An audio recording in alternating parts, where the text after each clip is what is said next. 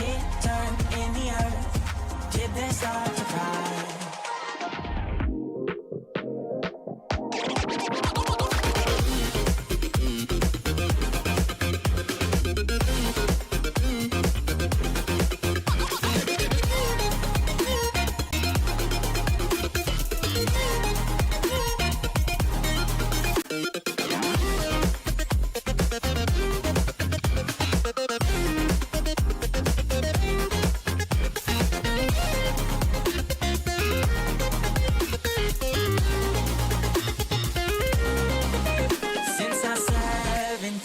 I've been looking for a place to make me be complete. I've been looking all alone out there for anything to make me feel alive. Bring me back to life.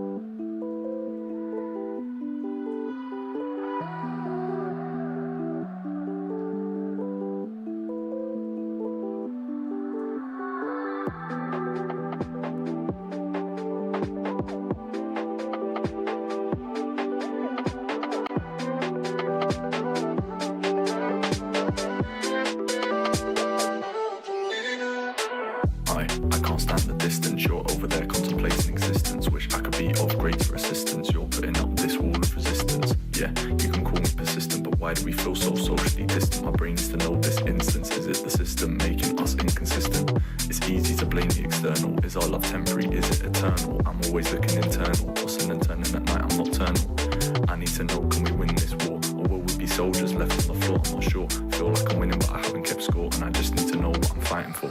These nights stay lost forever. Now that you're gone, now that you're gone, can't get no sleep, I'm restless. Who's right is wrong? Who's right is wrong? These nights stay lost forever. Now that you're gone, now that you're gone, can't get no sleep, I'm restless. Who's right is wrong? Who's right is wrong?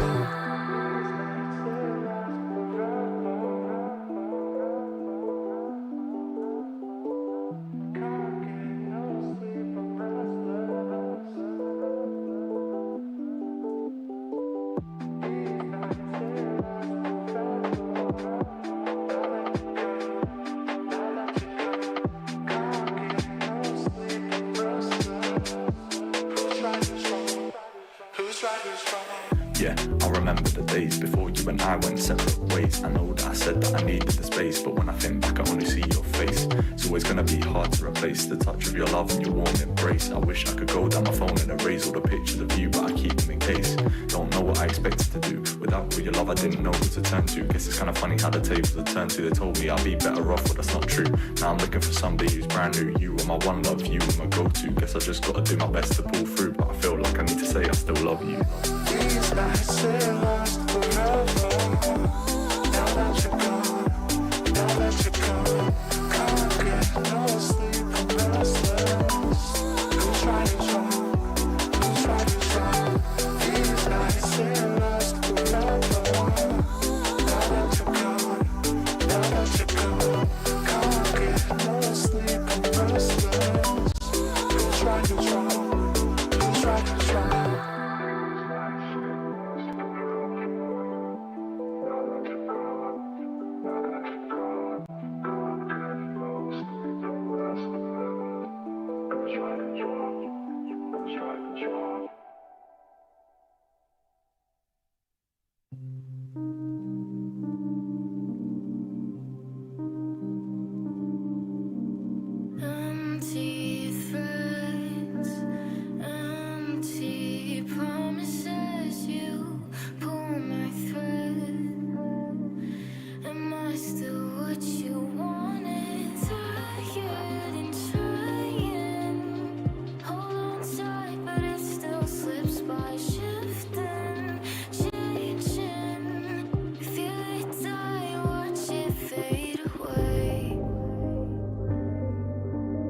miss being happy, don't know if I even was.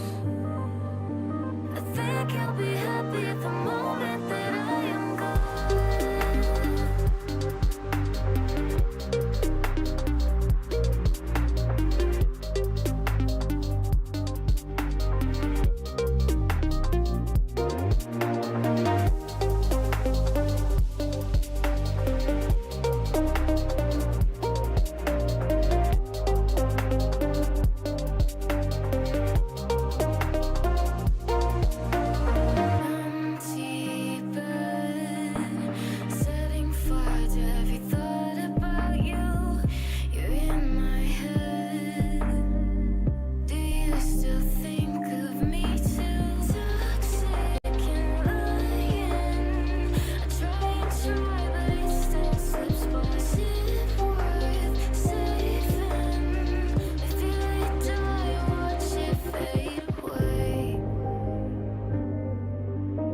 Miss being happy, don't know if I even was. I think you'll be happy at the moment that I am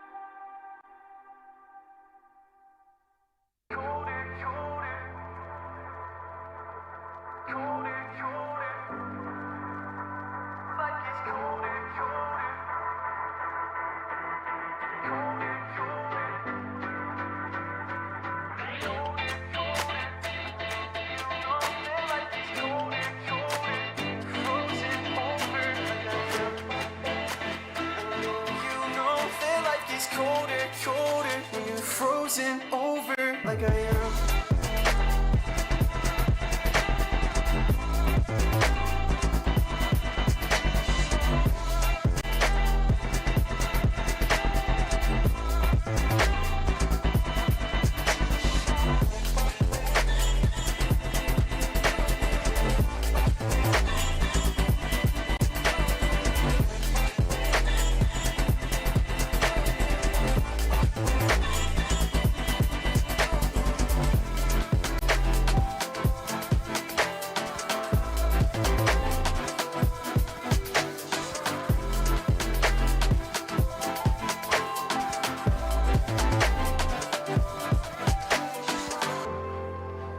Well, I know you know that like it's colder, colder when I'm older, older than I am. And I know you know that I have lost composure, but I'll hold you closer while I can.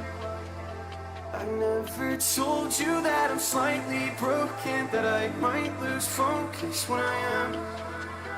I know you know that life gets colder, colder when you're frozen over like I am.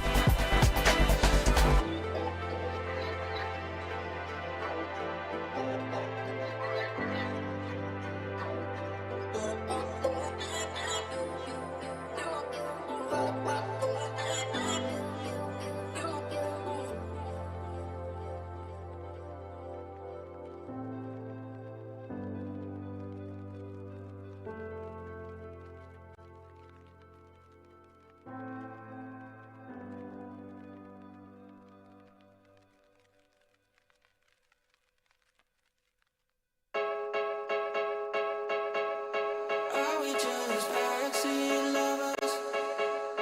Am I just wasting my time? Moving fast undercover, 'cause I know you'll never be mine. Loving on the low key left me kinda lonely. If you can see what I see, I'll just take a backseat for now. I'll just take the backseat.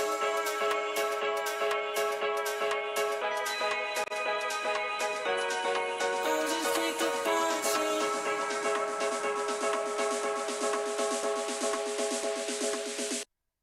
I'll just take the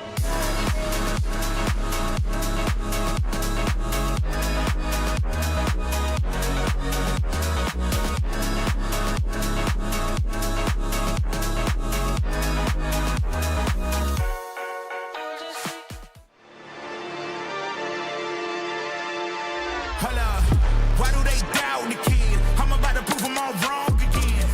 I got a low tolerance, cause they don't even know what the problem is. It's me. You waiting on the boy to fail, then hold your breath and face your death. Cause you play a roulette with each step I progress, no less. Go ahead and place your bets. Cause we know where we at, we know we top tier. Cause all the hate that you bring, we know it stops here. I'm taking off like a rocketeer and stopping here. It's strange how they cannot see the future, but see profit here. Wait up, we gon' always win. Promise that that's not a promise, yeah, that is a threat. You know that I promise to bring the team commas. When that is a threat, you know that I promise to bring the team commas. When the whole team win, that's when you flex. Win, and I'ma do it again. Watch me win, then watch me do it again.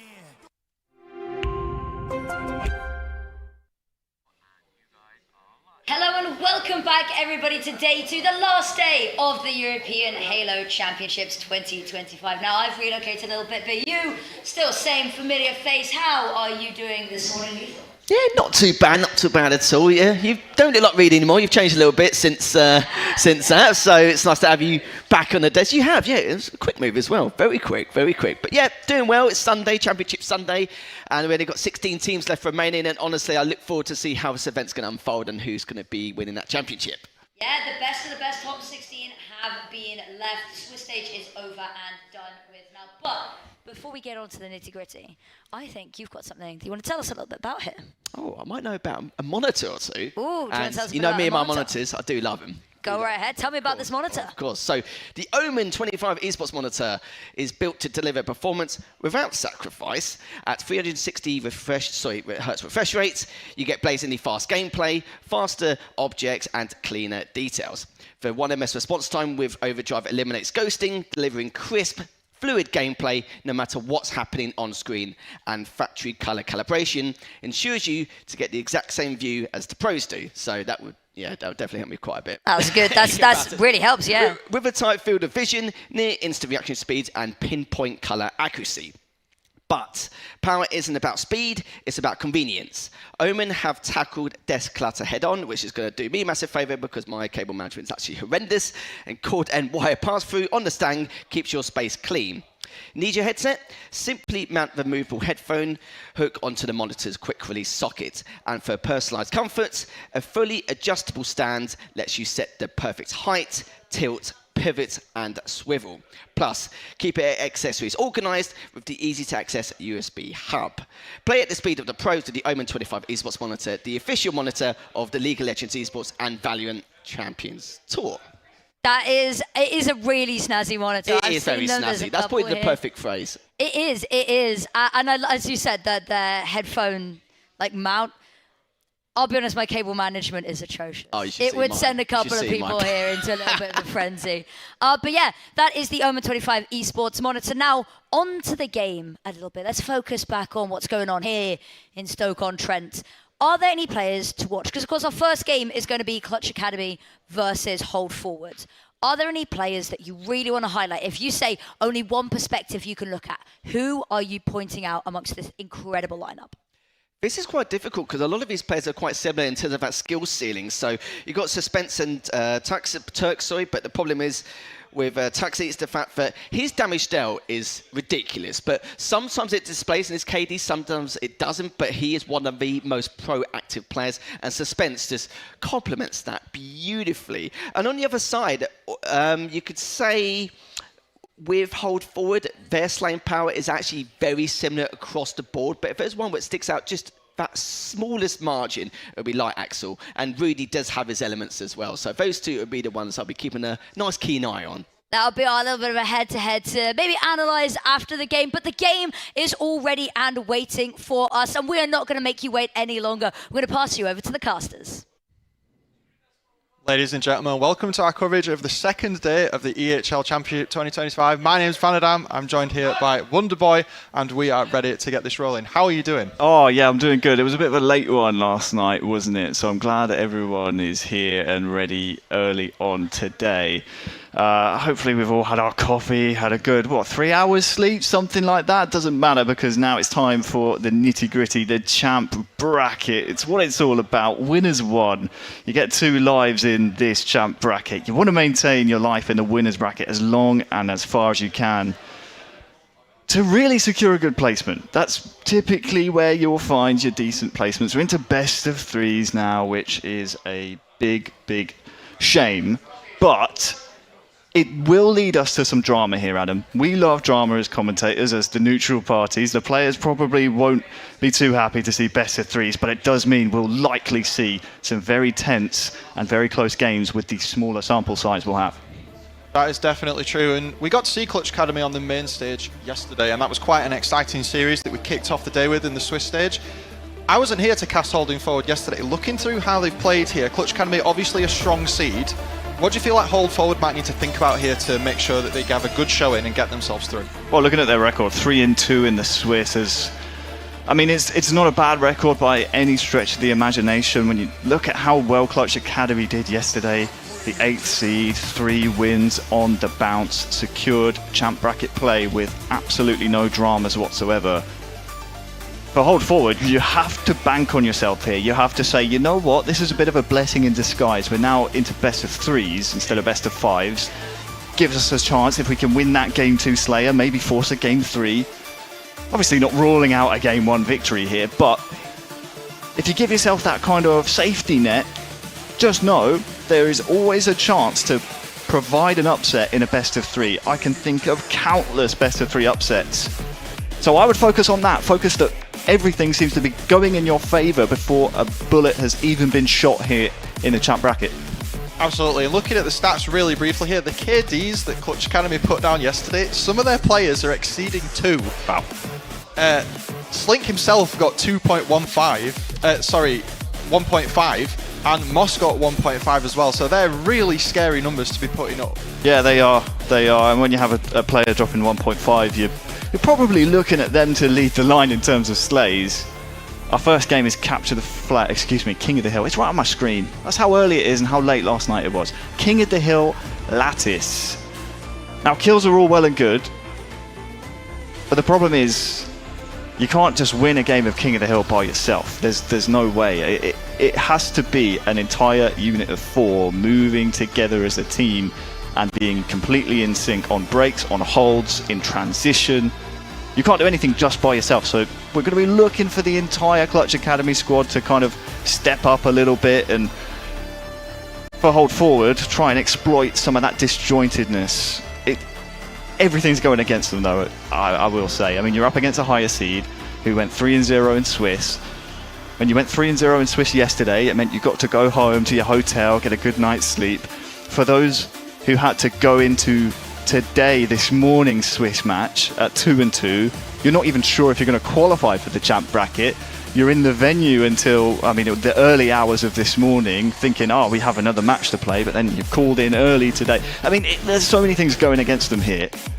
It's going to be very interesting to see what version of Hold Forward shows up here on the main stage. The counter argument, Adam, is today, Hold Forward have already played a series. The argument is they're warmed up, the Halo brain's already working, whereas Clutch Academy, I mean, I don't know if they were here early warming up. Are they ready for this series? I think time will tell. As we had a bit of a false start, but I think players loading into the game now. The main thing here that Clutch Academy are needing to think about is like, right, we know we're a strong seed, right? We came in yesterday, we kicked some ass. And speaking of kicking ass, we're going to hop in right now. We're hopping on with Tuxie of Clutch Academy, who's going to try and make a play for the sniper here. Takes down Frenzy right at the start and gets the S7 confirmed. Also just locking in the double kill pretty much straight away there for his team. And it looks like we're going to see 3 players go down for hold forward straight away, maybe 4 here. This is a really strong start for them. Incredibly strong start. These early rounds of the champ bracket, when you're in winners 1, you'd love to get off to a flying start, and that's Clutch Academy starting exactly as they left yesterday. 3-0 in the Swiss. They won every single map. It was 3-0 in every sense of the word. A 9-0 record, undefeated here in Stoke-on-Trent so far this tournament, and they already have progressed this P1 hill halfway. It's looking good for them.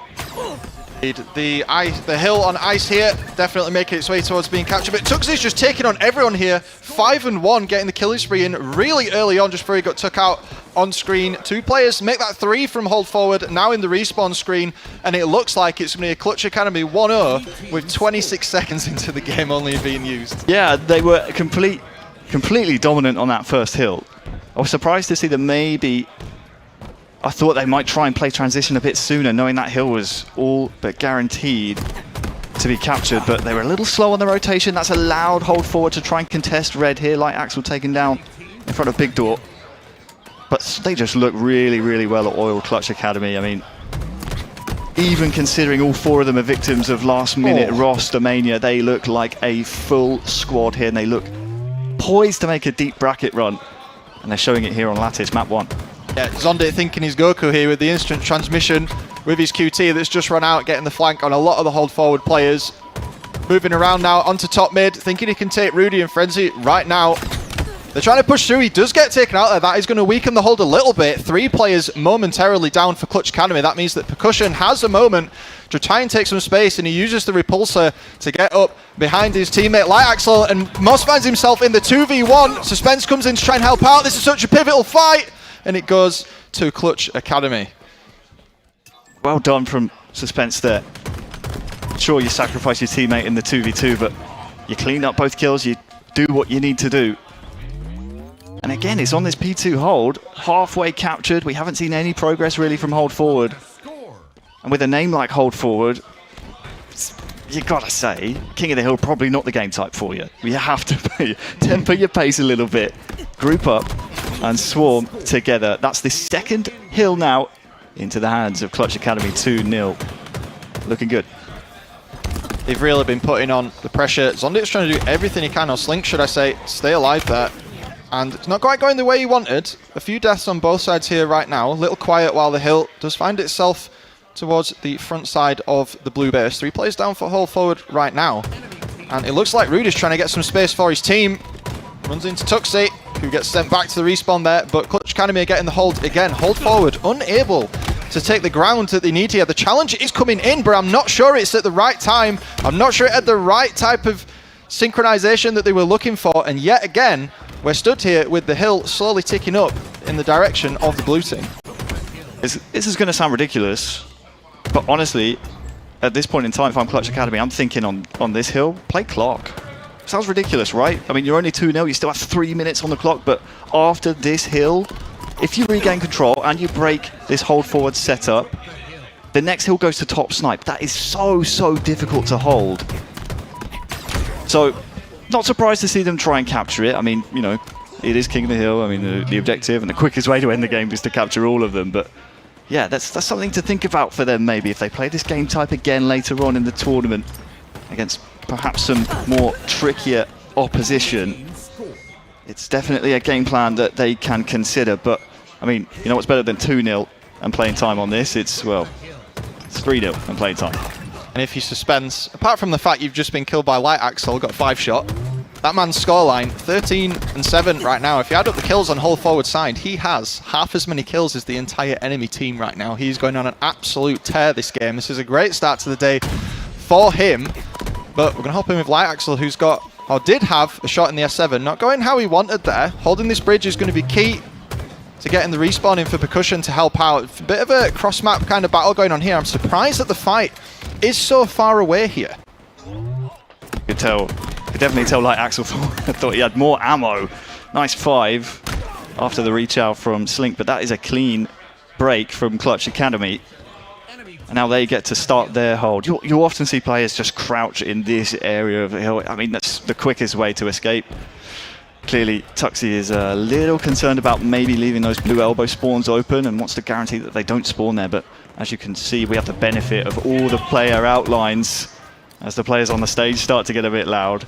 That all of the hold forward team spawning so far away. It's difficult to break this hill at the best of times, but when you're spawning at the other side of the map, you have to fight Clutch Academy players who have advanced and taken space and beaten you to the meeting points. It's almost like you have to make 2 breaks happen to break this hill. Yeah, and the ice spawns are so far away, and you have to push through either the middle of the map or take it back around to the tower push. And this time they're trying to go through cargo. Rudy reckons he can take the 1v3 there. Doesn't quite go exactly how he wanted. Percussion finds himself the last person alive, trying to cross-map Suspense as this final hill slowly ticks up. But I think Suspense is probably feeling pretty good right now. He's got the S7 poised and ready to roll with 8 bullets left. Ad scoping Rivet. I was going to say this was... Oh, nice shot. Not the headshot, but still very impressive. This is going to tell us a lot about the type of player Suspense fancies himself. Does he finish the game or does he have some fun with Snipe? The game is ended by a teammate, and that is a clean Game 1 victory, 4-0. That is King of the Hill. And a dream start to Champ Sunday for Clutch Academy EU. Number 8 seed, haven't lost a map. That is 10 maps in a row, won on LAN by the gentleman on your screen. Impressive.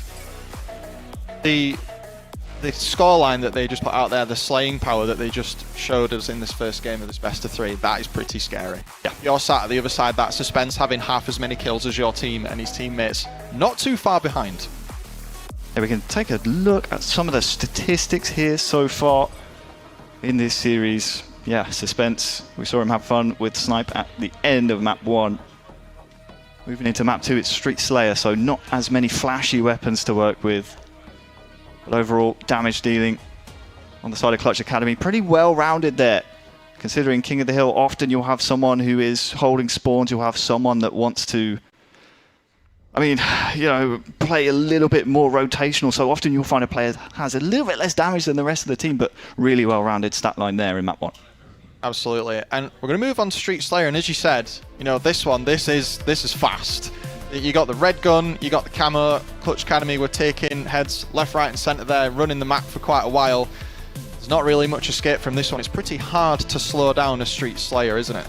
It is, and honestly, I'm going to have to I was going to say wind back the gears, but I've only been out of coaching for like a month.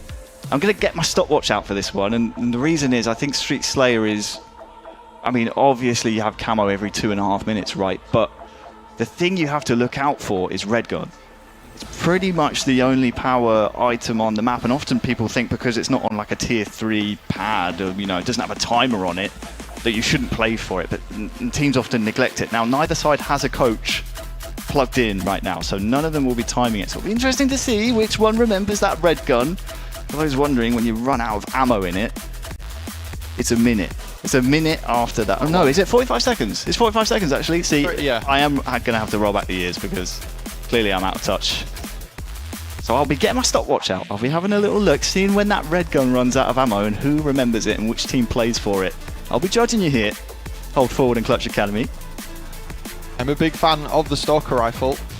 Very quick time to kill, 3 shots, very punishing if you miss though, and obviously you have to vent it rather than reload if you go absolutely ham with it. So we'll have to see exactly how that fits into everything here.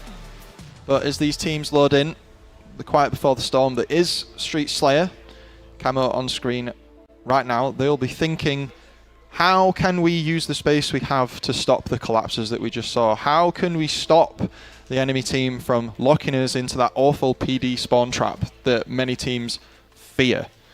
and keep the positioning and the flow of the map how we want it and not how they want it. It really is the worst when you're caught spawning in PD, you know the enemy team's swarming, you don't want to be stuck there. But here we go. Map 2 in the best of 3. Clutch Academy 1 map away from advancing to winners round 2. And it's a great start for them so far. Last alive is Percussion. He has the Stalker rifle taken down. Camo 10 seconds. A dream start for Clutch Academy despite spawning over by A, far away from the Stalker rifle. Looks like they'll get it in their hands. Slink is taking his chances here against Light Axel, trying to get some space around the old Bulldog spawn. If you were here when that was a thing. And he locks himself the camo for 45 seconds, watching timer at the bottom of the screen if he manages to survive. And it doesn't look like he will. That was a huge trade there. Percussion throwing his life away to stop the camo from being in the hands of Clutch Academy. I would say that was a good idea. But Suspense finding himself split away from his team there. He's going to respawn by himself. Lots of fights around A at the moment. Bit of rotation coming in here. Oh, Moss with the triple repulse!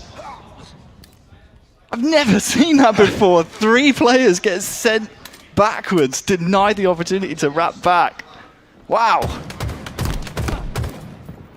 That's so demoralizing, Adam. I was just trying to process what just happened because you're thinking, oh, we could just clean back A, we can swarm as a team round to shotgun, but when you all get pushed back, you're like, oh no, what do we do now? We had this guy dead to right, so now he's gone. Like, do we continue with this? Man, it's tough. What a play by Moss there. Yeah, very big push coming in from them there, using the repulsor to just give him enough time to get his shields to come back here. Fight has moved to the bottom side of the map. Light Axel looking around the repulsor area here, thinking that Pizza is a pretty good place to chill. Stuxy doesn't realise that he's in that corner though, and he whiffs the shot and goes for the reload. That has to be devastating when you're 8 points down. That is not what you're looking for when you think you've got the drop on someone at all. And then the stick trade as well here. So 7 points for Clutch Academy in the lead right now. 3 players down though, 2 for hold forward. They have a little bit of time to try and take some form of space. But at the moment, it's starting to get back into a standoff as all of the players start to respawn and the push comes in. Getting himself a double kill. Rudy finds the headshots on Zondit there. Camo 10 here as well. If I'm hold forward and you see any players towards that B side of the map, you just trap them there. You leave them. You cannot see the camouflage from the B side. As a result, hold forward have done just that with the smoke. Rudy grabs it, but is put to bed by Clutch Academy. Great kill from Suspense. And they've been on top of this, despite not really being in position to play for it. They neutralized the play from hold forward. Deny, deny, deny. We've seen that so much this game. They are really doing what they can to get the map back into their hands, but the sneaky here from Suspense, holding himself in caution, almost loses his life to Rudy and just misses out on the double kill on Frenzied there. Not expecting him to be in that corner, not responding with the speed that they needed. And the rotation coming through there. Slink finding himself hidden in PD. Suspense also in wait on Cafe Gen. This is going to be a bit of a trap as they try to push through. Hold forward think they can take it, but they're all waiting around the corner, and Suspense catches Frenzy out and push round, and Percussion goes down as well, and Rudy off screen it goes down too. So that's 3 players. This almost 4. Light Axel joins them in the respawn. It's a 9-kill lead now. It just needed a bit more maturity there from hold forward. They knew where all of the spawns were from Clutch Academy, but needed to bait out some of that utility again. When you know players are coming off the respawn, they're going to have fresh grenades. Each player's going to have 2 to their name. Getting a bit scrappy now. Haven't seen Red Gun in a while either, so we'd be interested to see which way that one's gone. If either team starts to fight towards Red Room, it's Clutch Academy over that way. Wouldn't be surprised to see Stalker in play here soon, Adam. Have it in briefly. Rudy thinks that the commando might be appropriate for what's about to happen, but he stays with the bandit, finds 2 players of Clutch Academy that are straight on him, and he jumps straight behind 2 more. Maybe the timing could have been slightly better there if things had gone a little differently. Tuxie thinking he's got time there. Might get Percussion, does indeed, and locks in a killing spree for himself. Definitely part of the reason his team is ahead there, and also gets the double kill before being shut down. Frenzy finding himself in a little bit of danger here. Moss finishes that one off as well. Clutch Academy being really good at making sure all the fights get finished off here. Hold forward having a bit of an issue, trying to make sure that everything gets traded as they want. It just seems like Clutch Academy's got the better team awareness right now. Most definitely would agree with that. If I had any critiques for them, is that yeah, I mean, you have a massive scoreline. You're clearly confident in the upper hand, happy to take a few more risks here and there. When you play more of the kind of top 6, top 4 seeds of this tournament, they are going to be contesting that red gun, that Stalker rifle over in Red Room. 3 dead momentarily, and once again here for Clutch Academy. That camo, not sure if a burn happened. No one seems to be moving directly towards that now, so just need to be a bit more on top of that. Again, like I said, it's not on a weapon pad, so sometimes players forget about it.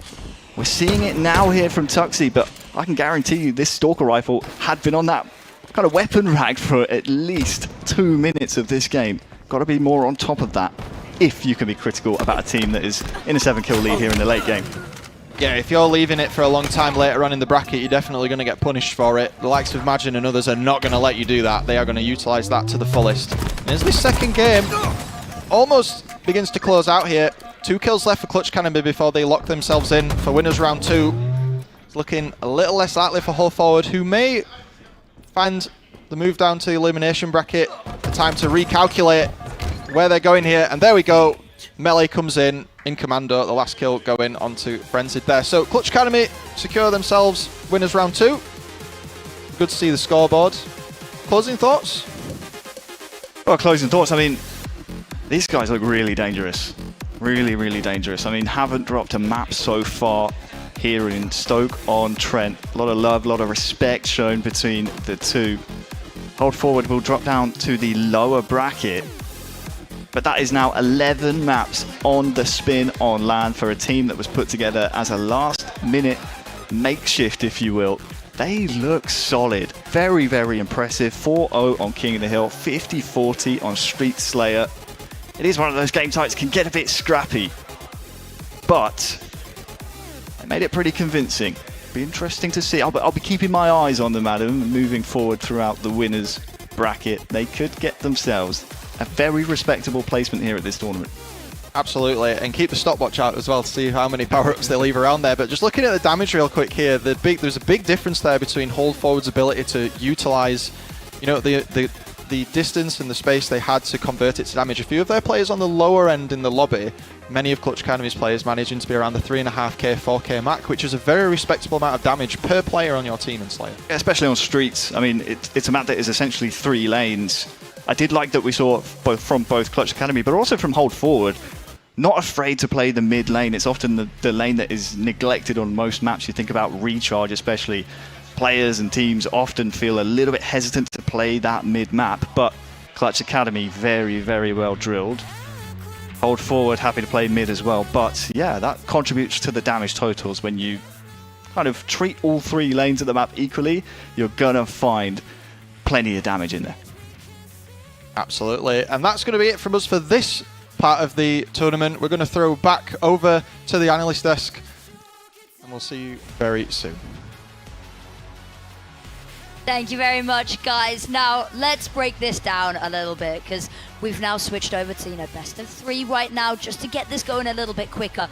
Tell me what we just saw there, because that felt like it flew by.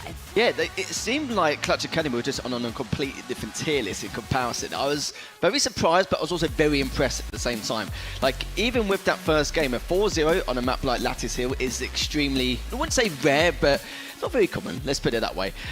When you're up 3-0 and you've got that hilltop snipe, it's one of the most open and most difficult hills to control. So you've got to question yourself. Do we delay it and just not go for the hill at all and just slay for the 3 minutes, or so we just continue on and see how things progress? Now the problem is with 3 minutes, it's a lot of time. If it was like Red Hill, then fine, yeah, it's possible. But when you're on blue side, yes, sure, there's not as many opportunities, but you could control it for 3 minutes. The opening is there, it is a possibility, but you don't want to keep that comeback at all in the slightest. But the issue was, though, that there wasn't enough slaying power behind the Hold Forward, so it was acceptable why Suspense and the lads thought, oh, do you know what, let's just take the 4-0, we're comfortable enough. But going to the second game, I was very, very impressed with suspense. Normally when you're the one who's going for the entry, the person who goes for the first engagements to make that game-changing plays, normally you're the one who's sacrificing your slaying prowess. But instead, he was actually the one slaying the most out of any other team. He was very confident, very well driven, but I was very impressed with Hold Forward, where they still continued that aggression. But the problem is, Clutch Academy's natural ability in numbers, it wasn't really discussed. I was hearing the comms when they were discussing like what they should be doing, where they should be going. But it seemed pretty natural when they progressed together in numbers, rather than having to reorganise and then having to discuss where we should go and how we should go, because that's where hesitation comes in. That's when your entire gameplay as a team is a lot slower. And maybe when you execute it, it's by then too late, and when you end up trading rather than going for those like 3-for-1 slays, and it's going to be like 2-for-2, and that's something you want to actually try and avoid entirely. So yeah, I was very impressed with how Clutch Academy are progressing so far. In terms of placements, it's looking to be very good. I reckon they could at least get top 12, top 8 bare minimum. It just depends on how they're going to compete against some of the top tier EU teams, because that's where the cracks are going to start opening, and that's where we're going to find out exactly how far they're going to go in this tournament. Now, that's my only other question for you as we talk about, those cracks and how to exploit them. If you were a team going up against them next round, what advice are you giving? Because that looked pretty good, but were there any areas that you were like, I see a glimmer of weakness? There was quite a few weaknesses, yeah. You could see there some players were going in single file. Not all the time, I'm not going to lie to you. Like, it was very fast-paced. It was very natural. But the problem is, it's always about the hesitation. Even if it's 1 or 2 seconds out, it can completely change the gameplay entirely. And if it was that last hill, for example, on Lattice Hill, that's the issue here. It probably wouldn't be around the 3-minute mark. There'd probably only be like 1, maybe 2 minutes left if you're lucky. That's probably when, if you've got full setup around blue, even though no one would advise it, but you don't really have the choice with the snipe hill, because if you had red setup, yeah, fine, it's not really an issue. But if you're the opposing team, you need to come to them no matter what. It's going to be an absolute nightmare. The one thing I will say with Hold Forward, their forking ability was good. They all pushed in perfect timing, but it was the sync on how and when they pushed in. So when they had that full blue setup, when they're going around cargo, forking down river underneath blue, and then trying to at least push the guy at snipe back, because that's the only way you can edge into the hill in order to collect as much or accumulate as much time as possible. But it was just out of sync on how and when people were pushing. So if you're going as a fork, great, but if you're going in single file, you might as well not even do it in the first place. Yeah, indeed. But that is going to be that for the series. One more thing that we have to talk about before we go, though, is the HyperX Cloud Alpha 2 Wireless. Stay immersed and control every detail. Maximize your performance with the HyperX Cloud Alpha 2 Wireless, designed to never take you out of the game, with industry-leading 250 hours of battery life, meaning fewer interruptions and more playtime, which is great because I forget to charge my wireless peripherals more than I would care to admit. The 53mm dual chamber drivers provide immersive high-fidelity sound with deep bass and crisp highs, ensuring you never miss a single in-game cue. The customizable RGB base station acts as your command center, letting you fine-tune your audio settings, adjust volume, and switch between devices seamlessly.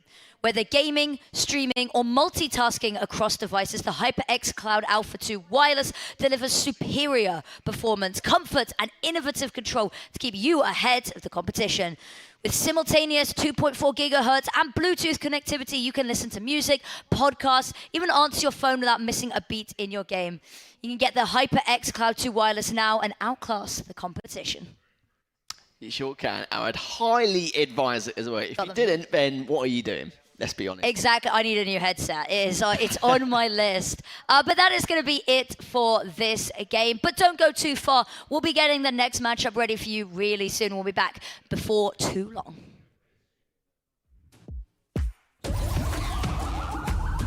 This is the moment we waited for. Everything you want is right here. We gon' give them what they got. We know we running it now. Watch the game change. Watch the game change. Watch the game change. Watch the game change, yeah. Watch the game change. Watch the game change. Go from here, tiptoeing around, I guess that's playing by ear. Oh, my head's so loud, can't hear how you laugh, that shit feels so sincere. It's so absurd to me Things that you said that left a burn on me. I can't find my way without you. I can't find my way without you. It's so absurd to me. Things that you said that left a burn on me. I can't find my way without you. I can't find my way without you.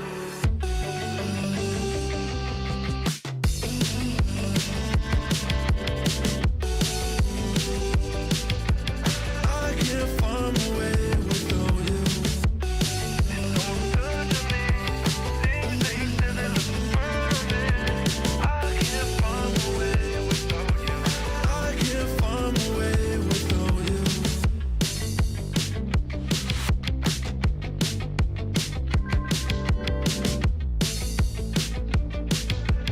I can't find my way without you.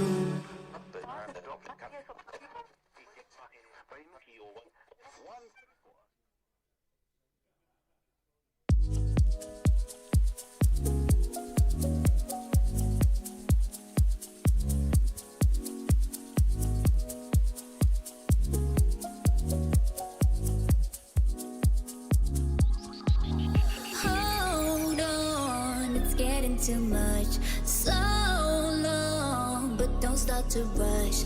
Take your time, clear your mind. You're worrying enough. Don't make it too tough.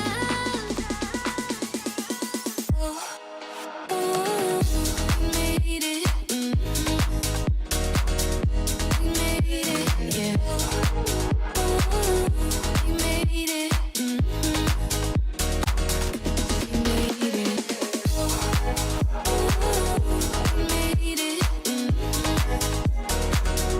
We made it, yeah. We made it. We made it.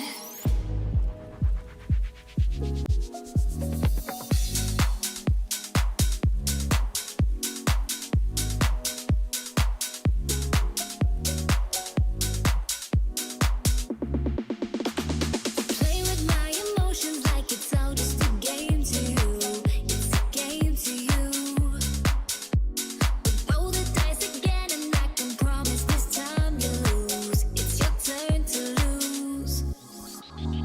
Hold on, it's getting too much. So long, but don't start to rush. Take your time, clear your mind. You're worrying enough. Don't make it too tough.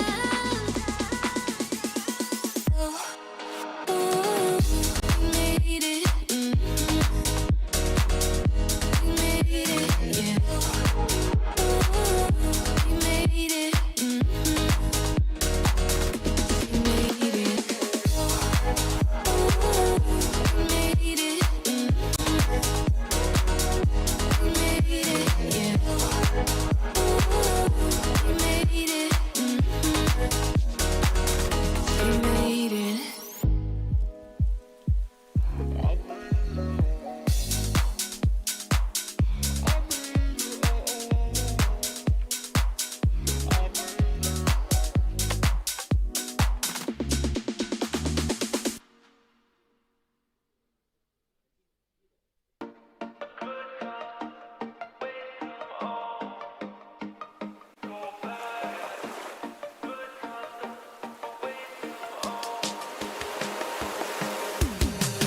I've been in the good times already. You can see it on my face. I know. No more racing. We got it. We could reach it. Yeah, we got it. And you know I'm feeling good like that. So what you gonna do? And I can't stop thinking about you. But what you gonna do? And you know I'm feeling good like that. So what you gonna do? And I can't stop thinking about you. What you gonna do? What you gonna do?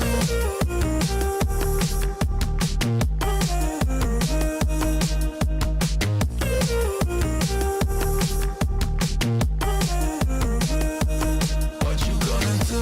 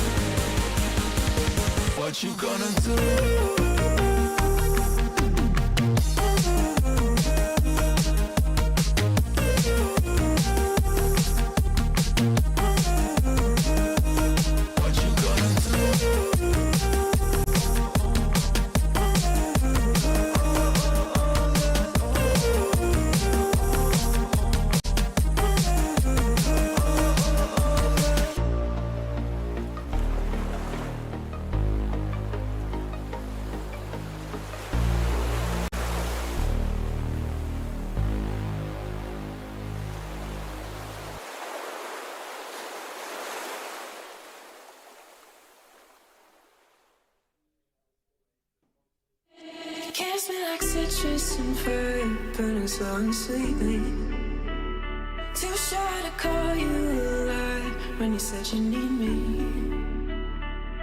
In a week from now, I'll be trying not to call you. Talking myself down, explaining that there's no use. Ooh, I'm gonna hurt myself trying to love you. You're gonna hurt me too, kiss and tell me to go soon. You're gonna hurt me too.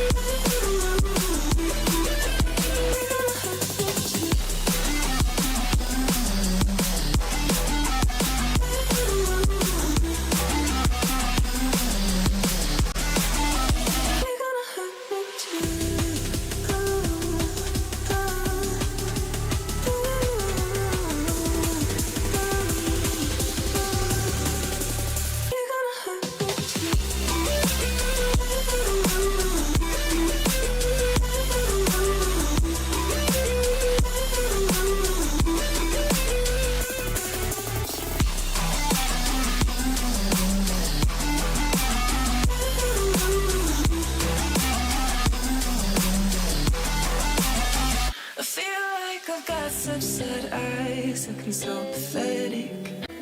My anxiety sounded scraping against my necklace. In an hour from now, I'll be trying not to call you. Talking myself down, explaining that there's no use. Ooh, I'm gonna hurt myself trying to love you. You're gonna hurt me too, kiss and tell.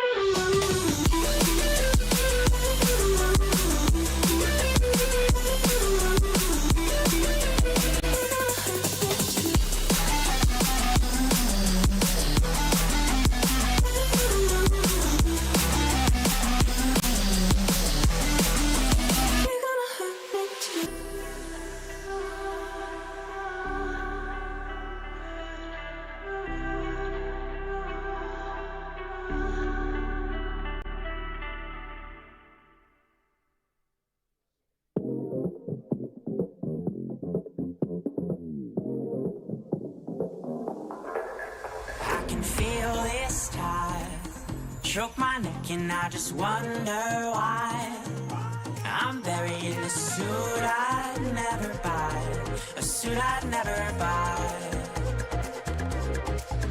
Cufflinks on my wrist, I can't act surprised. When the shovels hit dirt in the earth, did they start to cry?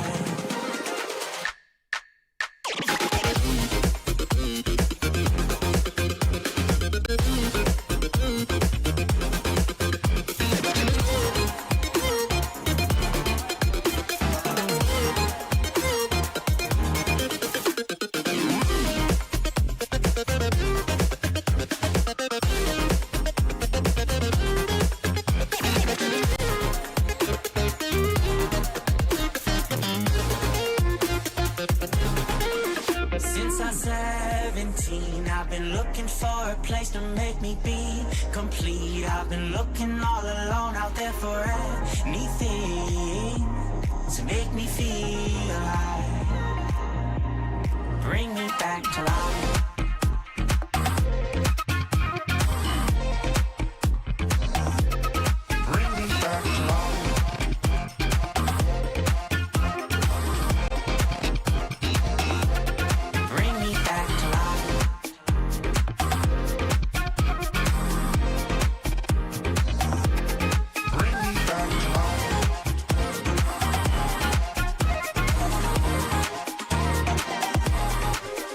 Cufflinks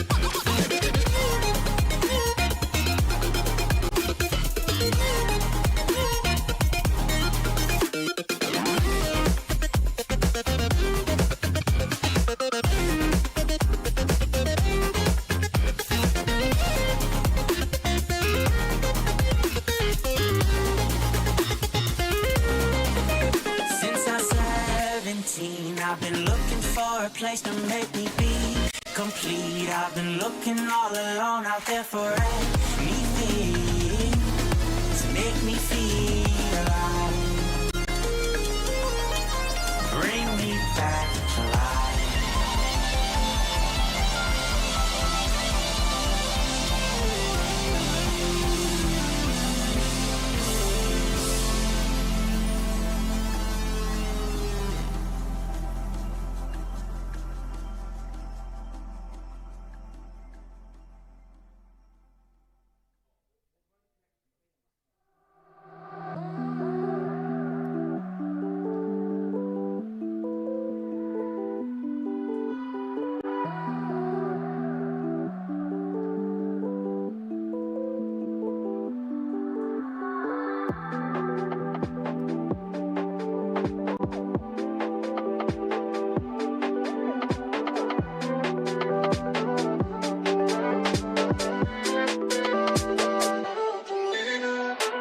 I can't stand the distance. You're over there contemplating existence. Wish I could be of greater assistance. You're putting up this wall of resistance. Yeah, you can call me persistent, but why do we feel so socially distant? My brain needs to know this instance. Is it the system making us inconsistent?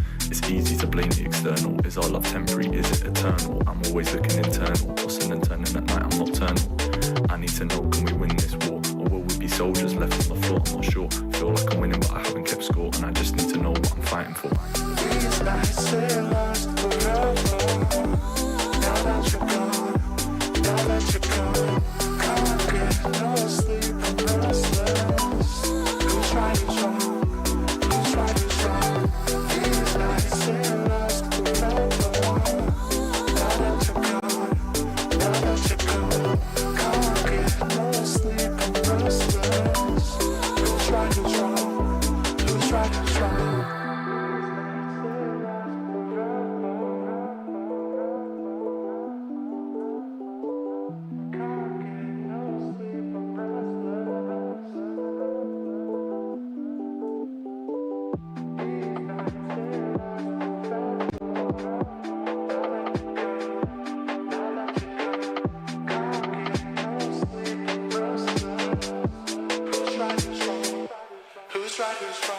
Yeah, I remember the days before you and I went separate ways. I know that I said that I needed the space, but when I think back I only see your face. It's always gonna be hard to replace the touch of your love and your warm embrace. I wish I could go down my phone and erase all the pictures of you, but I keep them in case. Don't know what I expected to do. Without all your love I didn't know who to turn to. Guess it's kinda funny how the tables are turned to. They told me I'd be better off, but that's not true. Now I'm looking for somebody who's brand new. You were my one love, you were my go-to. Guess I just gotta do my best to pull through, but I feel like I need to say I still love you. These nights they last forever. Now that you're gone, now that you're gone, can't get no sleep, I'm restless. Who's right, who's wrong? Who's right, who's wrong? These nights they last forever. Now that you're gone, now that you're gone, can't get no sleep, I'm restless. Who's right, who's wrong? Who's right, who's wrong?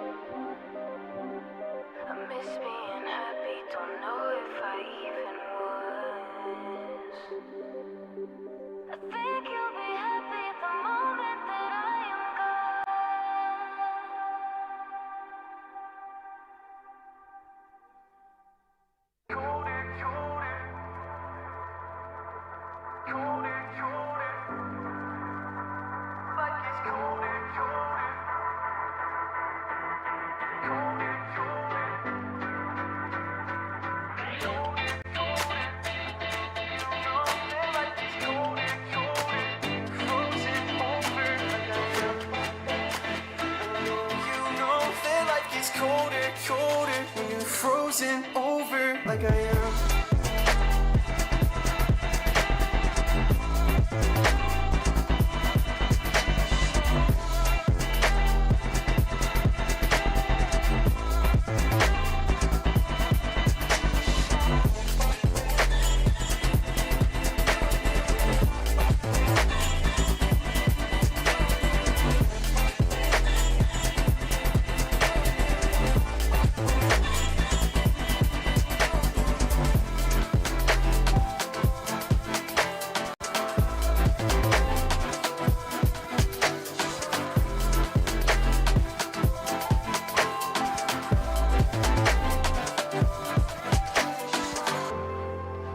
Well, I know you know that like it's colder, colder when I'm older, older than I am. And I know you know that I have lost composure, but I'll hold you closer while I can. I never told you that I'm slightly broken, that I might lose focus when I am. I know you know that life gets colder, colder when you're frozen over like I am.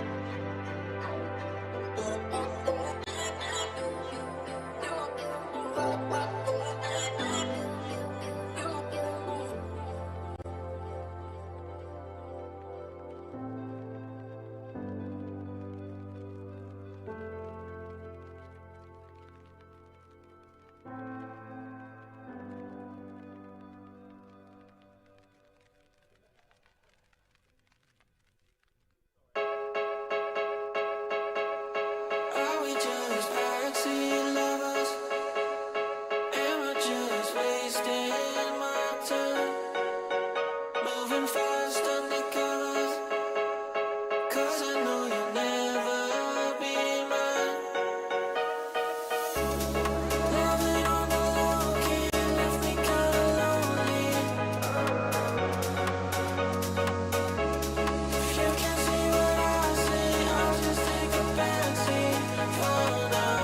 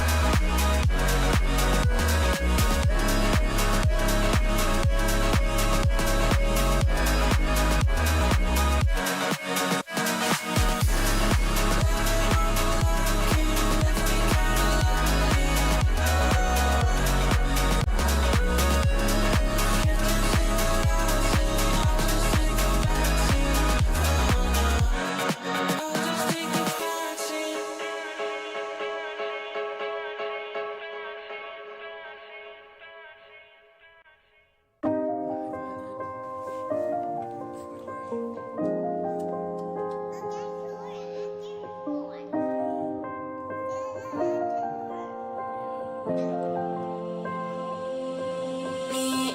you.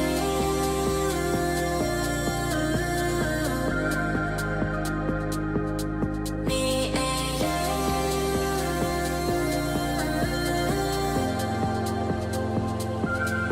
Me and you.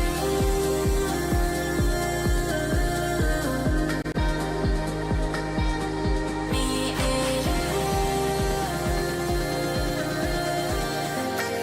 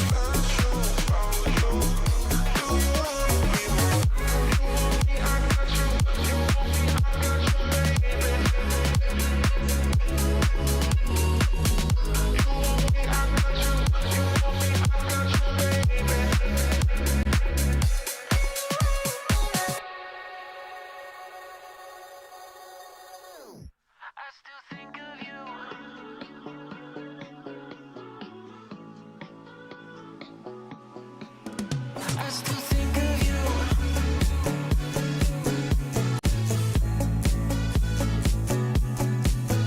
I still think of you.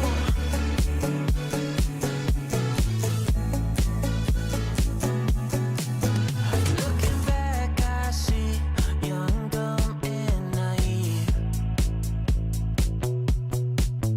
But those feels we had, they were ours, some didn't come free. I've been calling these scars a rock shaped by the rain. And when you look at the stars, do you ever say my name?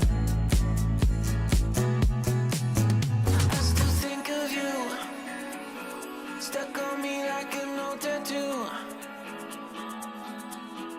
I still think of you, those days are gone. I wonder if you still think of me too.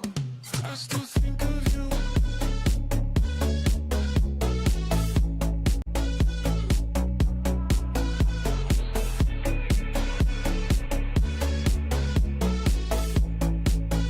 I still think of you.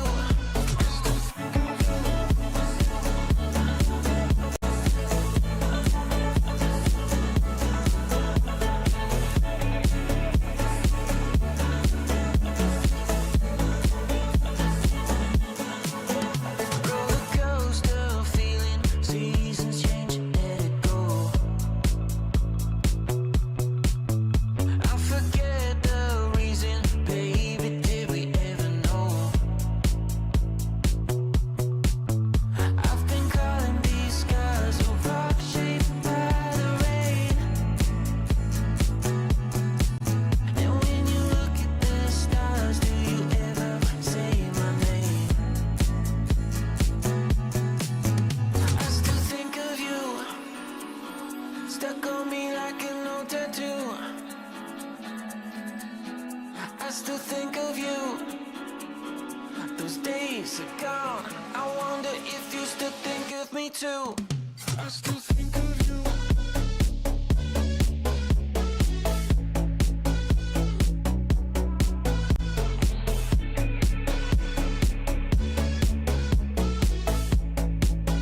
I still think of you.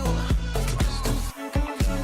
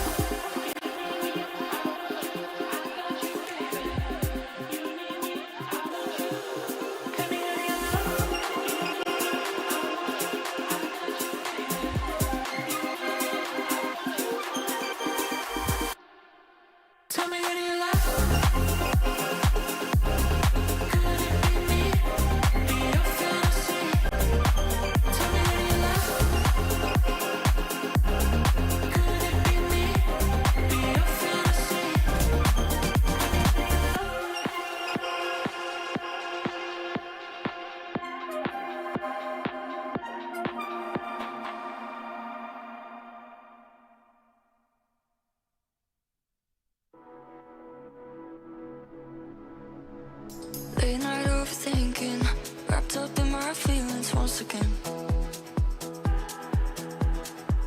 I'm worried about the future, wondering where I'll be in the end.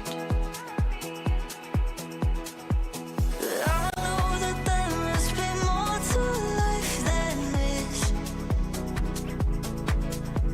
I know I'm not perfect, but sometimes I just wish. In a perfect world, never say goodbye. Your heart will never break and you won't realize anything you want with no compromise. In a perfect world, but a perfect world wouldn't be mine.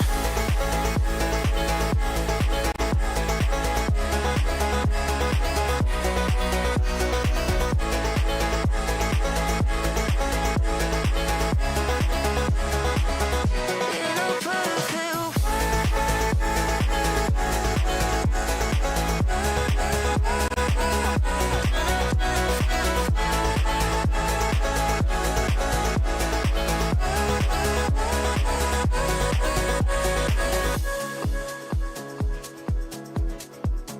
Wake up in the morning, thinking from a different point of view. Another storm, the weather, that I can make it better if I choose. But I know that there must be more to life than this. I know I'm not perfect, but sometimes I just wish. In a perfect world, never say goodbye. Your heart will never break and you won't realize anything you want with no compromise. In a perfect world, but a perfect world wouldn't be mine.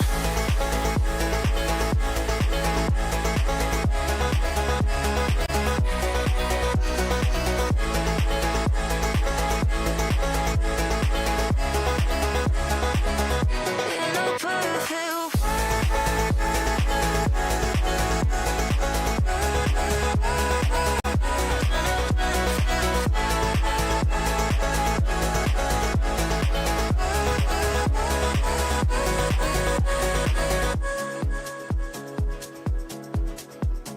Wake up in the morning, thinking from a different point of view.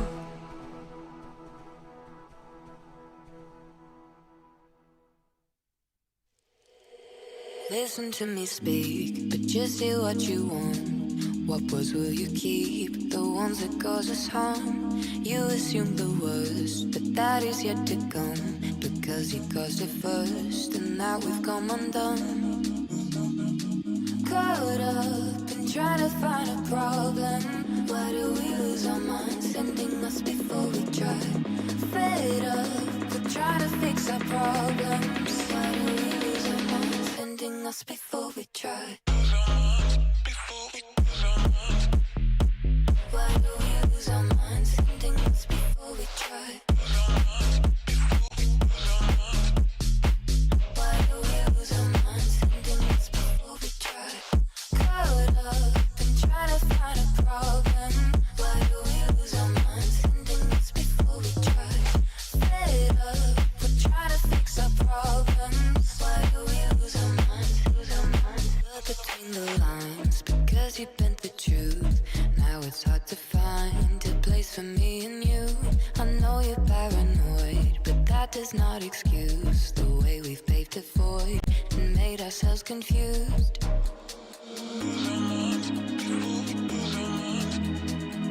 Why do we lose our minds, sending us before we try? Why do we lose our minds, sending us before we try?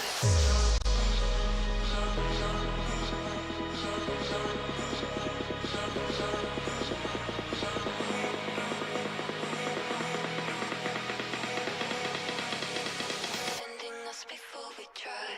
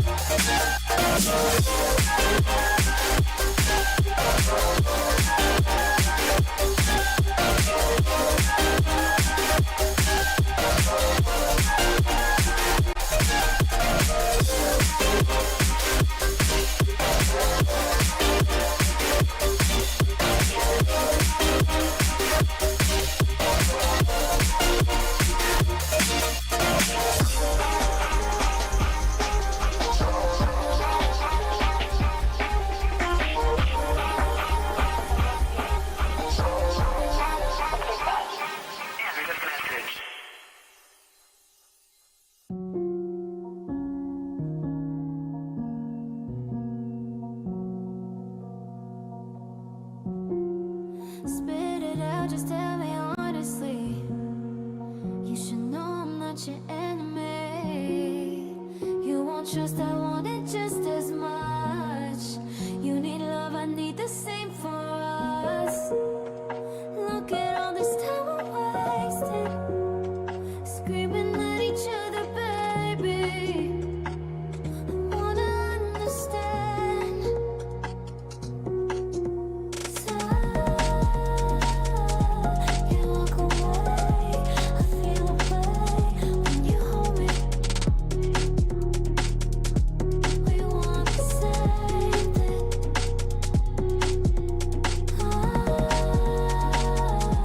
Need us again.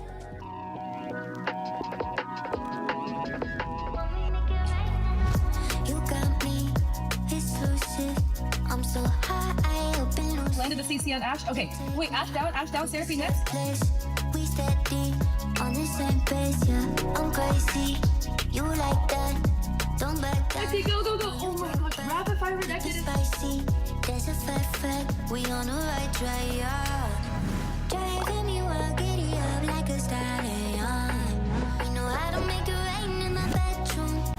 We don't need a club, got our own groove. Coming at the same time, yeah. You don't got the time for us. When we make it rain in the bedroom, we don't tell us all what we gon' do. Dirty little secrets, yeah. When we make it rain. Hello and welcome back, wonderful people, to the European Halo Championships 2025. The last day, the championship Sunday now. First matchup was good. This one, gonna be great. We've got Hot Riders versus Genesium. Now, I've heard that one of these teams had a little bit of a monumental upset last night. It certainly did. It was very spicy, and that's what I like to see at the end of day one. We did see Hog Riders take down Pharmaceutical, and you can remember Pharmaceutical were actually up 2-0 in the series. And then you just saw Hog Riders absolutely giving it the big one, which is nice to see. So it was fantastic, a great way to kind of end the day. It was definitely the biggest upset. It could be the biggest upset of the weekend, we don't know. But I think the Hog Riders are going to continue that train rolling forward. Speaking to TK2 earlier, he's absolutely did say that it's going to keep giving it the big one, which is what we love to see, and continue that momentum going forward.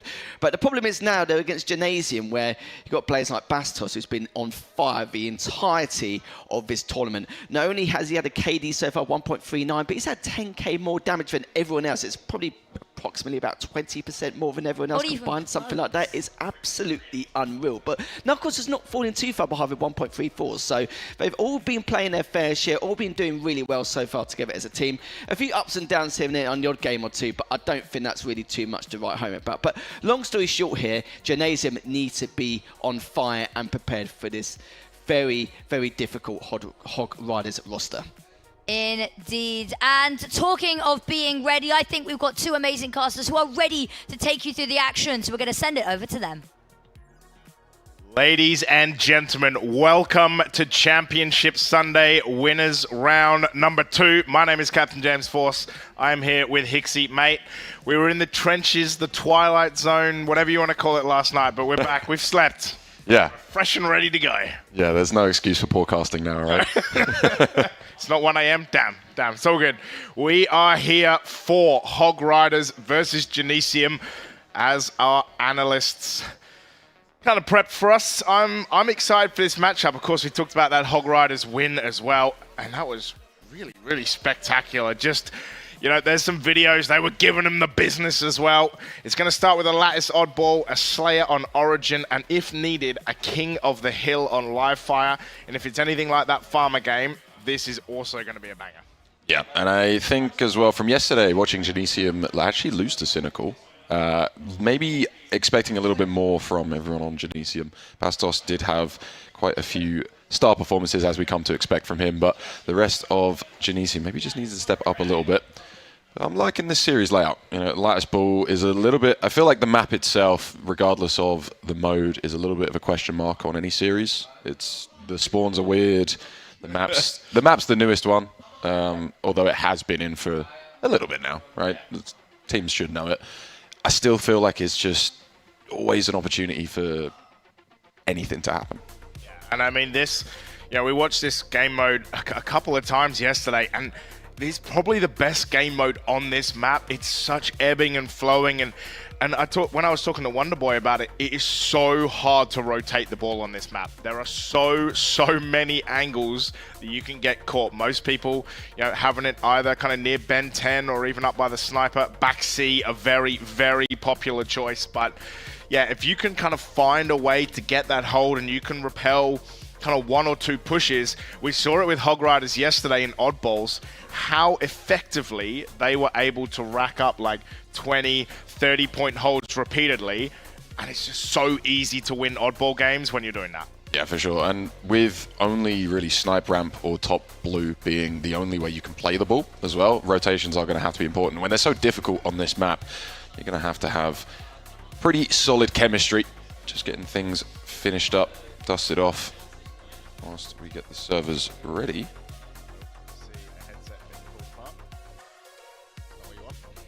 Looking like Bastos' headset just isn't the one. I'm going to get him another. You don't need to hear anything, right? That's probably, yeah. Game sense. He'll be as good as everyone Purely else now. visual. Yeah. Purely visual game sense. He gets so many kills, like, does he even need does he even need sound? There we are in the corner. But I'm expecting a lot of noise. Yes. Like we're watching these Hog Riders give it to a few teams already, right? No stranger to the shouting. So I'm excited to kind of see them get underway. Great angle. The super close face cam. You love that. Just locked in, dialed. Absolutely dialed. locked in. I mean, talk about energy as well, right? Genesium bringing it, especially Cali yesterday. Yep. Very, very loud. Expecting nothing less. Squashy also giving it to Baxter yesterday as well. There was a bit of chirping going on. There's a few videos flying around. Correct me if I'm wrong. Was that not a reverse sweep? Yeah, it was. Yeah. Well, that's kind of warranted, isn't it? Yeah. The old I don't want to hear a peep, all the good stuff that happens when you're starting to reverse sweep, getting amongst it. Speaking of getting amongst it, hopefully we can soon. But we talked about it at Hog Riders yesterday. TK2. Absolute powerhouse.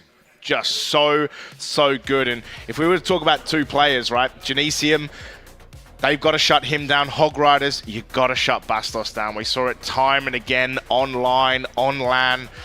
The guy just lives and breathes Halo, and it's so obvious. Yeah, I feel like Bastos very momentum driven as well. So if he gets hot, you're going to have to do everything you can. Sniper in his hands yesterday, very, very dangerous, as it often is. It wasn't like he was just having a good day yesterday. So something you're going to have to keep in mind if you are Hog Riders.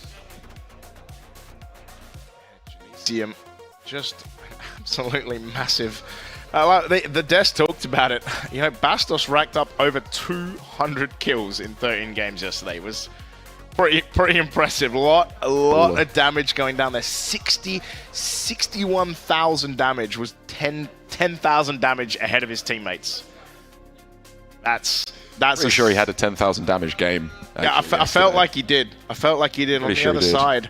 So these guys all so similar on Hog Riders, and that may be the difference, right? Only 3 or 4K from the top to the bottom means that they are dealing so much damage together, and it is that team play that could potentially help Hog Riders. And you saw it in a series. You saw it against Farmer. Like, taking one person or targeting one person actually doesn't help overall. Yeah, exactly. Although yesterday, Genesium, Bastos having a 10k damage game, still falling to Cynical, it really just does say a lot to the team play that's required.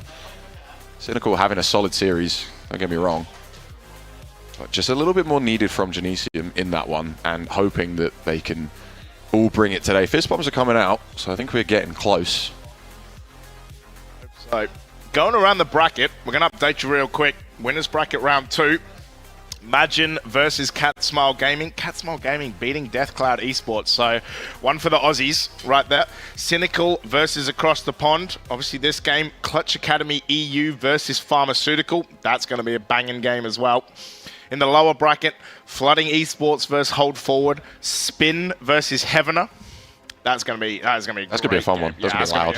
It's gonna be a lot of talking in that game. Next one as well, very interesting. Guilty Pleasure losing our religion, also going to be an absolutely fantastic game. And at the bottom, Deathcloud Esports and Muju. Deathcloud probably not expecting to be knocked down already into this lower bracket, but if you've seen anything about this year, it's like the Optic style, losing winners bracket round 1, getting the run going. We're going to see how deep they can go, but let's get into it. This is winners round 2. This is a Lattice oddball, and it's going to be TK2 immediately off the rip, finding Bastos. Yeah, solid player to take down as well. Great start for Hog Riders. 2 dead for them though. Sniper's still up. Probably just going to try and use it as a little bit of bait so far, but now with 3 dead for Hog Riders, maybe Cali's going to head on over. I believe Chaos might have actually picked it up and has. Will fall. Bastos, nice shots onto him. And Cali's starting pretty hot with a 3-0.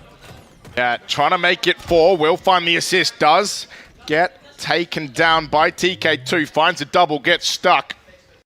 Knuckles, meantime, has been holding this ball for 24 seconds in that kind of backseat area. And you can see the rotate starting to come out. Chaos with the pings.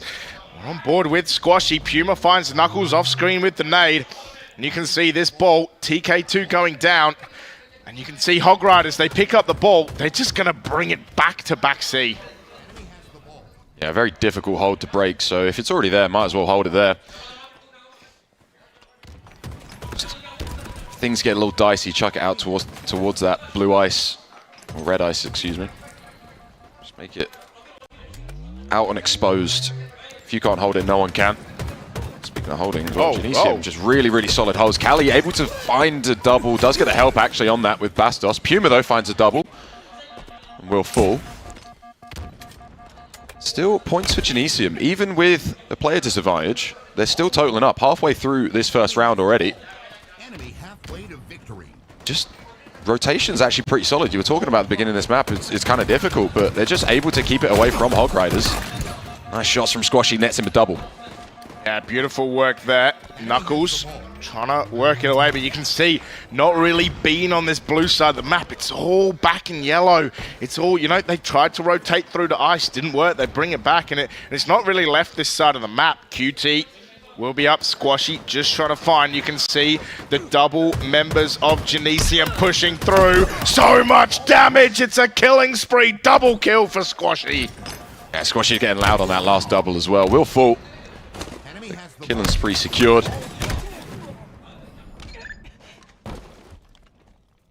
He's still up as well, as is Bull. So focus almost definitely around Ben 10. Nice drop from Chaos. Drops Brainiac. 17 seconds for that sniper as well, so it's going to be interesting to see where teams are going to be split. With the Bull on one side, Sniper on the other. With 3 dead for Hog Riders, though, it's going to be difficult for them to get any form of a setup for this Sniper or this Bull. Good job from Brainiac as well, really just totaling up that Bull time, doing the dirty work. Ali, at the moment, with such a hot start, cooled off a little bit. 4-4 after that hot start. QT from Knuckles. Just trying to find the back of players. Brainiac is going to find Puma. Squashy, he's been pinged out as well. He's going to get taken down by Kali, who finds a double kill. Another 3 dead for Hog Riders. Bastos with the ball. Genesium 72 points and climbing. This QT going to expire. The comeback as well from Knuckles is going to find these 2 players off the spawn. And at the moment, if they can't find these kills, if they can't find a push, massive from Squashy. This ball, 16 seconds for Genesium, but a huge push in now from Hog Riders. Yeah, you're going to need the break if you're Hog Riders. One more hold for Genesium could net them the round. Able to not really do all that much. I thought Squashy might have found something there. Found a gap, but called out, spotted out, dropped, and already spawn is falling. TK2 didn't have a moment to breathe. Looking like this one is going to be done and dusted for first round. Genesium taking it with relative ease. Hoping Hog Riders can show a little bit more. Yeah, we talked about Bastos being kind of that guy out front with all the damage and all the kills, but Kali, a massive start, rolls it into a 10 and 5 as well. But the thing that I'm seeing here, there's just not that many kills, right? There's just not that many kills between them, like 31, 32 on the side of Genesium. On the other side, like what, 25?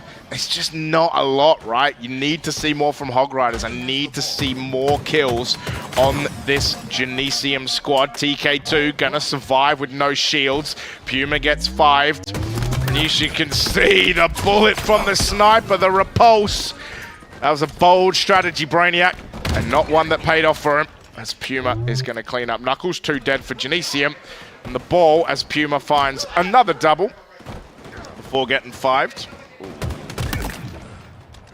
TK2, and this oddball going to stay in the hands of Hog Riders, Hixie. How long they can out a hold. Sniper, he wasn't wrong. Not able to find the double though. TK2 will fall. And already some cracks showing in this Hog Riders defense. This hold, ball gets chucked out. Right at Bastos' feet as well, and doesn't want to let it go. Does get QT popped after securing that kill. Nice shots from Kali as well, continuing his rampage. 13 and 8 for him. Just allowing this ball to sit there. Don't really feel any pressure. Nice shots from Bastos. Come to expect from him. Let's reposition as well. Huge use of the QT to find that double kill. Still a little bit of time left on it, so things could get dicey. A nice killing spree from him. Just getting involved in every engagement, and this is the Bastos cooking on gas that you don't want if you're Hog Riders. Oh, the play there was so massive for Genesium with that. Oh! Absolutely pived. I was going to say Genesium. It was so good from them, but the oddball reset. So they found all these kills. They used the QT, the oddball reset. Not able to give him TK2, giving him the business. As it is going to be Hog Riders who have this ball. Chaos, sure he might only have 3 kills, 11 assists as well. TK2 finding Bastos, that's a teammate. You don't want to smash him, it's going to be a trade. 3 dead for Genesium, and Hog Riders looking really good. Genesium, all 4 dead briefly. Yeah, feeling a little revitalized in this round. TK2 as well. Maybe a little bit premature with the body smack, but here for it. Yeah, I love the confidence, right? You're up in this round so far. Clearly feeling it as well. You're not going to be doing that if you're questioning your ability, your team. Oh, see you later. Repulsor only keeps him alive for the moment. Actually going to back up his Squashy. Nice, perfect trade comes through. Very rare. Yeah. Very rare to see a perfect trade going on. Puma is going to be found in the boxes. Should be cleaned up as well. Kali finds a double. Repulse going to come through the window. Surprise! Bastos with the beatdown as well. 3 dead for the Hog Riders. And yeah, they've got like a 30-second lead, but Genesium have this ball. They have the setup, and Bastos trying to do a little sneaky peeky through the window with the oddball. Oh, gonna be a no-scope, thank you very much. 3 dead, the setup crushed. Brainiac just needs to waste some time. He's gonna find it does go down, does get the sticky trade. But 2 minutes 30 left. Puma has the ball, snipe shots ringing out. You've got a thruster. Ah, he had the thruster. Yeah, Brainiac doing well to milk there. Just keep him off the ball. And incredible to get that trade, actually. Nice shot from Bastos. Doesn't land the second or the no-scope, so will fall. TK2 to pick up, I believe, 1 bullet in that sniper. Where's one? Got to leave him 1. Give him at least something, but... So generous and benevolent. Have 1. Who's trying to wrap around, actually. Not expecting it. Puma caught on his ass. TK2 as well with the thruster. Able to get off and the trade comes through. Really good job from him to at least get the trade. The flanker snuffed. The leak plugged. Only momentarily, though. What a thruster use, giving him the shimmies. Bastos will find the kill onto Chaos. 3 dead for Hog Riders. Feel like we've said that a lot of times in this oddball. Yeah. Not too much the other way, it must be said. Genesium are down in this round. Bastos does find Puma. Ball again, though, being taken from Hog Riders. 1:33 on the clock. 56 to 23 right now. 90 seconds. It's not panic stations, but it is a bit of... You got to watch the clock now. TK2 getting to 20. Cali on 20 as well. Bastos, it seems very weird to say. Oh my God. Cali finding a kill before getting traded. Feels weird to say, but a 19 and 15 Bastos. Yeah. It's not unlocked Bastos yet. No, but it's good to see Cali stepping up. The rest of Genesium seemingly showing up more than we saw yesterday against Cynical. Nice shots onto Knuckles means that not even able to try and get that trade onto Puma. Ali gonna try and fly in. Oh my God, does find one, does get naded, will get taken down by Chaos there as well. But look at all this time, they've been on the ball, the thrust, giving him the sneaky peeky. TK2 though does find the kill. Brainiac with the back smack, but it is gonna be Genesium who take the lead in this second round. We've seen some reversals, and I thought Bastos was about to pull off some miracles there, Hixie. Yeah, did get a little worried, but TK2 able to find that kill. It's all hair. Clearly locking in, yeah. Yeah, it's like the EU bound. All you can see is hair. Yeah. Back smack from Knuckles. Sniper in hand as well, doesn't make it all that easy to hold on to this. Surprise. Makes you look one way with the hand, gets him the other way. Oh, bullet connects. Trade happens. Oh, gotta be careful. Body shot as well.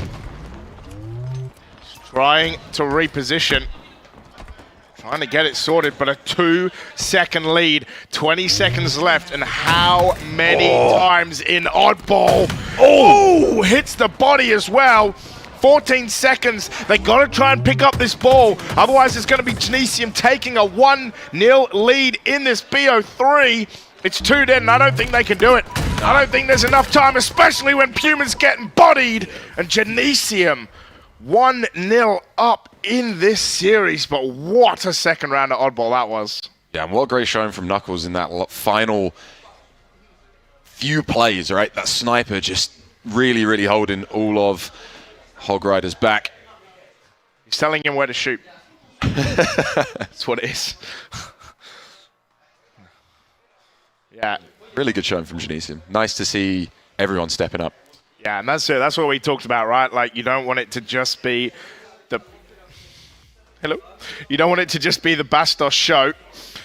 Yeah, 25 for Cali as well. Yeah, 16 assists for Chaos, you can see as well.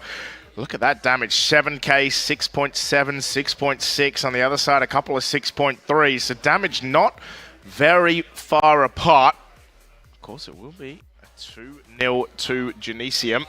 We will move on to an Origin Slayer. Of course, BO3, so tense. So tense. If Hog Riders can find a way to get to this third map, Live Fire King of the Hill, always a banger combo. Yeah, and Origin Slayer having the 2 power weapons. That sniper just reminiscing from that first map. Definitely something Hog Riders will want to get a hold of. I've always found it interesting on Origin with those 2 power weapons. Which way do you go? Do you send 2 and 2? Do you do a 3 and 1? Or do you just full stack? Well, when you're in plat, no one comms, so it's a bit tough out there. But Interesting. You say plat when we're on stream and gold when we're off. Man's a vanity. It's just how it rolls. No, I think for me, I prefer snipe. M&K is I prefer snipe as well, but I feel like side. But I feel like, you know, I think if you're going one way, you got to win that one way. Yes. Like, don't send 2 and then get 3v2'd and then like. It's just not what you want, right? Like, yeah, no half measures as well. You can't really back off. You have to accept. Just go 4-0, actually. Just send everyone away. Yeah, for 2 rocks. No. But it is going to be a slay-up. No, I think preferring sniper side for the longevity. How many times do we see a team grab a spanker, miss the first shot, maybe your second shot gets a kill, and then you're just seeing the snipe brain people on the other side of the map? Yeah, more ammo as well allows greater potential for net positives, right? Yeah. You know, you're likely to get more out of it, more bang for your buck. It's just the use of the precision. Although if you can get rocks really uncontested and then just kind of dive down bottom mid, send one off onto S2, maybe there's a few people congregating. You could actually maybe get at least one and a bit of splash damage that gets cleaned up. You know, 2 rockets could be utilized well. Just, it is a little bit more of a gamble, I would say. And I think like the worst thing that you see is people go exactly here with TK2 and then try to shoot a rocket up. And that is just like the worst thing. It's just wasting it so easily. Knuckles going to be one shot as well. Spanker not claimed. Trying to work out who actually has the snipe. There is no one back there. Brainiac trying to find Spanker, not claimed. TK2, Chaos finds Brainiac. Cali gonna be there with the green gun. The TIE Fighter finding kills. And it will be a sniper eventually picked up from Bastos. And it's completely full. I think Cali died on the rocks, but I think they're full up there as well. Yeah, not a single bullet used until that one rings out. Second shot will land, as will third.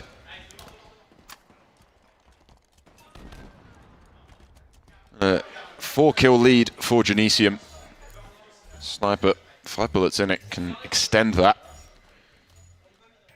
Things already just slowing down. Logrider's aware of where this sniper may be. Don't want to overextend, want to try and catch Bastos off guard. Bastos does find one onto TK2, finds a second onto Squashy off screen. Flexibility like you talked about and longevity of this sniper rifle, especially when it's in someone like Bastos' hands. Knuckles gonna find the kill. Cali gets one with the green gun as well, finds the double. He's gonna trade that again for a 1-bullet sniper. You gotta leave him one. Them's the rules. Cali gonna try and find a kill. Just waiting for his teammates to point him out. Puma gonna find Brainiac though. TK2 spotted in the basement. Pretty standard. Bastos' kills. Oh, Cali. Beautiful shot. Gets de-scoped, does not matter. What I was going to say was Bastos' kills are actually making the difference, but 3 dead for Genesium. I think TK2 just got a triple as well. I think he got all of those before getting traded. Chaos is going to find Knuckles. 22-15 though, finding Knuckles good. Where did that player go that just slid in? Oh, he went into cave. Puma gets the trade. But Bastos 10-4 right now. We talked about you can't let him loose, and at the moment Genesium have taken the shackles off, released the seatbelt, and he's out in this map finding so many kills. Running wild for sure. Oh, nice use of the remote detonation.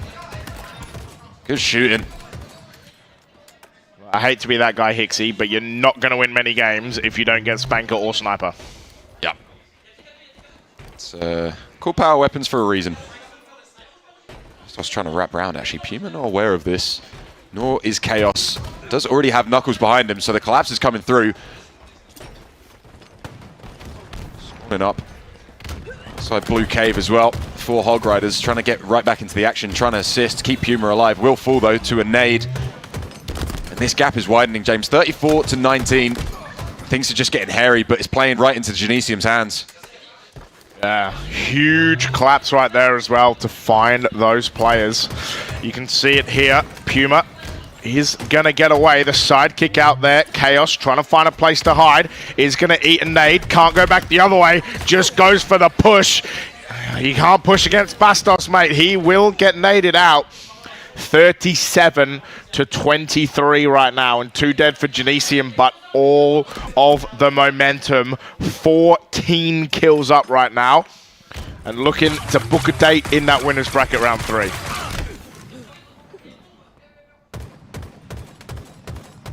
But I'm just glad we don't do listen-ins like HCS did with that quad roster, because all I can hear is French, and I can't understand anything, but it is hectic, it is frantic. And they are 11 kills away, Hixie, from getting this done. Squashy spotted out. Bastos has the help. We'll take him down. Cali there to assist. 9 kills required for Genesium, and 2 dead for Hog Riders. They both sworn up. TK2 just trying to find Cali from behind. Oh, able to get the trade as Cali. Really good job from him. Unfortunate for TK2. Trades are the last thing you need when you're in this deep of a deficit. Yeah, this is not exactly what you want at all. 44 to 28. I'm not sure I've seen a comeback that large before. TK2 gonna find the trade, but again, he finds a double. Knuckles waiting to see what he can find. It will be Squashy, who whiffs the melee, will get taken down. TK2 finds a third, will get taken down by Brainiac though, but it's not gonna matter. 48 to 31. Genesium about to close this out. The clap's coming in. Puma's gonna find one.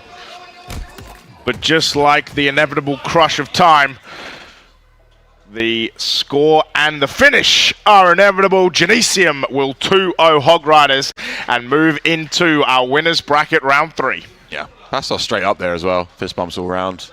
As a professional. Yeah, you know, good graces. Interesting from Genesium, actually, I want to point out, relatively quiet. No one screaming, just trying to maybe hold back a little bit, maintain for the rest of the day. Lot of coming. Yeah. Not a lot of screaming. No, exactly, right? Nice and composed. Maybe trying to keep hold of it for the later stages of this bracket. Moving into winners bracket round 3. 13 and 6 for Knuckles, 13 and 7 for Bastos, and 15 for Brainiac. So, yeah, what we were lacking yesterday from Genesium against Cynical is definitely here now. Back-to-back 4K damages as well for Knuckles and Bastos. On the other side, Puma putting up a good fight, but yeah, they got rocked early, and the one punch at the start and then a knockout punch at the end. 2-0 in that Lattice oddball, 50 to 32 in the Origin. Genesium gonna go into winners bracket round 3. They will play the winner of Clutch Academy EU and Pharmaceutical. That's Suspense versus Baxter. That's gonna be a banging game as well. Meanwhile, Hog Riders, they will fall to the lower bracket. And I don't know where they will fall, but we will find out later on where they fall in there. Feel like it's going to be somewhere in that kind of guilty pleasure, losing our religion game kind of placement. We shall see. Genesium getting that W. But mate, we're going to park it for a little bit. We're going to send it to people who, you know, can break it down and know what they're talking about. It's time to go over to the analysts. Thank you very much. And I think there's a lot for us to break down in that series as well. It seems that the momentum that we talk about for the Hog Riders not quite able to come on through here. But can you talk me through maybe some of the key points that you think were pivotal in this outcome?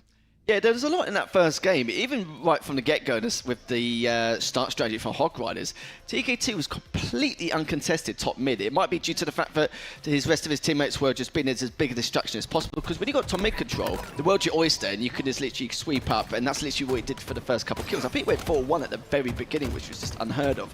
But not only that though, Genesium was forcing their opponents to spawn not only at blue, which is quite obviously the most standard thing possible, but they were forcing them to go to cargo side every time, and that's the worst side. It's way too open, and once you've got bin pin there, there's pretty much not good. It's basically a get out of jail free card for the side of Genesium, because they can just do what they want really, and then just pin them on blue again. So the fact they forced them towards blue cargo every time, whilst having full setup of the ball, just shows how much they're micromanaging across the map. Great QT control by Knuckles and Bastos. So if you want to see how to properly utilize QT, then honestly watch back that game on Lattice Ball and you'll be able to see as to why. And finally, I will say for Hog Riders, they did improve dramatically in terms of their objective efficiency in that second round. Even though they didn't take it, the difference was just like unparalleled in comparison. The differences I saw was the fact that not only the usual stuff where they're bait and switching and running numbers, but also they were keeping it chaotic. If you give them that full setup, then they're just going to run away with the time. And you saw that at the very beginning of that first round, but they made sure not to do that again. And I'm not going to lie to you, the second game, you saw Genesium just completely run away with it. Just lots of little things here and there because of fundamentals and all that jazz, such as with Hog Riders, they were placing themselves in a position where they were just easily killable, but they were also quite keen and quite aggressive to get something done. But the problem is, Genesium were just changing the pace. They were the ones dictating it, but they were the ones making the decisions as to when. So, you know, at the beginning when they were all fall down, they just had that crossfire in the base and they were just lurking to feed info before making that executive decision. But not only that though, it was a little bit strange just due to the fact that with Hog Riders as well, they were forcing, you know, they should have forced on certain targets that altogether they had the numbers, but they weren't really that decisive in terms of who they should be prioritising first, even though they were literally secluded in a ball amount of times around cave and around maze, and, you know, the lack of height advantage didn't really do them any favours either. So, yep, sure, they gave Genesium a little bit of a headache here and there, but honestly, if they just focus more prioritising on certain targets rather than multiple, then they should be able to ease themselves a little bit further going into the lower bracket. Yeah, and this will be something that any team that comes up against Genesium will have to do, is how to figure out how to dictate the pace themselves, dictate the tone themselves, because it very much felt that they were in the driving seat this whole time. But talking of driving seats, we are going to drive straight into a break. We're going to get our next lineup of games ready just for you guys, handpicked and ready to go, so we'll be back very shortly.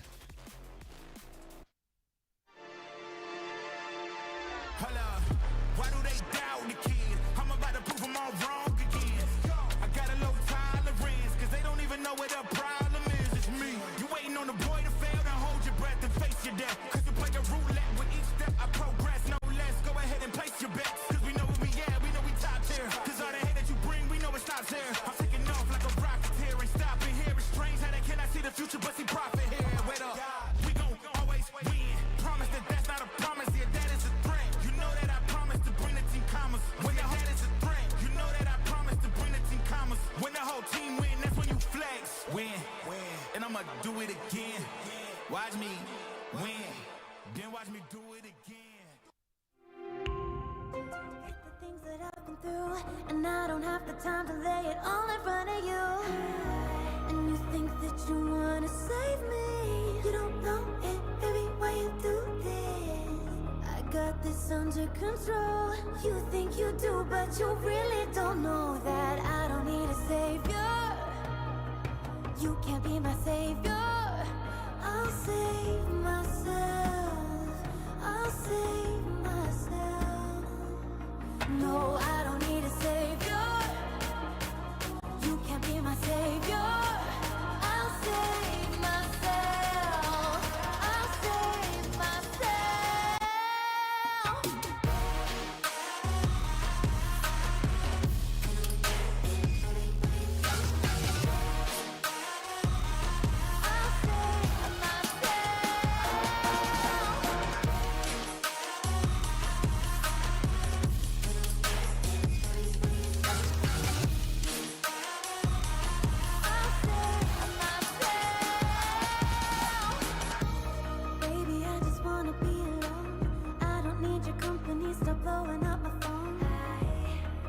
Get the things that I've been through, and I don't have the time to lay it all in front of you. And you think that you wanna save me. You don't know it, baby, why you do this? I got this under control. You think you do, but you really don't know that I don't need a savior. You can't be my savior. I'll save myself. I'll save myself. No, I don't need a savior. You can't be my savior. I'll save myself. I'll save myself.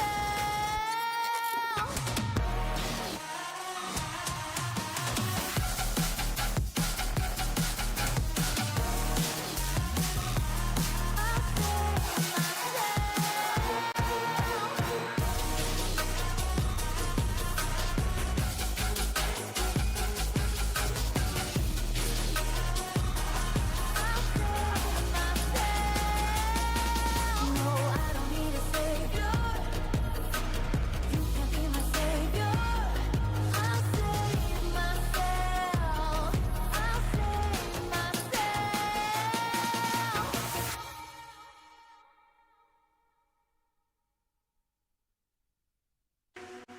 somebody take my breath away. Hold me tight, lonely day. I've been searching for something to ease my mind, till you came along, never thought I'd find. Take me away in this moment when I'm here with you. Been chasing this feeling, now I feel brand new. Get on a plane, go wherever with you. Take me away in this moment when I'm here with you. Been chasing this feeling, now I feel brand new. Get on a plane, go wherever with you. Take me away.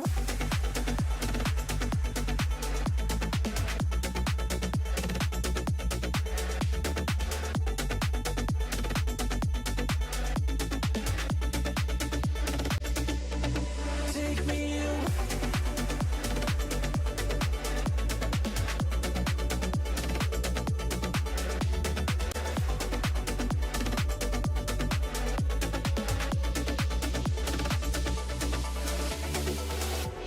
Somebody just took my breath away.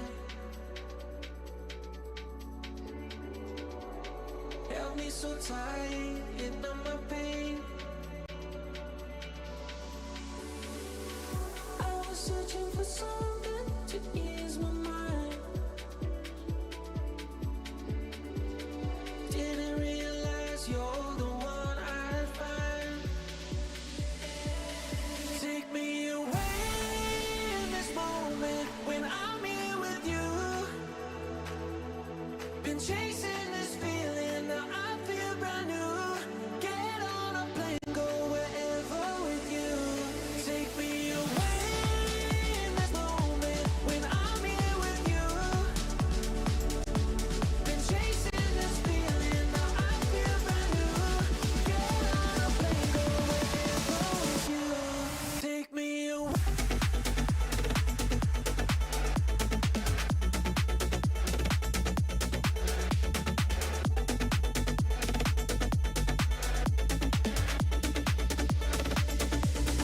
Take me away.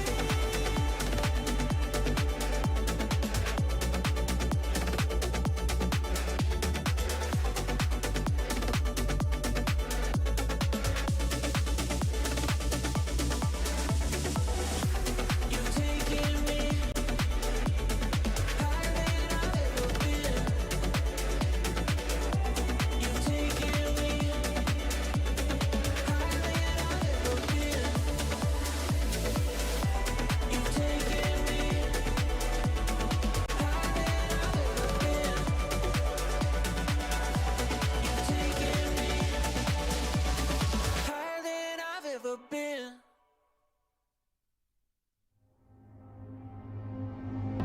Turning love to dust, 'cause we know it can't change.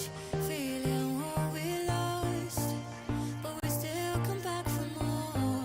Running out of time, but the hands are missing.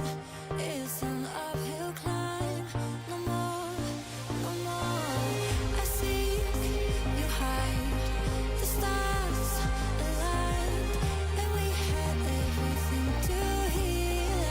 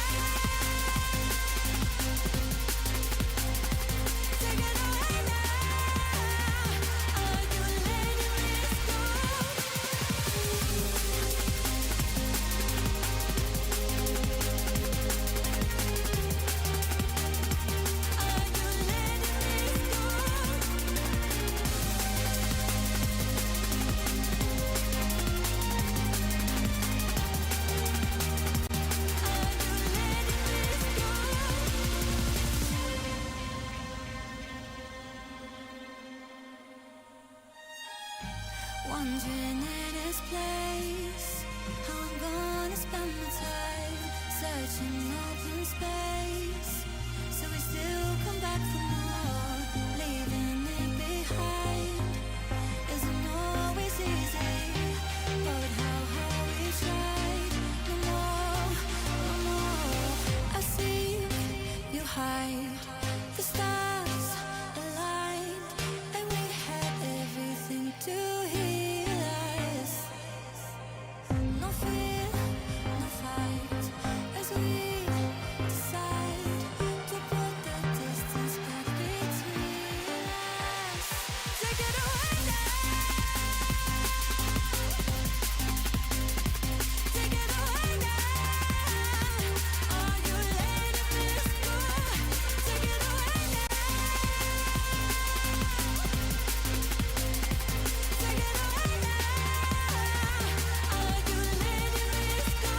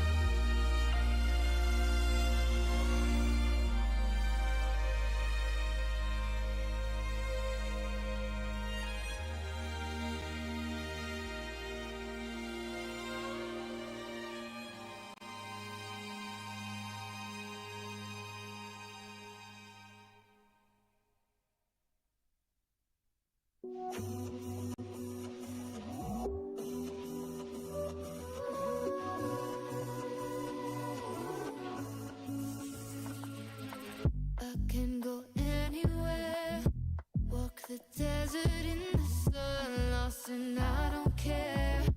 I'm feeling lighter, lighter.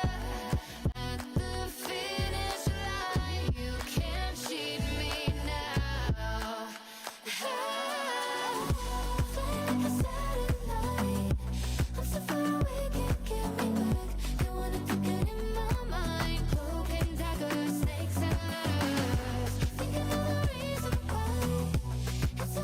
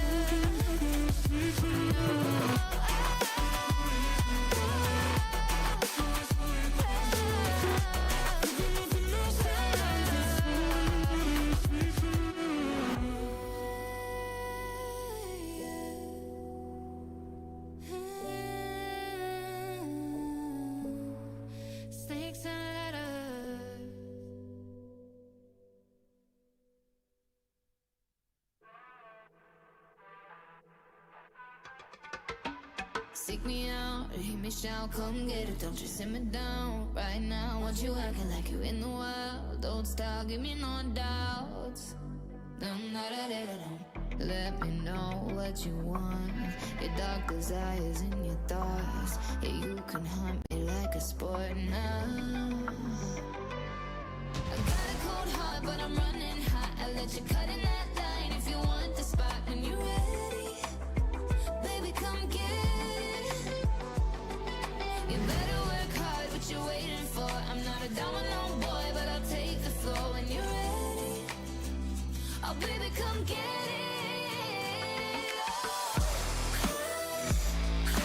Run, run, run, I'm waiting. Come, come, come, take it. I want you to be my entertainment. No, no, no, keep me waiting.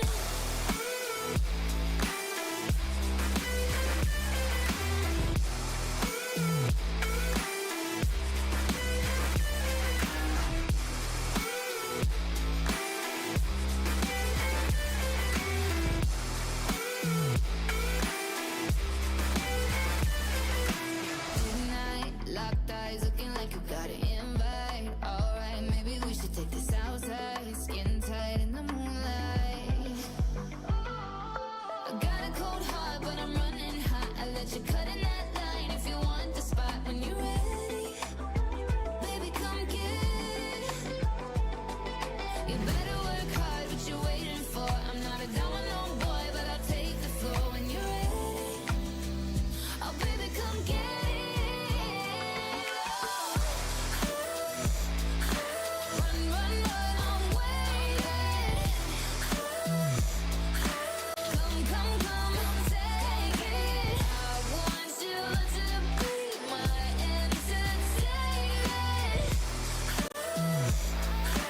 No, no, no, keep me waiting. Things react, feel the shiver running down your back, giving your whole body a tap.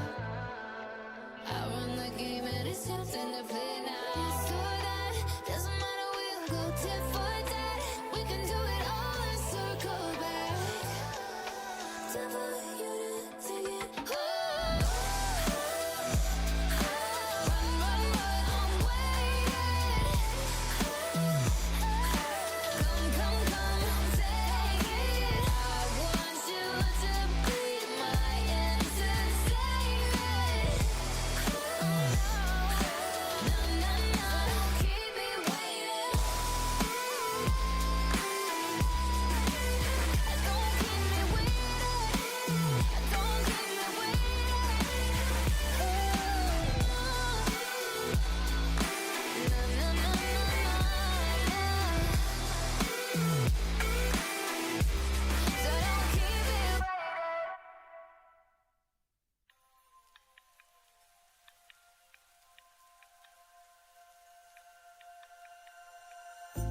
I'm waiting for better days, but I'm not giving up hope just yet. This stillness is just a phase. I need to find my purpose again.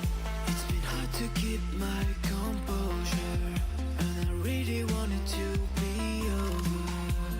In a sense, in summer rays, we come back swinging. When it all comes crashing down on us, stand your ground. Faith is something that is really hard to find. So take it on yourself and keep your head up straight. Brighter days will come, so you better be prepared. When it all comes crashing down on us, crashing down.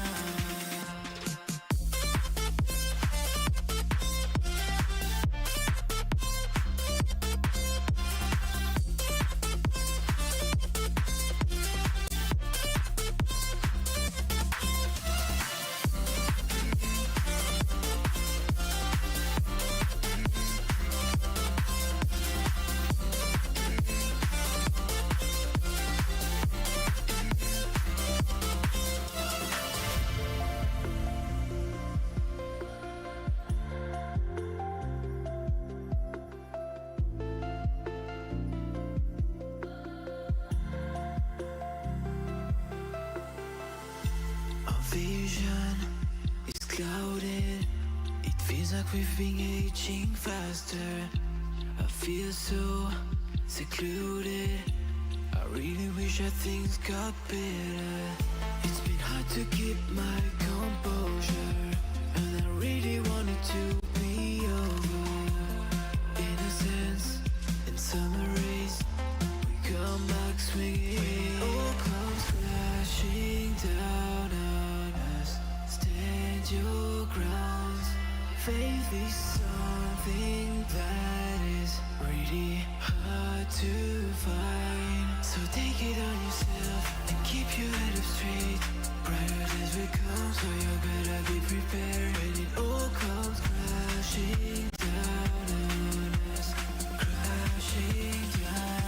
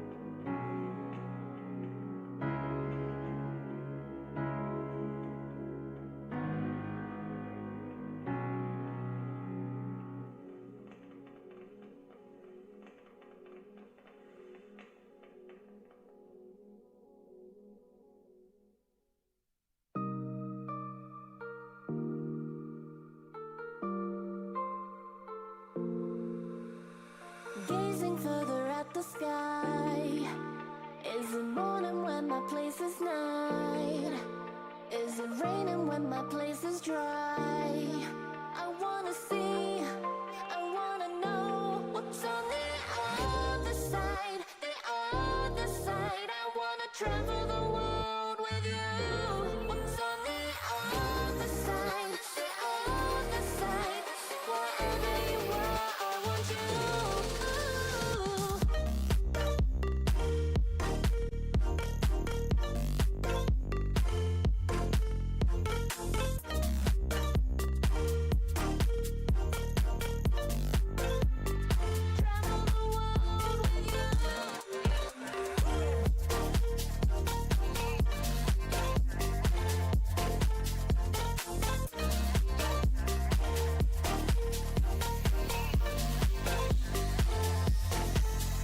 Is it warmer when it's cold at mine? How many hours will it take to fly? When will I see you with my own eyes? I wanna see, I wanna know what's on the other side, the other side. I wanna travel the world with you. What's on the other side, the other side? Wherever you are, I want you.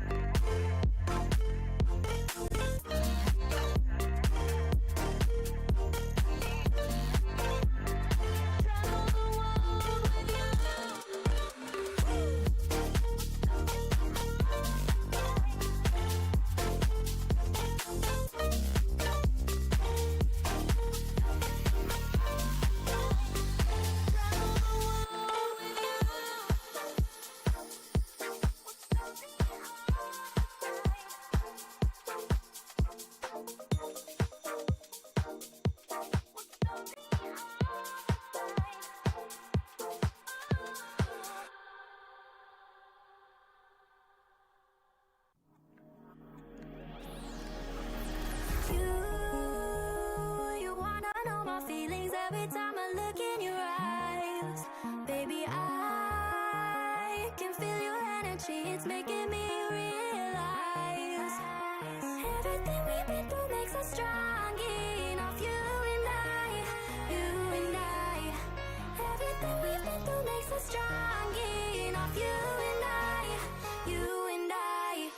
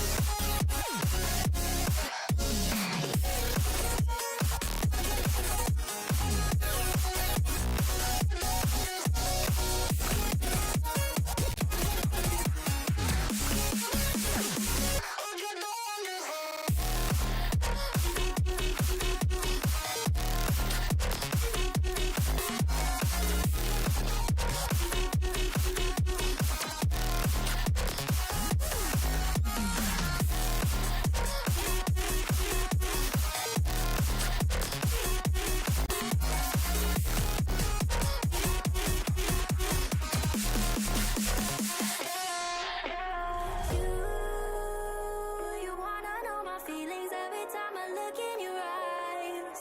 Baby, I can feel your energy, it's making me realize everything we've been through makes us strong enough. You and I, you and I.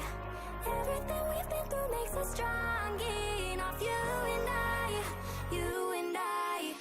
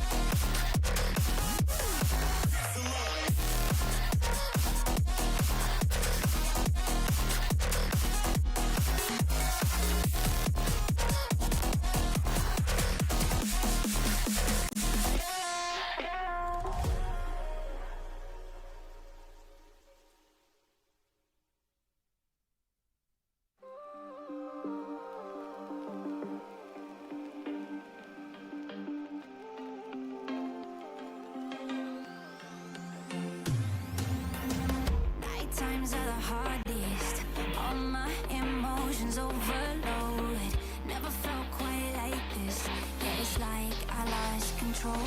You're in my head, now it's not my own.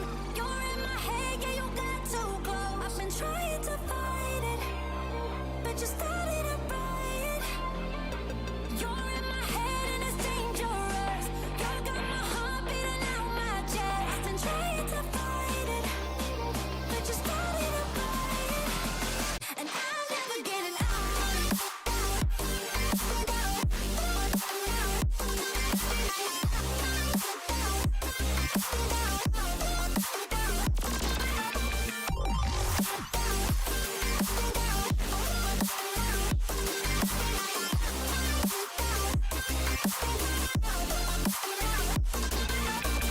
Brainwave short circuit when all I do is think of you.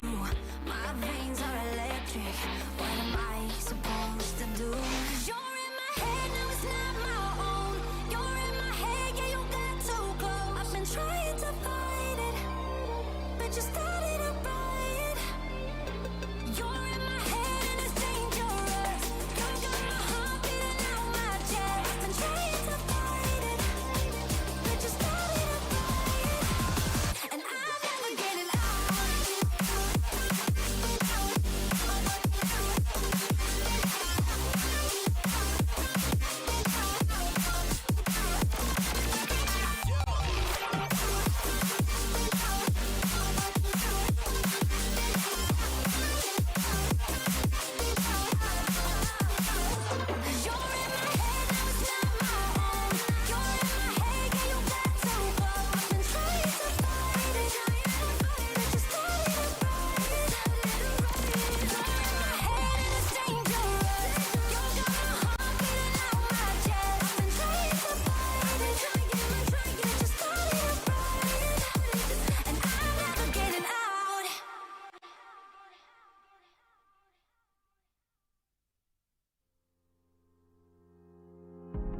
I know that fortune favored you with treasures I don't hold, and though the shine is dulled, that's how I'll always think of you. You were a young one then, but everyone begins. We were just children, heaven was a dream away. Running from monsters, I wish I could say that the keys that you were searching for and the giants of the past have turned to dust. The world is ours to take, and no, it's not too late.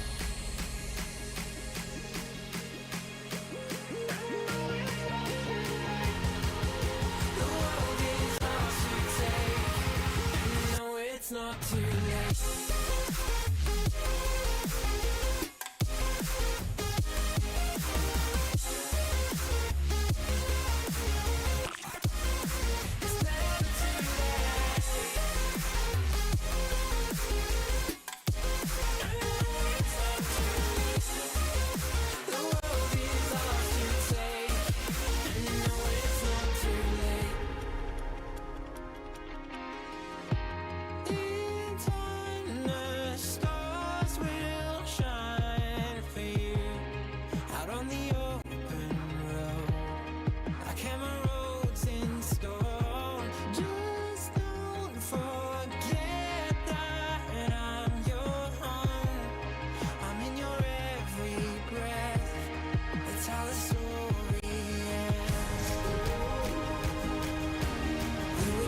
Children caught up in a tidal wave,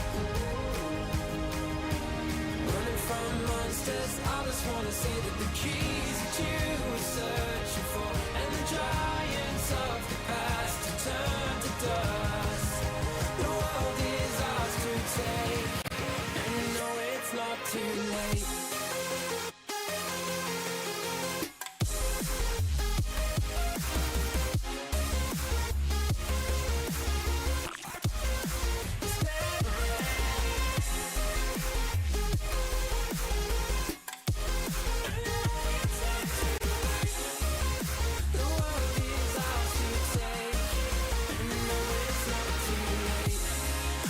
child, I'll run free.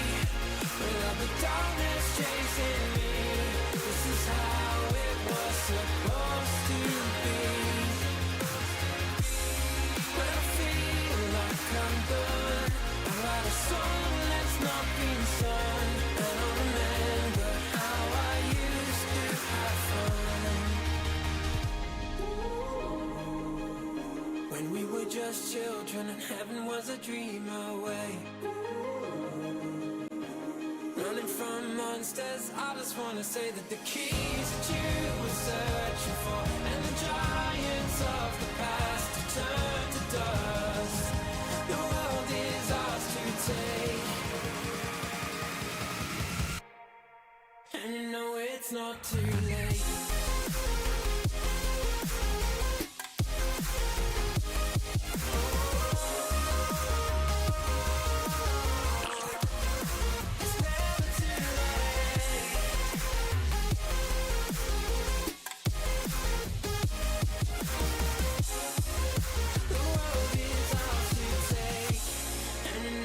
Not too late.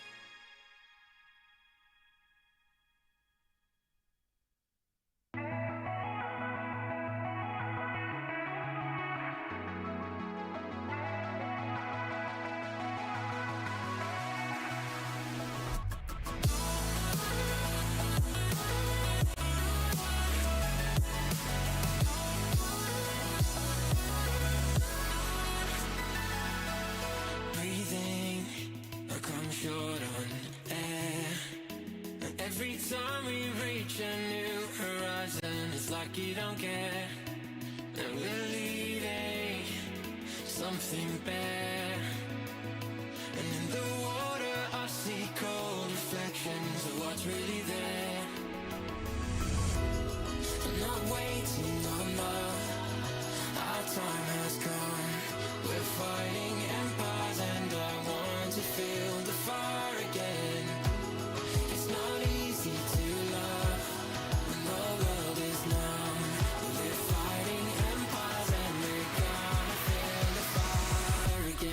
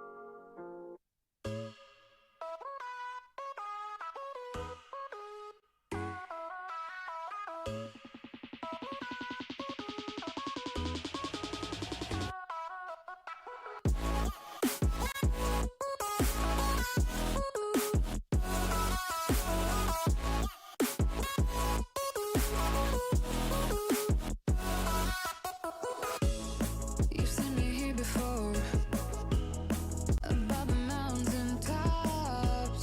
With every step I take, I show the world what I got. I feel alive again.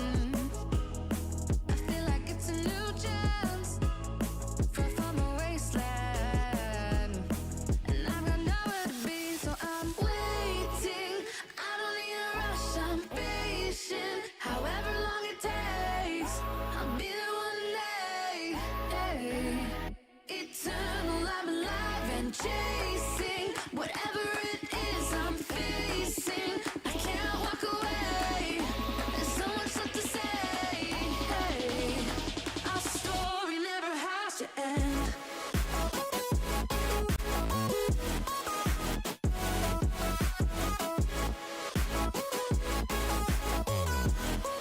Eternal, I'm alive again.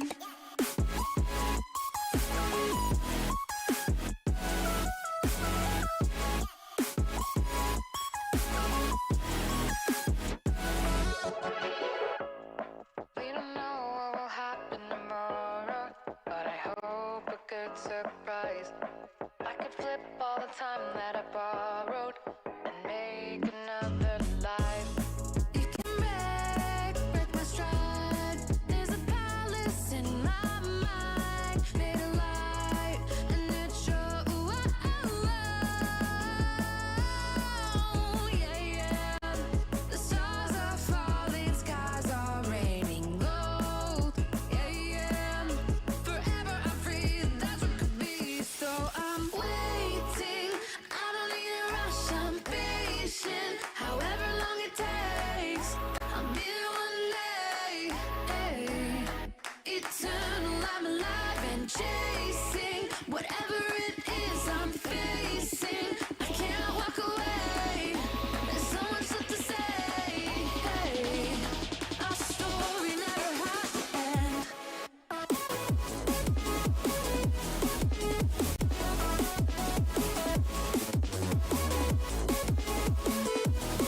Eternal, I'm alive again. Eternal, I'm alive again.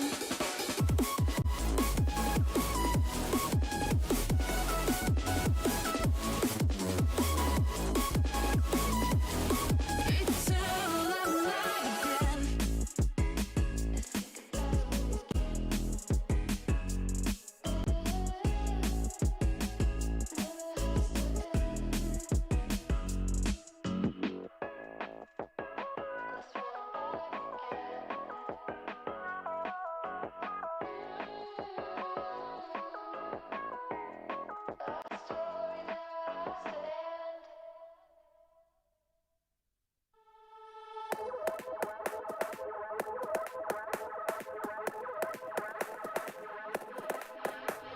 Seen the light in the dark, but it's been a while. And just remember, it's the heat from a heart beating next to mine. Would I surrender?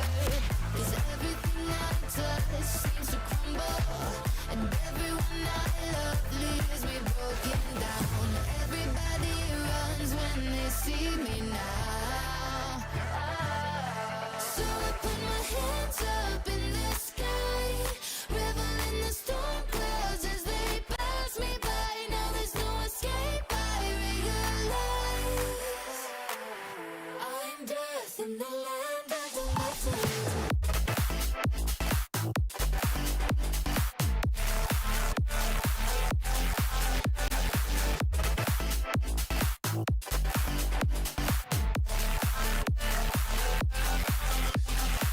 Still all the energy when we get connected.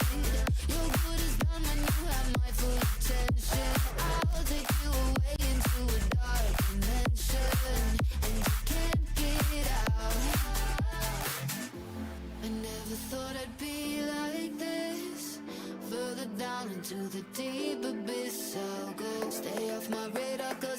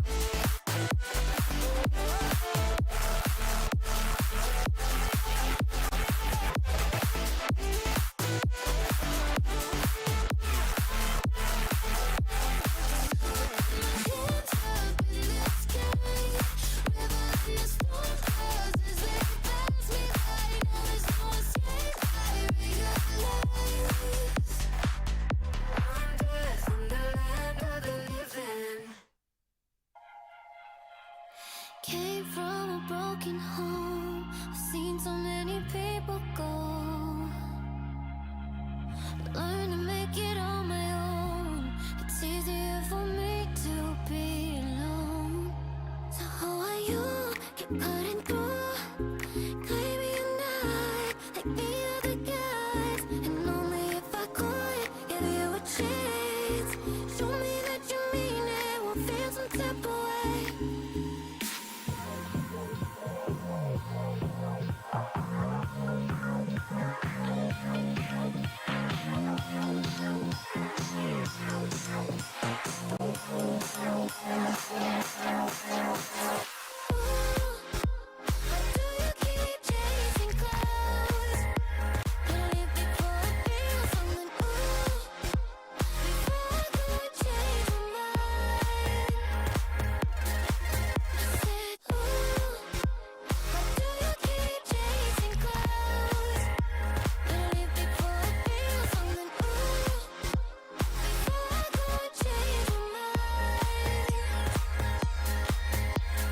Something must be wrong with me. Keep wanting just to see you show up at my door. Et même quand je suis froide, un peu indifférent, tu continues tout de même de montrer tes efforts. I'm trying to keep my heart in peace. I just can't think but the way that I feel. It's too hard to trust. I mess it up. I just can't risk to be falling like this. Oh, ooh. Why do you keep chasing clouds? Ooh. Before I could change my mind.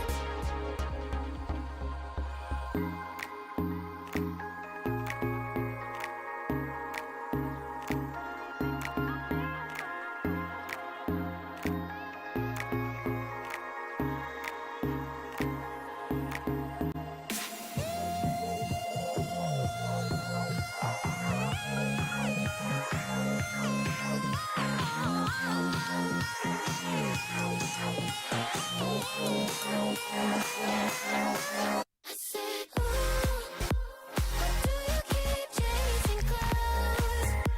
And if before I feel something, ooh, before I could change my mind. I said, ooh, why do you keep chasing clouds? And if before I feel something, ooh, before I could change my mind.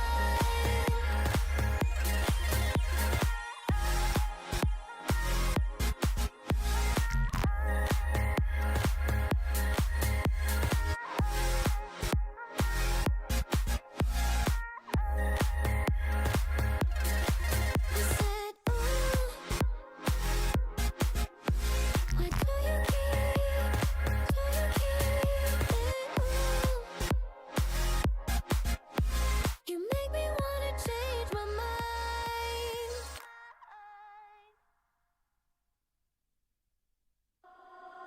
All I heard about was all your love, wrapped in lies. Oh, oh, showing off, pretending to be nice. All I heard about was all your love, but you crossed the line. Oh, but I got no heartache, heartbreak, grief about you now.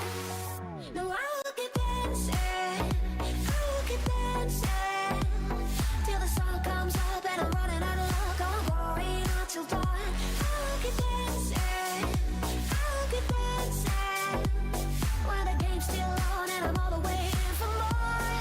Oh, I will keep on dancing, dancing, dancing, dancing for more.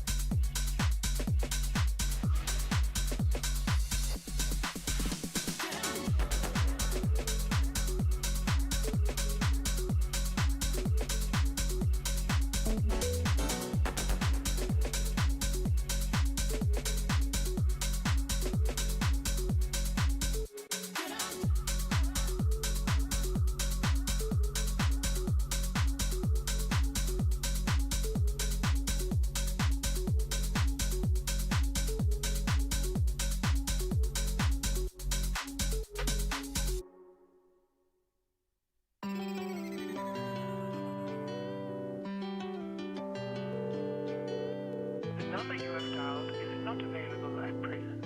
Please leave your message after the beep. It's so absurd to me.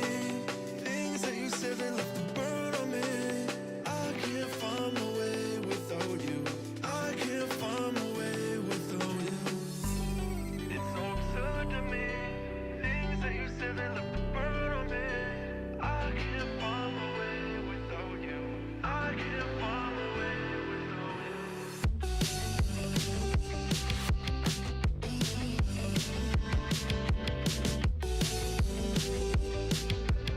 I can't find my way without you. It's so absurd to me. Things that you said that left a burn on me. I can't find my way without you. I can't find my way without you. Took the Band-Aid and we ripped it off. See your shadows and my better off. Feel so hollow and I can't breathe. You like a black hole. I'm on my knees.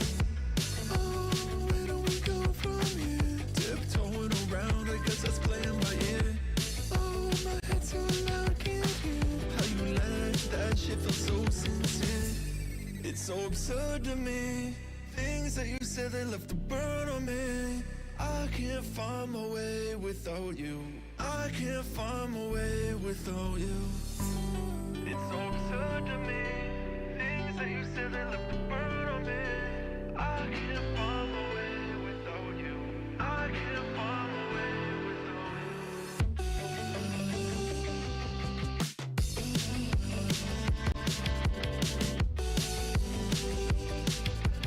I can't find my way without you. It's so absurd to me. Things that you said that left a burn on me. I can't find my way without you. I can't find my way without you.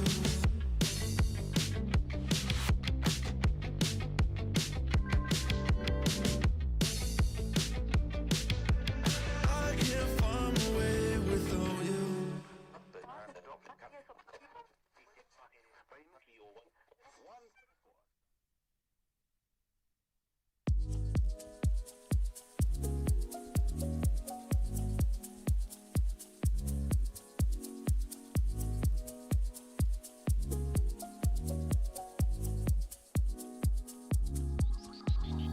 Hold on, it's getting too much. So long, but don't start to rush.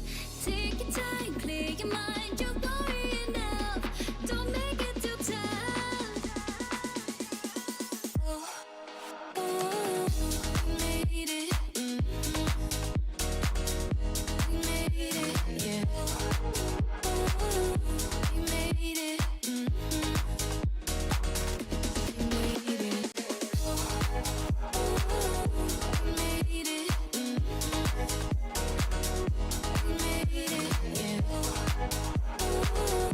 We made it. We made it.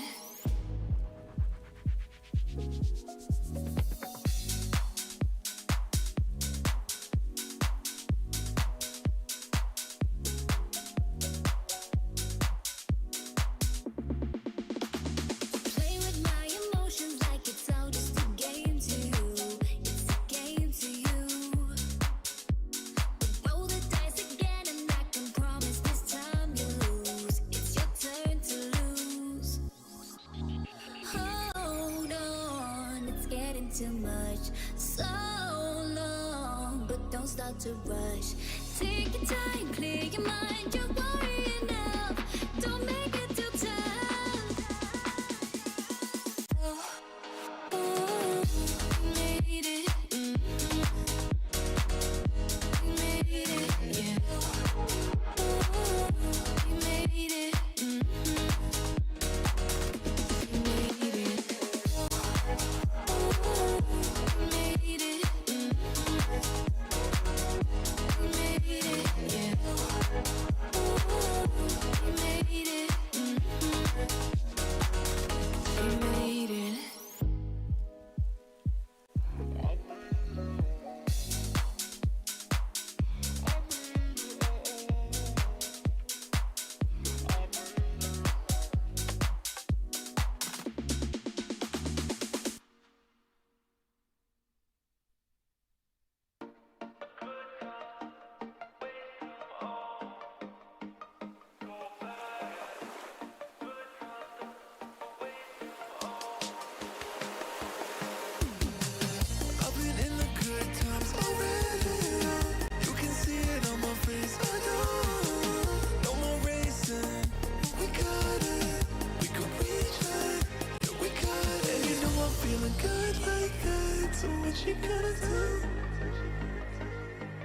And I can't stop thinking about you, but what you gonna do?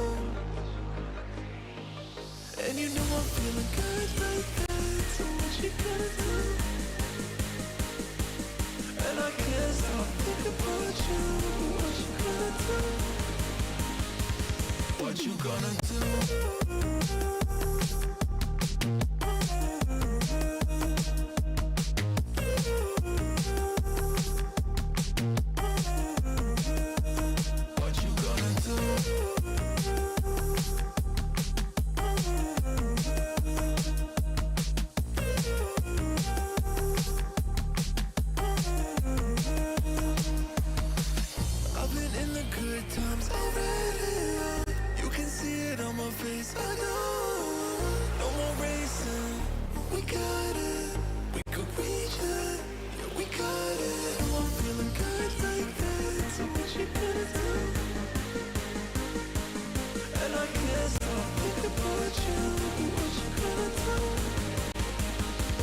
What you gonna do?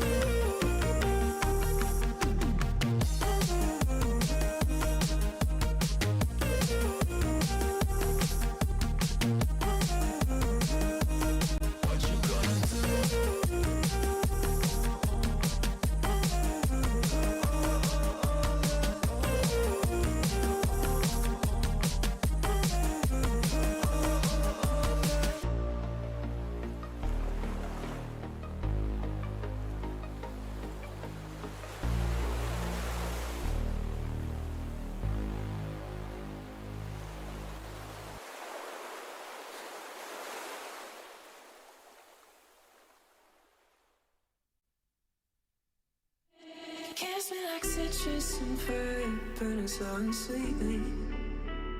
Too shy to call you a lie when you said you need me. In a week from now, I'll be trying not to call you. Talking myself down, explaining that there's no use. Ooh, I'm gonna hurt myself trying to love you. You're gonna hurt me too. Kiss and tell me to go soon. You're gonna hurt me too.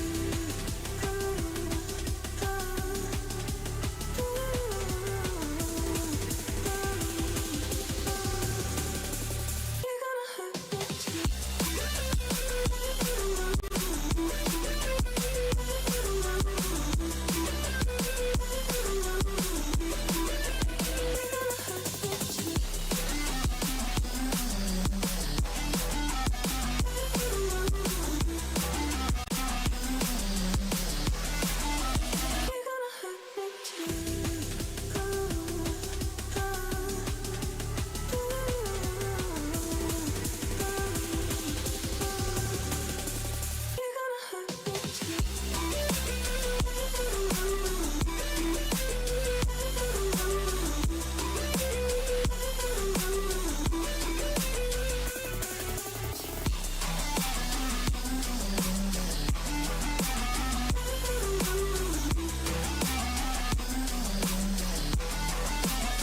I feel like I've got such sad eyes, looking so pathetic. My anxiety sounded scraping against my necklace. In an hour from now, I'll be trying not to call you. Talking myself down, explaining that there's no use. Ooh, I'm gonna hurt myself trying to love you. You're gonna hurt me too. Kiss and tell me to go soon. You're gonna hurt me too. Ooh, ooh, ooh.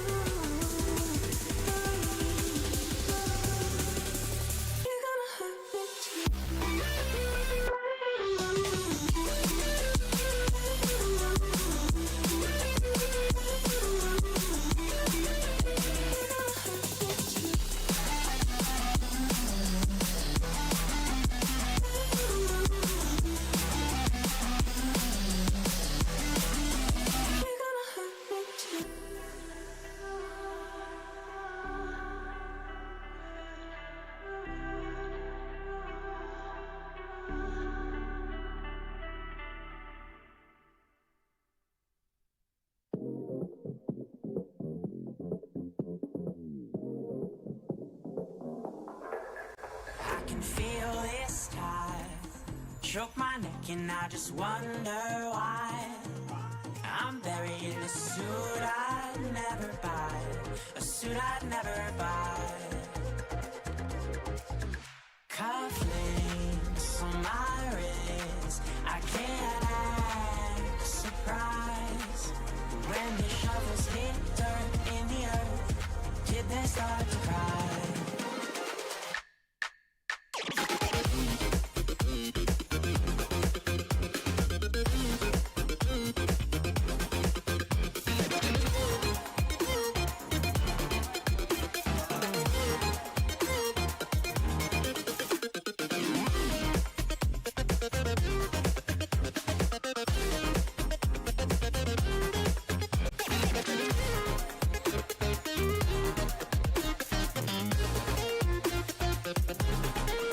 Since I'm 17, I've been looking for a place to make me be complete. I've been looking all alone out there for anything to make me feel alive.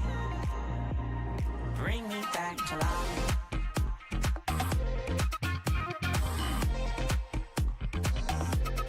Bring me back to life.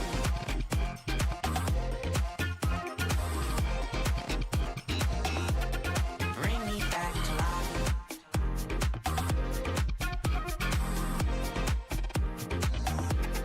Bring me back to life.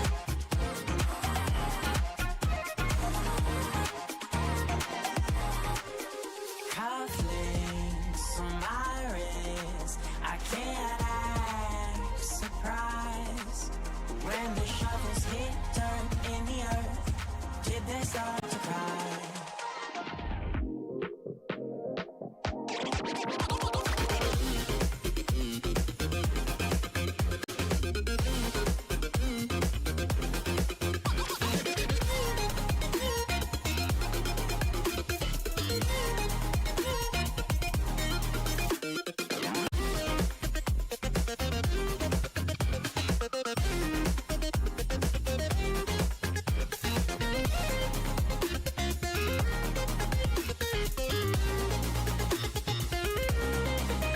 Since I'm 17, I've been looking for a place to make me be complete. I've been looking all alone out there for anything to make me feel alive. Bring me back to life.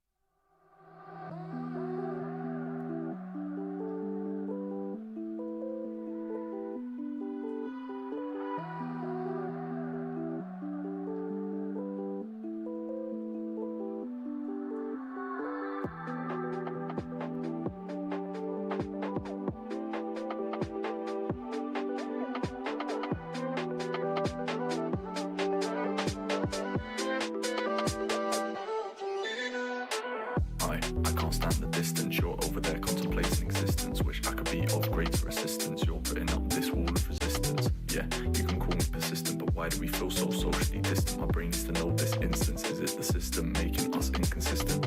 It's easy to blame the external. Is our love temporary? Is it eternal? I'm always looking internal. Tossing and turning at night, I'm nocturnal. I need to know, can we win this war? Or will we be soldiers left on the floor? I'm not sure. Feel like I'm winning, but I haven't kept score. And I just need to know what I'm fighting for. These nights they last forever. Now that you're gone,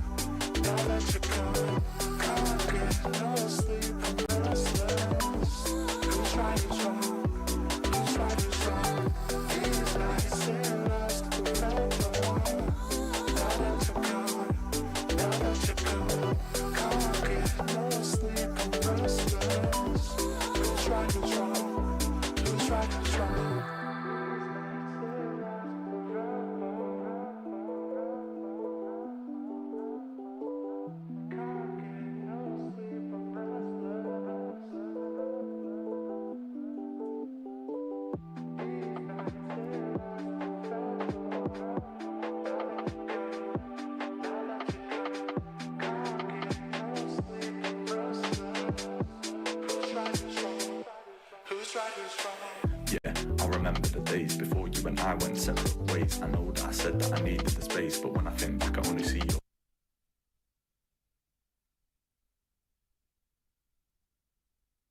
pictures of you, but I keep them in case.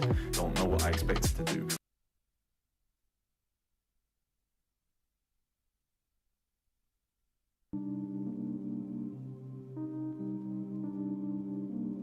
Empty threads, empty promises. You pull my thread.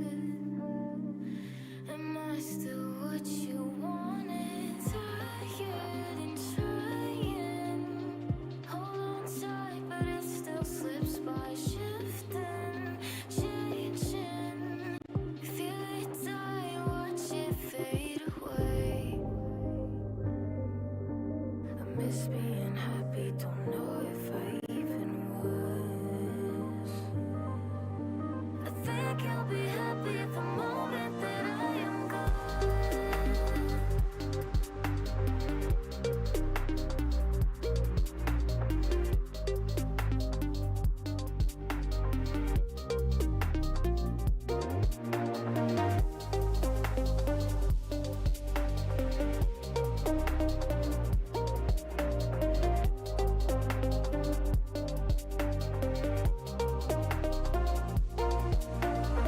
Empty bed, setting fire to every thought about you.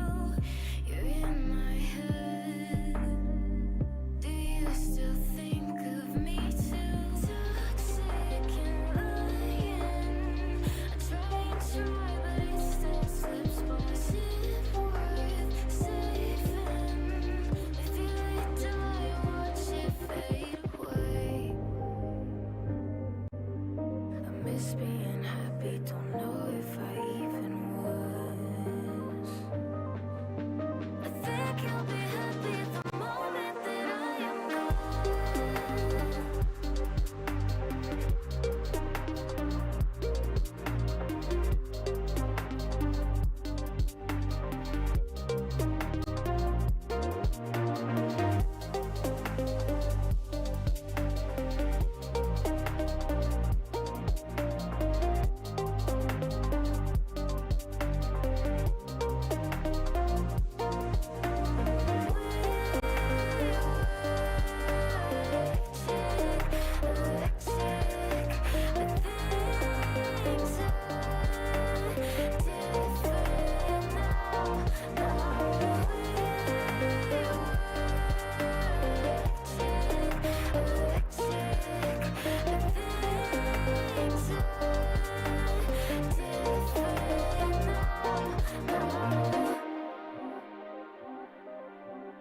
I miss being happy, don't know if I even was.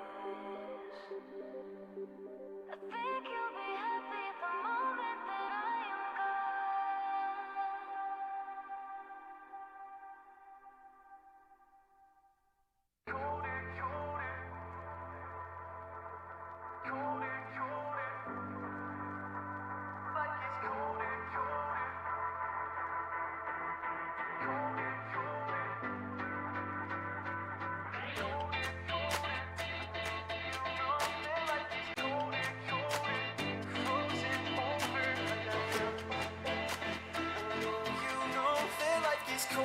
colder when you're frozen over like I am.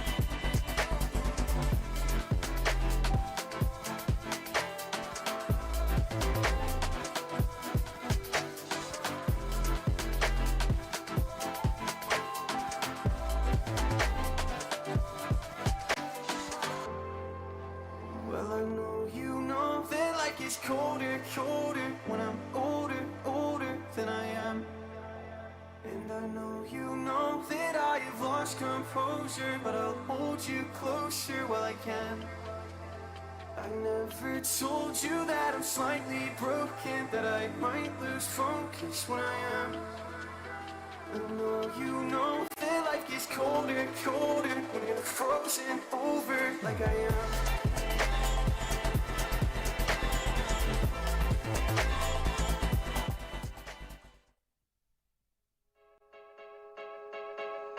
Are we just backseat lovers?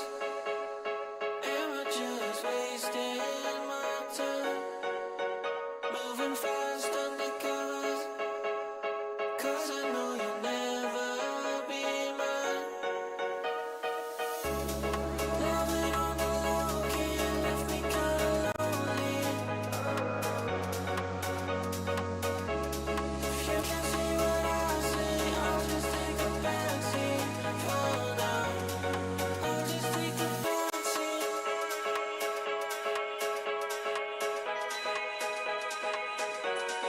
I'll just take the backseat.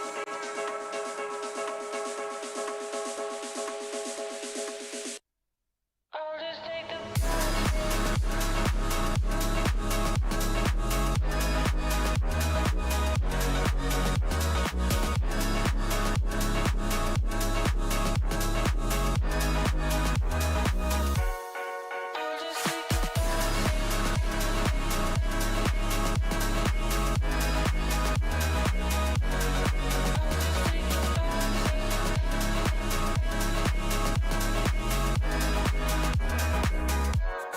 Am I just a backseat lover?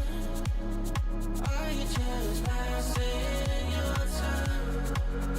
Mess around like it's summer, as long as the attention is mine. Loving on the low key left me kinda lonely. If you can see what I see, I'll just take a backseat for now. I'll just take the backseat.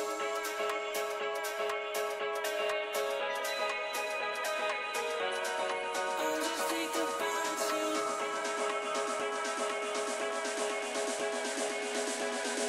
Backseat lovers.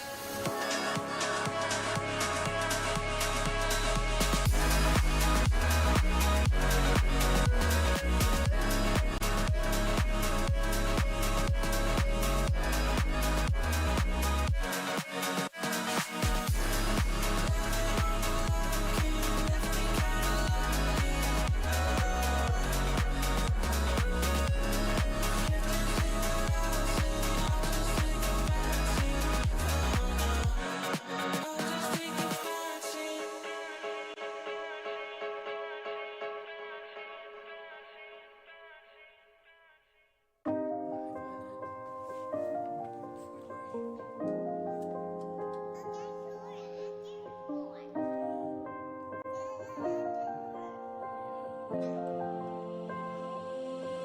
Me and you. He's locked up, goes in with the cataclysm. Gumayushi pops the feather storm. Owner looking to re-engage onto Archer. Oh, they go back in. Baker flashes in. And down goes Light. Once again, when you need someone, when you need anyone to stand up, centered, he stands above it all. And he looks hungrily at that world's trophy. Unbelievable once more. How does he keep doing it? Break down my walls, but I won't rise again. 'Cause I stand tall in my environment. How could I ever close my eyes as they silence sins? They try to take me down with their violence.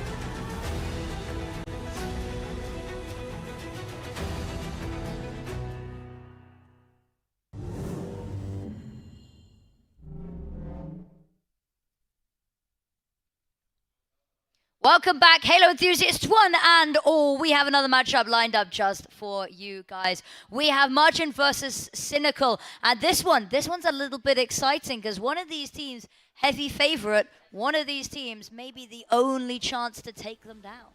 That is possible, yeah. Margin are the heaviest of favourites. I think everyone can agree, and I'm sure the viewers at home are probably going to agree on that as well.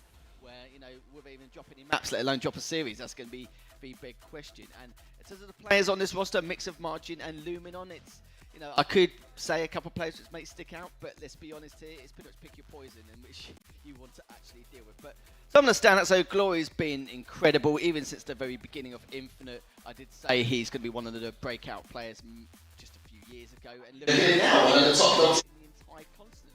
And he was very impressive, but one thing I will mention is SLG, his lane prowess has been incredible, especially at Worlds only recently. I even said to him earlier, I said, you're slaying. It's up from here. It's like up here. I said, what happened? He went, I was like, good. I'm glad that was a nice analytical statement. But long story short, though, SLG has been very, very impressive over the last few months. But on the other side, though, with Cynical, these are one of the teams who probably have one of the strongest chances in order to take a map, maybe take a series. It really depends how this pans out. One player with sticker will be players like Mose. He's got the best KD at the moment on that roster. Probably got more damage than the rest of the team by around 10%, something like that. So he has been a very busy boy. He's been very proactive and productive around the map, like it's no tomorrow. So if it's anyone, he is one of the main players there to keep a lookout for. Exciting stuff. Now, you have heard it here. Now, is there anything else, going on, maybe outside of the tournament? Because, of course, we haven't seen all of the stream games.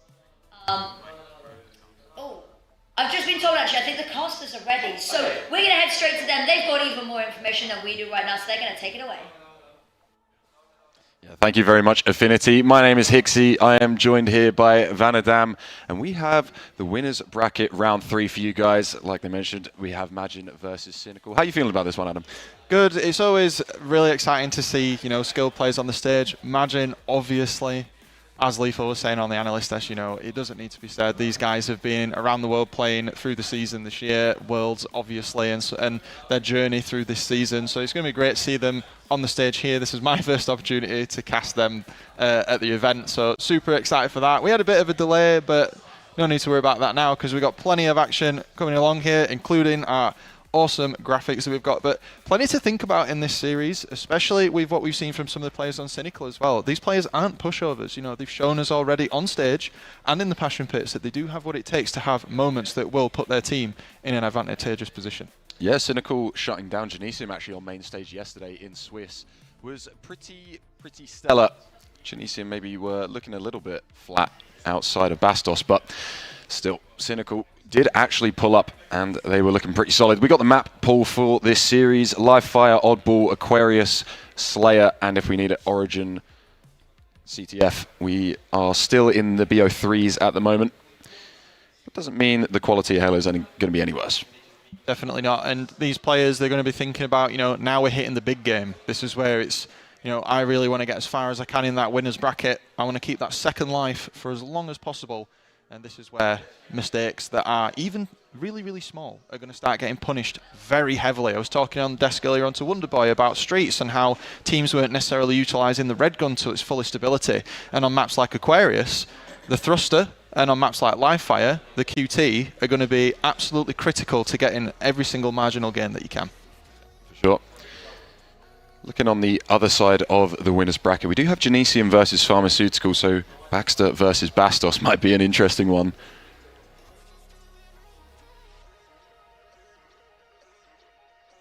In terms of where we're at with Live Fire, though, I just want to take a moment to think about what teams might be thinking here. So we've had Live Fire on stream a couple of times, but especially when we step into Live Fire, C opens up this opportunity to be a really big power position on the map because it allows you to play the ball, it allows you to have the sniper set up and ready, but also B as well. A lot of teams like the B area around the back, you've got the ledge on the top of the door, you've got the nerd ledge around the corner, but none of that matters because we're hopping in, we're going with Magin and it's Chick, and he's going to see if his team can get this S7 sniper at the start of this game.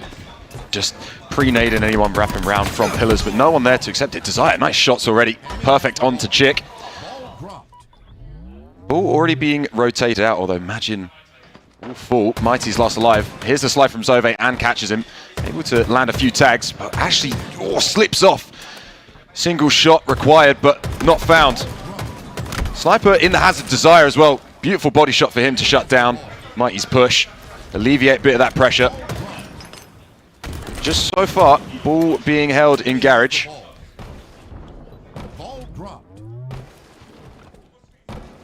6-1 start for Desire as well.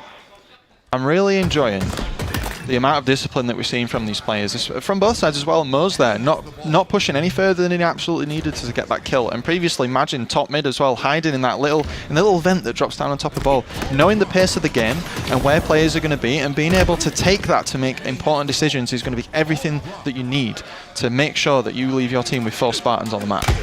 Nice job from Zove as well, just following Glory through that QT relocation. Ooh, now being played over to that B hold, like you said, team's favouring it. Just allows them to work around this really awkward pillar, right? This giant B hold, big green at the back, and then if you need to, chuck it off the ledge. Potential as well, if you have Repulsor, always send someone off with the ball. So a lot of opportunities around this B hold. It's understandable why players favour it. 33-10 now, is swapping over with Chick. Nice use of Chick being low, right? Low health, just trade that ball out, kind of tag in Mighties.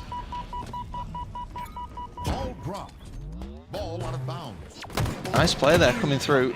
I want to say there, yeah, a lot of teams really play on shields being whether someone holds the ball or not. If you're low shields, you got a bit of time for BM if you're SLG as well. If you're low shields, you really want to make sure that you're holding the ball so other teammates can chip in there. But the B holds that we were talking about there, just this fight comes in. The B hold's really good if you're not holding top mid or if you're not holding C, because it gives you that safe space to play the ball to reset, because the other team's going to have to push forward. Good for the side of Cynical as Camo is coming up. Sniper at 30 as well. So goodies soon to be equipped. Or you're going to be able to get away with this one. Lock that one in. Nice double kill from SLG as well. Mo's and Desire will fall to the shots. 10 seconds for that sniper. Enemy team nearing victory. Don't even think it's going to need to be much of a factor. 83-10 already. Imagine holding on to this one pretty solidly. Chick played the ball earlier on B and able to get it up to top tower. Now we'll play it again, having the Desire and Zove pinch him. Nice shot there from Glory to stop Desire from compounding on that double kill he finds. And only 10 points more for Magin. They're able to pick that ball up. Cynical need to be careful. Potential for only one more break from them. Glory with that sniper as well. Difficult times so far for Cynical. 5 bullets in that sniper to work with for Glory. So just able to keep them at bay. Pantho's body tagged, damage dealt. Not able to find the body shot again, but doesn't need it. And a solid first round from Magin. Absolutely, and the reason that Magin won that round as strongly as they did there is they were so good at isolating different parts of the map to stop Cynical from getting any sort of meaningful push. We saw Mighties with the ball behind B, we saw the switch, and then we saw the rotate to C. Their isolation has been absolutely excellent so far, so if they can keep that up, Cynical are going to have a real hard time in this second round. Nice wrap around to be for Glory, picking up that QT. Normally people dive in through those pillars, trying to get some really close engagements at the sandbags, but taking it wider, he will fall. A lot of damage dealt at the beginning, nets them another ball hold. See if they can get a proper setup going. Mo's trying to shut this down, be a bit of a spanner in the works. We'll find Glory weak, so a nice opening for him, but the team up for Magin shuts him down very quickly. Desire might have the camo there off screen. He does indeed. Did manage to pick that up while Moz was waiting for Magin to push over. Trying to be really sneaky though. It doesn't work out exactly how he wanted. The Brute not wide enough to stop the bullets from coming through, but the idea was there. 3 go down for Cynical right now. And again, Magin is showing how they're able to hold cover and make sure that, you know, any of the areas that get pushed by Cynical, they are so coordinated in preventing any push, and it's exactly what we expected. Yeah. Enemy has the ball. Of these 4 on Magin, placing 4th at Worlds.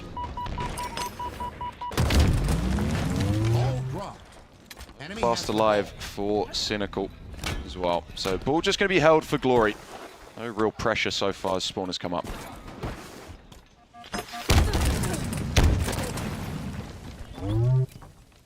Bit of quiet time as the push comes in. This is going to be really important for them. Desire and Moz have the space now to take this on, but the repulsor play comes in. Again, it's just a bait and switch constantly. It doesn't matter that 2 members of Majin are down Hixie because they always have a plan. The sticky, the repulsor, all of that stuff to deny them. And even now, they're forcing Cynical away from the control point that they were having. And look, they've rotated now round to A, so it's just everywhere for them right now. They can't get a hold. Majin are rotating so effectively and controlling the map so effectively that they're having quite a difficult time.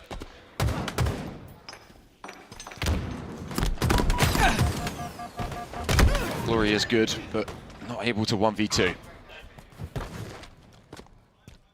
Camo in 10. QT already up. Ball down by scoreboard. Zove trying to keep everything in his sight line. Shot in the back is not what he considered. The unexpected entity in Chick. Zove, SLG, excuse me, able to get away with that camo. Ooh. 4 dead again for Cynical, so the setup can come through from Majin. They have camo, they likely have QT. Sniper coming up in 10 as well is likely going to be theirs. If you're Cynical, you're going to have to go for maybe a bit of a rush play if you want to try and grab it. But again, not really much opportunity when you're already at 83 points to 0. The combined play from the players on Majin this game has been excellent. The way that they're even now, look where SLG's positioned, ready for any type of push or counterplay to come in, and he just cleans up with the no-scope. Oh! Casual, just absolutely just deleting Cynical from his view. Just the accuracy, the way that it was so purposeful. We were just talking about before it even happened. I love watching things like that, and the timer now is just slowly making its way up to the inevitable. It doesn't even matter that he's dead, Hixie. It doesn't even matter. Yeah. Not able to avoid the double-digit deaths, SLG, but the 2-0 in the map, incredibly convincing what we come to expect from these guys on Majin. Looking on to Slayer. Especially if you are Cynical, probably you want to let that quick oddball game go by. Slayer Aqua, that's where we're going to be setting our sights. See if we can get scoreboard come up as well. I think the scoreline here is going to be quite important in figuring out what happened there. Though I did see that Desire did put in quite a lot of work that game, 14 and 15 for his team there, despite how much of a beating it appeared that Cynical got. Not mention, you know, the scorelines of Majin. Look at the damage. Mighty's coming in with nearly 5k damage. Glory at 4.5k. It's what you expect. The deltas for Majin, very scary right now. Yeah, and it's got to be pointed out, right? Desire deserves his flowers in the beginning. 6-0 for falling. And able to continue that, like you said, 14 to 15, trying to lead the charge. See if he can continue building up steam for the Cynical squad into the second map of the best of 3 in the winners round 3. This one's an important one. This is playing for top 4. Move into that winners final and guarantee yourself at least £400. Tasty. Oh yeah, yeah, pretty solid stack of cash. Only up from there. Third place getting 600, 1,000 for second and 2,000 for first. 5th to 8th getting 250. Total prize pool 5,000 for this event. Regardless of the outcome, these boys are guaranteed something, so it's at least the team passing a bit more there. Yeah, team passing a tenner, I think, was what was said yesterday. That's all right. Not better than walking away with nothing. And you know, moving into this next game, Slayer Aqua, just while we wait for things to get set up here, you can have a nice view of the teams there. It's obviously Majin, Glory on the right. Vibes looking high as always.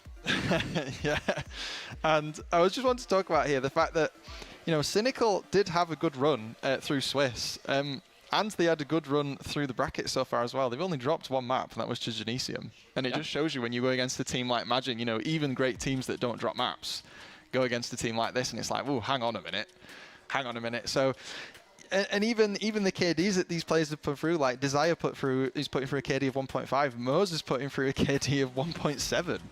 And yet here we are. So this is really kind of like the skill level that we're dealing with here. It's not insurmountable, it is possible. We've seen the players on Majin, you know, like lose maps to other teams through other opens, other seedings, and the players on Cynical have it in them as well. So I don't think they can count it just yet. I don't think this is just going to be a walkover. But I think Slayer Aqua is one of those game types where it's super punishing. We've talked about Fridge Lock, I do that all the time. Getting fridge, like spawn locked in Fridge, using util to be able to cut off areas in the map, controlling top mid, and that camo, obviously. This is what Cynical need to be super careful about, because in that last game, Majin was so effective at controlling the flow of play on live fire by using the middle of the map to just stop them from doing anything. Yeah, shutting off direct routes just means that Cynical are having to take the long way, and especially in that oddball, it amounts to a lot of points total up for Magin, right? Not a single point for Cynical in that second round.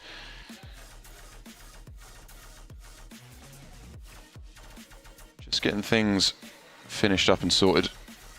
Fist bumps coming through. Looks like we're going to be loading in. He's on your screen having an event as he always does. Right, no surprises there. Aquaslayer, like you said, Camo is going to be integral for Cynical to get back into this one. Both these teams have played Aqua in this tournament a couple of times at this point, so by now, you know, approaching winners round 3, you would hope that the methods, the strategy, is ready to go and well formulated at this point, though given the opposition, slight modifications will have to be made with pace. Magin are one of those teams that will definitely have a set pace of play that is faster than the average team that you might expect to run into. So that is definitely going to affect Cynical and how they can move around the map. But no, that matters, Hixie, because it's time for Game 2 of our winners round 3, best of 3. Yeah, Mighty's instantly picking up that BR and just trying to get some long shot engagements, trying to bait out that Camo, recognizing that maybe some players might just see it like a moth to a flame. Imagine picking that one up though, looking like Chick has locked that in. He will fall. I believe Camo has been burned. Good rebuttal from Cynical at least to shut that one out. That's the second best thing if you can't get it yourself. Double kill for Mighty's as well, looking for the triple, not able to find it. Mo's teaming up, able to get that kill. And a pretty even start. This is a good showing from Cynical. They've not let Magin just take the map. They've positioned accordingly. They've countered. Look at this double push coming in. They're making sure that they've got the two-man cells come through. Pantho doesn't get what he wants, but it shows that they're thinking about how they need to approach this. They're not being reckless. Yeah, Cynical definitely needs to try and capitalize early, right? Don't let Magin get comfortable. Don't let them get set up positions across the map. And looking like they're already starting to rotate and swarm into that yellow flag area and just completely shut him out. Mose was last alive, hiding right by the fridge. He does get found by Glory. And the spawners for Cynical, at least they're not getting cycled. It wasn't from yellow back to blue. But a lead has now been established. Magin starting to get comfortable, and this is where Cynical might start to struggle. There's a lot. We've seen 2 instances of it right now, Moz, and then SLG who just punched onto Desire here right now. There's been a lot of isolation of players from Cynical so far this game, multiple times already. We've seen them split spawn them and push the lone player in fridge. That needs to stop very quickly, because that is how you gain an advantage on this map. You make sure the enemy team never has 4 players available, and then you can just freely run around as you want. Nice nades from Zove.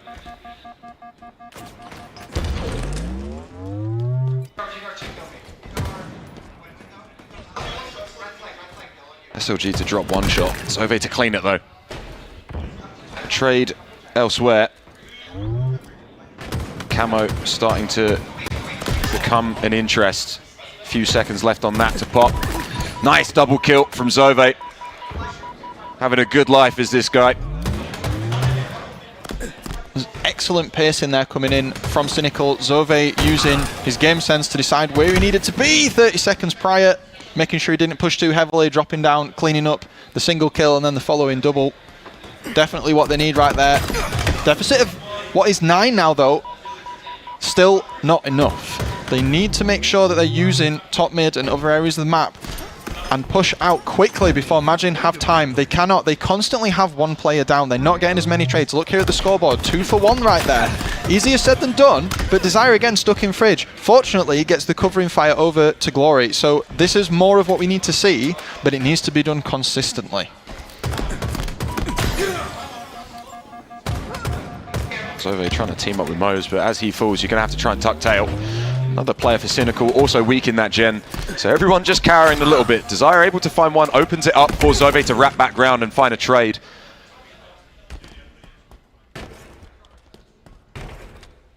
Glory just hunting. Trying to find out where they're going to spawn. He had a teammate run through yellow base, so you're expecting it to be back blue. Kills come through on Gen, and Desire probably spotted by Glory. The pre-nade sells it. Oh no, he's not seen him. Zaya has kind of slipped by him. He can team up with Pantho. Nice shots from Glory though. Doesn't even need the help. Trying to find Desire still, who took down Chick. That was some premium Halo timing right there, how they ran around each other and the help came in just as it was needed. This lead continues to extend here. This is a showing of dominant force from Majin, especially what we expected, almost getting a complete team wipe there. Just the way that they're collapsing on them is relentless. That I was saying earlier, there is no time for them. There is always someone in Majin who's pushing forward and covering any escape routes, and that's leading Cynical into so many traps in Util. It's leading them to get stuck in Fridge. They can't even get to the middle of the map. Yeah, it's very cycle heavy, not able to push beyond the base all that much. Finding Chick and SLG might open up a few avenues though. Mo's down on P1. Just trying to wrap around through Courtyard. Finds a nice pop onto Glory. A single shot required. Doesn't expect the player to his right though. Stick I don't think comes through. I'm surprised. It looked like it didn't. Nice composure from Mo's to find Mighty's and Chick completely uncontested on that camo. Pantho behind him though. He has been spotted, but able to get away just for the moment. Zove is on his right, I believe. Another player trying to chase him down bottom mid. But Chick now unknown. Known to Desire, unfortunately so. 44-31. Looking like the beginning of the end for Cynical in this map and series. Zove with some nice shots does at least get the help. Most to clean it up. Pantho to find another as well. I just think the deficit is a little bit too big. I want to give huge credit to Mose though for his team here. He's topping the assists, he's topping the frags for his team. He's putting in as much as he can. Desire did the same last map. These players on Cynical have the potential to have great games even against teams like Majin, and if they can all be online at the same time, well, it might have been a slightly different story, but for now, Pantho's fighting for his life as he's one of the last two kills. He does manage to get Chick, but he gets collapsed on through towards the end there. So the pressure just comes in from multiple sides constantly. Yeah, looking like the 50th will come through in the form of Desire. Able to stay alive for a little bit longer, but Chick will find Mose. That'll lock in the 2-0 for Majin. Nothing we don't expect from the event favourites. A solid showing from them moving forward into that winner's bracket final. Cynical going to be going down to the loser's bracket. But still, potential for them to rematch. Looking pretty competitive, I would say, for second place with the teams we've seen and the performances we've had. On the other side of the winner's bracket, Genesium versus Pharmaceutical likely to be currently underway. We'll find out who's going to be progressing and facing off against Majin in that winner's bracket final. But we look at the scoreboard, Adam, look at 4k damage, 4.5k damage for Mose. Exactly. Really, really solid showing from him. There's signs, right? There's signs that there's potential. Cynical, definitely not a slouch to overlook. No, and to be in that kind of scenario, like for a moment there I was like, you know, as James says, we were going to get the barbecue out, and I was like, oh no, thank you, we didn't have to. But Mo's putting in that much damage, being on the losing team and not even getting to 50 kills, man, that's some serious pressure on the map. So, as you said, some moments there, definitely showing a good, you know, a goodwill there to maybe get second place. A Pharmaceutical and Genesium though, both really strong teams, and it'd be interesting to see what their outcome is. I'm sure we'll see a rematch on here later, probably in the lowest bracket between some of the teams, but this one is going to go over to Majin. Yeah, all Majin for this series, and I don't know about you, Adam, but I think if I can, I'm going to try and catch this Genesium Pharmaceutical. I feel like there's going to be a lot of trash talking. Callie's getting loud, Bastos and Baxter maybe just throwing pot shots across always. Yeah, across the server. So we are just going to be going back to our lovely analysts to break down that matchup as we set up for the next round. Thank you very much, and I am super excited about this. As was pointed out, trash talk on the horizon, but a little bit of the team's getting loud here as well. And, I mean, can you blame Majin?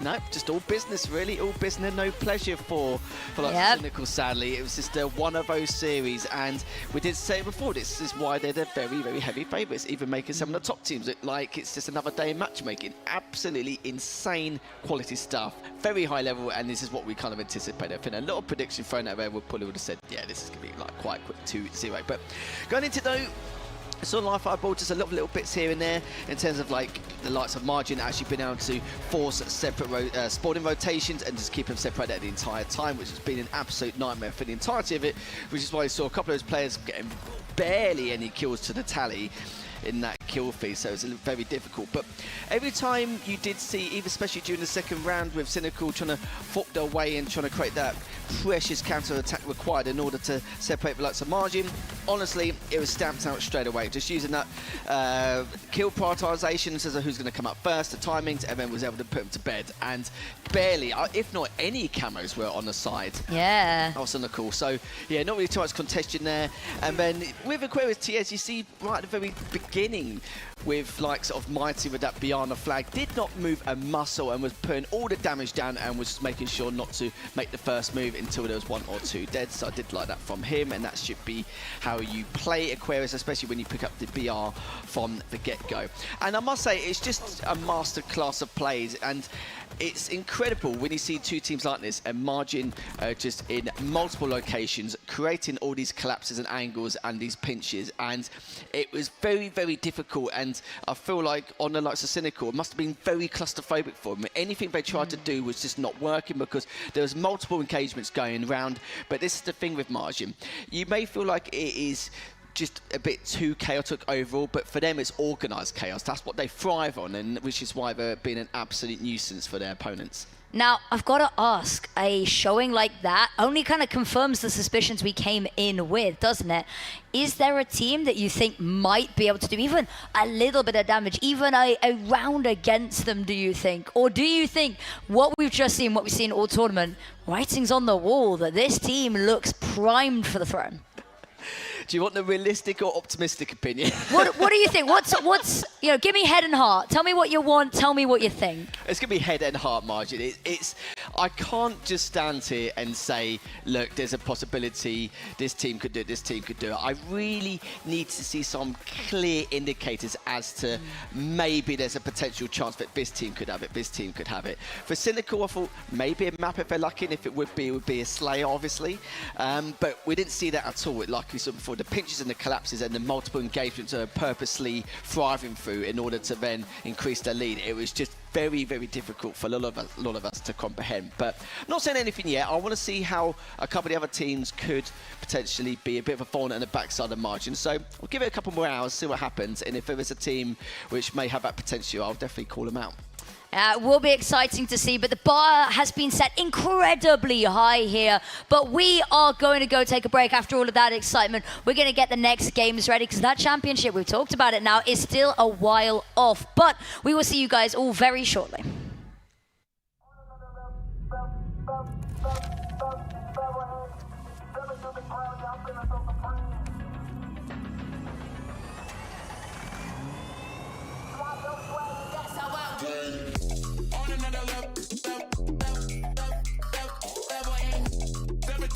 Yeah, I'm feeling so supreme. Feeling so no one above me. Stepping through the crowd, yeah, I'm feeling so supreme.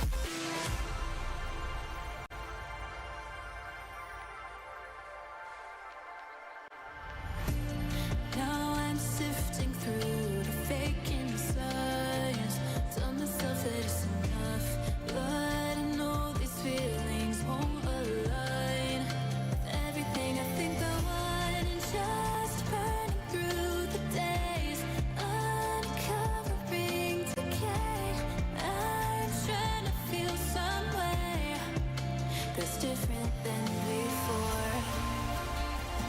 Operating from my ego, but I'm trying to disconnect. And I wonder where do we go? The another side effect. I've tried to fix my overthinking. When will I finally realize? And for the time being, I'll keep these mirrors in my mind.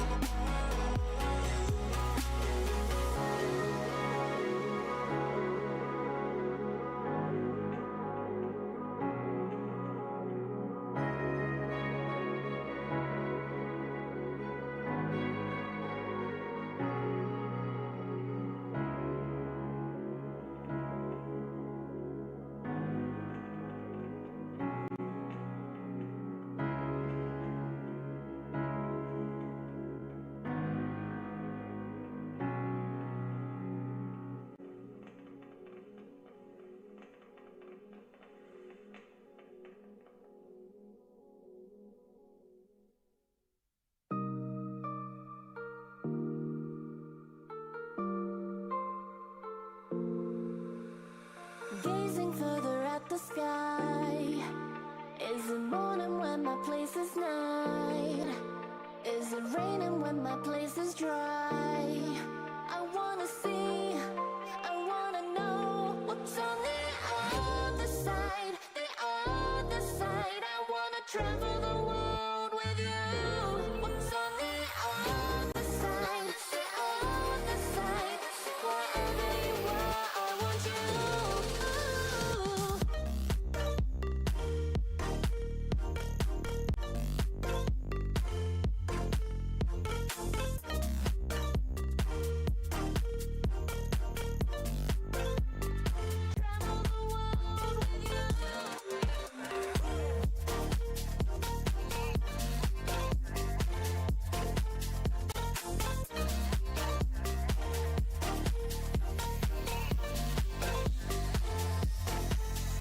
Is it warmer when it's cold at mine? How many hours will it take to fly?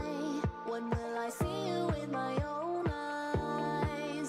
I wanna see, I wanna know what's on the other side, the other side. I wanna travel the world with you.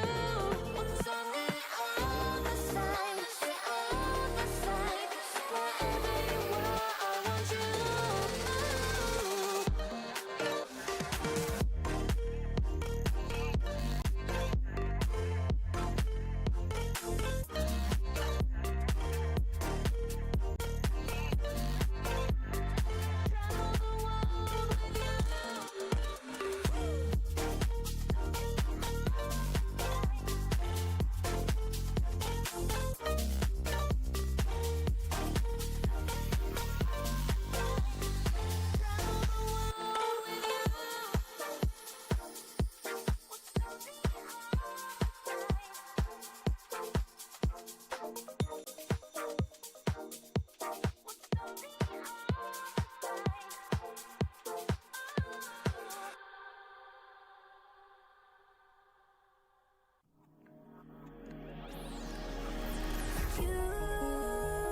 You wanna know my feelings every time I look in your eyes. Baby, I can feel your energy, it's making me realize everything we've been through makes us strong enough. You and I, you and I. Everything we've been through makes us strong enough. You and I, you and I.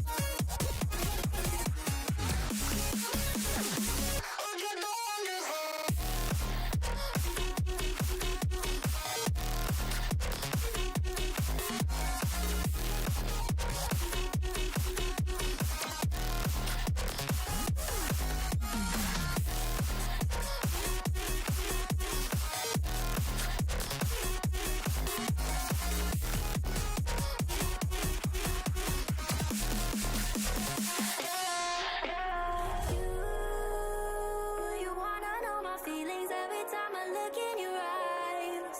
Baby, I can feel your energy, it's making me realize everything we've been through makes us strong enough. You and I, you and I.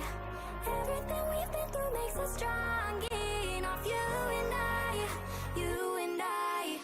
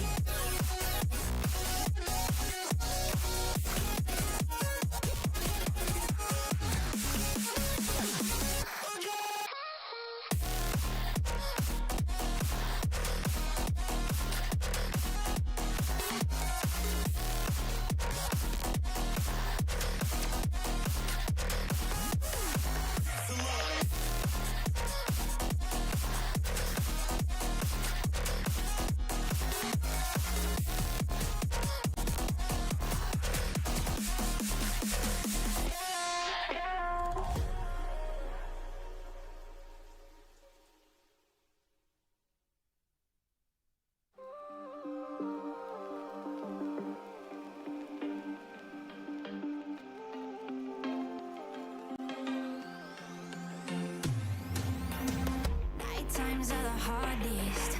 All my emotions overload. Never felt quite like this. Yeah, it's like I lost control. You're in my head, now it's not my own. You're in my head, yeah, you got too close. I've been trying to fight it, but you started a riot. You're in my head and it's dangerous. You got my heart beating out my chest. Been trying to fight it, but you started a riot, and I'm never getting out.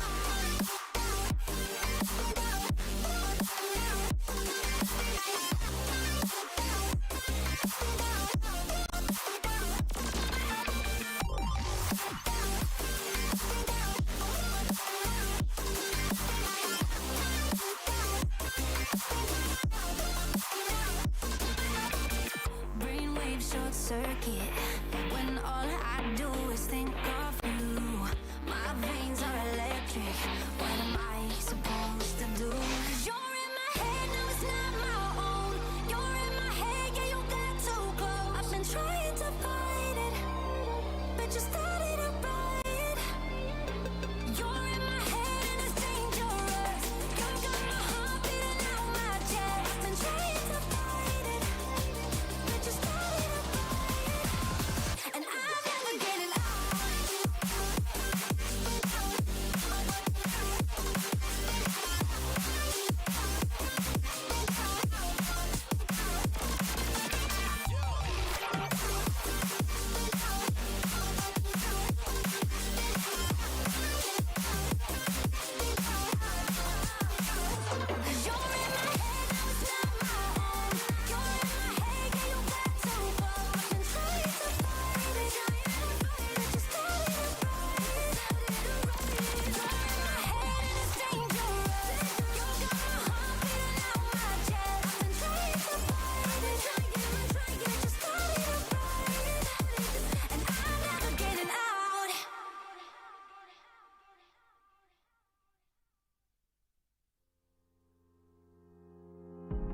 I know that fortune favored you with treasures I don't hold, and though the shine is dulled, that's how I'll always think of you.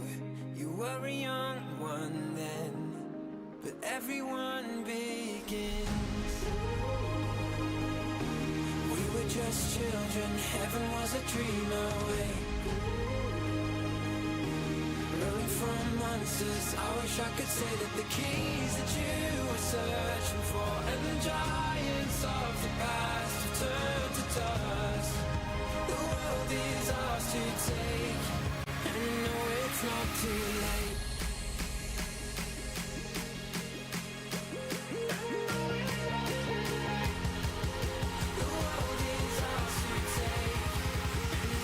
It's not too late.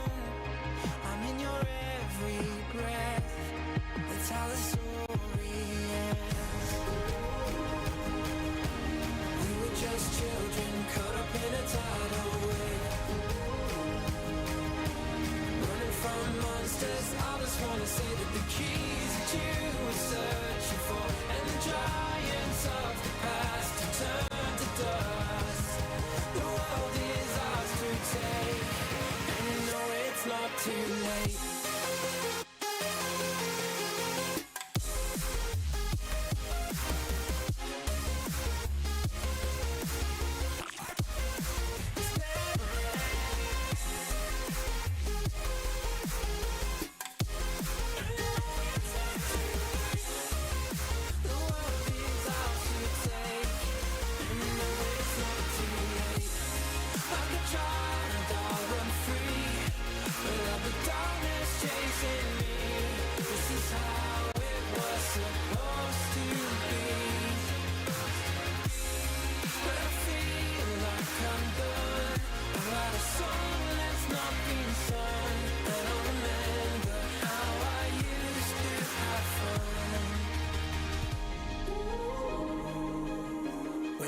just children and heaven was a dream away. Running from monsters, I just wanna say that the keys that you were searching for and the giants of the past have turned to dust.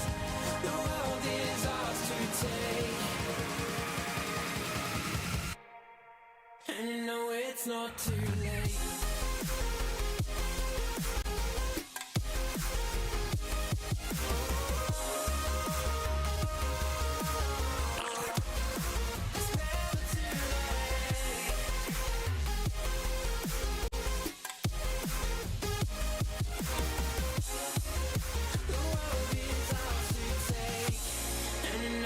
Not too late.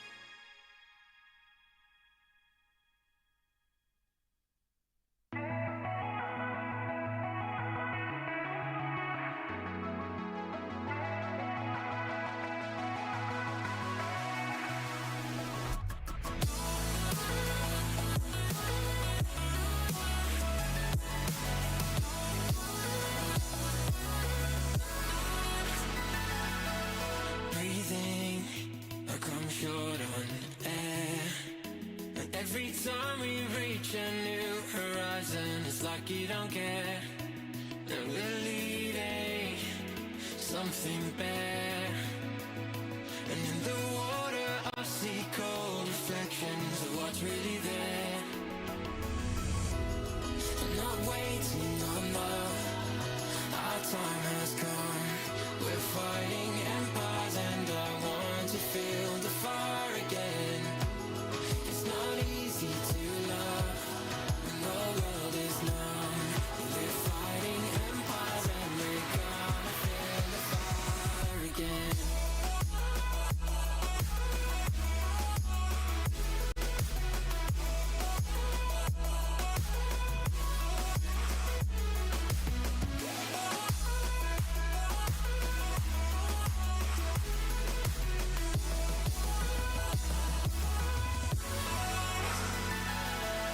Feeling like I can't be there. And all the valleys that we're marching on through, not even aware. And it's the darkness that's so hard to see. And I'm asking you to fight. Just about the difficulty breaking free from what's really there. I'm not waiting on love, our time has come. We're fighting empires and I want to feel the fire again. It's not easy to love when the world is numb. We're fighting empires and we're gonna feel the fire again.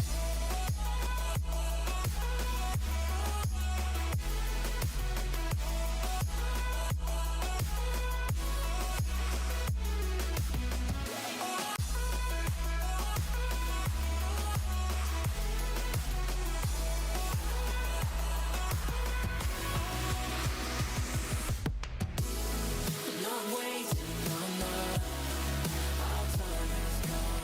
We're fighting empires and I want to feel the fire again. It's not easy to love when the world is numb. We're fighting empires and we're gonna feel the fire again. Tell me the truth, tell me what's bothering you. We know we're future proof, we know we're future proof. Tell me the truth, tell me what's bothering you. We know we're future proof, we know we're future proof. Tell me the truth, tell me what's bothering you. We know we're future proof, we know we're future proof. Tell me the truth, tell me what's bothering you. We know we're future proof, we know we're future proof.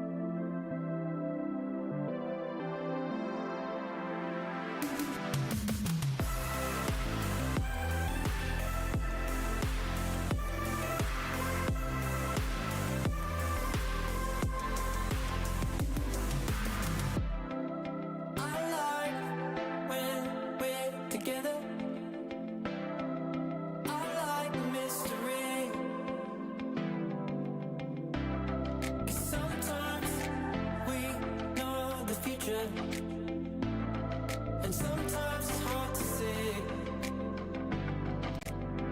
Living out confusion. We can make a way when we move in this fusion. Lines can't stay away. Living out confusion. We can make a way when we move in this fusion. Lines can't stay away.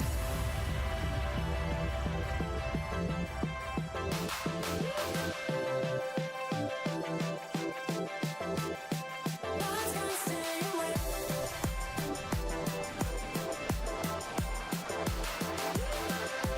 When we move in this fusion, lines can't stay away.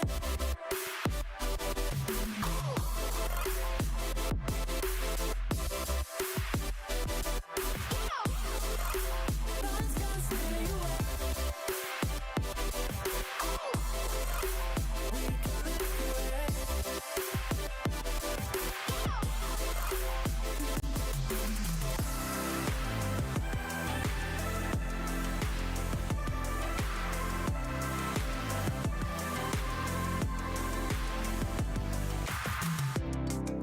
Driving to California.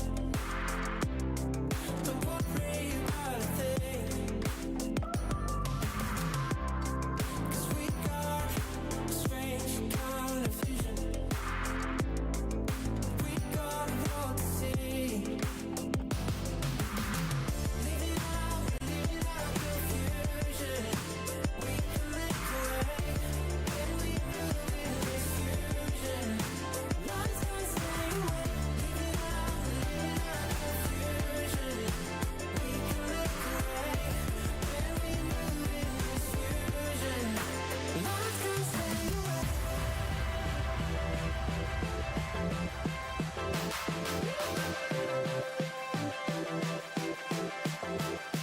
Lines can't stay away.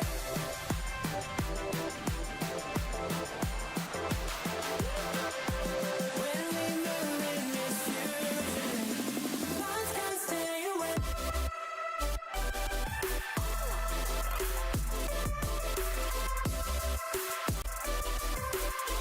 Lines can't stay away.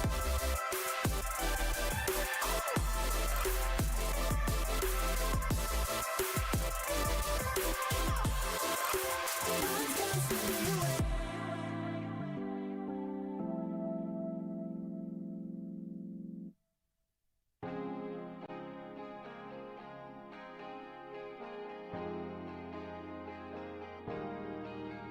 What are we doing? We said we never let the world go by. We roll it side by side, but I won't lie. Things are not exactly as we planned. Do you understand? I wanted to make it. Sometimes it feels like we got left behind. And I find that I'm still holding on to times. And it was you and me, we just waste time. But we can't waste time. Yeah, it's gonna take work, but I promise that it's worth it. And we can do whatever, there's still gold under the surface. We might not be there right now, and I know we're still here in the same old town. Trust me when I say I want nothing short of perfect. Nothing short of perfect.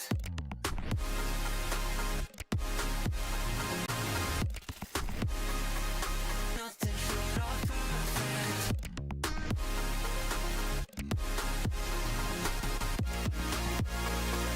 Nothing short of perfect. Might not be there right now, and I know we're still here in the same old town. Trust me when I say I want nothing short of perfect. Nothing short of perfect. So what do we do then? Been trying to figure out a way to go. And the wandering has left me feeling cold. Can I take what I have and build it up to something more? Oh, I know it's hard, but can you picture us right now? With our own house and teenage kids just being too loud. And no more wondering how much that we can afford. Could you ask for more? Yeah, it's gonna take work, but I promise that it's worth it. And we can do whatever, there's still gold under the surface. We might not be there right now, and I know we're still here in the same old town. Trust me when I say I want nothing short of perfect. Nothing short of perfect.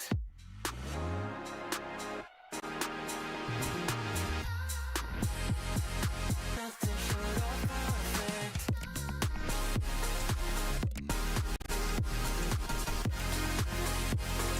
Nothing short of perfect. Might not be there right now, and I know we're still here in the same old town.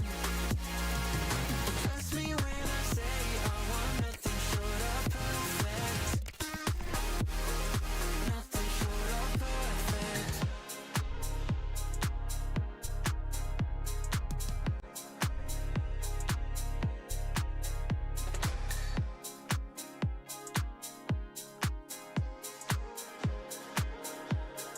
Nothing short of perfect.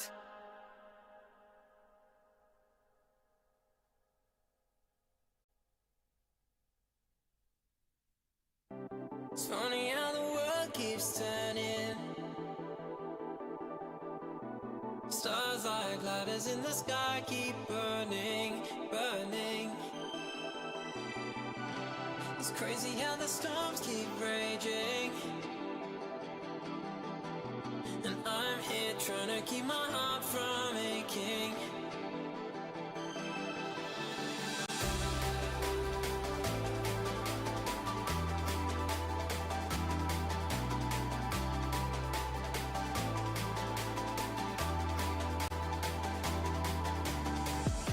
It's funny how the world keeps turning.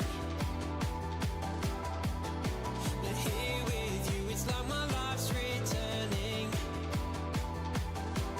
Whoa, it's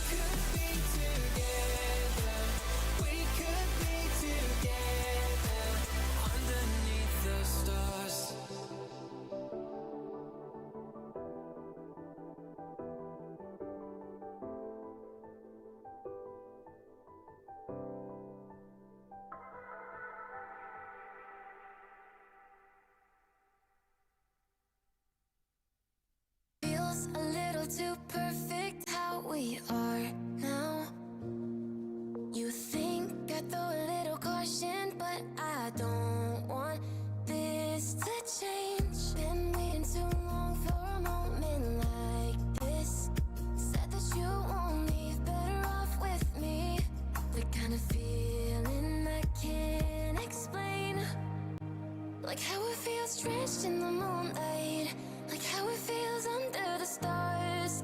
A step out of bounds with our own plight, a push towards the peace in our hearts. If it rains down all on us, drown out the noise, and I'll trust the mirror, mirror on the wall. Is it fair to watch me fall, broken up in pieces? Can you see me bleeding? Mirror, mirror, tell me please, if these broken memories are enough to break free. Will it fix us slowly?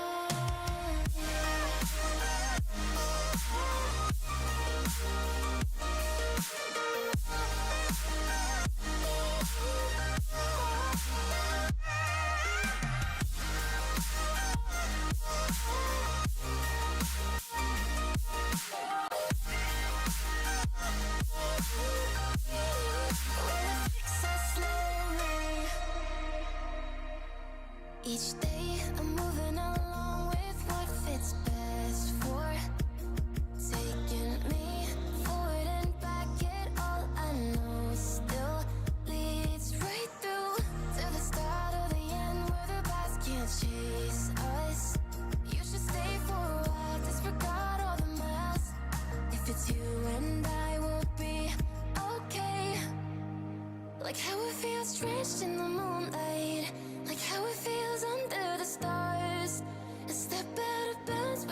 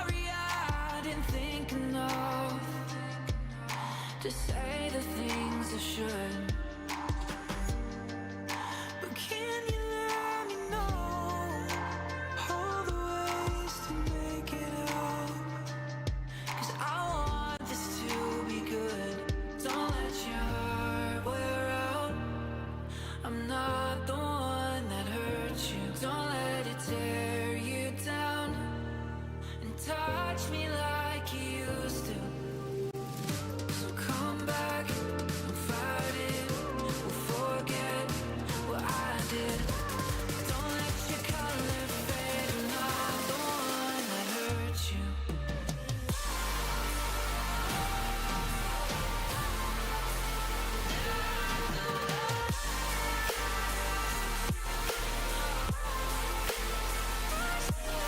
Trust me, I know that we got our problems, but baby, don't forget I'm not your past. I'm not the one that hurt you.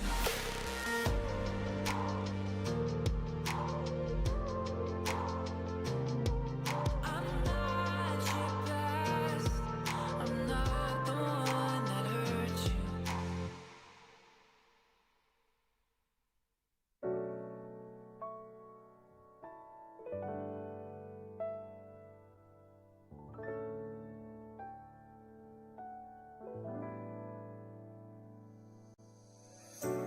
Out on my own and it's all been the same.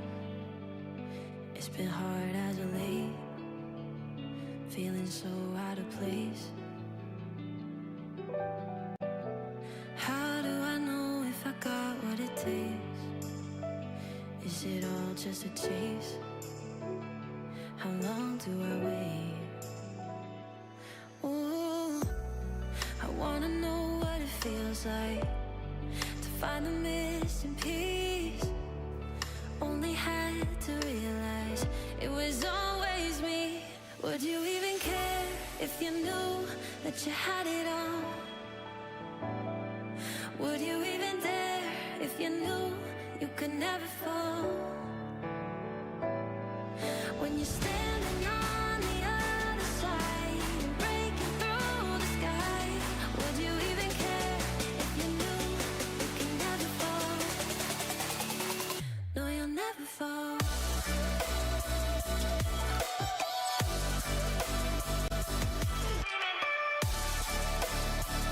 You can never fall. No, you'll never fall.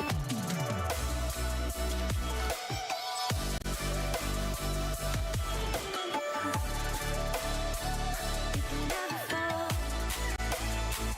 No, you'll never fall.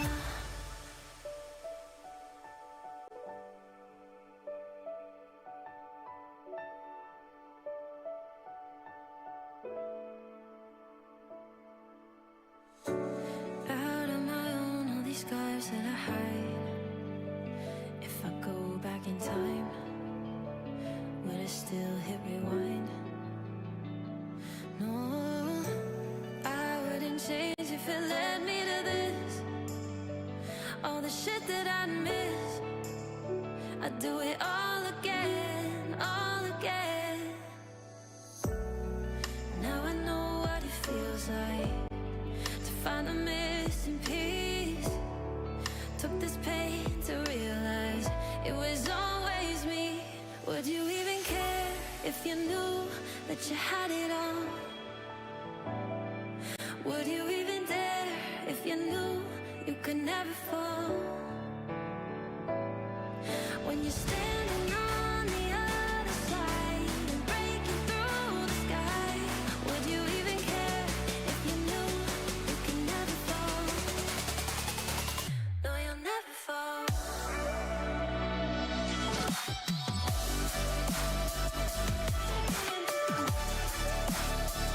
You can never fall. No, you'll never fall.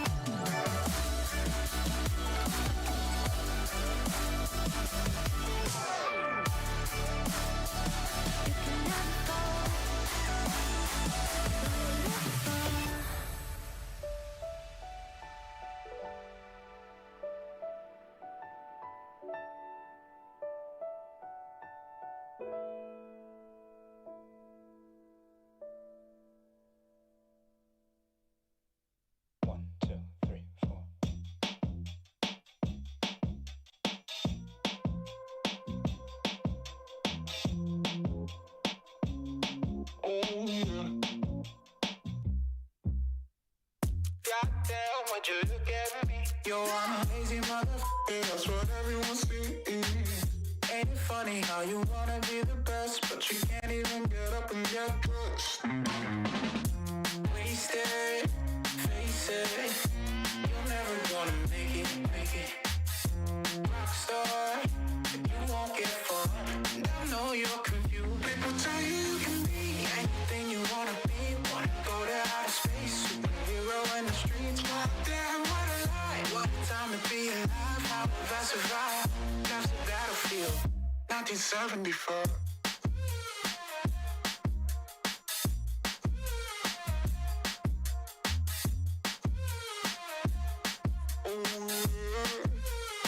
I think I'm going insane. I'm feeling crazy. Can't get it out of my head. Oh no, if the devil inside takes hold, then I just might wind up dead. Wasted, face it. You're never gonna be the one. Rockstar, you won't get far. At least you had fun. People tell you you can be anything you wanna be, a king or a queen, as long as you got a dream. Oh no, it's a lie. They just wanna take your life, try to tell you it's a battlefield. People tell you you can be anything you wanna be. Wanna go to outer space, superhero in the streets. Goddamn, what a lie. What a time to be alive. How have I survived? That's the battlefield. 1974.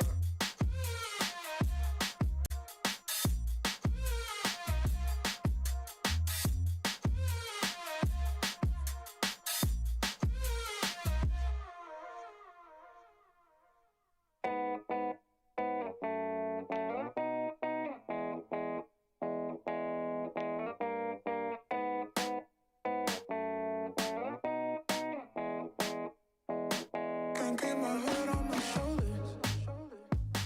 Feels like I'm losing myself. I still see your shadow on the wall, like I'm living up. Touchdown in a new place, trying to escape your poison, and I hate that I miss a mistake. I'm tired of your ghost, but I don't wanna run away.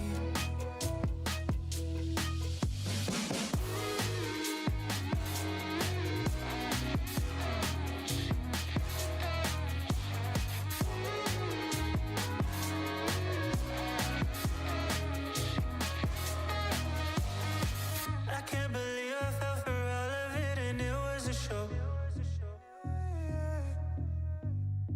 I know it's toxic, but it just don't feel right letting you go. But you play a game, I can't escape. I'm caught up in the middle. You're running through my head, and all the things we said. I wish I could forget you.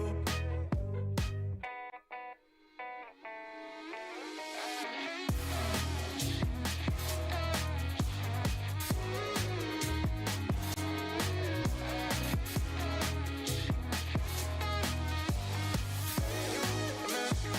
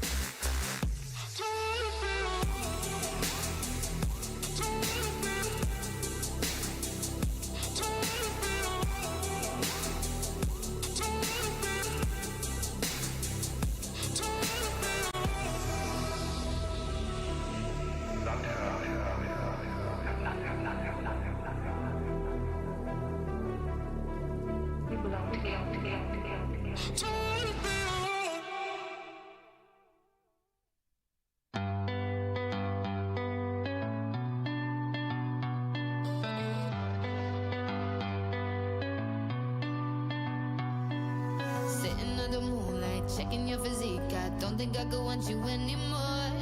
Chilling with your girl, I'm jealous that I can't just run over and take you on the floor. And I don't wanna cross nobody. I know it's never worth the pain, but I can feel your eyes run down me, and all my sense just floats away. You got me in that dilemma. Oh, oh, oh. 'Cause boy, you a fine looking fella, and you know, no, the grass here is green. I like what you see, thinking of how you could get with me. Yeah. Oh, maybe we don't have to tell her. Hey, I'm in a dilemma.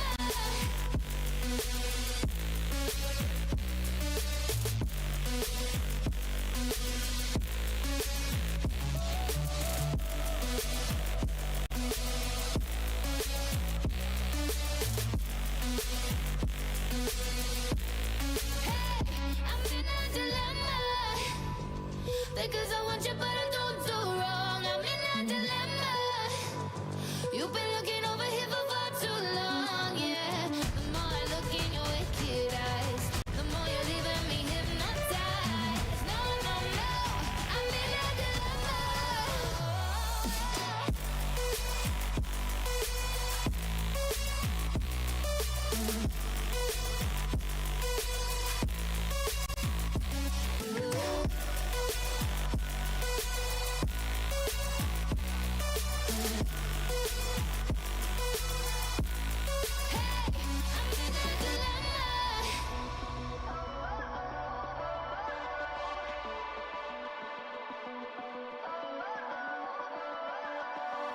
Sitting under moonlight, checking your physique. I don't think I could want you anymore. Chilling with your girl, I'm jealous that I can't just run over and take you on the floor.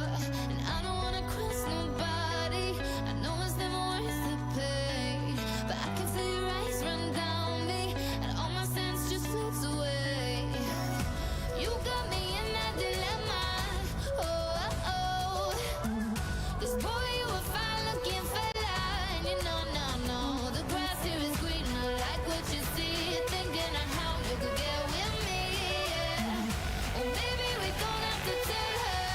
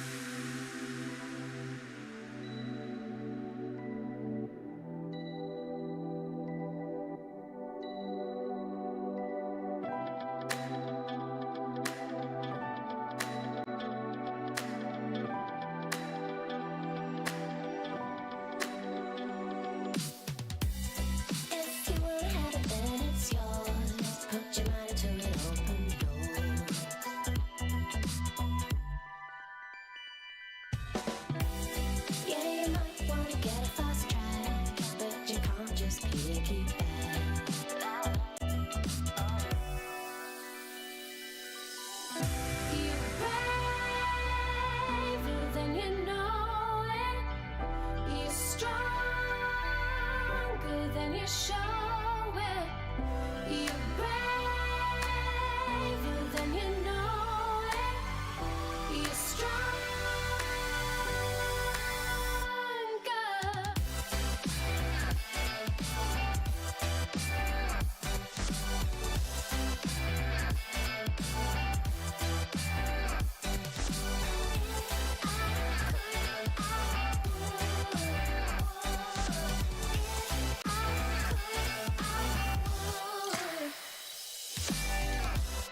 Before it's good, it's gotta get worse, and sometimes it's gonna hurt.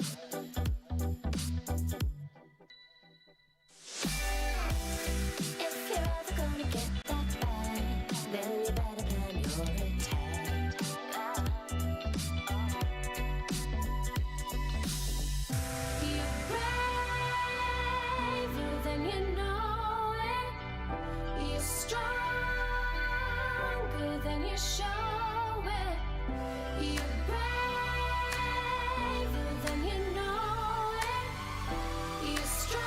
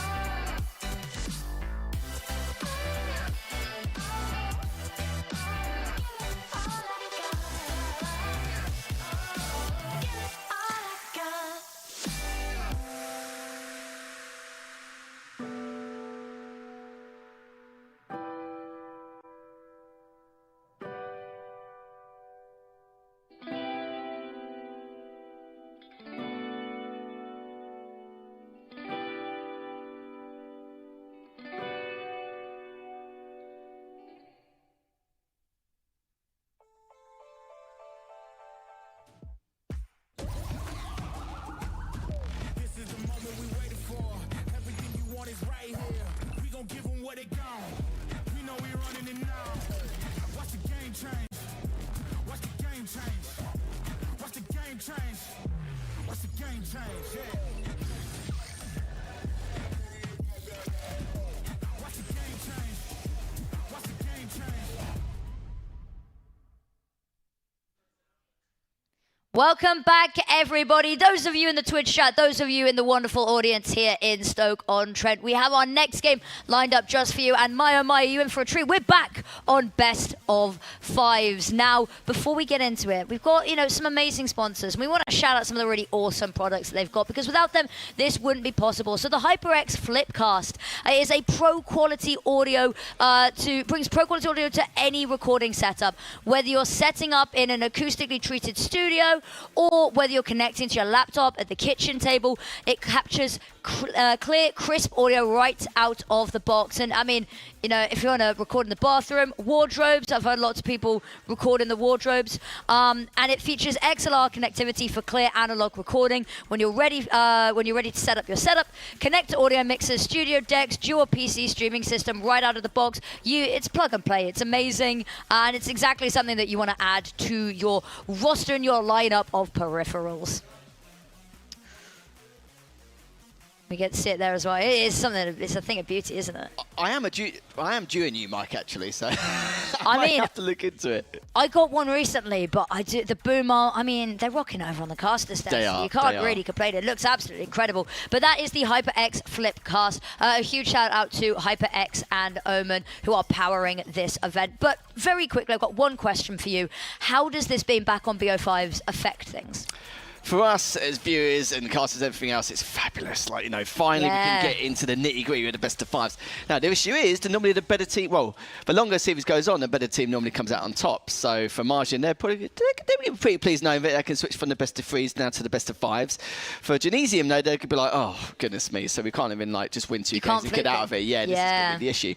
But going into the teams themselves, I did say in the previous series that I haven't seen any indicators of just any possibility at all in the slightest that Martian could be taken down. I'm not going to be optimistic here. I'm just going to be realistic here. It is a tough nut to crack, and I think I'll be insulting Martian to say otherwise. But the last team, we didn't see too much potential from them. It was only 2 games, but we didn't see anything which could indicate anything that they could maybe take them down at a later stage, maybe in the grand finals or maybe lower finals if they do get cleaned up. We'll have to see. It could be one of those things. But the players on this roster for Genesium as well, you've got Brainiac, Knuckles, Kali, and Bastos. Bastos is the biggest game changer and difference maker.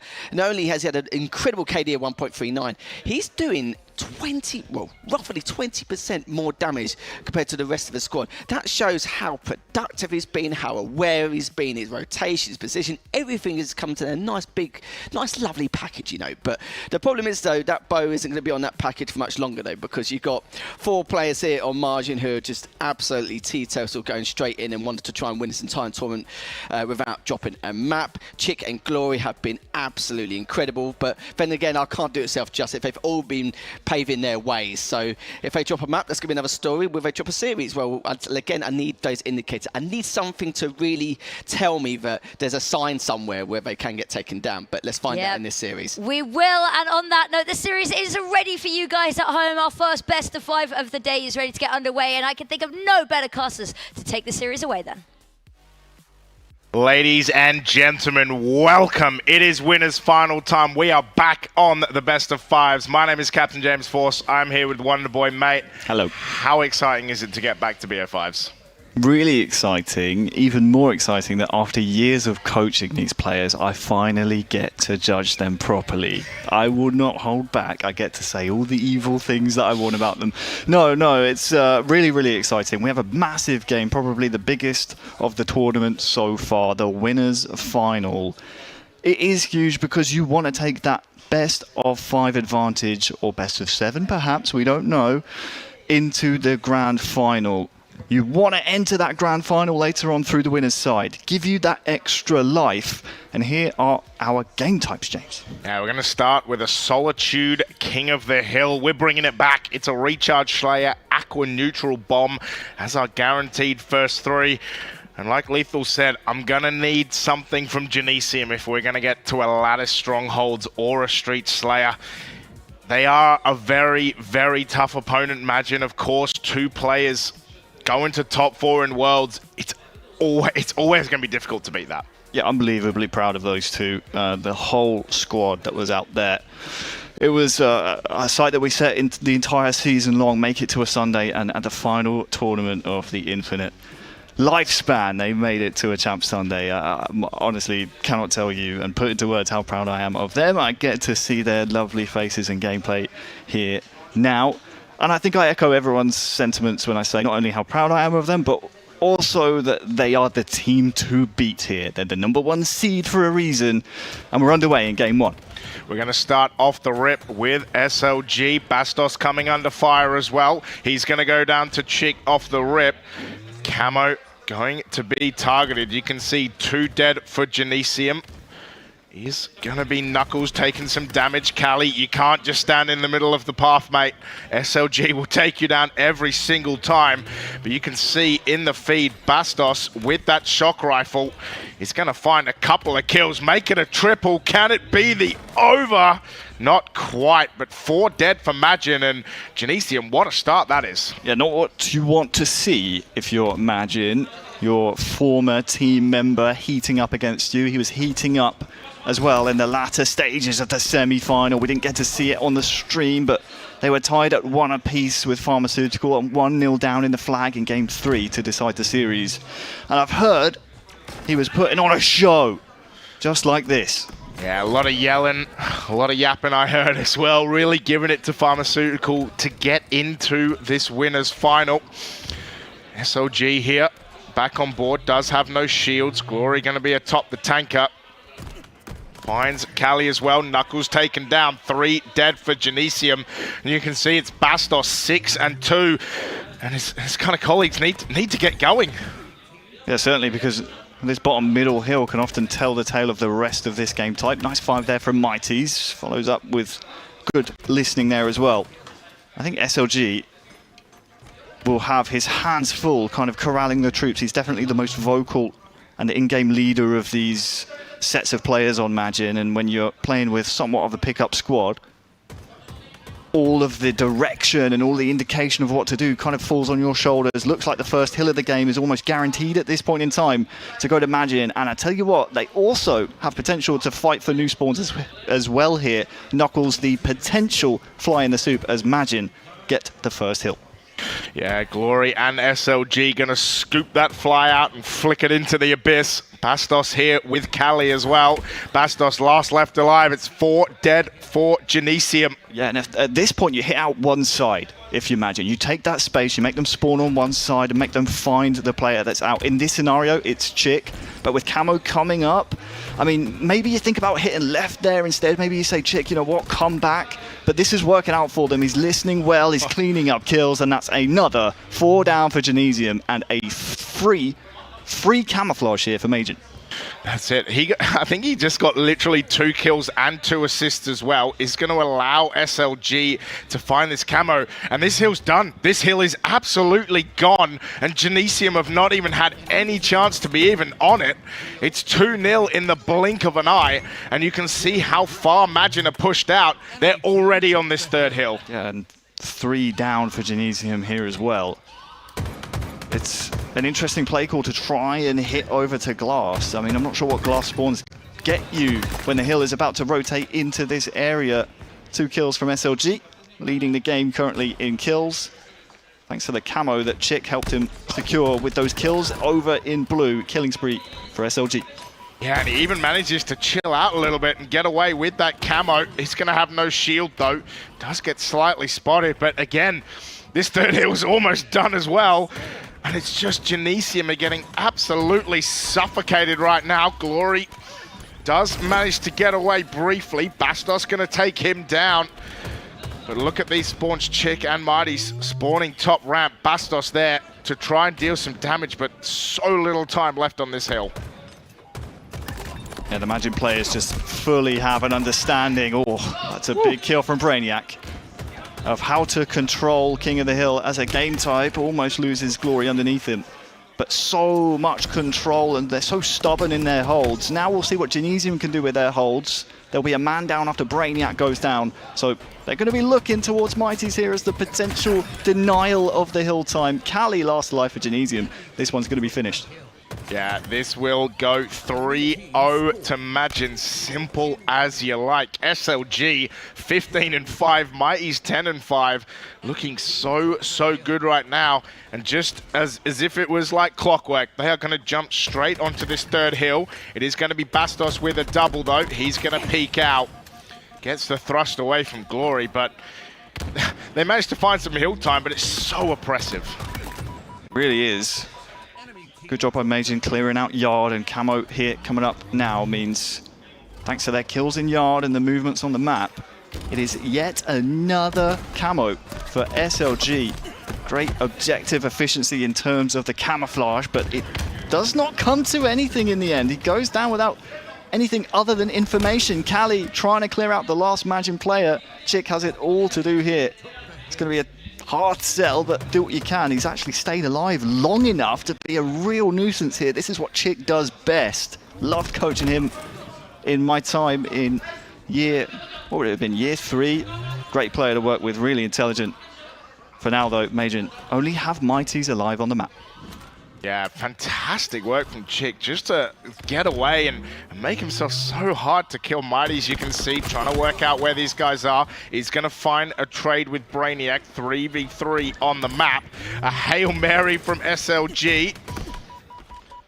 Will be him trying to find where these guys have gone. They are going to jump on this hill. Chick going to be with the no shields. He isn't going to survive either. Kali and Brainiac with the pincer.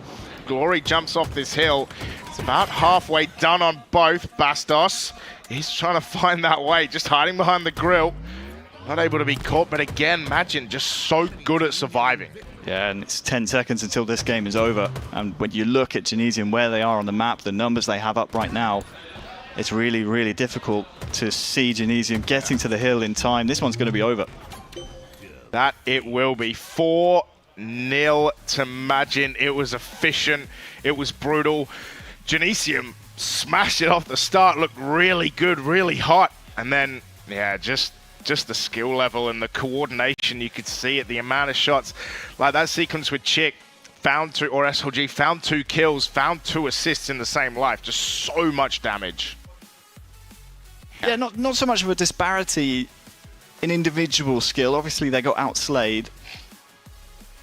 But it's more about the meta, what is happening on the map. When we saw towards the end of that second hill in Yard, we still had Genesium committing 2 players over towards the old hill and the old spawns, which basically set you up for failure going into the next hill. So they were setting themselves up for a really difficult ride to rotate through for the P3 hill over at Blue. It just goes to show the difference of being on the same page. It was great that Genesium sent 2 men holding hands, but it's just about having that forethought, and Majin were just one step ahead the entire time on King of the Hill Solitude. Good to see that game type back, though. That was one of my personal favourites, so thank you, EHL.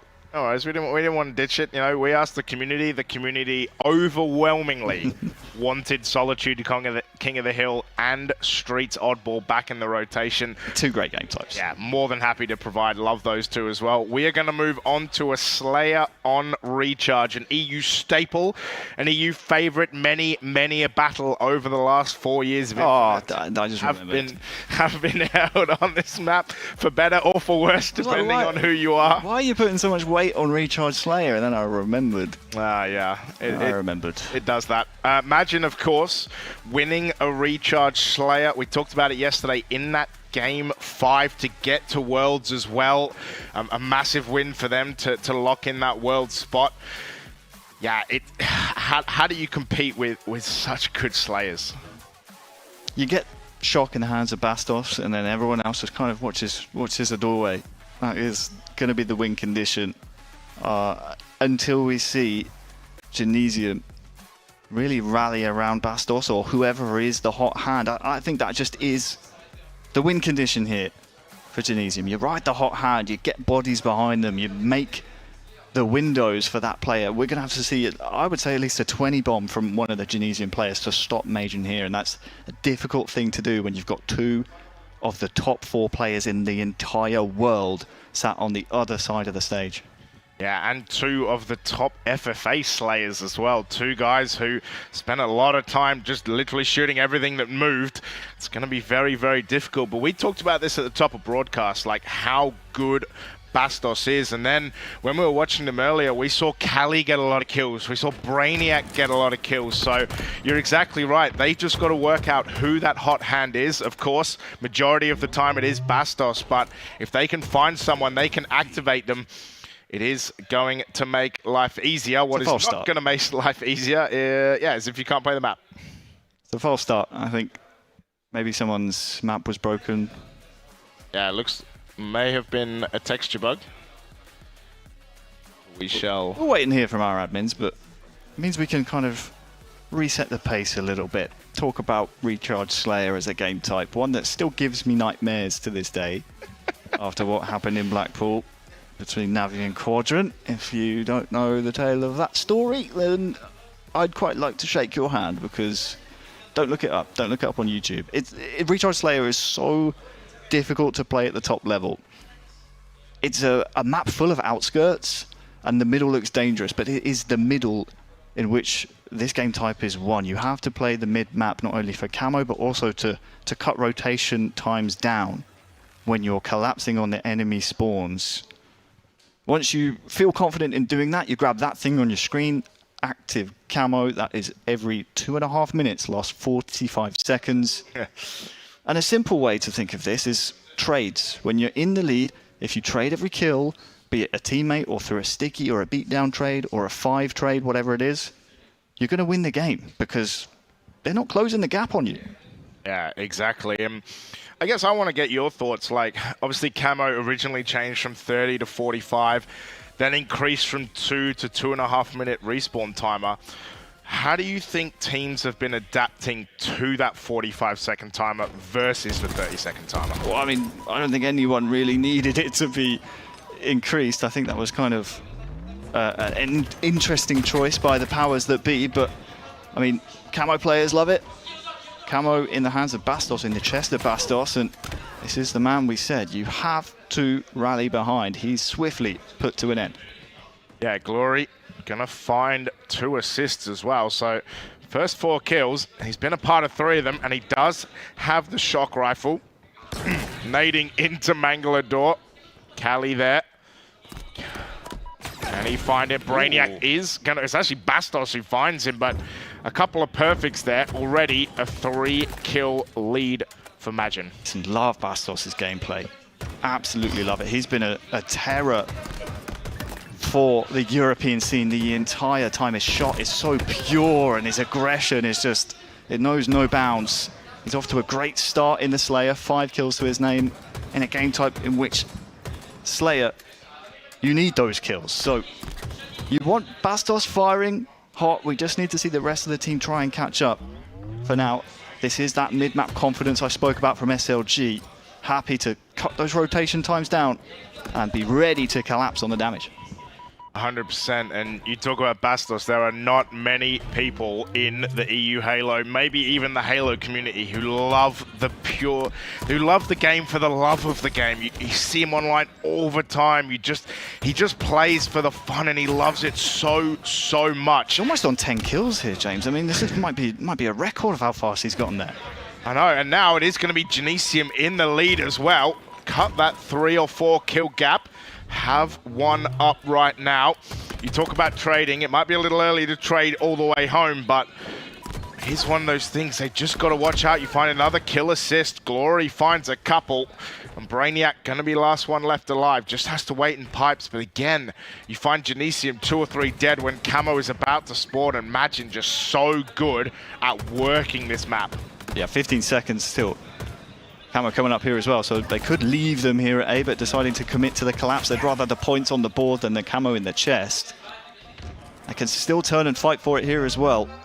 As Brainiac scuttering away, Glory has the smoke for Mighties to come through and scoop that one up. So yeah, Glory will put his life on the line, and it's all for the sake of this man getting the power up. And only looks like about 17 seconds to the shock rifle as well. So as we know, Camo shock huge, but Cali Sneak King finds the Sneak King. And yeah, in the end, an absolutely useless Camo, but Chick gonna take that killing spree into Bastos' brain. Shock rifle up now as well, and in the blink of an eye, it's an 8-kill lead for Majin. Yeah, it built when I was wondering whether or not they could trap them in A, but it just goes to show Majin showing no respect against maybe a higher tier team or a team that you perhaps fear a little bit. You say, you know what, nice shot there from SLG. We'll let you have A because you won't have any sightlines on the Camo. That's what we want, but they decided to get those kills, and can you blame them? Glory here still wanting that shock that's down here in Bats, and I'd love to see him start popping some heads. Instead, he is going to go for the Vestige Carbine, the TIE Fighter as I like to call it. Cali trying to hide in that long haul, and Glory just kind of sectioning him off with those shots. Just so much mid-map rotation is really great to watch because he knows where the damage is coming from, especially against teams that play the outskirts. You just get there so much quicker to cut off and protect your teammates that are weak. And Cali here, gonna find the push, actually gets Chick just as he gets the grapple out. Find the easy kill, but still Genesium finding these kills, finding these ways to get amongst it, but Majin are still 8 kills up. It doesn't even matter. Bastos on 10, but look at the guys from Majin. Glory on 11. Chick on 9 as well. And it is going to be Mighties who finds a backsmack. And Genesium just seemingly so unaware of where Majin are. Yeah, if you're looking to try and put up a fight here in this Slayer, you have to switch up the game plan here for Genesium. You can't imagine beating Majin by wandering around solo. You have new Camo coming up here in just 15 seconds, but Glory, will he survive? He will. And there's a roar from the stage, but not from Glory, it's from Brainiac. He can't believe he didn't finish that kill off. Yeah, unbelievable. You talk about wandering around, and it's one of those things they don't even check the door. You guys, you got to look in the door before you stick your back out to it. It's going to be Cali eventually gets taken down. You can see the camo. Mighty's going for it. Bastos trying to sort that out as well. It is going to be Bastos who fives Mighty's. SLG with the trade. Might be able, in fact, that camo's still going to be down. And massive play from Brainiac here in the Overwatch. Oh, so unfortunate they didn't spawn over towards blue there. Good rotation from Chick to deny that spawn. He will lose the fight though, and I think it was Cali that had the camouflage. Oh, nice shot onto the grenade. Gets the remote det. The problem is, only 4 lives remain here for Genesium in this Slayer. Yeah, Bastos yelling as he kills Glory as well. Look, when you're down 46 to 35, you got to find something to pump you up, something to get you ready and keep you in this game, keep you in this series. Bastos 15 and 10 right now. The grapple going to come out into this shock rifle. Mighty's, he's going to get taken down as well. Or he gets absolutely slapped. And SLG, that looked like a team kill as well, 49 to 39. Imagine just need one to close this out. Oh, no team kill there. You maybe thought so because I was shaking my head, but imagine close out the game. I was shaking my head because Knuckles, all you have to do is survive. You have the win condition. You got Bastos who's popping heads. You got 1 life left. Just let Bastos do the work. Instead, he overchows. SLG gets the headshot. And that will be the end of game 2. Majin on 3 series points here. Yeah, Glory with the 2 KD as well. Mighty's 10 assists. On the other side, Bastos with 16. I mean, almost 5k damage for Glory in a Slayer. That is a good day at the office for anyone. On the other side, Brainiac and Bastos laying some damage down of their own. But yeah, 50 to 41. They didn't really get much closer, but it felt like even from before halfway, they were just kind of struggling so hard. They're just getting so overrun. Yeah, they were. I was just taking a quick moment to look across at our players here in the arena. Sat in awfully close proximity to each other. And it's great to see the camaraderie, of course. I mean, Bastos, he's playing for, I guess, pride. There's an extra bit of motivation for him in this series, having been dropped for those 2 Luminon players. He was part of the unfortunate culling that was happening at Majin at the time. But it seems like they made the right decision, looking at how well-oiled this Majin team was looking. Of course, we saw a quick glimpse there as well. Shout out to Coach Kronos of Majin, the highest placing coach in international Halo history, I believe. Trying to think off the top of my head. Yeah, it must be international Halo in terms of like EU, ANZ, LATAM. He's the highest placing coach at a major. Oh, top, sorry, yeah. That top 3 at Arlington. Top 3. Still remember how I felt at that major when I saw Quadrant get top 3. Part of me was proud. Most of me was pretty bitter. Pretty jealous. Pretty bitter.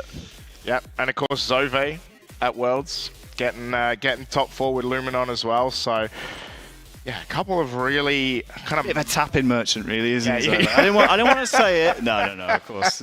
Shout out to the boys. All 5 of them, really proud. They put in the work and they deserved the placement they got. And Zove was a big help to them. Brilliant.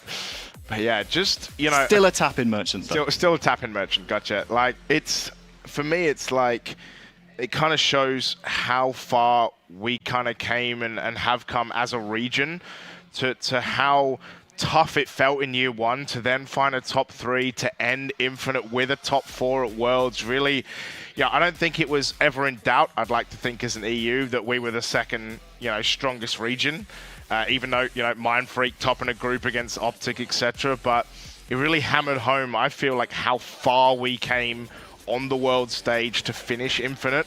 That we got that top 4, we 100% could have got top 3 as well. And yeah, you just feel proud. Like, you just feel proud of everyone who made it happen. But let's get into a neutral bomb aqua. Hey, listen, it all comes down to events like this. Shout out EU Halo League, man. Thanks to the provision, the investment from the likes of European Halo League, the likes of the HCS, giving us tournaments. We couldn't do it without them. It's their victory as much as it is the European continent as a whole. It's a big, big thanks to them. Early game camo, though, into the hands of Chick as we kick off the early game here in Aquabomb, map number 3. I was wondering how effective the Jaws music was going to be right there. If Chick was going to be able to sneak all the way up. Does get found, Knuckles. Listen, this could be a map record on Aquabomb. It's a cutthroat game type. We've already had the first bomb planted there by Mighties. It's really, really tricky when you're coming off spawn on P. If you don't make the right decision, it's a bomb. And, oh, Brainiac. Ooh. Okay. All right. Never mind my point. Just, we'll move on from that. We'll move on from that. It is the first bomb within the first minute. Imagine do go 3 dead, though, Genesium.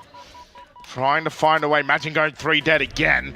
And Genesium trying to find a way to move this bomb up. You can see it, 2 left alive. Imagine Genesium trying to arm this bomb as well. Glory and Chick running in. A lot of people with no shields. Yeah, would need some mid presence here, I think, from Bastos, but instead he's gone to on the bomb and it's 1-1.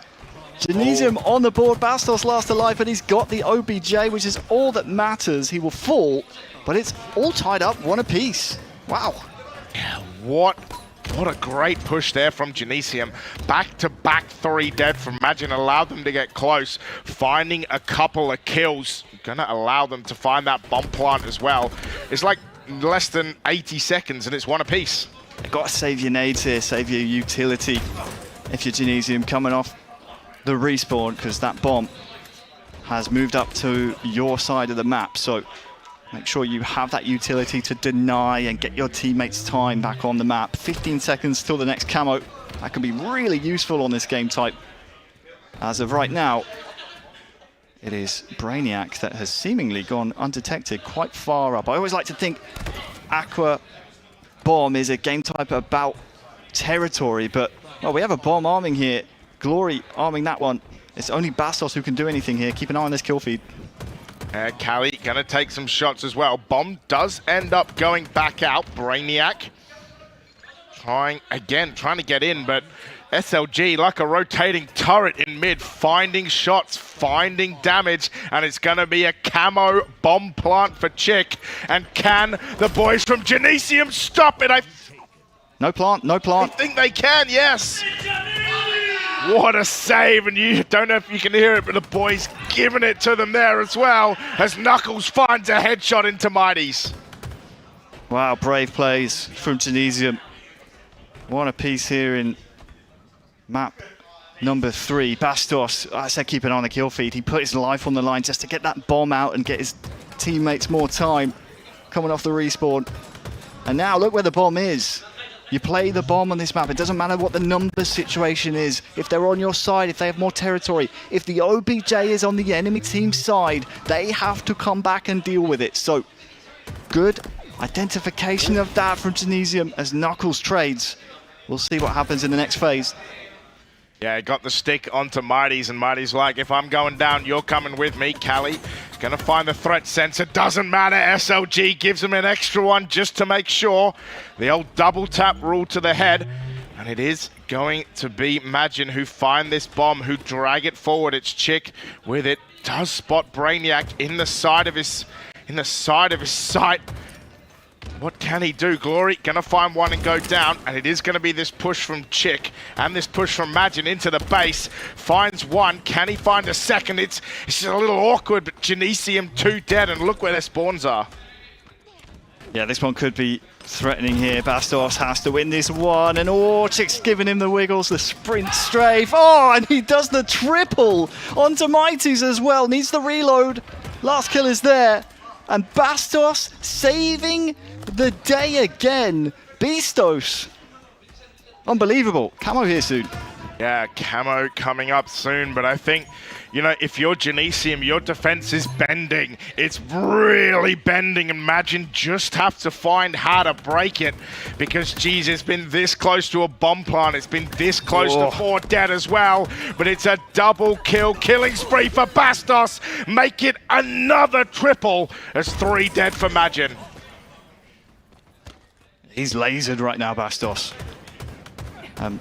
Majin, they're coming off respawn. They're getting caught in ones in which Genesium are making them pay.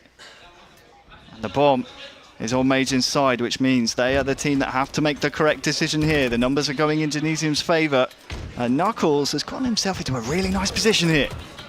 Yeah, here we go. Knuckles with the push into Glory. Will get the tag team. Mighties will find it. Chick finds Bastos as well. And I feel like for Majin right now, if you can find a kill onto Bastos, they immediately start moving this bomb up the map. Oh, good kill from Cali, and in response, SLG will finish off his kill. Bastos wins his one.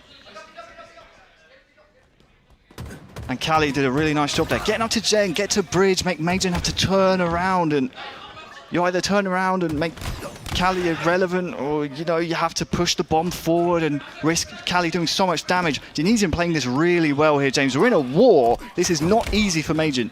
No, considering the first 2 bombs within the first 80 seconds, we're now halfway through this map. It could have easily been over, but Genesium's defense so good. But speaking of, 4 up at the moment, 3 dead for Genesium. Make it a Mighty's triple. He's dead. Searching, he's hunting. Knuckles coming off the respawn. How did he not see him? Oh my Black goodness. Bars perfects him anyway. And it's going to be the run in as Glory brings it into U2, and you can see all of these fridge spawners running into back base as Chick dealing so much damage.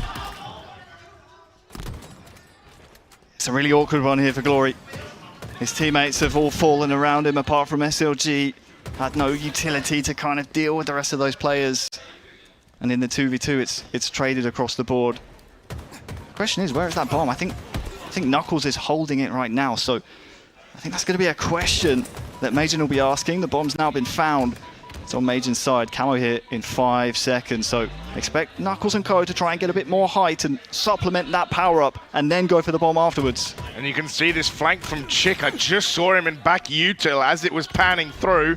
Brainiac looks like he's on a huge triple. Bombs in the base. Camo. Bombs in the base. In the base now. SLG trying to stop the arm. It is going to be a trade, and that bomb thrown out the front. And Majin are the ones with the massive defense. Huge defense. So unfortunate that Camo runs into a player that just instantly gets a beat down. Shoulder peeking not working for Cali that time around. No, it is going to be Brainiac on this defense, but you can see Chick again. Like, this is how good Majin are. Anytime they're running this bomb, anytime, it's going through util or something like that, Mighty's out the front. Can they get this arm down? And it's Chick in the middle who will find another kill. And anytime that Majin push, they position someone top middle who deals so much damage that it allows them to score. Second bomb plant on the board, and the third moving into the Genesium base. You saw how much confidence this man was playing with, knowing that he had shooters in front of him. He could stand top middle, just be that turret. It's lovely when you're in that position. It's like playing FFA. Bastos the only one who could do anything about this bomb. 2 players to contend with, one of them arming the bomb, and he gets the arm! Chick says game, set, and series. GG. Oh my God, what a finish that was. The instant respect as well. The boys walking across the stage, but in the end, there was only so much pressure that Genesium's defense could take, and when it broke like a dam, and then it was over. Wow, credit really goes to Genesium. That map 3 was a war. The first 2 were not really a contest, but that third map, they made Majin work for it. Really good understanding of how that game type is played, but in the end it's just that little bit of class separating the 2 teams that's evident, and Majin will advance to our championship final. Yeah, and dropping, a couple of massive amounts of damage there. Tail of the tape, a 4-0 on that King of the Hill Solitude. That felt extremely quick. The 50-41, Genesium got behind so early and never recovered. And like you said, that aqua neutral bomb, the 1v1 war that went on for, a good 6 or 7 minutes. But once Magin eventually found a bomb plant, it was just done so quickly. Like, you find one, you get some slays, you're in for the second, it's over. GG's. Like you said, they move into our championship final. But don't worry, it's not over for Genesium. They will drop to the lower final. But guys, to break it down a little bit more, we're going to throw to our analysts on the desk. Thank you very much, you guys. Now, that one was a little bit more for us to sink our teeth into there. Finally, someone looking like they're giving Margin a run for their money. Not quite a win, but it definitely looked a lot better. Were there moments you were maybe worried that this could go a little bit further than the 3? Maybe the third one, and that was literally about it. The first one, when I saw that 4-0, I was like, oh, here we go. It's going to be another clean sweep. Well, it was, but it was a little bit more competitive on that third game in comparison. They managed to show some life. The first game was just textbook stuff on Solitude Hill. It was like not really too much contention on the part of Genesium for that camo, and which is a little bit surprising considering how large the map is and how easy it is to maybe contest that. No one was really doing that too well, and even just any kind of hill time at all in the slightest. It looked like they were giving it to them on a plate. Richard Slayer, you could see from the side of Margin, they wanted to avoid at all costs any kind of slow play, defensive prep, setups, anything like that, because they want that organised chaos. They want to try and at least force the situation, and they managed to do that consistently for the majority of that game. Yep, sure, don't get me wrong, Genesium actually got 41 kills, so it isn't too shabby at all, but you can see what Margin's game, well, you can see what they wanted to do from start to finish there, which is perfect stuff from them. Not exactly what they wanted, but it's the best out of a bad outcome. But going to game number 3, finally we saw some life from a team which were given a run for the money, as you rightly said. That one bomb plant actually made it feel like, oh, well, do you know what? We could actually make something of this, and they had done.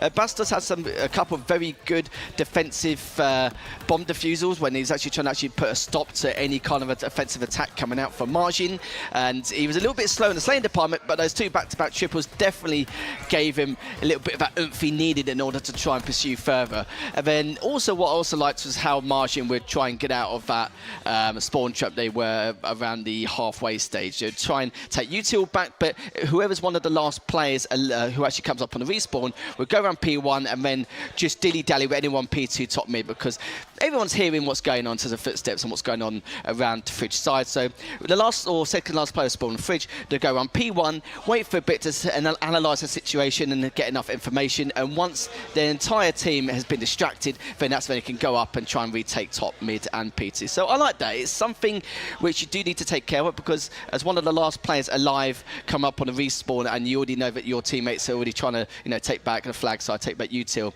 you've got to think to yourself, what's the best I could do in this situation, because someone is bound to just stare in my location, so which is what occurred. Just took a few shots, did that rotation required, and then managed to retake top, mid and P2, which is lovely to see. Yeah, and I think James made a really good point, is that the defense was looking so solid. It was amazing until it crumbled, and they just couldn't find that footing once again. It's a little bit of a difficult one, but at the end of the day, it is what it is. And we're seeing teams start to push that boat a little bit further. Is there anything you could recommend from what you saw in the moments where we had glimmers of hope that you would recommend to other teams? Because as we've seen, Margin qualified through to the finals now, so there is only going to be one other chance for a team to take them down. That's in the grand finals. Is there any advice you would give, or are you just even more set in your ways that this is just a Goliath of a team? I'll be here for an hour trying to explain. Yes and no. If they kept up the passion they had in that third game, it's weird how I don't like going about passion and momentum. I like to go more about strategic influence in some way. I didn't see that too much. It was more when they got that one bomb plant in the third game, they just came alive, and that shouldn't be the case. You should be alive throughout the entire series. That's absolutely no excuse. So that was a bit of a question mark for me, because they didn't come out the gate strong. You saw it was a 4-0 hill, but it wasn't just a 4-0. It was an absolute pure domination. It was awful to see. And just simple tasks, like no one contesting the camo when 3 people are alive. It's not exactly a closed space to camo. It's right in the damn open, right bang top middle. How can you not contest that? And if you're just giving it to them on the plate here and there, then you're pretty much asking to lose. But hopefully with Genesium, if they do come back in the grand finals, they'll think twice and go, well, do you know what? We need to play how we did in Game 3 throughout the entire series. Don't start getting lazy, falling back to bad habits, and start having these little traits where we're just going to assume we're going to lose and that's it, done and dusted. Of course, that wasn't their prerogative to begin with. It just annoys me that just one bomb plant all suddenly just made them came alive. But don't forget though, like if someone else could even like maybe challenge Margin for the grand finals. So there's still 6 teams left remaining, and just an update as well. Pharmaceutical and Cat Smile Gaming will be playing for top 4, as well as Cynical versus Clutch Academy. And funny enough, actually, Hog Riders, who caused that crazy upset, were actually taken down by Death Cloud Esports, and then Clutch Academy take them down. So now we're seeing Cynical versus Clutch Academy for top 4 and Pharmaceutical versus Cat Smile Gaming for top 4. So we'll have to find out how those matches go later on. That's exciting, and I can imagine fatigue starts to set in a little bit as well. It does. It was a long yesterday for some of these teams, especially the lower bracket run now is going to make that so much harder for Genesium. We're starting to see the cracks form a little bit, I think, with some of these teams. So I think Margin just been given a huge advantage by the fact they now get to sit down. They get a break for a while. Now, I would be remiss to mention not to mention the bar, I believe, is opening soon, which I doubt we will see the players there, but not us either. There is a watch party there. No, never us. We would never do anything like that. But I feel like fatigue, is that something you're noticing start to set in? And you said there's a couple of things that weren't making necessary sense where they were contesting or not contesting when they had majority alive and they had the opportunity. Do you think that's fatigue, or do you think maybe it just slipped in the moment? Stamina always plays a part in Halo. It's always been one of those situations where some of these teams who know if they can make it back into the grand final, they want to clean sweep everything in order to conserve that energy. And it's a bit lackluster to a certain degree, because when you get a bit tired and your stamina is quite low, your emotional intelligence goes out the window as well. You make you a bit angry in certain situations. You may not do certain bits and pieces here and there, which is situational around the map where you wouldn't normally do, and you end up doing it. And you're just sitting there thinking to myself, that's a silly matchmaking mistake. Why am I making such basic rookie mistakes when you would never do that in your lifetime? So that's where stamina will play a part. So whichever teams come up from lowest, they will want to try and clean sweep the whole way. But if I see the brackets plastered with Game 4, Game 5, that's when it's going to be a little bit of a worry. The only thing with Genesium, though, and well, like for Margin anyway, not like they need it at this point, maybe because there's going to be about a 3-hour wait, roughly, wait for these series to go. So I'll probably say half an hour beforehand, just keep warm, just don't get too rusty before you go in, because you don't want to fall short in the lower bracket final, because I've done that myself once before, where we go to win the semis, go to the lower bracket final, you jump straight in, and it's like, why didn't I just warm up beforehand? It's happened to many of us. So yeah, that's the only advice I give. But if I see Game 4, Game 5 plastered throughout the entire lower bracket, that's when stamina I will be a little bit worried about. Now, we will have to see Game 4s, Game 5s, if we will see them. We've had relatively clean sweeps this entire weekend, but we are going to head to a little bit of a break and make sure that we get the next games ready for you guys. So don't go anywhere. We're back really shortly.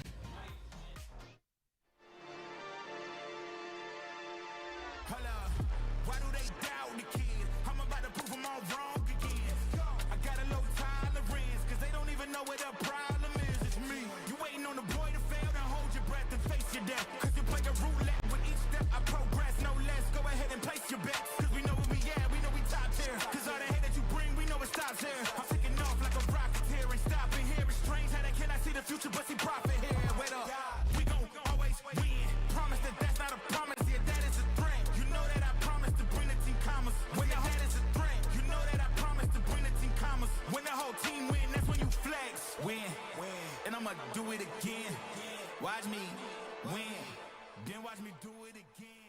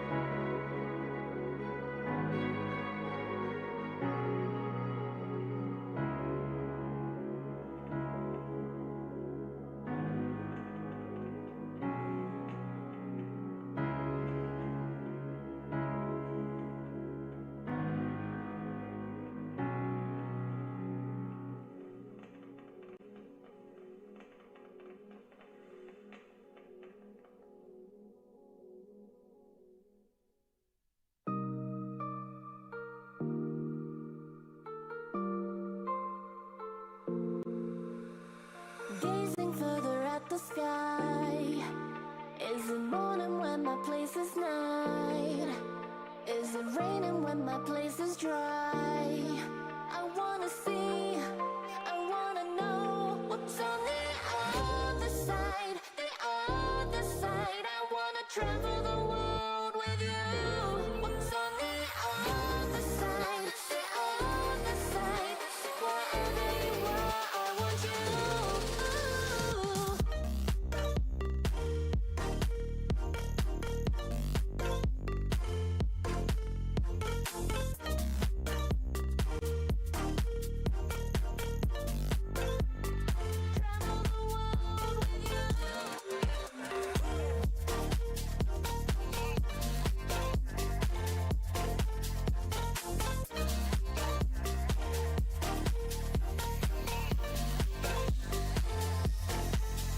Is it warmer when it's colder mine? How many hours will it take to fly? When will I see you with my own eyes? I wanna see, I wanna know what's on the other side, the other side. I wanna travel the world with you.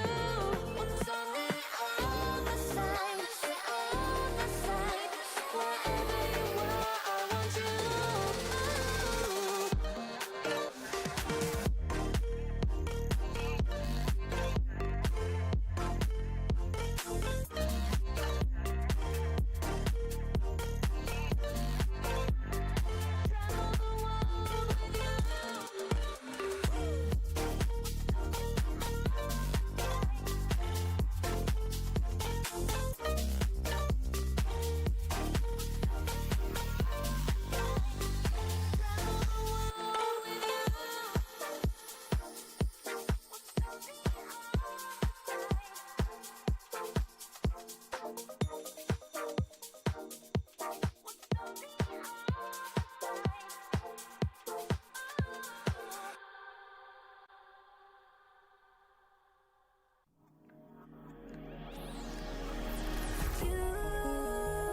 You wanna know my feelings every time I look in your eyes.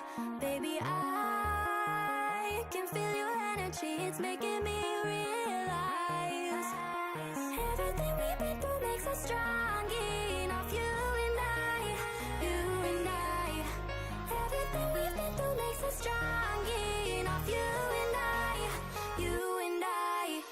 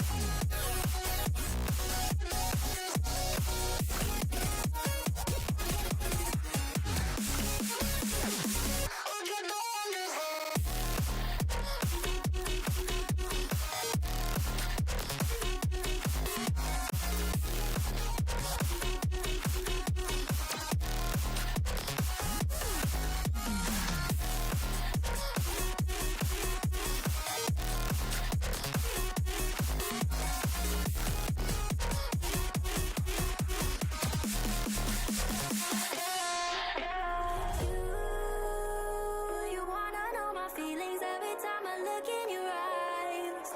Baby, I can feel your energy, it's making me realize everything we've been through makes us strong enough. You and I, you and I. Everything we've been through makes us strong enough. You and I, you and I.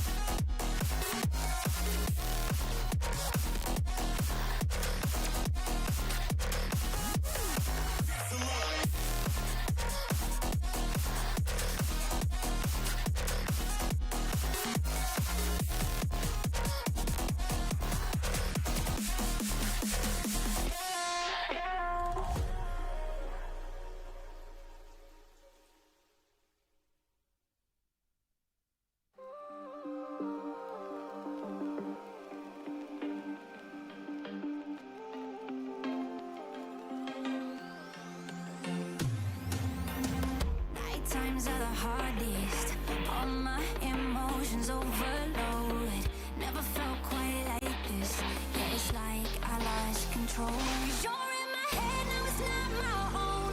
You're in my head, yeah, you got too close. I've been trying to fight it, but you started a riot. You're in my head and it's dangerous.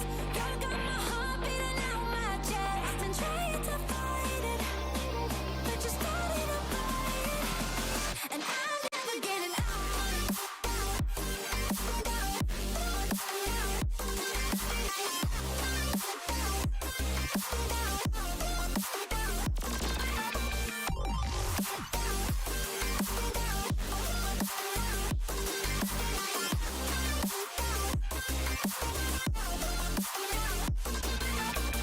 Brainwave short circuit when all I do is think of you. My veins are electric. What am I supposed to do? 'Cause you're in my head, now it's not my own. You're in my head, yeah, you got too close. I've been trying to fight it, but you started a riot. You're in my head and it's dangerous. You got my heart beating out my chest. I've been trying to fight it, but you started a riot, and I'll never get it out.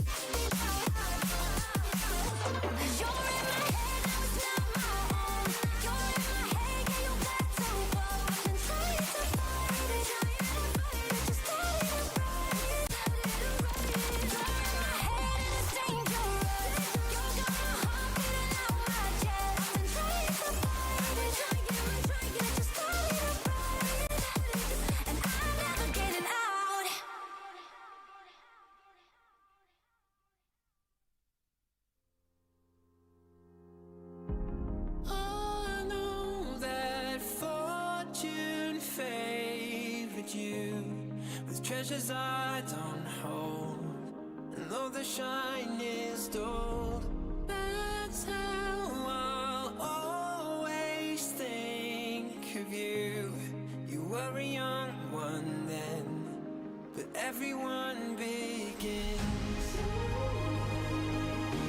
We were just children, heaven was a dream away. Running from monsters, I wish I could say that the keys that you were searching for and the giants of the past have turned to dust. The world is ours to take, and no, it's not too late.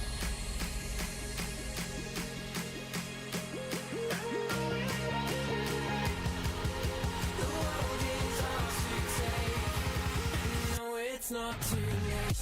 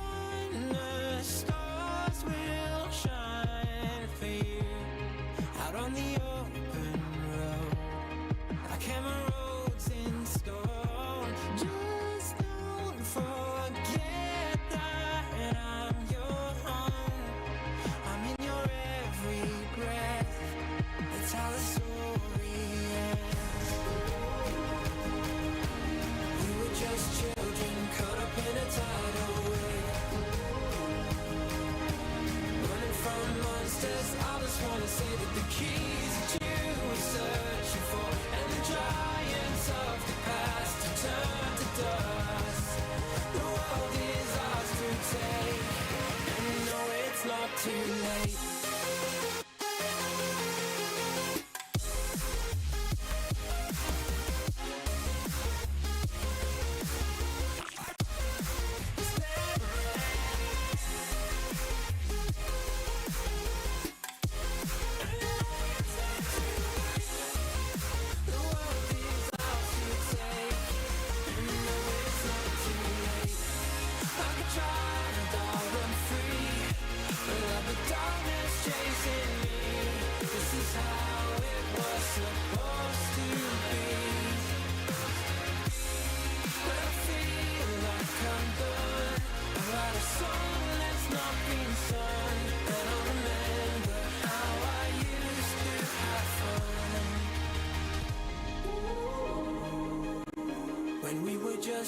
children and heaven was a dream away. Running from monsters, I just wanna say that the keys that you were searching for and the giants of the past have turned to dust. The world is ours to take, and you know it's not too late.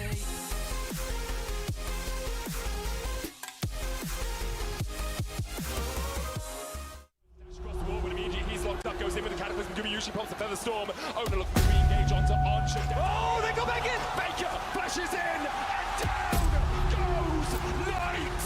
Once again, when you need someone, when you need anyone to stand up, Sanjin, he stands above it all and he looks hungrily at that world's trophy. Unbelievable once more. How does he keep doing it? Break down my walls, but I won't rise again. 'Cause I stand tall in my environment. How could I ever close my eyes as they silence sins? They try to take me down with their violence.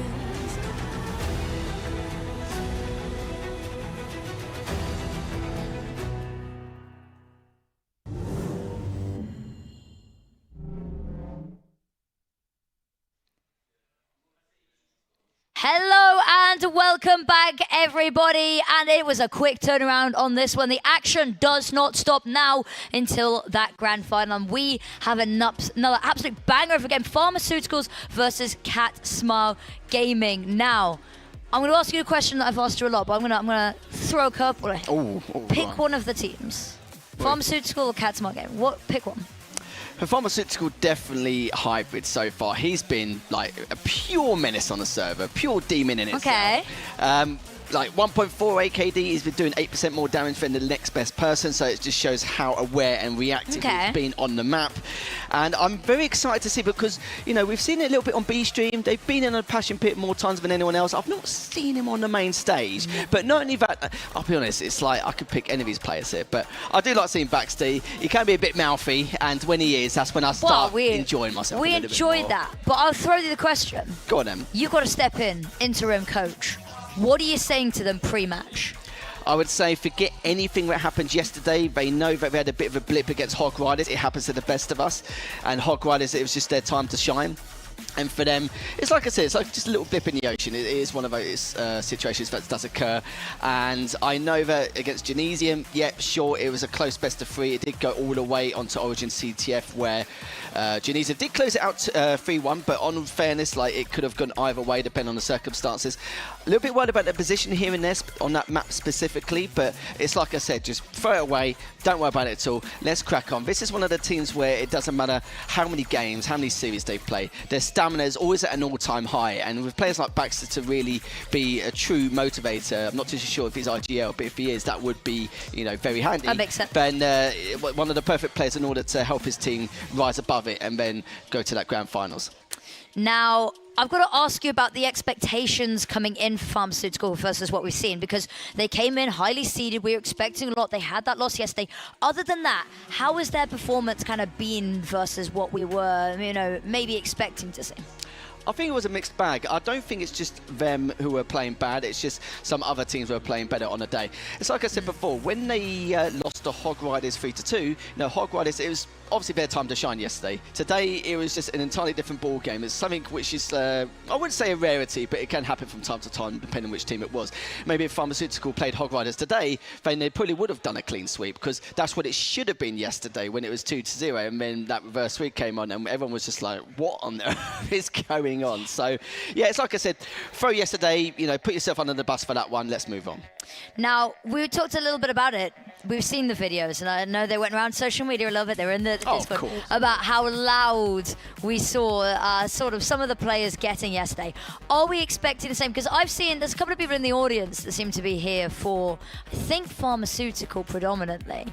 Are we expecting this to be sort of a loud match here? A lot of talking, a lot of trash being spoken. Any match with Pharmaceutical in, it's going to be loud. Like, it doesn't matter how good or bad the team is, they will be the loudest ones here. And if they're not, then not doing their job. off properly. I was just looking just there to see if anyone would react.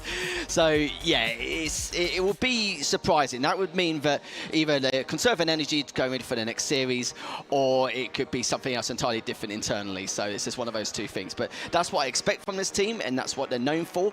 And we provide us the results pretty much. Yeah. Is there anybody else that you want to highlight? Because I know you've had a little bit of a look. I've asked you a lot about Pharmaceutical. Anybody on Cat Smile, or is this sort of, it feels very much like we're leaning in one direction?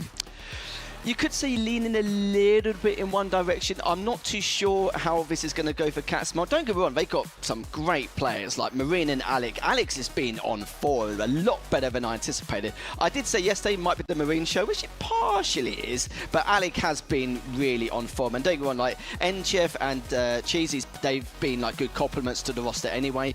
But honestly, Alec and Marine are the ones that are going to be looking forward to be the game changers, to be initiators, to be the ones to start the engagements and be able to make those unorthodox plays which can throw a spanner in the works. And because it's such a mixed roster, not just in terms of like the nations or the continents they're from, because you've got, you know, two Australian players, an American player, a British player. It's like sounds like the start of a bad joke. Yeah, exactly. Pretty much. Just a little mix of everything, you know, across the world from all different time zones. They were playing so late yesterday. I'm sure Chef and Cheese were probably not too bothered because they were technically playing late night gamers anyway, on their time zone. So yeah, that's why it's a big question mark for me. I know they're a good team. They really are. If they can take Pharmaceutical all the way throughout the series, I think there is a chance. There is a chance, and where there's a will, there's a way, but there is also a game ready for you guys, and I'm going to hand you over to the casters to get the action underway. From 30 teams down to 6.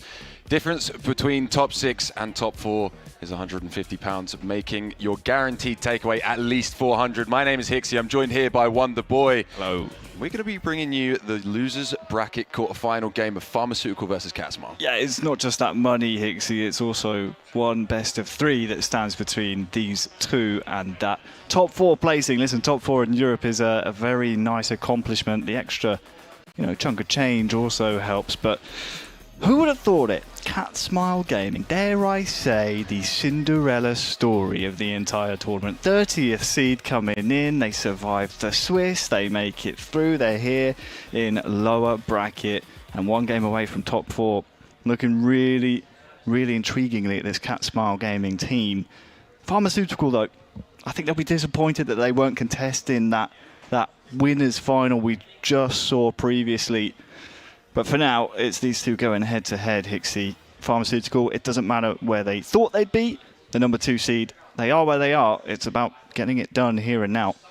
Exactly. And with Cat Smile being this thrown-together roster of 2 Aussies, one from across the pond and one of our own, it is a Cinderella story indeed, right? Seeing, I believe, if I'm not mistaken, I was told that Marine picking up a team pass not long before the event, just cobbling together Cat Smile, able to get this far, top 6 guaranteed. As we look on to the series layout, Lattice, King of the Hill to start, Live Fire, Slayer, and I'm really hoping we need it.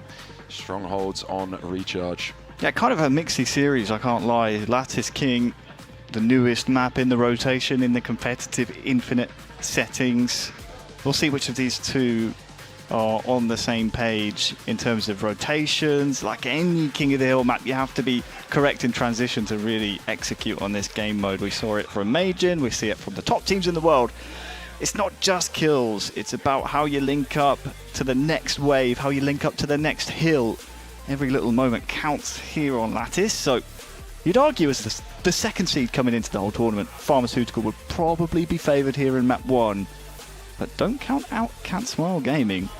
They've been a sleeper team this whole tournament, Hixie. Yeah, I think underestimating them has been integral to why they're here, right? Don't get me wrong, playing very well are all of the Cat Smile Gaming roster, but I do think the numbers may be favouring Pharmaceutical a little bit more.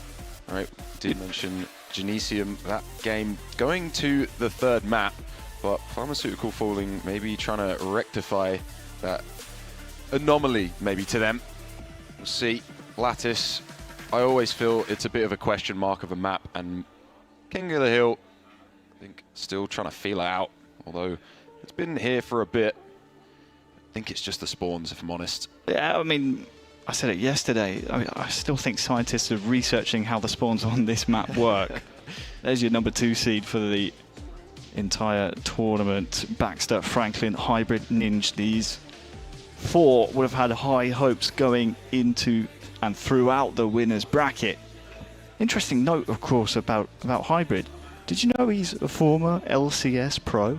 I did not. Played for G2 Esports back in the day. Yeah. Even that one hidden, eh? Used to team with Ninja, you know, famous streamer Ninja. Plays with Drake Ninja, you know that Ninja. Yeah, not the Halo player Ninja. No, and not the Japanese samurai assassins. No, not those. The one Ninja.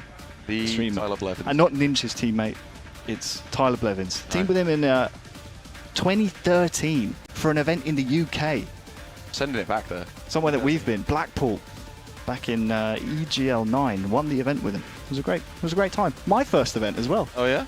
Well, competing, yeah. It was my first event competing, but that's enough waffle, Hixie. Yeah. On you, 12 King of the Hill, Lattice. Into the future now.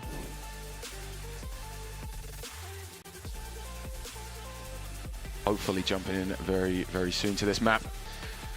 I'm eager to get this one underway. Losers quarterfinals, fighting for top 4, fighting for bragging rights, and keeping your run alive in this elimination bracket. Losers round 4, you have nowhere to turn.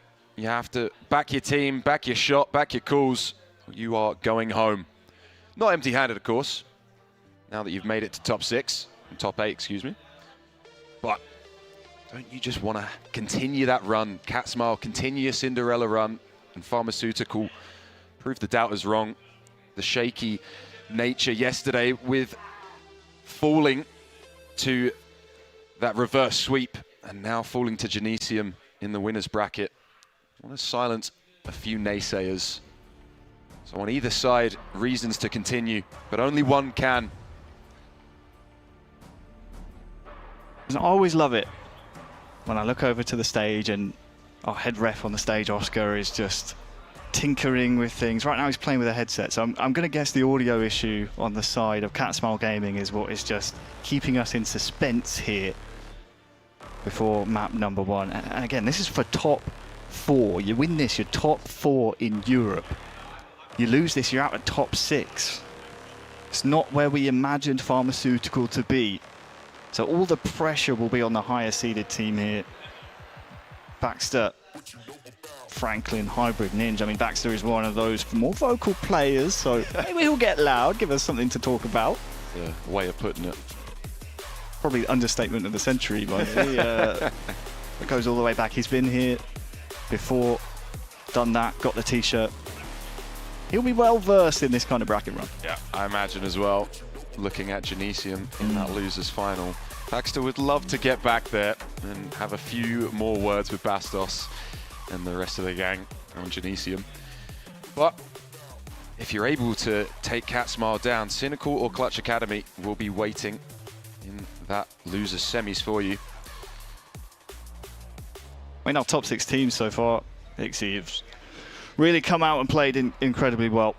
Obviously, we have Majin out there in the grand final with a long wait before their next game. Genesium are waiting in the lower bracket final. And then we have Pharmaceutical, Cat Smile Gaming going head-to-head here. Elsewhere, Cynical and Clutch Academy EU will be butting heads. But finally, thank you for your patience. Pixie, on you. We are underway. Oh yeah, and on board with the mouth of Pharmaceutical, Jack Baxter. The mouth. The mouth of Pharmaceutical. Thinking motor mouth. Decided to leave it out. Feel like that's more lending to calls. I say leave it in. Getting a little techie with it. Franklin with an off-screen double kill as well. Solid start. Hybrid finds another. Sniper trading hands. This is all Pharmaceutical so far. On the hill as well, so getting that progress. And with the sniper and 6 bullets to work with, you can try and hold them off so long as you can land. A great start from Pharma. Honestly, really nice shape they've got here as well. You've got Jack holding down Red. Their left side of this hill is completely safe with this man holding tower, hitting shots left and right, just limbering up here a little bit on the first hill. Already getting loud in here. Pharmaceutical, a lot of energy clearly. having an incredible start. First hill almost entirely uncontested. Ninja just going to jump back on it and secure that. Clinical from Pharmaceutical. Surgical, some might say. A great first hill. Pharmaceutical with Baxter hitting those shots, was able to just distract a lot of Cat Smile. And milk so much time, 40 seconds it takes to capture a hill. And for the entire time, Pharmaceutical out in that open P1, they were able to just secure that first hill with very, very little pressure. Here's Franklin, he's on a triple, and that's 4 dead for Cat Smile. And no doubt this will be another strong hold. Loving how Franklin's taking space here as well. Yeah, the previous EHL LAN MVP, for a reason, expends the final sniper bullet. Nothing there for Cat Smile to pick up. However, that kill, hoping that they can make something more of it. Trade will come through at least. Just looking to get your first bit of progress on one of these hills so far. Oh, nice perfect from Chef. Could be the building block they need. Could be a Catalyst. 3 dead for a second there from 4 Pharmaceutical. Chef a long way from home, of course, the Australian. Doesn't stop him hitting 5s here in our lower bracket, and he's really being annoying here. It's another perfect for him. Hybrid last alive, almost finishes off the entire Pharma team wipe. And Cat Smile are tied on this hill now. Yeah, didn't get the kill, but the damage was dealt, and the team did eventually get wiped. Hybrid last to spawn up. Baxter caught out in the middle. Completely no cover to work with. Nice work as well from Cheese. Able to pick up a triple actually as well. A lot of multi-kills in the server so far. And a fair bit of progress for Cat Smile. Looking like they're actually going to be able to keep this one on. 2 on the hill, and Baxter not close enough. So trade for trade, hill for hill, as we move on to the third. Yeah, over towards Gen is the new OBJ. Ninja has the snipe for Farmer. Still a few bullets in that as well, I believe. But the patience from Cat Smile on this game mode is what I'm most impressed with. Since losing that first hill, they're kind of waiting for each other. They're not taking unnecessary deaths, but Farmer are trying to force the issue. Nice slide there from Hybrid. Has Ninja recover here, still with 4 bullets in that S7 to work with as well. Yeah, great way to hold Cat Smile at bay. Although not the best in terms of positioning, having to decide whether to reposition for the sniper's benefit or go on the hill. Chef with the double kill, able to pick up the sniper, and a few shots left in there, I believe 2 to expend. So if you can find some heads for Pharmaceutical, not able to land with the first, or second does actually land. The trade comes through at least for Chef. It does well though. I thought he took a bit too much long range damage when you're trying to hold blue. You don't want to take those long range engagements. Didn't anticipate someone playing close, but did well enough to get the trade. And Cat Smile are retaining control here of blue. This is a very, very close game here in map 1. Remember, this is a best of 3. So every kill, every moment matters, and Chef is on an absolute heater right now. The first on his team to hit 10 kills. Yeah, definitely scary. Like you said, a little bit more gravitas for everything that goes on, being only a best of 3. Last break here for Cat Smile. Baxter with the QT, see if he can make things a little bit frantic, a little bit techy. He can get aggressive with it and exactly do that. QT, zip away. Marine able to pick him out and actually do a really good job, Cat Smile, to close that Pharmaceutical hold. It looked like they had every piece they needed, but the puzzle completely destroyed. And Cat Smile actually able to capitalize, looking like they're going to be grabbing this hill. No one in position for Pharmaceutical to absolutely shut them down. So 2-1, what was a 1-0 deficit for Cat Smile. Looks like they're starting to figure it out. Impressive ice there from Cat Smile. He now force Pharmaceutical to capture this hill over on Snipe Spawn. It's so out in the open. It's difficult to capture. The problem for Cat Smile, they're spawning far away. Farmer have done a really good job of getting out, taking space, and forcing that low spawn on the map. And you can already see on the progress bar how much of that wide open hill has been captured. No pressure on the hill just yet. Someone forced to step out, but they've cut mid-map. Franklin just a step behind the pace here that Cat Smile are presenting to him. The hill wasn't already a focal point. Sniper's now up. 8 bullets that can get Farmer back into this or continue the Cat Smile lead. QT popped as well for Catsmile. Try and use this to fish out, bait some pharmaceutical over aggressors and zip back away. Marine actually with this in hand, but not able to do anything with it. Ninja, wise to his tricks, will take him down. One shot, so you got to play a little more carefully. Actually expecting someone to be behind. Maybe the call does come through. Sniper is out, not sure where. It seems like it's at least in Baxter's hands now to take him down Chef. Something I'm noticing from Pharmaceutical is every new hill, they're able to get some early time. It's just whether Catsmile have been able to crush the hold and pick up the latter half. A nice thrust back into the hill. They haven't captured this yet, though, Pharmaceutical. And, well, there's some wiggles from Ninja, but I wondered if Catsmile were perhaps thinking about New Hill. I think they are here. I think they know this one's probably unlikely. They're going to turn this one over. So why not fight towards Cargo on the right-hand side of Cheese's death screen there. Little smile. That's where P5 goes after this one. Say, Pharmaceutical, you're going to tie the game up, but we're going to have an advanced map position for New. And here comes the tying capture, 2-2. Nice run down there from Franklin onto Chef as well. Ninja with the call, just getting peppered. Franklin to clean up and allow that second hill to go through for Pharmaceutical. Nice find from Ninja. Not able to make anything more of it. Kills going in favor of Catsmile so far. So no surprise that they're currently on the hill. Oh, you're so far away from the hill here, Shock. Let's start hitting these spawners maybe. Not sure if this is a call or a game plan from Catsmile. Do you want them spawning blue on this hill? I question that. And then in the end, it's 4 dead for Catsmile. Needs to action a little bit quicker there. Maybe split them, Shock. Caught a bit of hesitation, maybe analysis paralysis. It's a real thing in Halo. And in the end, he goes down. See how Catsmile can reset after the 4 dead.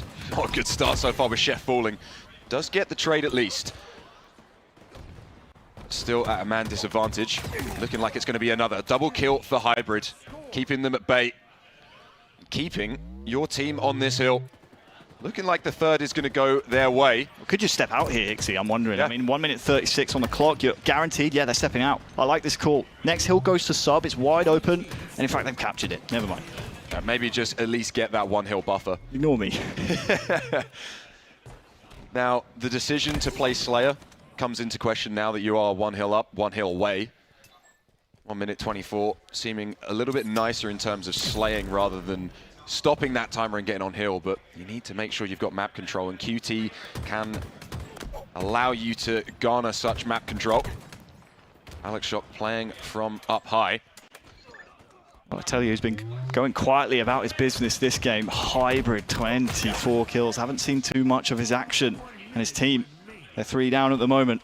Sure, they are leading and the clock is in their favor. They can just play the clock. Wait till that timer in the middle of the bottom of the screen goes down to 0. And they will claim victory. But Hybrid, 25, leading the game by some margin.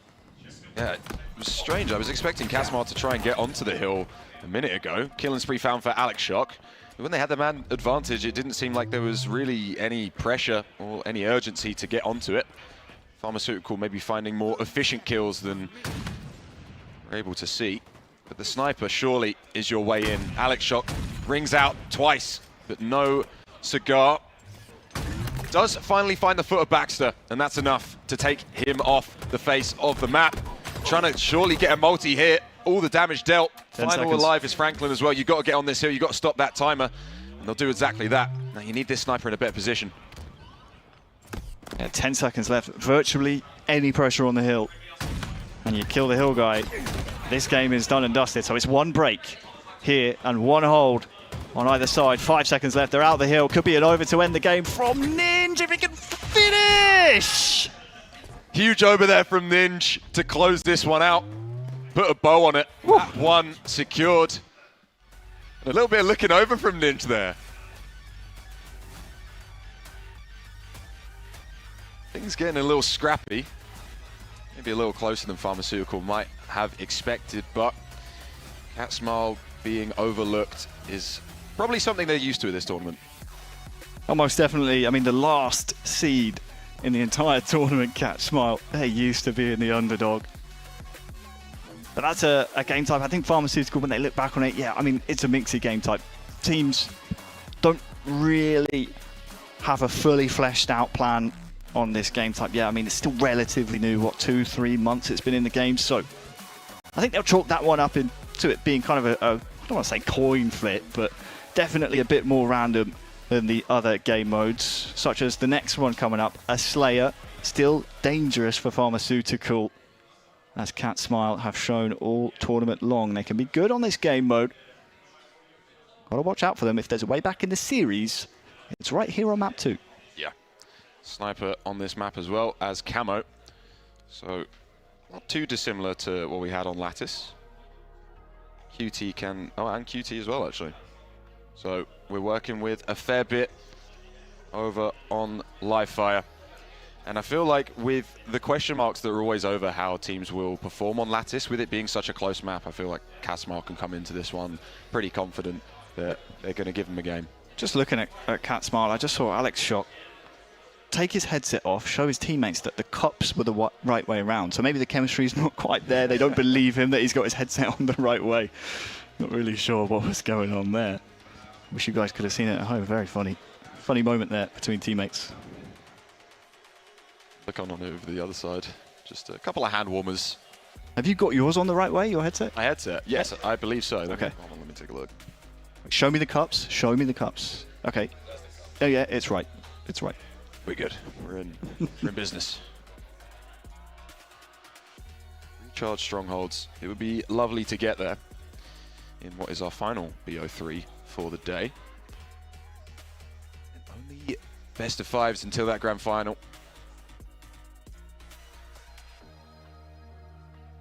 I mean, Pharmaceutical, one map away from one of a plethora of Jack Baxter's top 4 placements in his storied career. He will not stop there. Whoever has to face Pharmaceutical, if they can close out this series, of course, in the next round or future rounds, will have to deal with a man who is hell-bent on destruction. First things first, Livefire Slayer. Camo every 2.5, Sniper every 3. I'm looking for both of these teams here. Hixie, just pitch a tent on tower. Fight for tower the whole game. Don't make it a game of cat and mouse where you're rotating. Just have a strong point on the map. Know where is safe. And if your teammates spawn anywhere else, it means there's someone nearby, so you can just play close. It's really the recipe for success on this game mode. Exactly. Just tower being so prominent to look over at least 2 of these 3 power items. If you've got that sniper up on tower as well, incredibly difficult to take down. It's no surprise that the high ground is favored. Ball with Baxter. See how he's going to open up. Nice little jiggle onto Marine. Does net him a kill. And the sniper also in favor of Pharmaceutical. So great opening for them. I like this from Baxter. Hixie is hitting the dummy door. That's very typical of teams trying to vie for position coming from A for this camouflage. Hybrid in a good spot for it as well. That camo has just popped behind him, but this is all an idea to get space for his teammate behind him. They scampered away with that camouflage Pharmaceutical, I believe. I'm not sure who it is. It's Ninja with camo snipe and repulse. Nice try, Marine. See you on the death screen. Yeah, camo out the picture. Snipes down, but that's all right. These players are more than happy to work with what they have. Franklin seeing them spawning up. Back B actually gets bested. Jeez. Cheese indeed. Let's get traded, Cheese. Hybrid here to clean some things up. Sweep a few under the rug. It's a very sharp cheddar there. There's no holes in that one. How many cheese puns can we rip off in what could be a final map?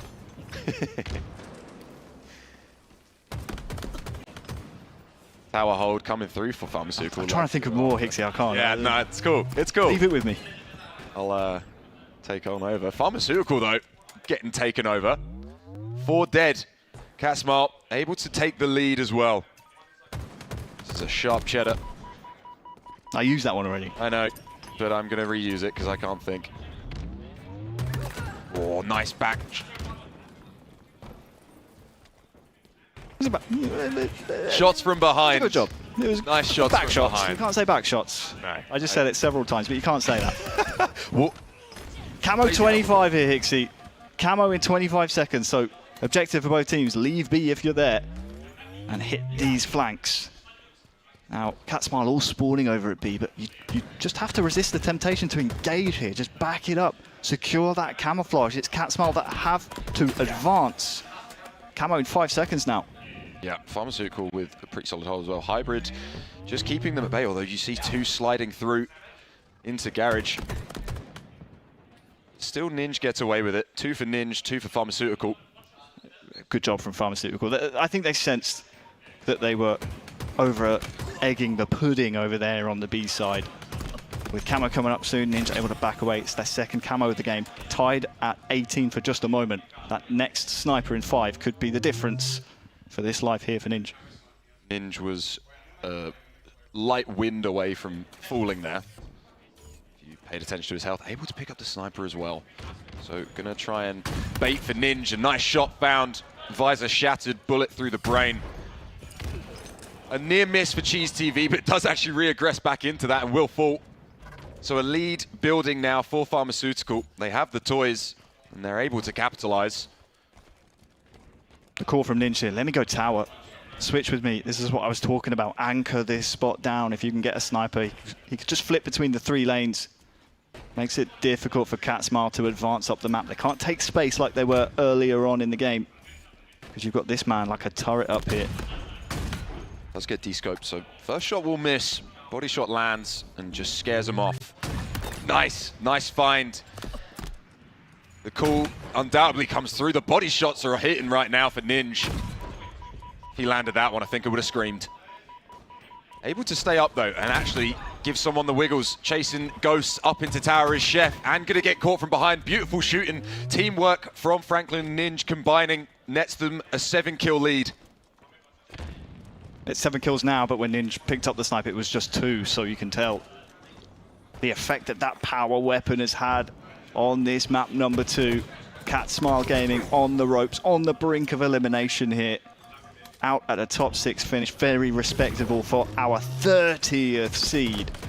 But right now, they're being outclassed. They need a catalyst, and they need it soon. I like that, catalyst. I know words. Yeah. I read thesauruses. Thesauri? Move on. Look up the plural of that afterwards. Anyway, Ninja just trying to get some nice little pre-nades for anyone aggressing through. Alex Shock will get the better of him, but damage dealt. And actually no one there to capitalize. Wise to Hybrid coming through, able to just get the 1-tap. And Franklin again, 3 camos in favor of Pharmaceutical, 2 of them being completely uncontested.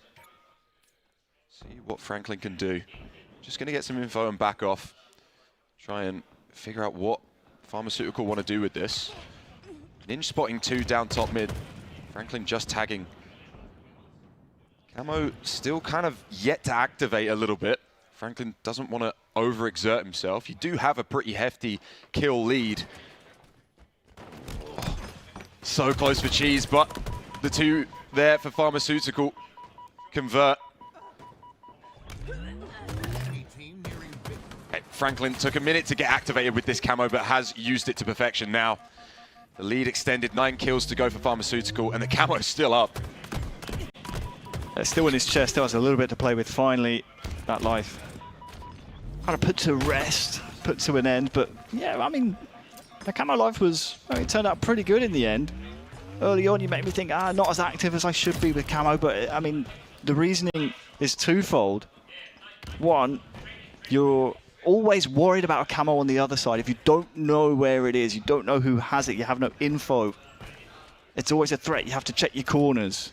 But also, he was holding down the mid lane, had the info on exactly where the Cat Smile push was going to come.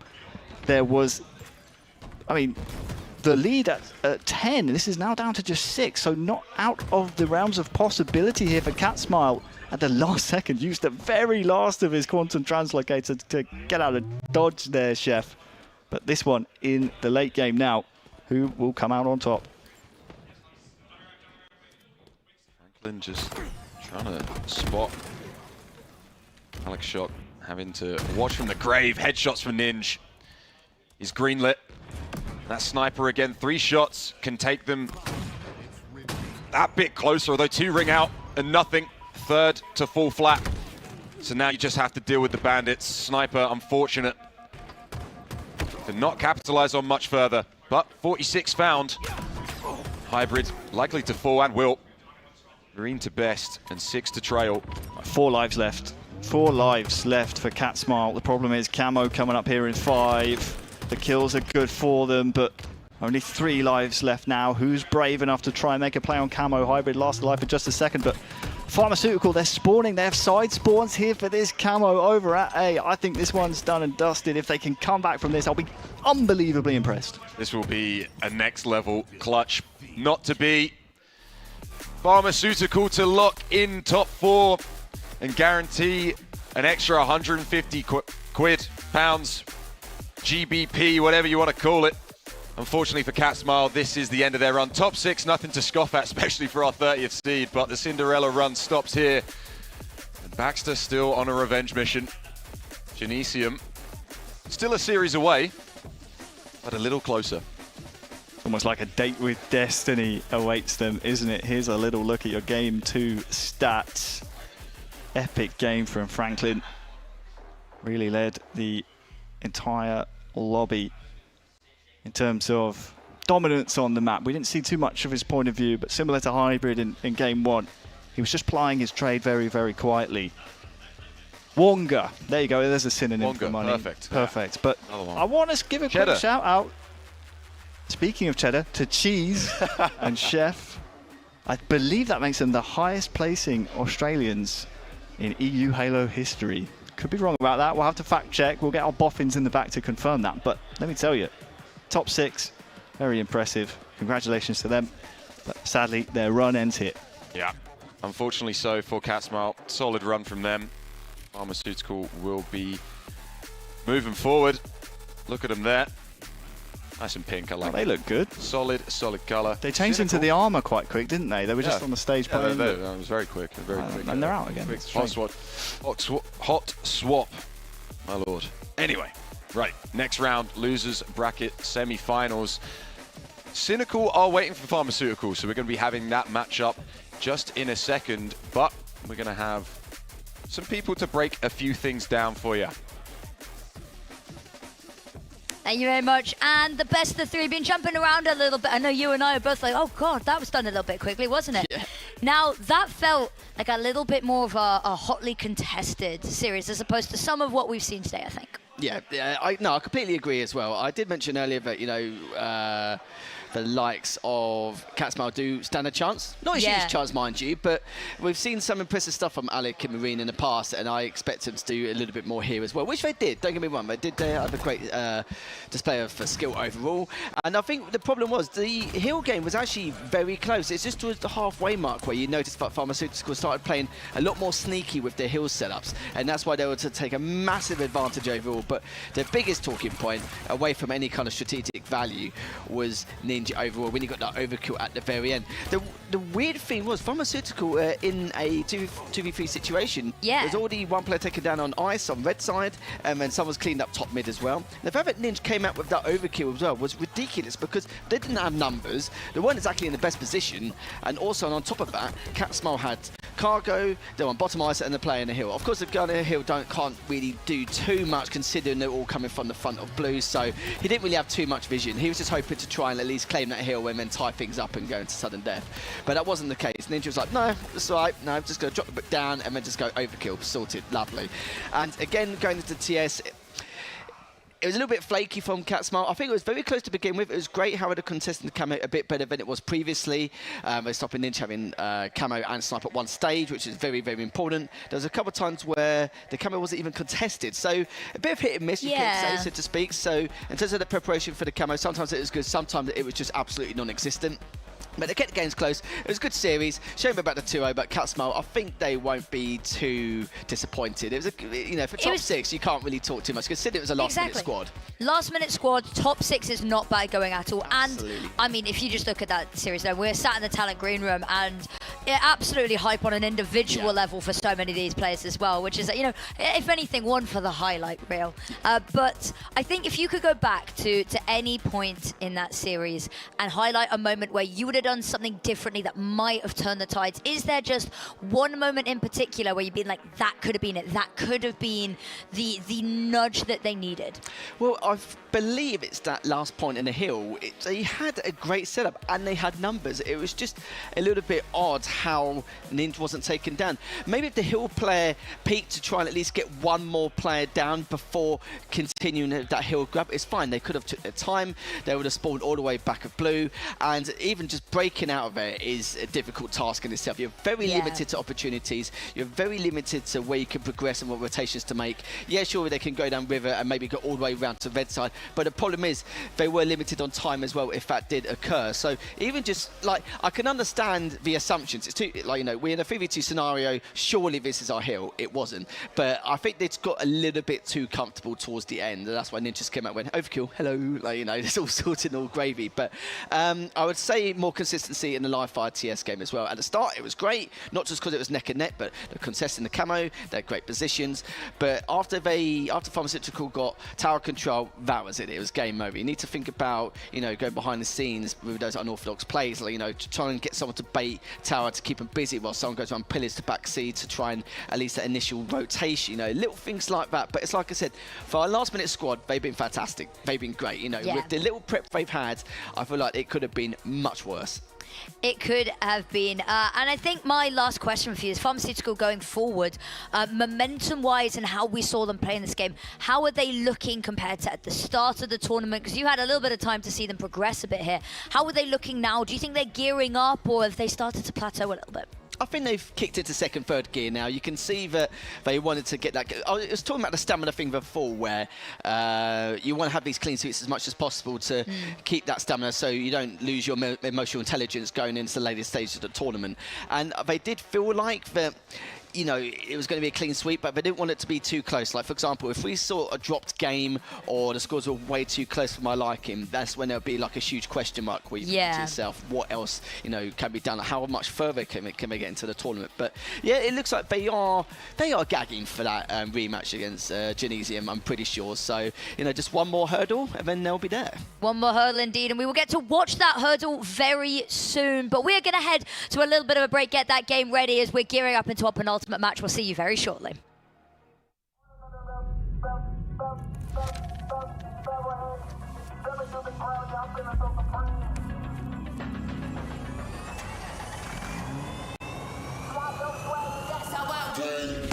On another level,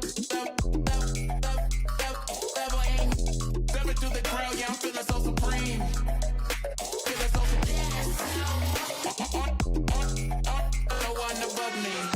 Stepping through the crowd, yeah, I'm feeling so supreme.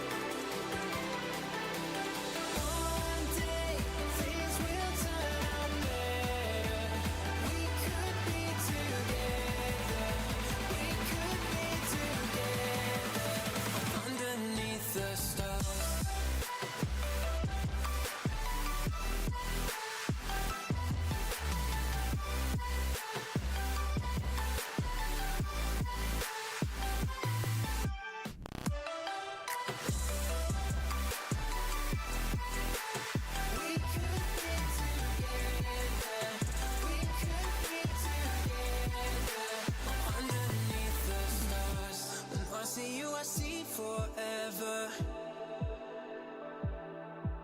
And when I'm with with you we could go wherever. It's crazy, I don't feel the pressure. So take me with you on a new adventure. Starlight burning in the night sky. This feels like a lifetime moment with you. One day things will turn out better. We could be together. We could be together underneath the stars.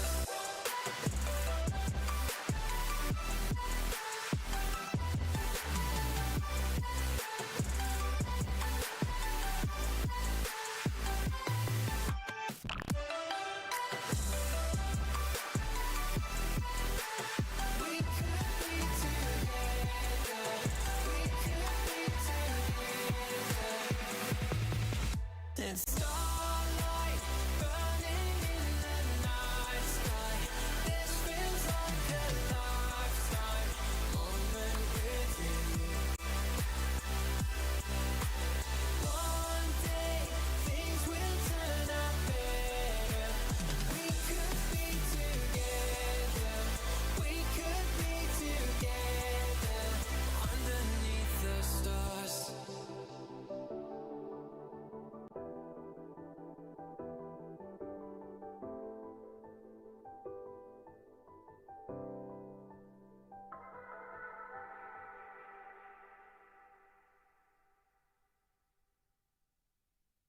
Feels a little too perfect how we are now.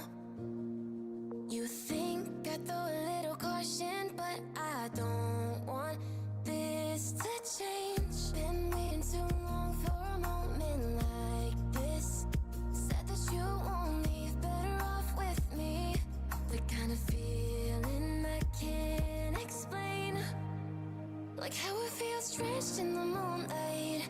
Like how it feels under the stars. A step out of bounds with our own plight. A push towards the peace in the hearts. If it rains down all on us, drown out the noise, and I'll trust the mirror, mirror on the wall. Is it fair to watch me fall? Broken up in pieces. Can you see me bleeding? Mirror, mirror, tell me please if these broken memories are enough to break free. Will it fix us slowly?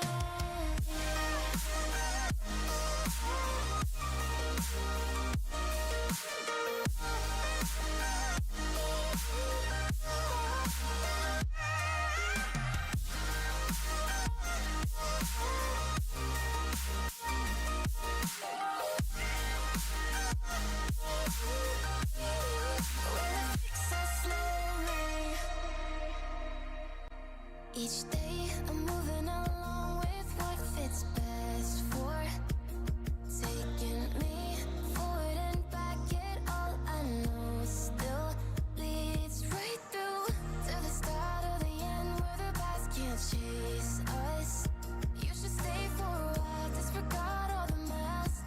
If it's you and I will be okay. Like how it feels drenched in the moonlight. Like how it feels under the stars. A step out of bounds with our own plight.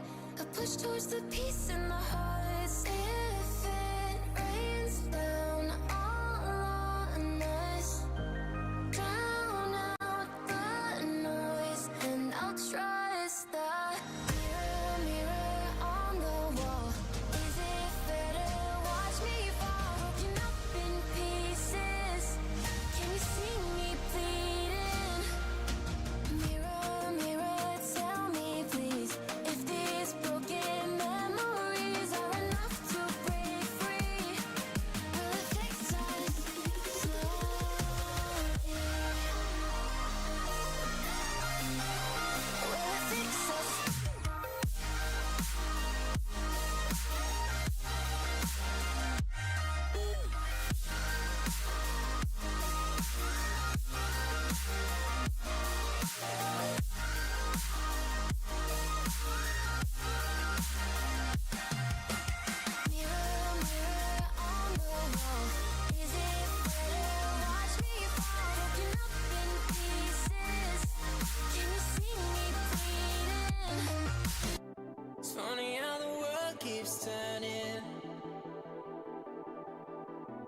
stars like ladders in the sky keep burning, burning.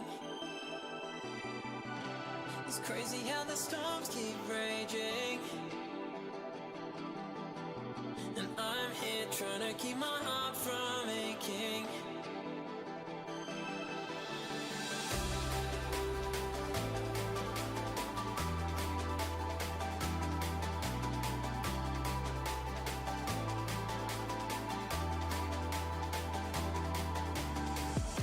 It's funny how the world keeps turning, but here with you it's like my life's returning. Whoa, it's crazy how we're not just falling, but I'm losing balance and my heart's gone all in, all in. Starlight burning in the night sky, this feels like a lifetime moment with you.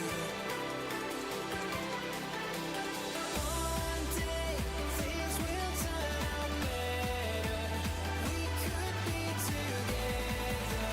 We could be together underneath the stars.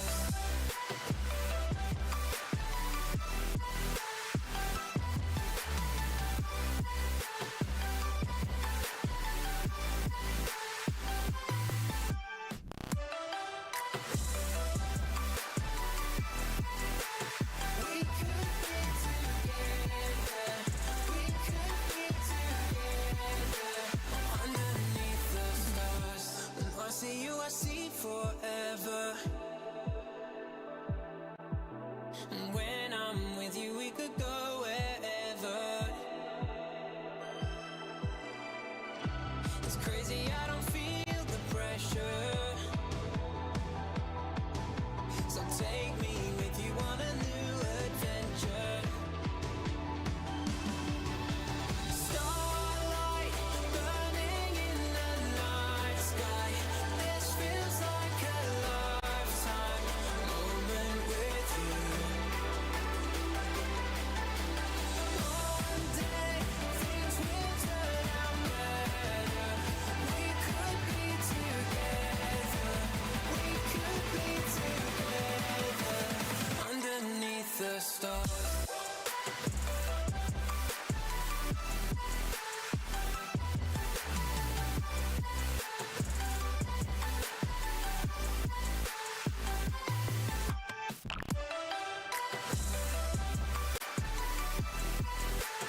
We could be together.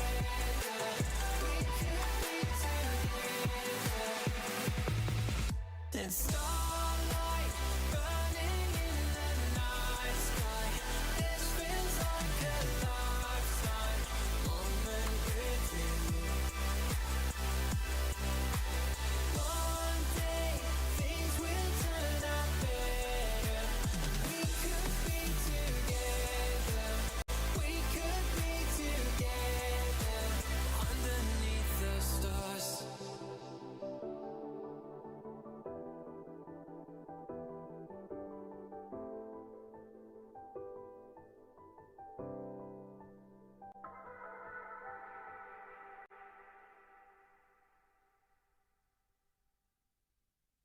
Feels a little too perfect how we are now. You think I throw a little caution, but I don't want this to change. Been waiting too long for a moment like this. Said that you won't leave, better off with me. The kind of feeling I can't explain. Like how it feels drenched in the moonlight. Like how it feels under the stars. A step out of bounds with our own plight. A push towards the peace in the hearts. If it rains down all on us, drown out the noise, and I'll trust the mirror, mirror on the wall. Is it fair to watch me fall, broken up in pieces?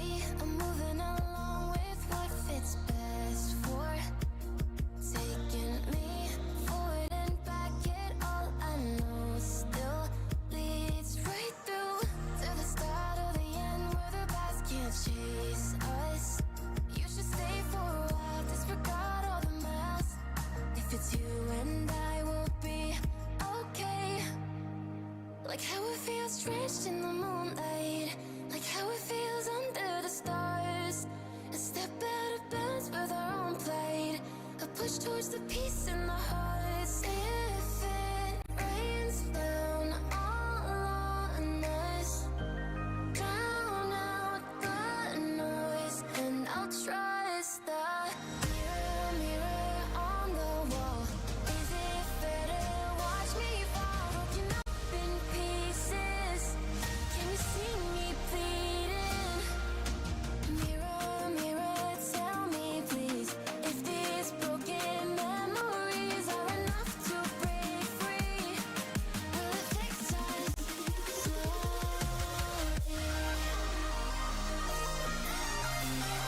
Will it fix us?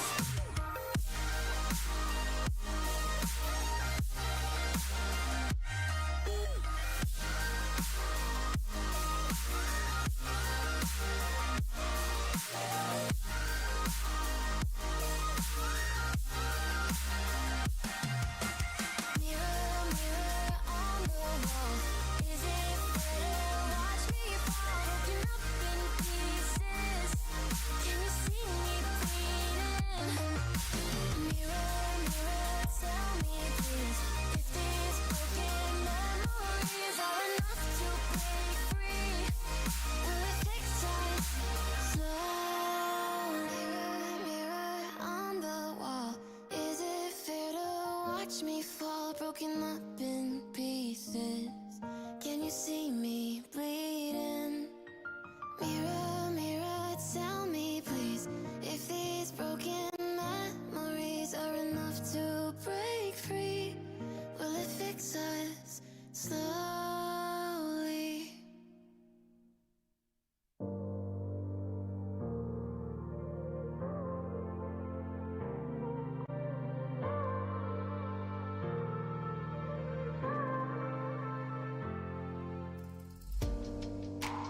Caught up in a lie. I'm sorry I didn't care enough to be the way I should. But can you let it go?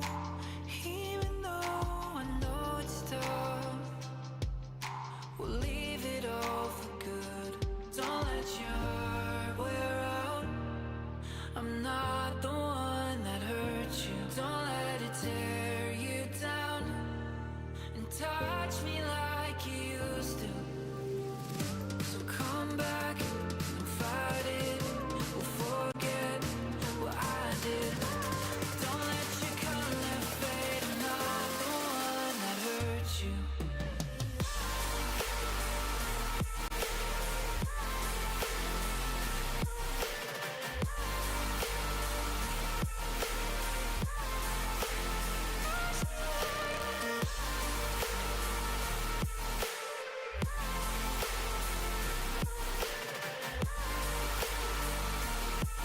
I'm not the one that hurt you. I watched you as you cried.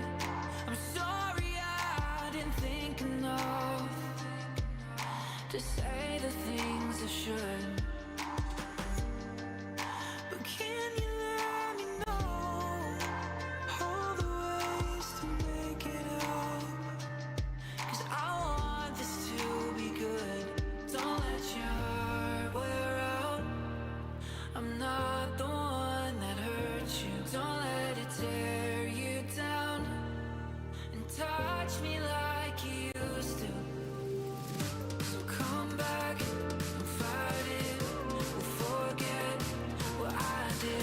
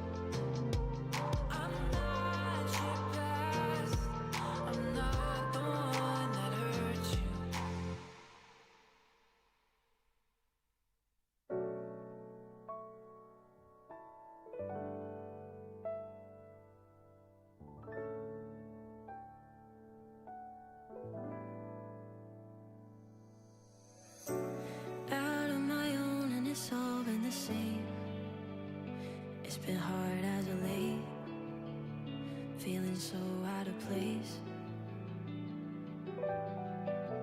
How do I know if I got what it takes? Is it all just a chase? How long do I wait? Ooh, I wanna know what it feels like to find the missing piece. Only had to realize it was always me. Would you even care if you knew that you had it all? Would you even dare if you knew you could never fall?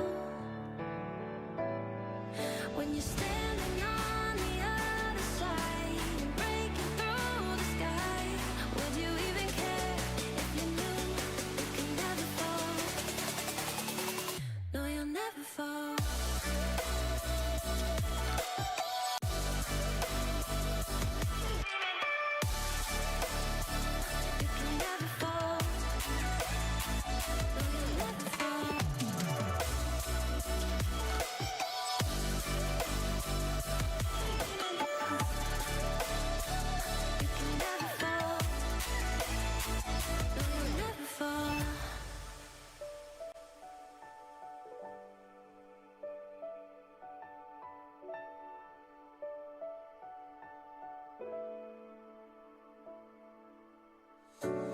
Out on my own, all these scars that I hide.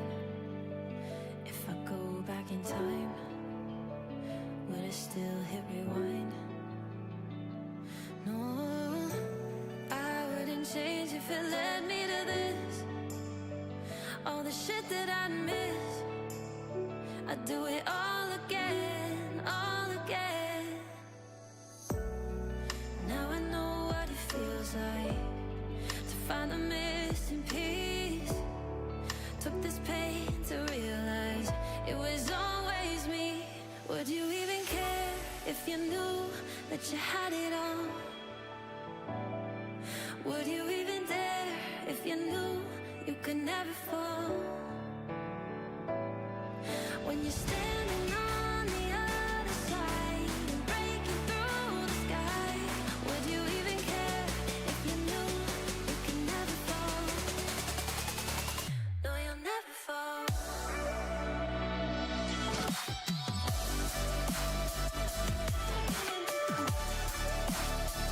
You can never fall. No, you'll never fall.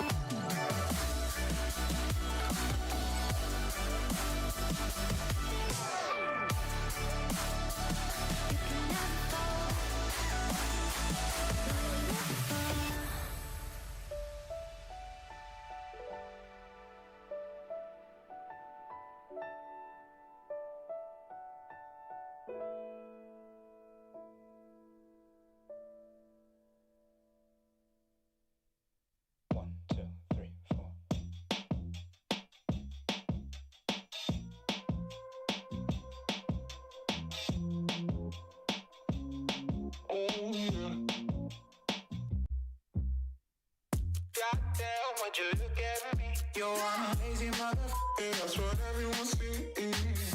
Ain't it funny how you wanna be the best, but you can't even get up and get dressed?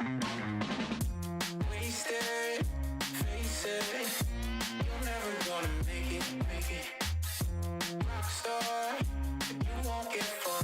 And I know you're confused. People tell you you can be anything you wanna be. Wanna go to outer space, superhero in the streets. Damn, what a lie, what a time to be alive. How will I survive?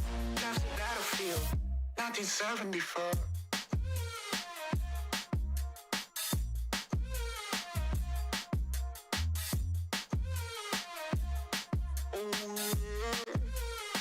I think I'm going insane. I'm feeling crazy. Can't get it out of my head. Oh no, if the devil inside takes hold, then I just might wind up dead. Wasted, face it, you're never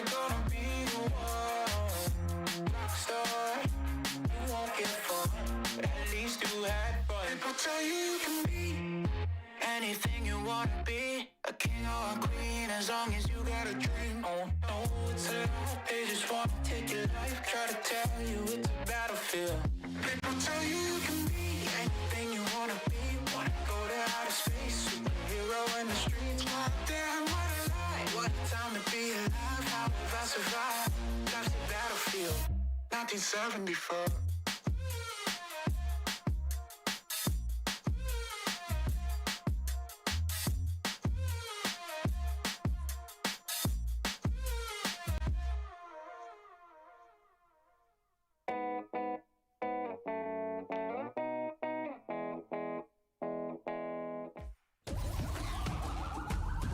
This is the moment we waited for. Everything you want is right here. We gon' give them what they got. We know we running it now. Watch the game change. Watch the game change. Watch the game change. Watch the game change. Yeah. Watch the game change.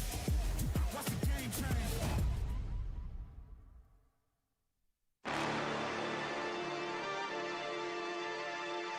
Hold up, why do they doubt the kid? I'm about to prove them all wrong again. I got a low tolerance, cause they don't even know what the problem is. It's me. You waiting on the boy to fail, then hold your breath and face your death. Cause you play a roulette with each step I progress, no less. Go ahead and place your bets, cause we know where we at, we know we top tier. Cause all the hate that you bring, we know it stops here. I'm taking off like a rocketeer and stopping here. It's strange how they cannot see the future, but see profit here. Wait up, we gon' always win. Promise that that's not a promise, yeah, that is a threat. You know that I promise to bring the team commas. When the head is a threat, you know that I promise to bring the team commas. When the whole team win, that's when you flex. Win, and I'ma do it again. Watch me win, then watch me do it again.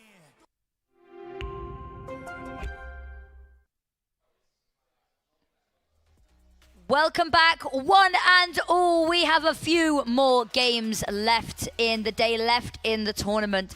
Now, it's been a lengthy one, and here we are with Pharmaceutical versus Cynical, and this is a match that, you know, realistically, I feel like it could be anyone's game. These two teams that feel really primed to go against one another, given what we've seen of them in the tournament so far.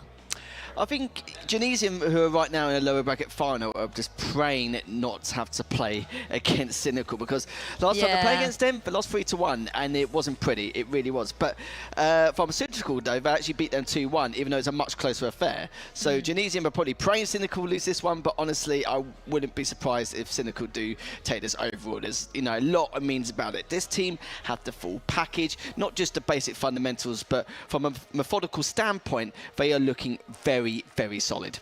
They are. Now, I've got to ask you a question here. Is looking at these two teams, which of them do you think would stand the best chance in that grand final? Out of all three of them, including Genesium? Yeah. I still honestly don't know, honestly. That's fair, and I think that speaks to the competition. I don't think any of them can make such a huge impact, but I would say Cynical probably have the best chance out of all three.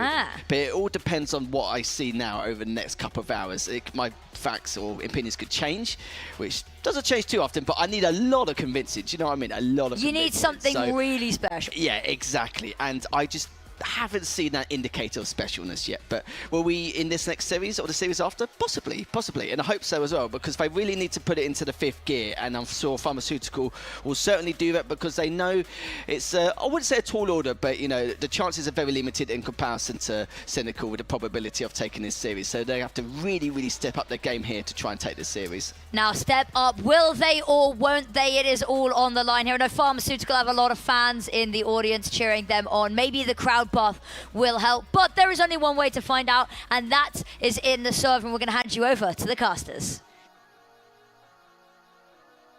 Top four remain. Some may be happy, but most want more. My name is Hixie. I'm joined here by Vanadam for the losers semi-finals, and Pharmaceutical and Cynical are the two teams we have deciding who's going to be going further and facing off against Genesium in that losers final. And who ends here? Pharmaceutical wanting that grudge match in the losers final, and Cynical just trying to get that bit closer back to the rematch against Magin. How are you feeling about this one, Adam?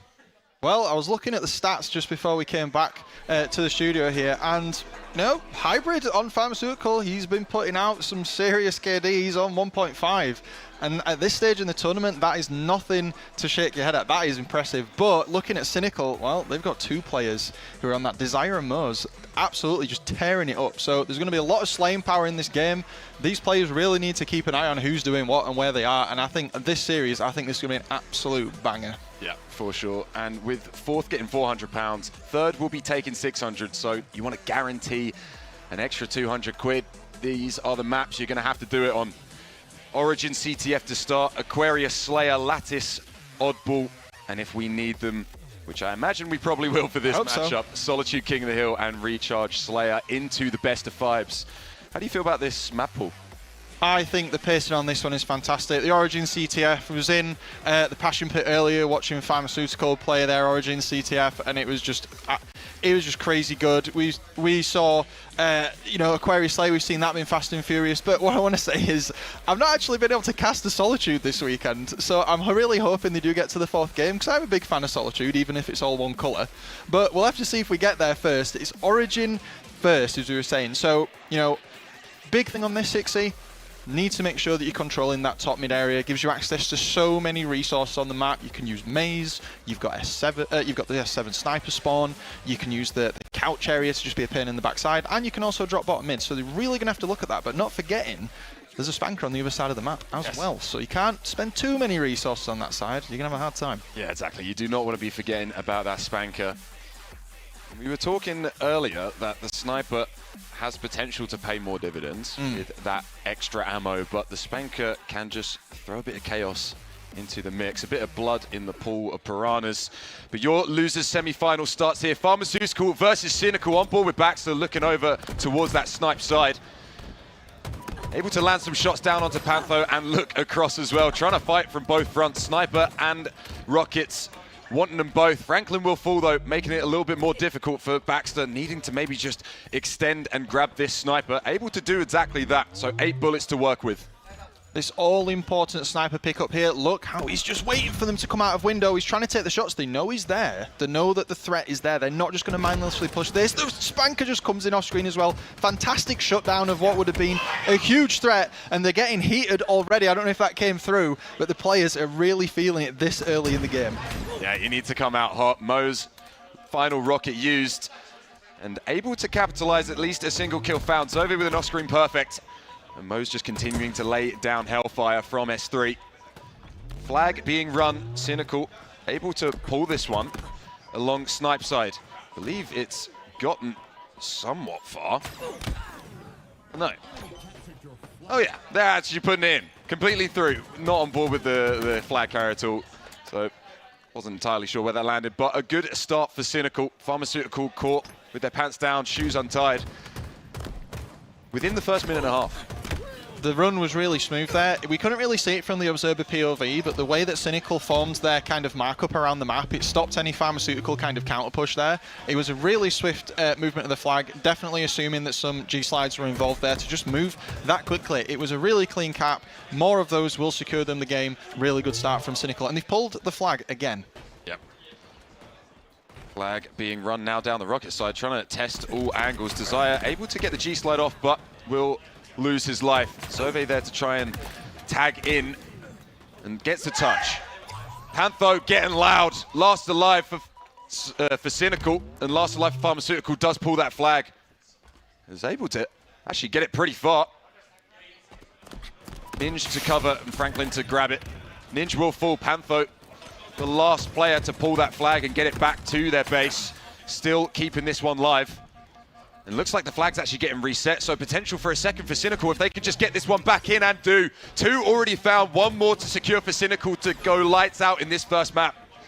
There's so much aggression coming through them right now. We saw from this POV with the flag that Cynical just scored. They had all their team members out there, and Pharmaceutical, despite Cynical only sending 3 players, they were not able to stop the push. So first flag standoff there, going in the favour of Cynical. We've seen another pull already. Mo's trying to move the flag straight through there, but the sniper is coming up, so they cannot be careless with this pull. Just trying to keep the pressure on Pharmaceutical. 2 players for Cynical would have fallen, as Pantho did respawn. Just on board with him now, seeing what he can do. The sniper is up for the grabs, but wanting to try and keep the pressure on still with that flag. Keep that one alive. Hybrid's found, but the flag comes back. Baxter sending that one home. And whilst Pantho catches him from behind.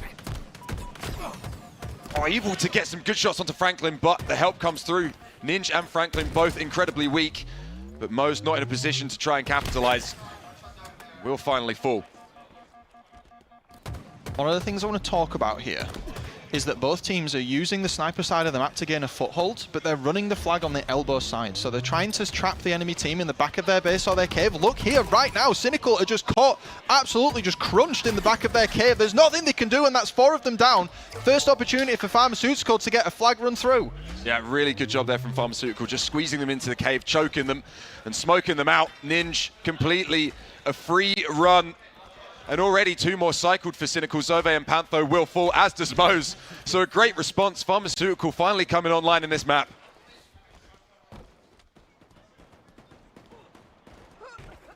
Ninja just trying to get back involved. And already want to slip the net. Flag does actually get pulled. Zove found though.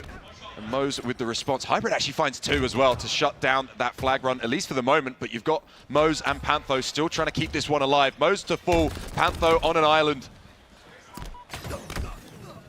Oh, they had to stop him there. That would have been the game. Baxter trying to get in. This is crunch time here, Hixie. This is where using the map properly is so important. There's so much control that you need over the middle of the map when the flag is here. Look at Zove there doing exactly that. Does get taken out though, but the positioning was right. Cynical needed to make sure they had some presence, but look at this again. Pharmaceutical have got so much power. Pantho needs to keep them out. The spawns are going to come in. Baxter does not have a lot of time here. Dancing around the pedestal finally will fall. But it seems like Pharmaceutical have been able to take the wind out of Cynical's sail.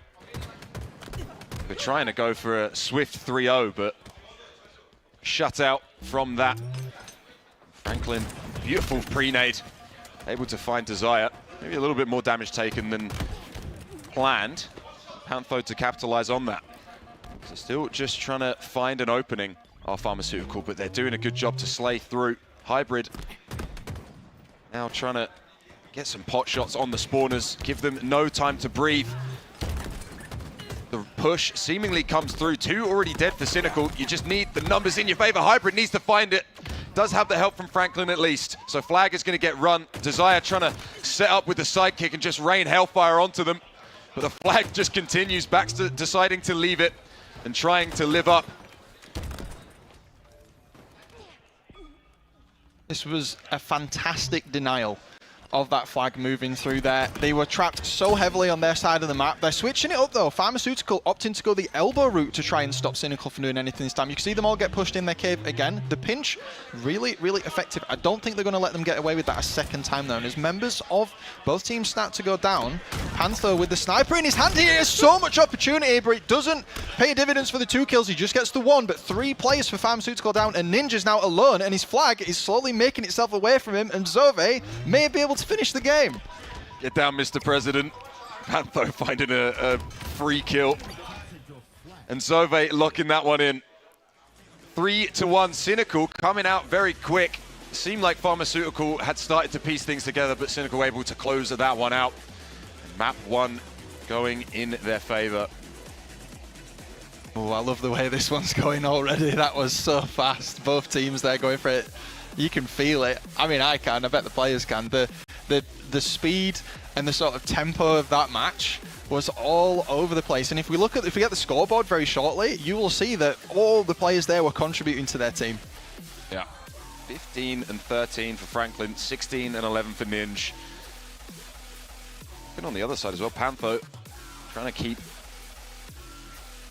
everyone at bay for Pharmaceutical. 4,600 damage for Pantho as well. Solid showing from him. Cool, just doing a good job to lock that one out. So Slayer Aqua is where we're going to be finding ourselves for map 2.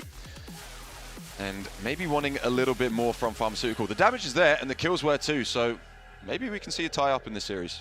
Yeah, Ninja definitely showed up in that one. His damage was not that far behind the winning team, only a mere 200, and damage is going to be everything that counts in this next match. Aquarius Slayer hits it, it's fast, it's dangerous, it's full of spawn locks, and you need top mid with this one. We've seen how teams utilize the camo today in different game types, and in Slayer it is no different. Yep. Just trying to build a little bit of tension as we delay the start of this map ever so slightly. Let you mull over the first, aerate it a little bit. This series does have legs. Aqua Slayer to be where they clash next. If I was sat on the stage right now, and I was on the side of Pharmaceutical, I'm looking at that game and how that just happened, and I'm thinking about the weak points in my formation. You know, Ninja had the damage. We know that Desire has the ability to also be a Hybrid has the ability to be a massive threat on the map. To get through this, Pharmaceutical need to find a way to get their formation in such a position that they can enable their full damage slaying players to get in and do what they need to do. That is going to require some coordination. That is going to require taking the correct parts of the map at the correct time. We cannot be taking silly pushes into things like utility with no information. We need to be checking carefully where we're going and being very methodical. Cynical have shown that they have the awareness and they have the ability to ensure that anyone who does encroach on their territory is absolutely gunned down with at least 2 or 3 of their players. Yeah, and something that Wonderboy actually brought up, that if you're spawn cycling people going from base to base, you need to remember they will spawn with nades. If you're going to be rushing in through either side, you need to be trying to bait those out and be wary. On board with Baxter, the Colosseum is set. See who's going to be vying for that camo. Again, we see this at the higher levels, that no one really decides to dive for it. Get a bit of map control and an opening gambit out first. 4 kills in favor of Pharmaceutical to 2 just for Cynical. This is the map they're hoping to swing things back to a balanced series. Spotting 2 there from Franklin, so going to back off wisely. Just needs to keep himself up. Camo on Ninja, so no need to get aggressive from Franklin. Just let Ninja find the info and find the plays.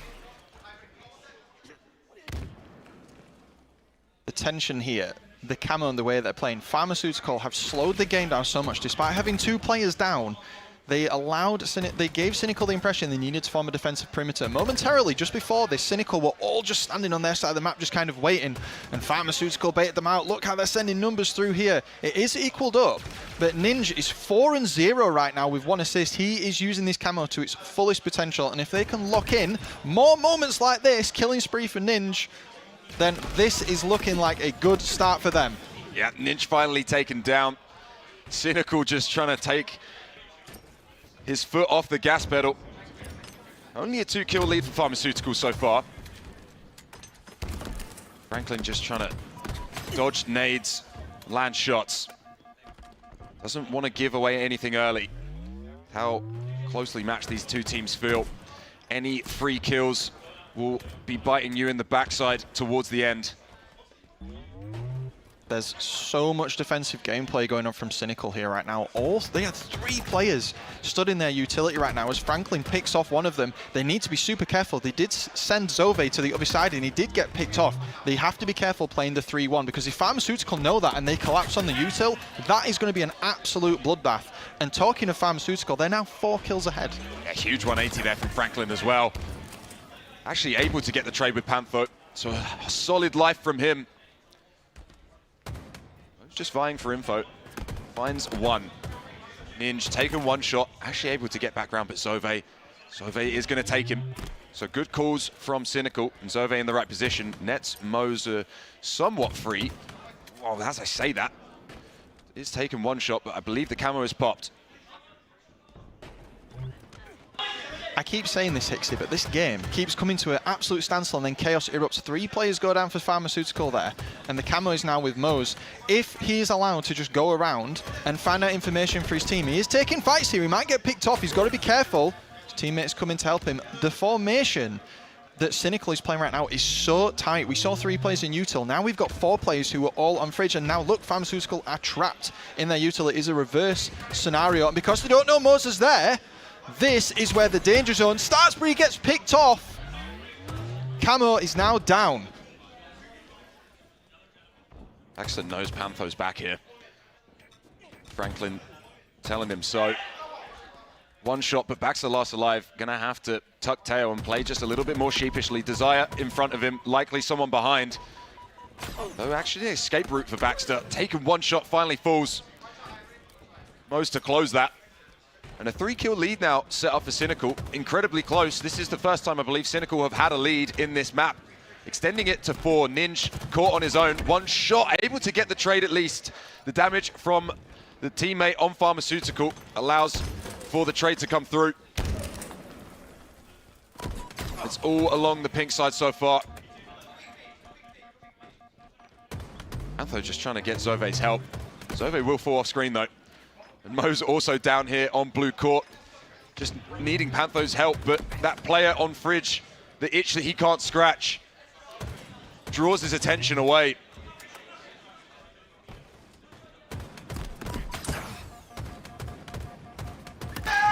Huge kill from Pantho, and he comes out roaring. Trying to find a second, but will get shut down. 3 dead for Cynical, but the passion's there.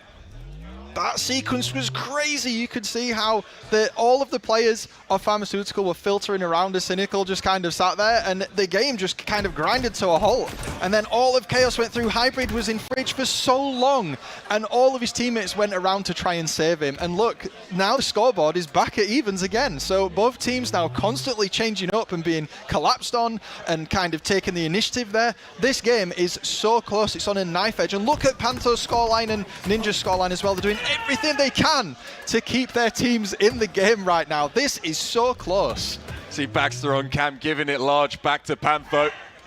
Everyone not wanting to go out quietly. Camo doesn't get used, still set up on top mid. But do you push for it, or do you just try and keep this one close and not allow your opponent to build some form of a lead? It looks like Pharmaceutical actually somewhat stuck. Yeah, running back to yellow base as well. Stuck in the back. Zove and Baxter will trade. So still even as far as players on the map go, but stuck. Pharmaceutical in a box, needing to try and find something. Franklin falls. Ninja and Hybrid so weak, and both of them down. Beautiful collapse from Cynical. Desire not really needing that camo in order to secure that play, but going to be glad he has it, especially with the change to 45 seconds.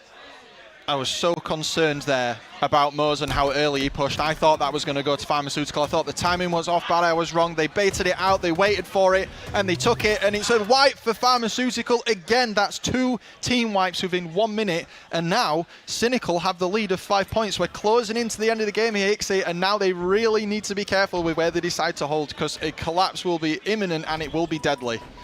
Cynical selling their souls to the devil to make top 3. Just a dancing round. Finally will fall Will Zove. 5 kills only required. And Baxter, you're going to need a little bit more. Shouting across the stage. Cynical letting them know this one will be theirs. Zove, though, not getting that kill onto Franklin. Ninja not actually required. The perfect comes through. Not a single shot missed. And Hybrid finding Desire. You don't want to get overzealous if you're Cynical. You do have the lead, but things can crumble. And finding another doesn't help if you're Cynical. Baxter able to get another seemingly unscathed as well. Has full shield, so can continue his aggression. Doesn't expect this player on Fridge though. Zove, the unknown entity, does actually find him. 2 more kills, and Zove just playing ring around the rose. He finds another. 1 more for Cynical. Zove with a huge life. Desire with the nade, securing 2 and series point for Cynical. Things are getting loud. That one towards the end, that Slayer was so close. I can't even find my words. That Slayer was so close. The scoreline flipped over at a delta of 5, 3 or 4 times. These teams in certain scenarios are so evenly matched, not in all, but in certain ones, that any slight miscalculation causes huge issues for them. There was great moments from both teams in that game. Hybrid being stuck in Fridge and the entire Pharmaceutical just coming around and just getting everyone out of his face so he could escape. Brilliant. The camo player that we saw earlier on, Ninja getting his killing spree, just all that went so good that then, you know, Cynical came online halfway through, and some of the scorelines here, Pantho 14 and 8 towards the end with 17 assists, but also look at Moz. His kills line went up a lot as well, 13, and Desire 12, and then Zove 11. So all of the team members on Cynical showing up there towards the end. Yeah, looking over in Pharmaceutical though, Ninja, 4.5k damage, can't go unnoticed. Only 8 kills separating them as well. It did feel like Cynical just got very, very clinical towards the end there. That Desire camo play was pretty solid. You're going to be looking back, smiling in that VOD review. And a lifeline Pharmaceutical require for this Lattice oddball to be what can keep them in it. And the potential for that matchup again, that rematch with Genesium. Bastos just waiting to find out who he will be facing. Just getting things all nice and tidy on the admin side. Time for deep breaths. Yeah, giving the players a moment to think about what they're going to be shouting across the stage next. This has the potential. Lattice ball, I mean oddball in general, as we all know, long game type, or can be. 20-minute epic, if we go the full distance. Lattice ball on stage this weekend has consistently not gone to 3 rounds, but had both teams getting very high on the score point before the rounds have been concluded. This one, I believe, will go no different. Most teams are choosing to hold on ice this weekend. They've been holding on red sneaky and towards the backside of that. We've been talking a lot about that off stream between us about how the strategy has definitely evolved to go down that side. However, there have been series where teams have switched it up and they do opt to go for sniper, but there's not been historical evidence this weekend where teams have chosen to rotate when sniper is coming up. A lot of teams are struggling to kind of get that at the same time because of all the other factors going on at the same time. If either team can kind of figure out like the magic combination to get the rotation, get the team wipe, get over to snipe and have the ball, well, you're going to be having a real bad time if you're on the receiving end of that.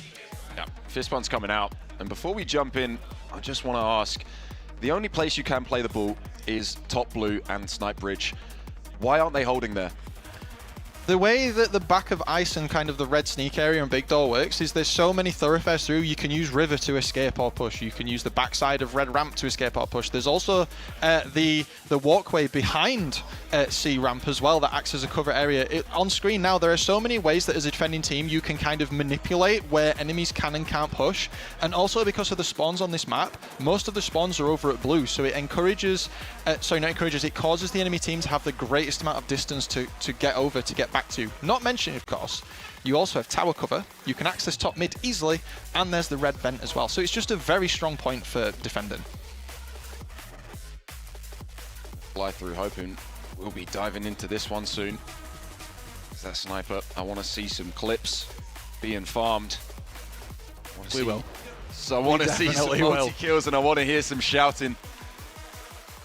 I think the thruster on this map is brilliant as well, the repulsor, when they come out too. So, can Pharmaceutical extend the series, or will this be their final dance?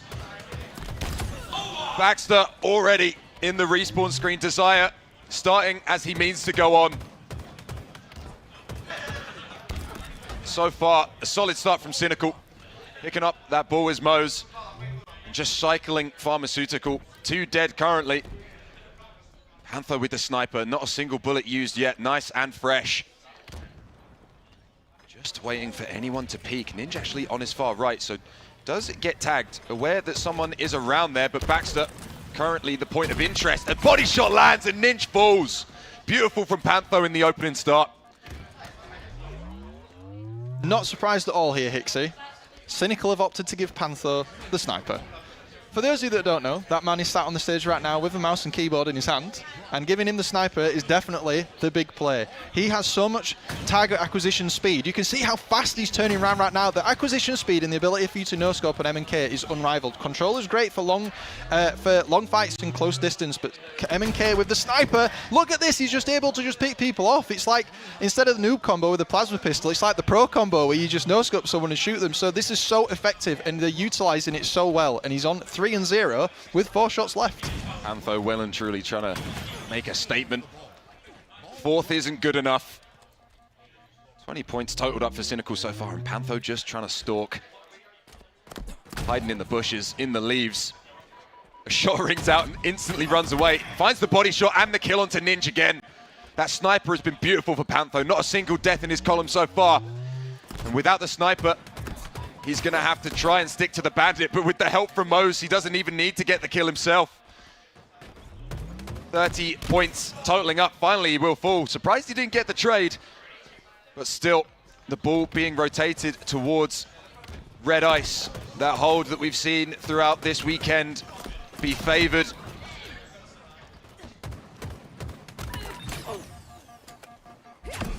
Killing spree for Mose as well. Finds the double, potential for the triple, doesn't actually land it. Hand goes up in the air, confusion on the face, and a triple what could have been. This entire sequence here, just as more players start going down. At the start of the game, Cynical started with the ball in blue, got the sniper. Panther was allowed out of his cage, went round to Cargo, started shooting, and Cynical used that as a way to rotate the ball back round to, as you were saying, the most popular part of the map. But because they can't play it, and now Pharmaceutical have that area, now here we are, and Franklin's starting to get points for his team. So this is the downside of Red, even though it's great for holding. If you lose it, you've got to be real careful about how you lose it, because now they get the great setup that you've just created. Really nice wrap round as well, Baxter and Hybrid. Hybrid going for the extended play, pushing up towards them, and Baxter's just keeping things at a distance, able to find at least one as they were rotating through. Just take a bit of the sting out of the fight from Cynical, out of the push. Now going to opt to hold the ball himself. Sniper was up. Interesting that they didn't even attempt to go for it. Trying to keep the setup and back the hold. Sniper in the hands of Zove though. 8 bullets to work with. First one lands, but Ninja actually does a really good job. Thrusters come through. Mo's trying to clean up. Well, Zove couldn't. Ninja still one shot, but able to just get away. Finally does fall. Mo's no longer chasing ghosts and finds a double. A killing spree again. A triple for Mo's. Looking for the 4th for the over. Baxter up in the sneak. He isn't going to give it to him. But 13 and 3 for Mo's. You saw his hand go up earlier in frustration, but you can't be mad at this performance so far. Moz is online, and the fights are going absolutely crazy right now. 13 and 3. The way that Cynical are rotating around the backside of Red right now, they baited Pharmaceutical into pushing the Red big door. They moved back, and then Moz ends up getting a triple kill. The positioning and awareness of them right now is absolutely on point. The scoreline is close though, so this needs to continue for them to extend that lead. With this crazy play and individual performance from Mo's, as far as stats are at least concerned, it's surprising to not see the round already over, or even this gap to be larger. Only really about 30 points separating these two teams. But maybe Cynical are going to start to face off with the ball. Zove getting loud, a double kill found. Desire with QT as well, just allowing Mo's to get an easy kill. And already looking for spawners. Hybrid gonna be the first to show face. Baxter now to wrap through. Nice spot from Desire. Peripheries are on point. Oh, looking like this first round is gonna be theirs. Pantho just able to evade Franklin. Such a distance that Pharmaceutical had to cover to try and stop that hold. First round, Cynical's locked in the bag. One more round to close Pharmaceutical out, to force them into that 4th position. Pharmaceutical here taking the initiative of how they were just absolutely dogged on with all of the cover that Red Sneaky offers, using it effectively but need to do it consistently. 3 players down for Cynical right now. That is the time you take space. Zove finds himself in a difficult spot on Cargo here. His team does need to respawn. Him going down means they'll have less boots on the ground. You need all 4 to play, and Mo's does go down off screen there. The ball has moved round, and this is quite an extension here from Franklin, trying to get behind the enemy team. So now Pharmaceutical are taking the game to them. They have the ball, Hixie. They're trying to be aggressive to stop anything from coming through, but it's a 2-for-2 trade. Yeah, Panther mad, he wasn't able to get away with that sniper as well. Attempted the same opening play in both rounds, but snuffed in the second. And the ball just getting rotated, aware that Panther is there, but Hybrid stuck between Zove and Panther. A rock in a hard place will fall. Franklin as well, a perfect from Panther to net him the double. Baxter sighted, a single tag comes through, and the ball for Cynical, still in a bit of a rocky spot. You need to alleviate the pressure, and Pantho trying to do exactly that. Doesn't actually expect this other player below him, but able to get the trade. Pantho is going huge. If you want to win the game, you can't be doing things like that. He walked around and flanked, and it got him 2 kills. I mean, luckily, Hybrid is able to take the initiative and go around the back 2. We didn't see that because that was kind of off screen at the moment. You got to be so careful when you commit to something like that, because he left all of Red open, and getting the double was good, but, you know, we're thinking about 10 seconds ahead here in Halo all of the time. They have got the ball again, but just pushing around like that, you've got to make sure your back's covered or you've got a full send. Hybrid just watching from afar. As soon as Pantho screams, scares the ball out of his hands. Stick does actually come through as well. Lovely toss over there from Mose. And the ball trades hands. Just need to find Baxter and Franklin. Franklin keeping him up actually, but finally will fall. Only so much you can do. Oh, from behind. Zaya though, late to the party. He's just going to see red X's everywhere. And the shots coming through from behind him as well is just going to make them aware of him. Finding a little bit of pressure. Not able to do too much with it. It was a bit of a chicken chase there, wasn't it? Around the side of the cargo there. Sticky's coming out, going everywhere. Teams here right now, lots of pressure is being put onto the cargo ice area. Teams aren't really opting to push through the tower. He says as Cynical does start to push through the tower area, maybe a change in game is needed here. Red Big Door is good, gives you a lot of sight lines, but if you can get back tower, well, that gives you plenty of ways to get into the red base without necessarily leaving plenty of easy to use escape routes. But they've chosen to move the ball away here, Hixie. I think they're kind of tired of this cat and mouse games around red. They're going to try and move it somewhere else. Pantho seeing no one else, opts to move that ball back to red. Actually able to get it far enough so they can scoop it up. So points totaling, but with Pantho falling, Pharmaceutical can aggress. And Baxter using sniper bullets like they're going out of fashion. 4 used in quick succession. Looking like he's just going for anything. Throw enough darts, 1 will stick. Only 2 bullets left in the sniper, but the rest of Pharmaceutical able to break through the defense of Cynical. And they haven't picked up the ball, but they do have the hold.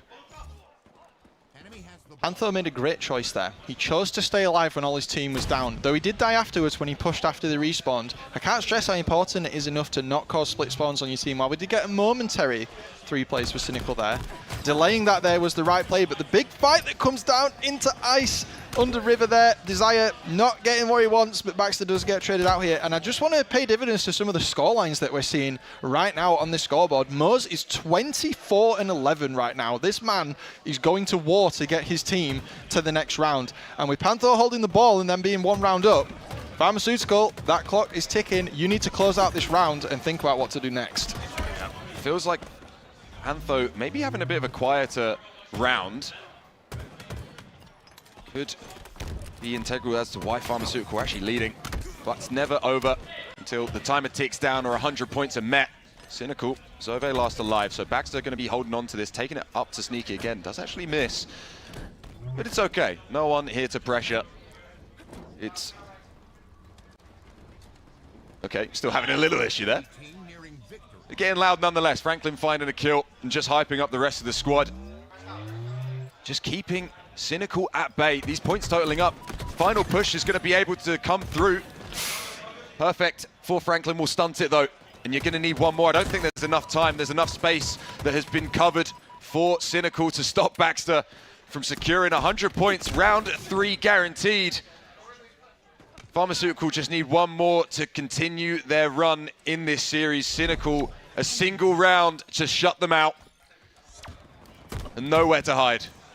I loved the play at the end of that round from Pharmaceutical there. Off screen, all of the members of that team pushed out to stop Cynical from getting anywhere near the ball, and look how much time they got. Pharmaceutical need to take the initiative that they just used. They need to take space, they need to get Cynical out into the open, and they need to demolish them like they just did. Ninja now has the sniper. 3 players of Cynical are down and getting just rotated there. Mo's just getting absolutely blasted, and Hybrid now has the ball in position. They need to do what they did last round. If they can do that, this game is theirs.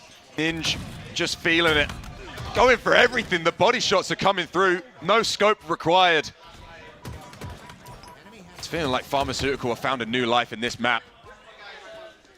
Be a little flat in the last 2, but the shouting is the only consistency. And even when Baxter's at the respawn screen, I'm still hearing him shouting on behalf of Franklin.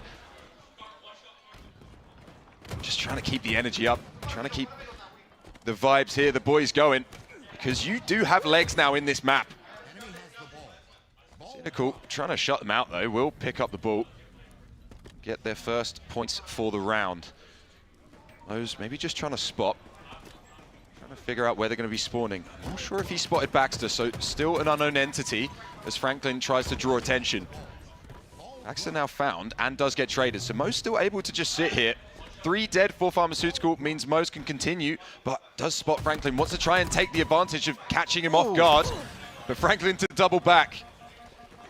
That was a fantastic play from Franklin there. He got the kill, he got the ball carrier to one shot, and his teammates then came in from the respawn and started to capitalize on the damage that he did. And even though he's down right now, this entire sequence that we've seen, that's 3 players down for Cynical, is all because he had the patience and awareness to wait for the spawners to come in. And now his team's got the ball. Baxter now getting points on the board for his team, closing in on 20. Still a long way to go, Hixie, but the scoreboard is starting to go their way, and the way that they're playing in around the map and capitalizing on their ability to work together, well, Pharmaceutical, as you said, they might have found their second wind.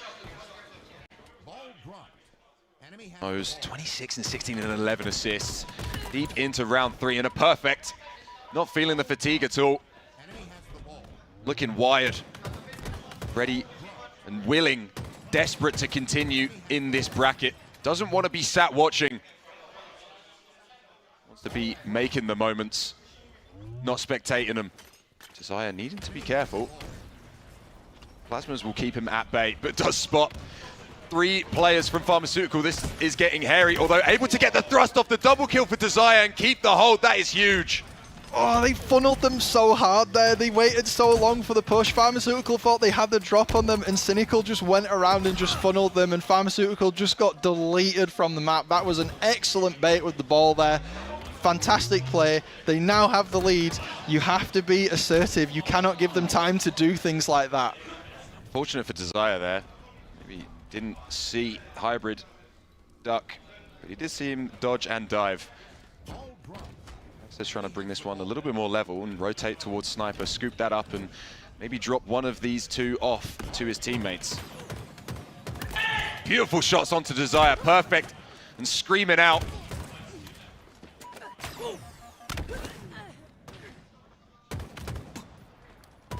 Pantho, oh, he's got the Sniper again. I want to be on board with him until he dies or this thing is out of ammo. But caught between a rock and a hard place. Wanting to go for that ball means he has to lose his high ground. Single tag from Baxter and he has to drop again. So Sniper not really able to get online here. Able though to just be a roaming Sniper. Finds the body shot. Oh my God, almost connects with the other. 180, Tony Hawk will be proud. The way the ball has been under the bridge here for so long. Oh, we've had a player drop out on Cynical. Looks like we might get a pause from play there, but we'll just talk about what was going on.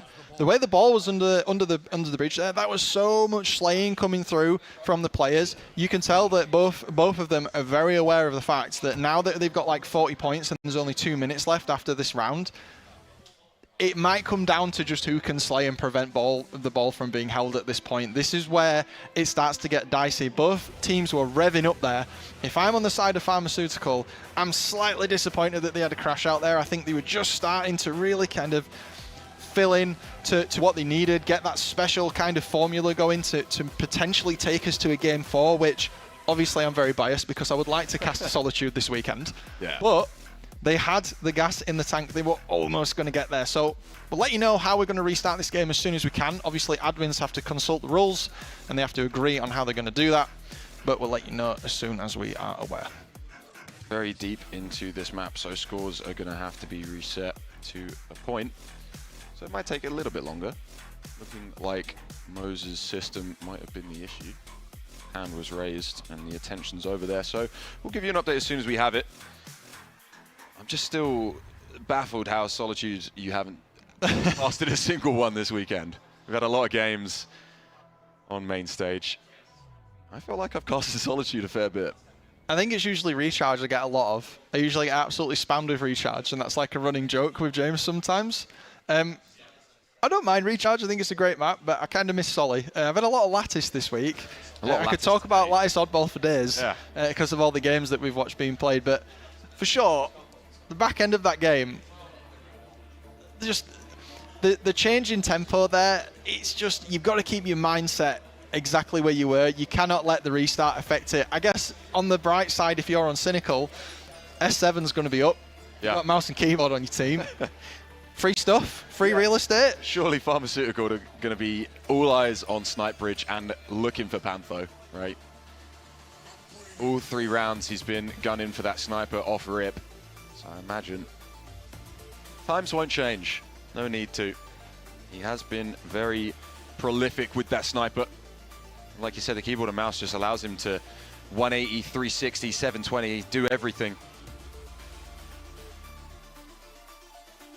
We have just heard it's a single round to be played, of course. 42 to 35, Cynical being up in that. As we're going to be jumping back in. Only a moment. The players an opportunity maybe to figure out the other team and what they can do. I think the kick back in tempo there, as I've said previously, full reset on the map, scores roughly even, 7 points difference.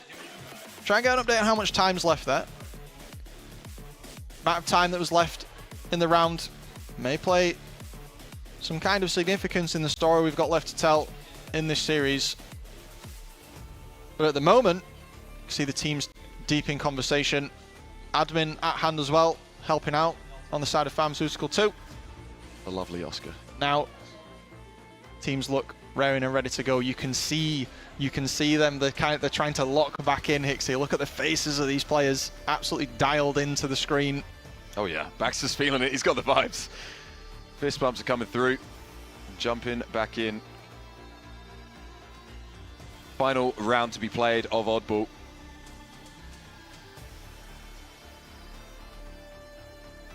A 42 to 35 in favor of Cynical. Can Pharmaceutical lock in and extend this series, or will it be a swift 3-0 for Cynical? Push them further into this bracket, facing off against Genesium, sat there waiting to battle out for second and third. The difference of 600 and a grand. You got to get there first. I've just had it confirmed from production as well. We are going to indeed restart a full timer on that round. So we're going to go with the scoreline from before. 35 to 42 in the favor of Cynical. 1 round all. And we're going to start from 5 minutes. So despite the fact we were at 2 minutes, plenty of the game was over there. This is now plenty of time. This is looking a little more like the game might go to 100, but straight off the bat, Hixie, 3 plays for Pharmaceutical go down, but Ninja gets away with the sniper. That's a huge keep for his team. He just needs to get out of River. Yeah, seeing the single death of Pantho and the sniper in the hands of Ninja, I can probably piece together what happened. Double body shot, no scope comes through. On to Desire, who has been getting loud at the beginning of this. Mo's able to get the ball off the map, let it be known, but loses his head for it. The guillotine shuts. The only thing rolling is his head. Ninja as well, trying to use the thrust to get away, but not able to. 3-1 is his scoreline as he falls, and that sniper just laying dormant, waiting, whispering to these players to pick it up. Zove able to take the last Pharmaceutical player down, though. Didn't expect Ninja to be so close. That was such a sad outcome for what Baxter was trying to do there. He dropped the ball and it hit the door, the backside of big door on red. That's so upsetting. He was trying to get the ball and rotate it out so that they couldn't score any more points. Great effort, great foresight to understand what was going on there, but just didn't go through exactly how he wanted. But the ball's out in the open now, and we're going to probably enter kind of Slayer territory yet again. Many trades are coming through for both teams. They're not able to get that foothold. Key point of power there being eliminated. Pantho going down, holding that red vent, and Franklin getting traded out for it. So at the moment, neither team can get a foothold. The ball is moving with Ninja, but Cynical moving at the other side of the map. See Desire far away there, putting some damage in on the players of Pharmaceutical. Mo's trying to get sight lines, able to actually see Ninja, the sniper, in Ninja's hands as well. So info gained. The ball, though, does actually reset Mo's as well. Finishes his meal. That was brave. Sniper does ring off as well. Final bullet, I do believe. So that one is out of the question. 3 dead for Pharmaceutical. Desire running this ball back to blue. Trying to close this out. Could this be the final hold? It's going to have to be a long one if so. Ninja finding Zove could be their way to eke back into this and just keep this map going. 70 points now, only 30 remaining for Cynical. Pantho just trying to be a spanner in the works round this left-hand side. And able to find Ninja, actually the slide comes through. The trade as well though. Franklin able to tie it up. 3 dead for Cynical. This game, Cynical, they are playing cat and mouse. They're not really going for 100 points here. They could have held the ball for a little longer. They're going for the Slayers, even though the timer is making its way back down to 2 minutes yet again. They're playing the ball, they're letting them push, they're throwing it off the side. Pharmaceutical with only Ninja live, this is not looking good. They have to be able to get ahead to stop them from playing it, and it looks like Panther is moving it back towards that blue bridge again, Hixie, and they're just going to do the same thing again. Panther, though, taken down. Hybrid doing the dirty work.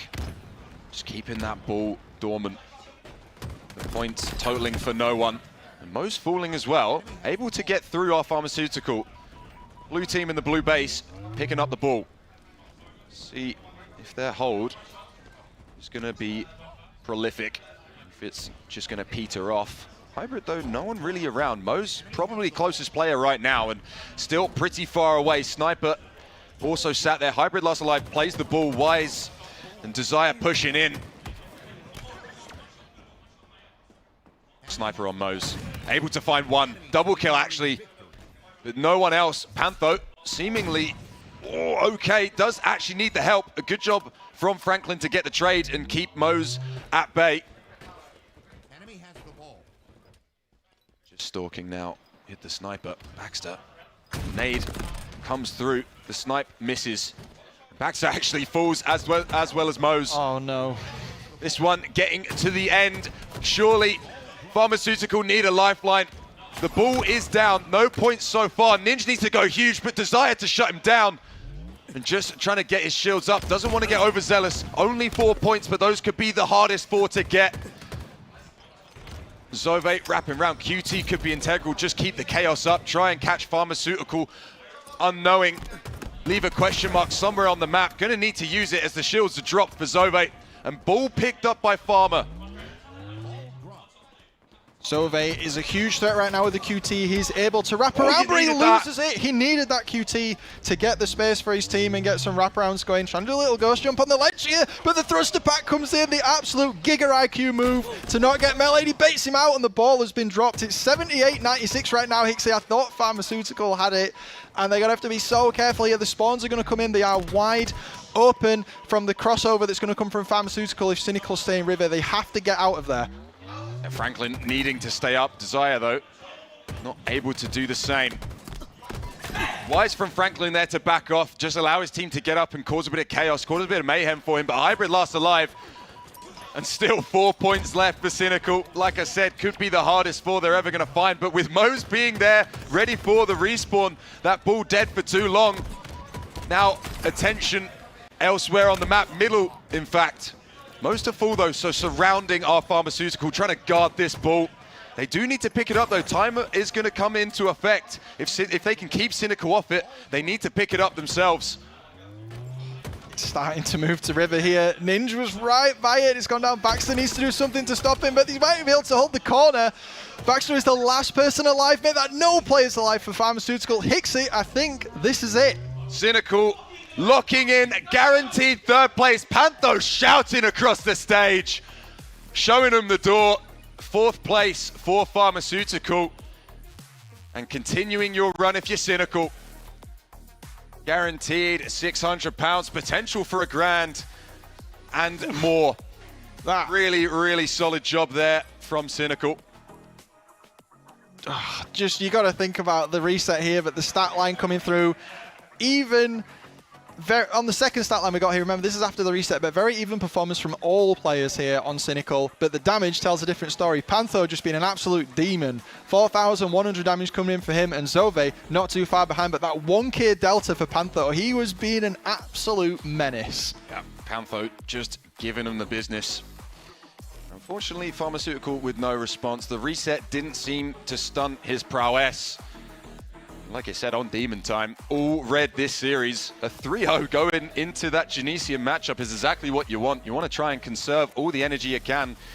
Each map, maybe the CTF Origin you could argue against this, but each map seemingly close, right? Especially that Lattice Oddball. Yeah. Those two final rounds being considerably closer than the first, and the Aqua Slayer only 8 kills separating them, but an insane showing from Cynical, and I feel like a deserved guaranteed third.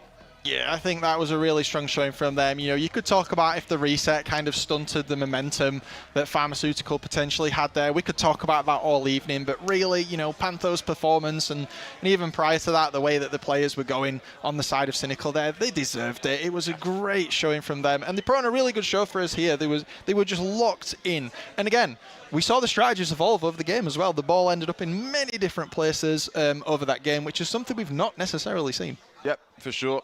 And whilst Pharmaceutical's run ends, as does mine, going to be heading off a little bit short, a little bit soon. But it has been an absolute pleasure to be here. Appreciations and gratitudes to everyone at EHL for the EHW 2025. Thank you to Prod and everyone, Atlas. And thank you to you, mate.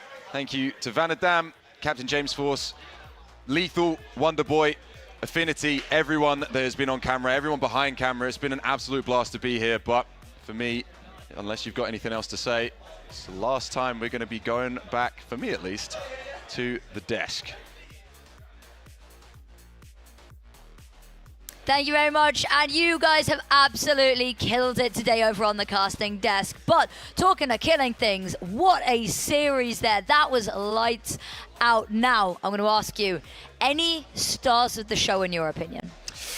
Oh, it's a good question. There's quite a few of them, actually. Like, Go on, Pantho was lay it on popping me. off quite a lot, and it was weird because in the slaying department, it was losing a lot of his ones, but seemed to be on clean-up duty perfectly fine. And Yes. it was just weird. It was a weird mixed bag with him, but that's what you want, isn't it? Because there's so many times where it's like, why is this not traded? Why are you so out of position? Blah, blah, blah, blah. But that first game was a good indicator. You saw straight away that even those first two flag caps back-to-back, you could tell that Cynical wanted to get into that game and that entire series strong, which they did. It was back-to-back, pushing it open side, keeping it on spawn, keeping him in check, which is exactly what you need.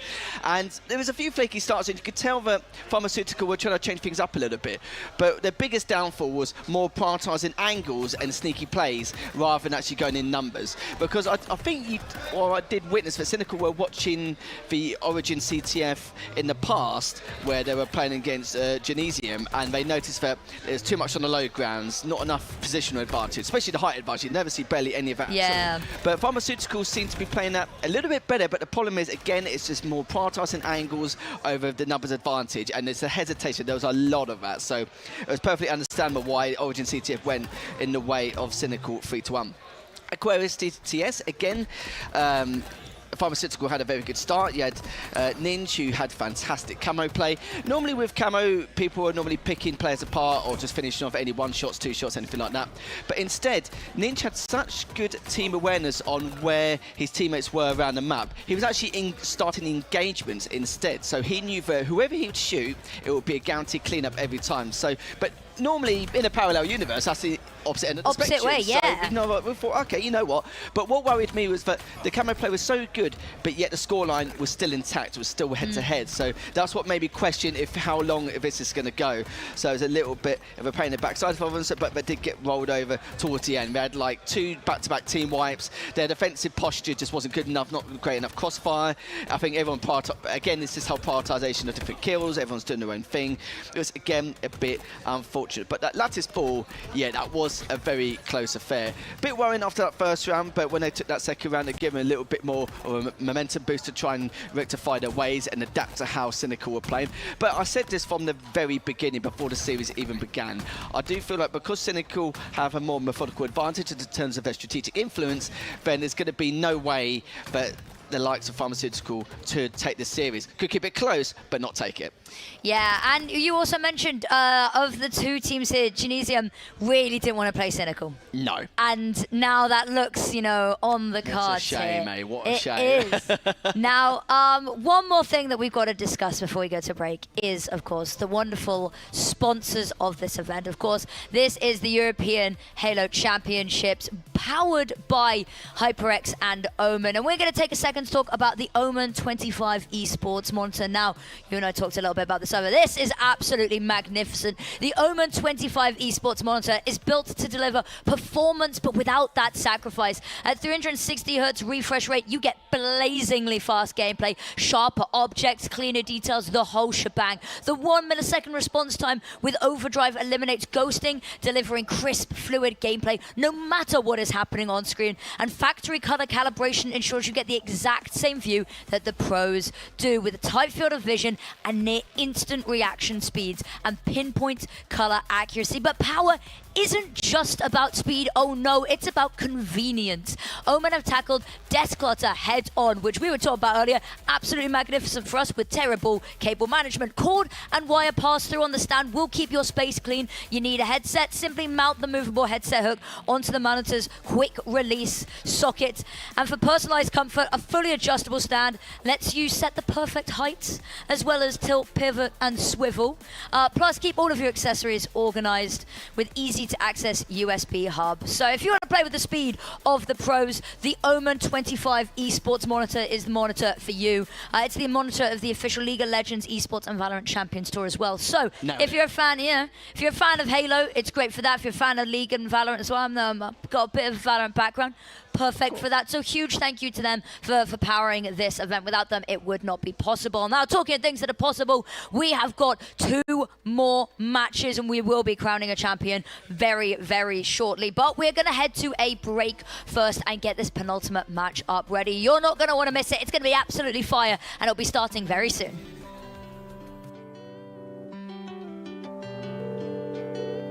The number you have dialed is not available at present. Please leave your message after the beep. It's so absurd to me.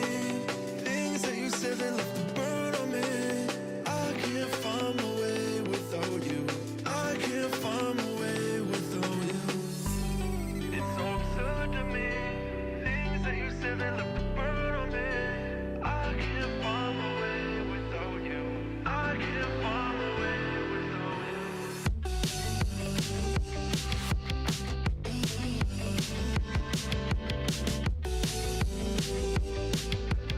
so absurd to me. Things that you said that left a burn on me.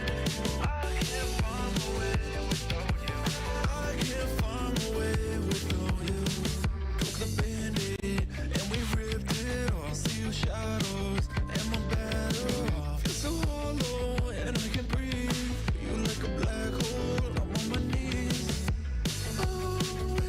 way without you.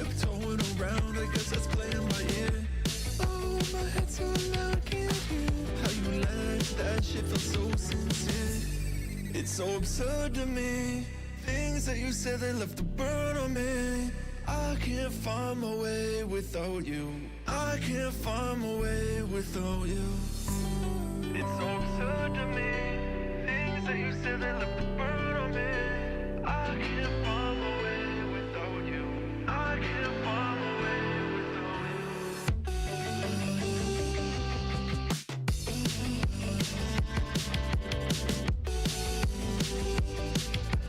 I can't find my way without you.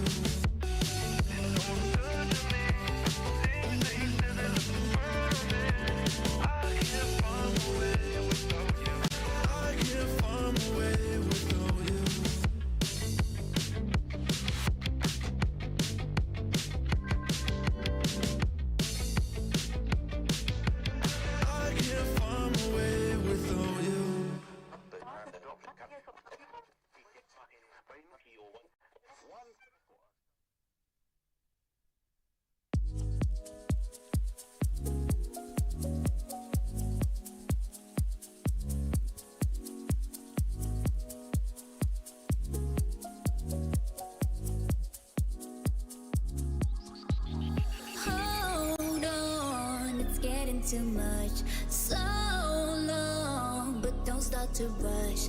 Take your time, clear your mind. You're worrying enough. Don't make it too tough. We made it. We made it. Yeah.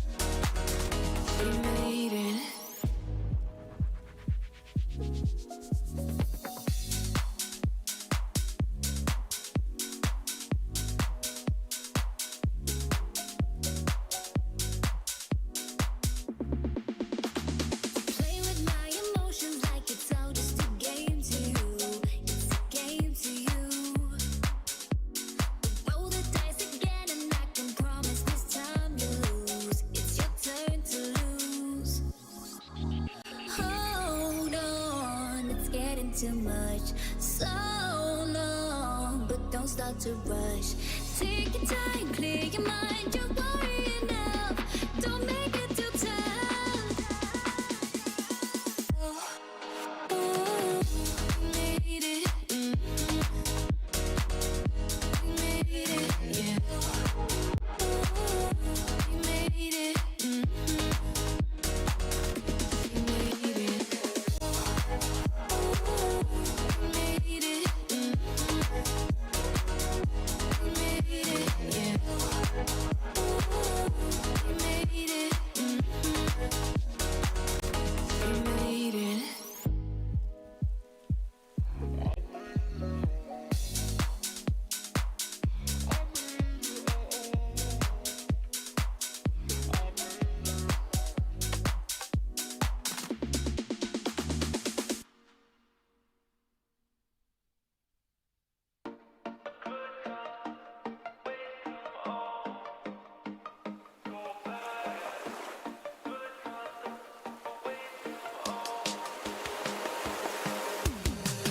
I've been in the good times already. You can see it on my face. I know. No more racing. We got it. We could reach it. Yeah, we got it. And you know I'm feeling good like that. So what you gonna do? And I can't stop thinking about you. But what you gonna do? And you know I'm feeling good like that. So what you gonna do? And I can't stop thinking about you. What you gonna do? What you gonna do?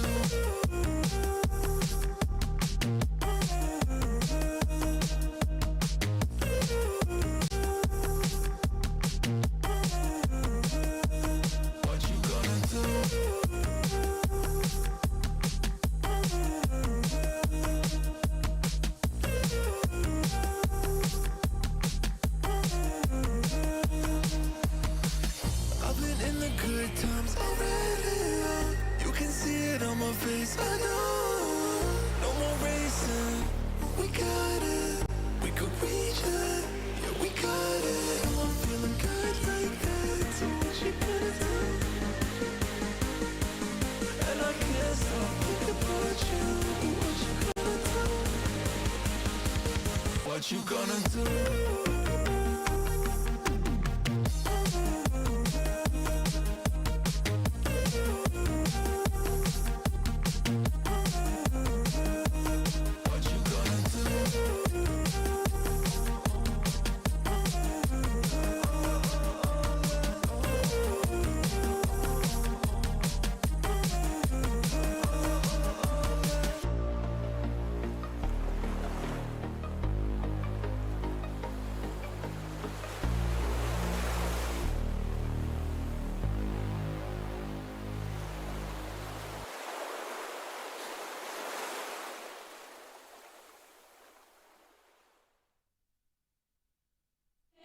Kiss me like citrus and fire, burning slow and sweetly.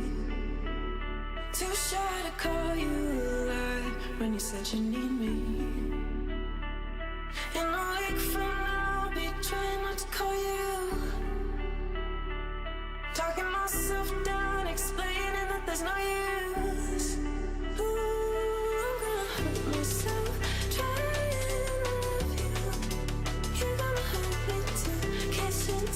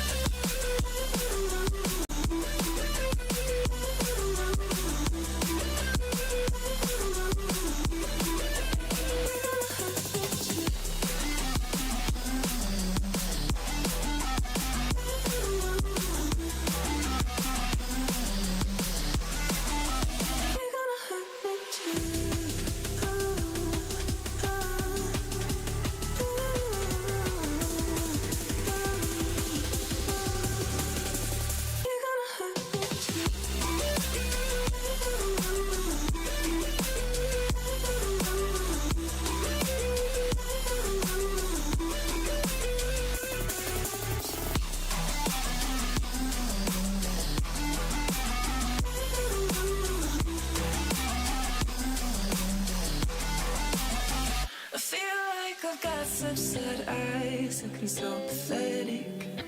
My anxiety sounded scraping against my necklace. In an hour from now, I'll be trying not to call you. Talking myself down, explaining that there's no use. Ooh, I'm gonna hurt myself, trying to love you. You're gonna hurt me too. Kiss and tell me to go soon. You're gonna hurt me too.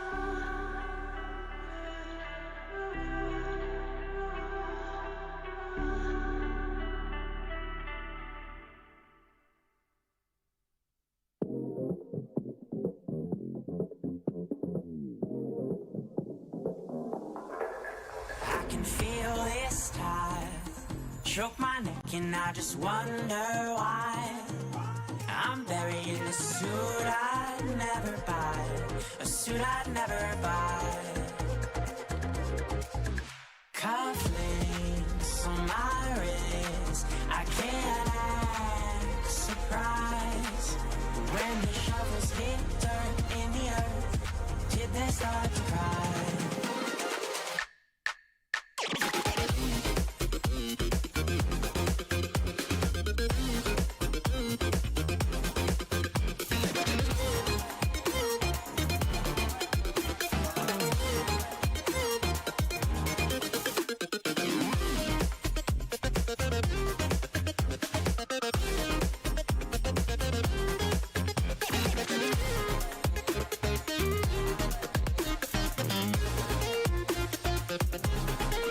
Since I'm 17, I've been looking for a place to make me be complete. I've been looking all alone out there for anything to make me feel alive. Bring me back to life.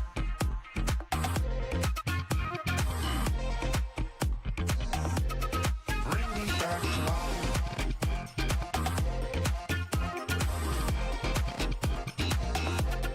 Bring me back to life.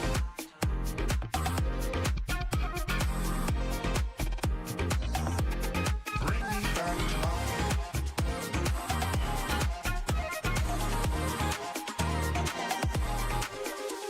Cufflinks on my wrist, I can't act surprised when the shovels hit dirt in the earth. Did they start to cry?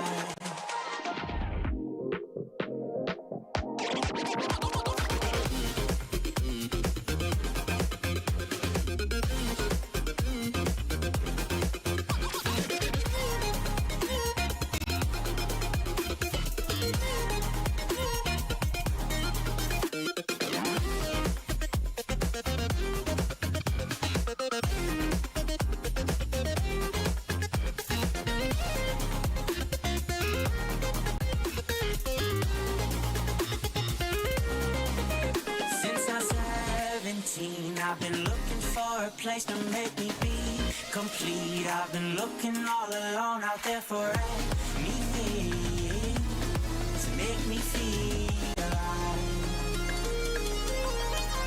Bring me back to life.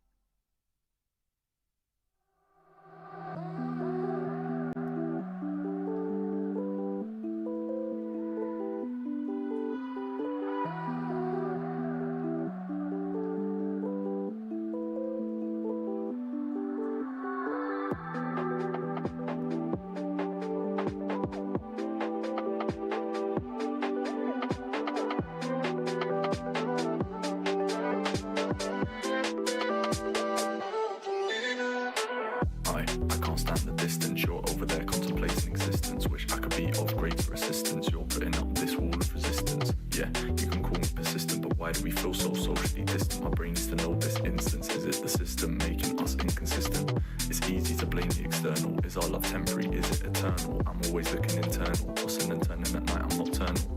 I need to know, can we win this war? Or will we be soldiers left on the floor? I'm not sure. Feel like I'm winning, but I haven't kept score, and I just need to know what I'm fighting for.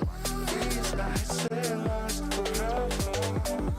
Now that you're gone, now that you're gone, can't get no sleep. I'm restless.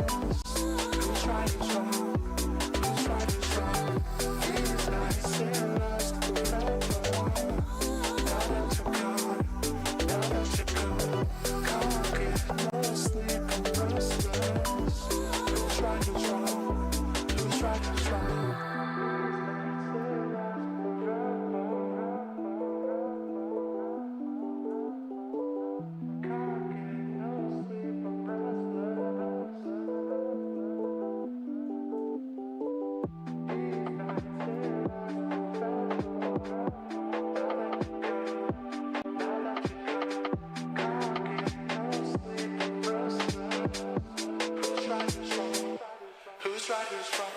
Yeah, I remember the days before you and I went separate ways. I know that I said that I needed the space, but when I think back I only see your face. It's always gonna be hard to replace the touch of your love and your warm embrace. I wish I could go down my phone and erase all the pictures of you, but I keep them in case. Don't know what I expected to do. Without all your love I didn't know who to turn to. Guess it's kinda funny how the tables are turned to. They told me I'd be better off, but that's not true. Now I'm looking for somebody who's brand new. You were my one love, you were my go-to. Guess I just gotta do my best to pull through, but I feel like I need to say I still love you. These nights they last forever. Now that you're gone, now that you're gone, can't get no sleep. I'm restless. Who's right is wrong? Who's right is wrong? These nights they last forever. Now that you're gone, now that you're gone, can't get no sleep. I'm restless. Who's right is wrong? Who's right is wrong?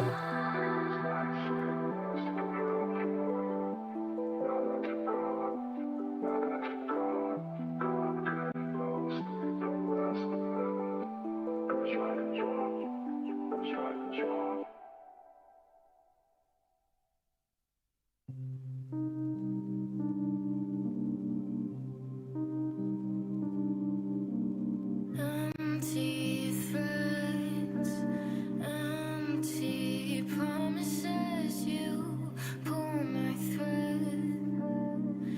Am I still what you wanted? Tired and trying. Hold on tight, but it still slips by. Shifting, changing. Feel it die, watch it fade away. I miss being happy, don't know if I even was. I think I'll be happy the moment that I am gone.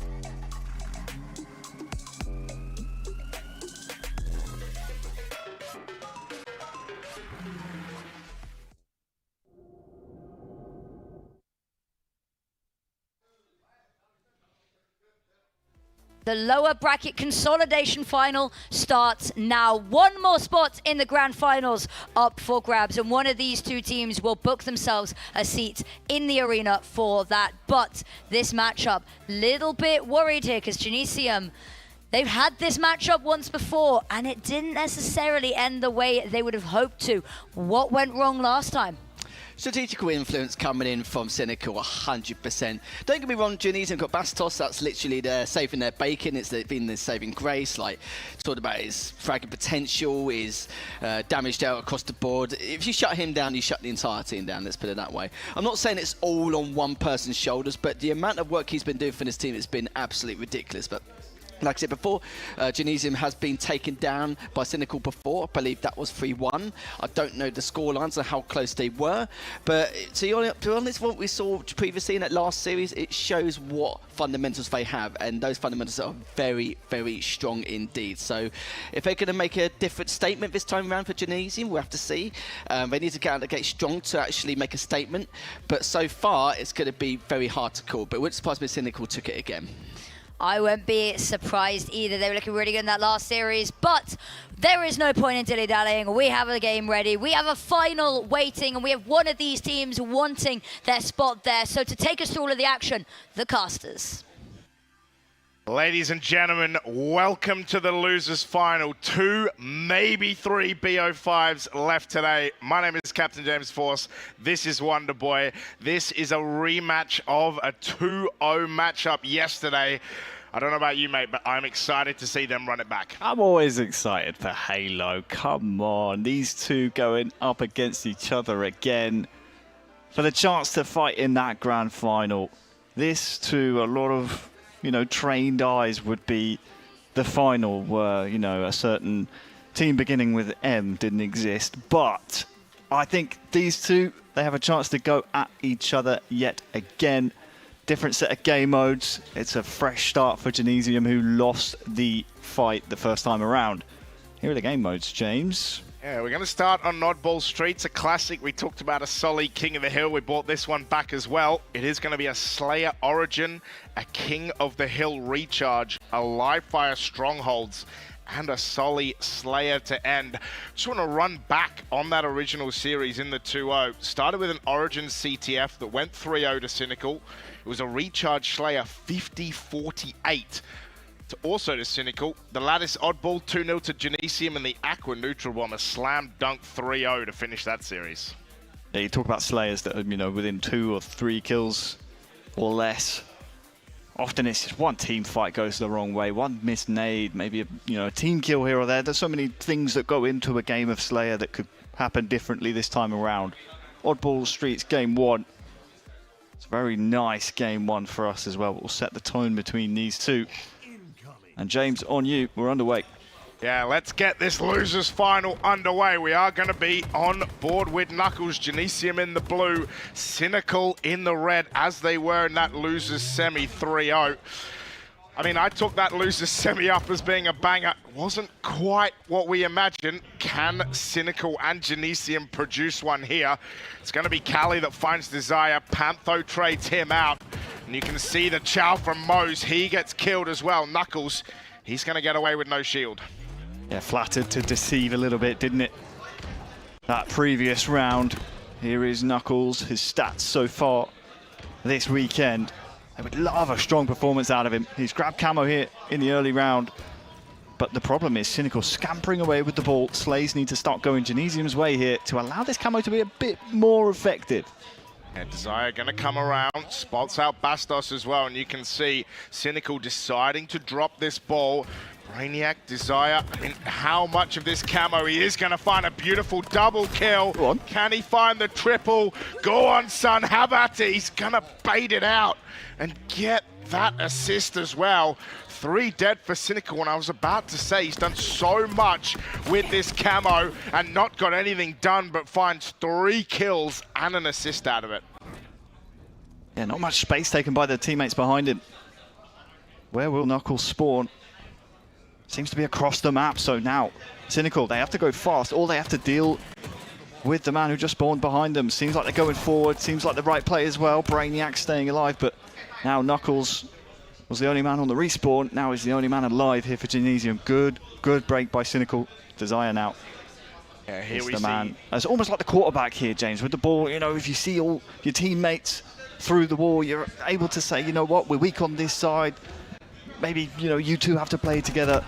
The push is coming in from Genesium. Lost 2 numbers already. Yeah, and Desire, a 1.49 KD. The man has been doing some absolute work. Mose with the cleanup of Brainiac, briefly 3 dead for Genesium. So not only is it Cynical managing to find that break, it's also Cynical managing to hold against it. Desire finds Knuckles with the help of the smoke. And it's going to be Bastos, and how many times have we mentioned that name this weekend about how dangerous he can be? So dangerous. So dangerous. The new camo just dropped. Well, who will play the mid lane quick enough? We need to see the supporting cast of this man start to step up, though. Knuckles and Brainiac doing so very well so far. Nice shots onto Mose. Could turn 2 here as well. Almost returning that nade to the sender. 2 dead for Cynical. It's just a bit of a scrap at the moment. Which way did that camo fall? Didn't quite catch where that one went. Could be in the hands of Cynical. We don't know at this point. Could have been burned. Yeah, and I think the thing to take away from those stats is I think Bastos had about 25 to 30k more damage than Desire right over the weekend, and that is just a crazy amount for a very, very similar amount of games played. Zove gonna dive in, gonna find the kill onto Knuckles. But you can see Genesium doing a great job of rotating this ball away. Zove does find Bastos, and you can see Kali last left alive. And again, Wonderboy, 3 dead for Genesium. Yeah, 3 dead. They did well, though. Zove taking too much damage, dribbling that ball away. I mean, now Desire, who wanted to go and push B, take some space, help Mose double up on that side, has to come back and hold the ball. That's now the weak side for Cynical, but is there a weak side? Mose is here with the red gun. He's taken down finally, but that first kill he got on the solo side was huge and allowed Desire to hold the ball. They have a decent lead now. Yeah, Desire, last one left alive. So here comes the push from Genesium. They want to clean him out. He's not even going to find a trade. Luckily for him, though, ball thrown, played into mid, if you will. But it's going to come right back in the hands of Knuckles. 65 to 43 to Cynical at the moment. It is going to be a trade there between Bastos and Mose. But again, Harry, 3 dead for Genesium. 3 dead, and they smell a rat. Good job, Desire. You don't want Knuckles hanging around while you're trying to hold the ball. Brainiac is susceptible to the 5 shot as well. 10 seconds till the new camo, but only 20 seconds needed here for Cynical. If I'm the coach, I'd probably say, you know what? We don't really need this. We can just play tight. We've got camo popping now, but all you have to do is stay alive, keep that ball guy alive. You've got 10 seconds left to win this round 1. Bastos in a huge 1v1 against Mose, finds a double kill, does get taken down by Kali. Fortunately for Cynical, they lost camo and they lost ball, but you can see starting to get called out. Bad timing for Kali to try and shoot. Zove gonna find him as well. 2 dead for Genesium. The push coming in from Cynical. 3 dead, just Bastos left alive. And it seems like preventing a miracle when he gets stuck. The plasma's in the face. And round 1 will go to Cynical. Good execution on the breaks from Cynical. I think that was the difference, really. And the holds on the solo side. Often on this map, when you hold the ball A or C, you'll double up on one side. You'll have a 2-man push on either the left or right, and then a solo on the other side. Often how well your holds kind of hold, if you will, depend on that solo side. Can you rack? Can you get a 2 for 1? Can you trade yourself off? Mose was able to do that, and I think that was the turning point in that first round hold. Which way will the first camo of round number 2 go? That's coming up now. Zove with the red gun. Brainiac gonna take him. Chow there with no shields. Brainiac does find the oddball just over the ATMs and will go down. Knuckles, turns out, has the camo, and the thing here is Cynical think they're safe. They think they're trying to find a way to just hold Genesium, but Knuckles just gonna steal that ball and take it a little bit further back into that cafe. But once again, you talked about it after that round one, how good Cynical were breaking those setups. Zove already 20 kills deep. Yeah, by far and away the kill leader of this lobby. Knuckles definitely passing the eye test on the side of Genesium though. Just when we're asking someone other than Bastos to turn up, it's been this man on top of most camos so far in this game. It's being called into action in the OBJ duty here as well though. You'd like that maybe to be shared around while Knuckles is kind of in the hot hand. So sure, and you can see Bastos, might have the same amount of kills, 11 assists. He's definitely not gone anywhere. Slower start, Desire, gonna grab this ball, take it into Tyres. I feel like a broken record. It's 3 dead for Genesium again, and Cynical gonna be allowed to get this setup into PD, and you can see Genesium spawning all on this B side. Bastos is there, the Cali push into Tyres. Mo's on that one side, gonna lay down some damage, but here you can see it's 3 dead for Cynical. Ball gonna get played. Yeah. Can't do that. That's easy as you like. Important catch there from Bastos. If that rolls bottom mid and Cynical off the respawn spawn C, I mean, there's no way for you to capitalize off of the break. I mean, Cynical just needed to push out, take some space, make it a bit more of a tricky effort to break the setup. And at the back of the map, you kind of are just waiting to be hunted. 2v2 here. Brainiac out with ball. Down by the side kick. Will take this into the middle. Active camo there as well. Desire gonna find an important kill onto Bastos. Will get traded out, Brainiac. Knuckles finds the perfect as well. Cali wins a huge 1v1, but you can see it. Mo's pointing at his screen while he makes the call, and Knuckles grabs camo. It's another Knuckles camo. What have you fed this man, Genesium? Clearly in sync with the rest of his team, listening to his coach. And if you keep getting these power-ups, look, that's Cynical. They can't move. They know there's a rat somewhere. Or do they? Yeah, it doesn't look like they do. A perfect comes out. Desire does find the back smack onto Bastos. The ball gets played off the top. Cali gonna clean up, and you can see Knuckles. H3 rat or not, he's gonna find some kills. Takes down Desire, and Brainiac marching in. Where's he getting shot from? It doesn't matter. Knuckles is here still. This camo has been an eternity, and he keeps finding kills. Just super impactful camos. At least 3 I've counted so far from Knuckles. Really made Cynical just stop in their tracks, and it was 3 down for a moment for Cynical, and we've been lamenting Genesium 3 down. This time, and in this round, they're having so much more success in slaying the opposition, and that is reflecting in our round scoreline. Genesium starting to hit a rhythm, but now can Cynical try and turn that pace? And you talked about Slay Zove, 25 kills. We talked about him being far and away the leader. Knuckles now on 22 as well. Like I said, Genesium, it is going to be Bastos with this ball. Cali does get taken down by the Zove-Mo's combo. Bastos still with this ball, 63 and counting for Genesium. Desire with this push. Knuckles on no shields, does manage to get after a melee whiff.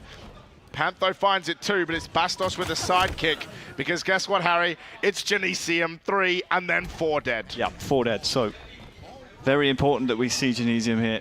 Get Bastos back in the map. Don't try and do too much until you're all in position. Camo in 10. You've got Zove at the back of the map with ball. It's important that you get everyone in. 2v2 trade. Camo coming up here soon as well. So a lot of things to think about here across the board. And something tells me there's a big team fight coming up. Cali with the camo this time. Yeah, 100%. But again, another camo going to Genesium. And the oddballs ended up on Cafe's side, where they are all situated. You can see the ping starting to come down. Desire gonna flow in, but Zove and Mo's getting kills. Brainiac's finding a couple. Just live. Gonna get it. Just live. 1 left alive. And they actually can't see him. So it's not like they can even flush him out. And you can see how close Brainiac is. But at the moment, Cynical. Nice catch again. Oh my God, it's just, you talked about quarterback play. They're just dropping it right in the basket. Yeah, Pantho lost a life here. Honestly, these camos from Genesium have been textbook. And it is the difference between these two teams, certainly in this round. Been so impressed. We're in last break of the game territory here for Cynical. If they want to keep this round 2 alive, 15 seconds to go, they have to go pretty soon. That they do. Here comes the push as well. Mose, he's going to be the last of 2 left alive, but this is just the wrong way. Like, you can't push this 5 way. seconds. Yeah, Brainiac's going to surely get this. The nades might come out. It's going to miss, and it's just going to be Genesium. Again, 3 dead, but they're going to take this round, and you mentioned it. There was camo after camo after camo, and Cynical, you have to stop that, otherwise you're not winning this game. It's horrible. Horrible when the enemy team constantly have someone who is invisible. Brainiac, Knuckles, Bastos, Kali, they came into this map 1 with a game plan. It's working so far. 2v2, Knuckles with ball, Bastos elsewhere on the map. Yeah, he's going to get taken down by Zove. Knuckles will be in that back tower. Kali trying to pinpoint out where it is. It's going to be 2 separate one-on-ones. It's going to be 2 separate... Oh, I was going to say trades, but actually I think Brainiac survived there. Won't do any longer as Pantho takes him out. And finally, it caused a voice break, but Cynical, they have a camo. Yeah, definitely the first camo of this game. Nice mouse and keyboard ninja there. Pantho starting to show how impactful this can be. Surely not again. Brainiac, you need to get those camo eyes tested. And now you have to surrender at least 15 seconds over to Cynical here in the scoreline. Must regroup. Yeah, Knuckles will find the red gun, but Bastos, Knuckles, both no shields, can't push. That's just going to allow Cynical more and more time. I mean, how many times have I got to say it? So many times these pushes end in a 3 dead and a ball swap. Zove here, gonna get perfected by Knuckles. It's that man again, Mose, trying to do the jiggle peek with Kali, is gonna find him. Knuckles, suspect nade there. Wait, blame the ping? I mean, it's a tough nade to hit, but when you hit it, lands on that jump up pretty nicely. 3 down. For Genesium, big double. I believe that was from Mose. Zove approaching a 40 bomb here. Still in the early round. Second camo of the round appearing now. And Kali just out of sync with his team there. Probably have time to play a little bit faster. Genesium, but you're giving up way too many deaths. Too much damage. That's traded. Now you have to wait. You have to wait. Maybe you'll play his camo here. But again, you're surrendering at least another 10 seconds of ball time over to Cynical. And this is something that we talked about yesterday in this Swiss Saturday, was the amount of times a team like Hog Riders was able to get 20, 30-second holds, and it just makes it so difficult when the enemy team chunk holds this oddball. Active camo, you can see the big fight. Brainiac is going to get away with it, though. Knuckles gets naded. What can Brainiac do? Pantho with the camo eyes, not going to help him. He gets brained. Zove with this hold, 39 kills for the man, is absolutely popping off, but Genesium have got the ball. Okay, this round not over just yet. They just 3-deaded them. Pantho the first respawner. You know which side the spawns are on. Do you go take space on the other side here, Genesium? That's what I want to know. Doesn't look like it as Moses spawned C, so they're happy to take this fight over here on B. Brainiac gathering so much info with this camo, and that's what's been so impressive out of Genesium, using the power-up to use the info and then work around it. It's what the top teams in the world do. Killing spree. Now for Brainiac. Camo gone. Will eventually get taken down, but how many impactful kills do you want to get with just one camo? Genesium over and over again. Cynical, 3 down. Desire, 112 seconds of ball time, and we are almost all tied up in this third round. It is going to be Mose that gets that kill. And again, another pitch and catch. This time it's Cynical taking advantage. It's going to be a 1-second lead, but look how much time is left on this clock. An entire 3.5 minutes. Very impressed with both Cynical and Genesium here in our losers final.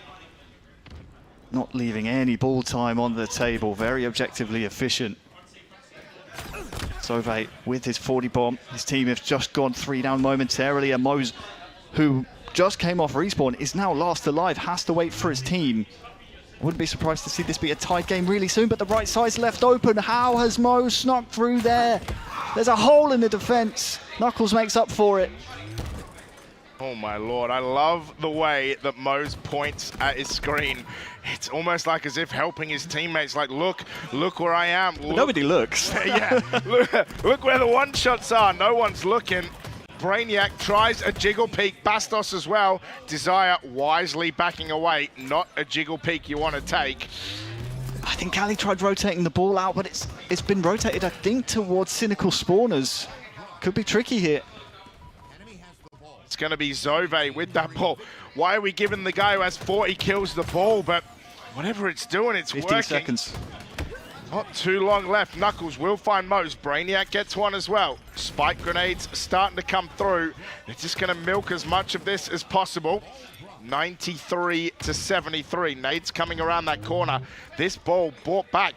I swear that was Camo right there as well. Could have been. It is in the corner. Brainiac gets put down. Does not get a trade. And Knuckles, as last alive, is not going to be able to do anything. And Cynical are going to be 1-0 up in this losers final. Wow, that was a war. That was one of the closest Streets Ball games I've seen in some time, certainly in Europe. That was very, very fun to watch. The man center screen right now with that 40 bomb, the highest placing European coach at the World Championships. Zove dropping 41. Unbelievable. And look at the amount of assists, a 20 bomb of assists for every other member of Cynical. So much damage. A 240 to 227 total shows just how close that game was, but also showed when you don't give Genesium every single camo, you actually find ways to get it done. Yeah, I mean, that was how much success they had in that round too. Really, really good. Knuckles, he was having the time of his life in the first 2 rounds. Camo after camo. I think he had at least 3, maybe even 4. In the end, not enough. The score remains Cynical 1, Genesium 0 as we move forward throughout the rest of this series layout. Cynical look to be on a warpath throughout the lower bracket. And I mean, the interesting thing here as well, right, is in their game in that 2-0, it was actually the oddball that Genesium won. And, you know, that may have been on Lattice, but you can see how kind of Cynical, you know, different maps, same objective, they've adapted and they've found a way to win. Now it's this Slayer on Origin, a 50-48 in that 2-0. So, like you said, you know it's going to be close. It's going to go down to 1 or 2 things. And that King of the Hill on recharge as well. Like, they didn't play that against each other, so we will see that for the first time. And if needed, they also didn't play Strongholds. So 2 map and modes they haven't met each other on, at least in this LAN. They're guaranteed to play at least 1 Slayer every series, of course. Always our games 2 and 5. Origin up next. It's a bit of a contrast to Flag on this map and mode. In Slayer, instead of playing elbows, you kind of want to play that snipe side. A lot more cover there. Of course, you have the S7 coming up every 3 minutes as well. And if you can supplement that side of the map, which is of course the highest point on the map, that left-hand tower you can see. Supplement that with a couple of bridge controls, of course, BR, going long range, spawn the enemy elbows. It can be a torrid time. And you can make your enemy almost AFK and hope the game gets over with by the time you're back from getting a stack from the fridge. And Origin, Solitude very much like that as well. And I think it kind of rewards those teams that are aggressive, that find ways to, like you said, take space, get kills, and really kind of allows those teams who punish to really get an advantage. And it can be so difficult to get out of it. And you see it time and again in Origin. You see it time and again in Solitude. Getting trapped, getting pushed on, it just makes life so difficult. But if I know these teams, and we just saw in that Streets oddball, breaking a setup was not very difficult. No, certainly not. In every Slayer we see, we always want at least one anchor point on the map. On Slayer on this map, you can spawn anywhere. The bases, the spawns, they flip, they change. So if you can hold one elbow, one base, you'll know pretty safely and assuredly that the enemy will be on the other side of the map to you. They are. Let's get game number 2 underway. It is going to be Knuckles and Brainiac off the rip finding kills. Zove down there in that bottom mid area. Mo's there as well. But it is Bastos. Of course, who else would it be that finds this snipe? Pantho, looked like he got bodied. Desire. Oh my god. Oh my lord. Zove with a double kill with the rocks. And Desire with the flip it and reverse it on the plasma. And Zove still got a rocket left as well. No respect being shown by the Dutchman this series. He is backsmacked, and there was a sniper down in that blue maze area. I wonder which way that one's gone. Surely Cynical would have found it. It's Pantho. He's snuffed out, so the Dutchman 4 kills already alongside this man Knuckles as the 2 superstars of this series, and they butt heads there. That time the Dutchman out on top. Yeah, look, if you know anything about Dutch people, it's all about windmills, and Zove making sure to put the opponent through the windmill, finding the kill. Bastos, of course it is, with the long-range snipe. Pops the shot off at Pantho. Won't hit it. Brains Zove, though. He's out of ammo now, thankfully for the side of Cynical. Pantho with a double, though. He's going to try and find more. Bastos wisely backing down. The push coming in from Pantho. Switches to the sniper. No bullets left in that. But Genesium going to tie this up at 12 apiece. Yeah, Mo's happy to play here. Top rocks, really solid shots. Sometimes those fights can be the most awkward, but both teams fighting over this snipe side in around 30 seconds time. James will have rockets coming up, and with the team split by just a kill, now tied up, that rocket launcher will guarantee you, or should guarantee you, I should say, if you've not seen my rockets before, at least a couple of slays, and that could be the difference come the end of the game. Knuckles leading the kills again for Genesium. Yeah, and if you saw Zove, right, 3 kills off that first spanker. Making it work for him and the side of Cynical. 2 seconds till it's up. You can see Genesium pushing towards it. And if I'm not mistaken, 3 dead. It looks like Bastos who has grabbed it. Amazing. Amazing timing there for Genesium. Sorry to cut you across, James, but when you want these rockets, because they guarantee you kills, to get the enemy team 3 dead just gives Bastos that relaxed feeling going up for them. Yeah, finds a kill out of it as well. You talked about you want to get at least a couple. Well, there was one.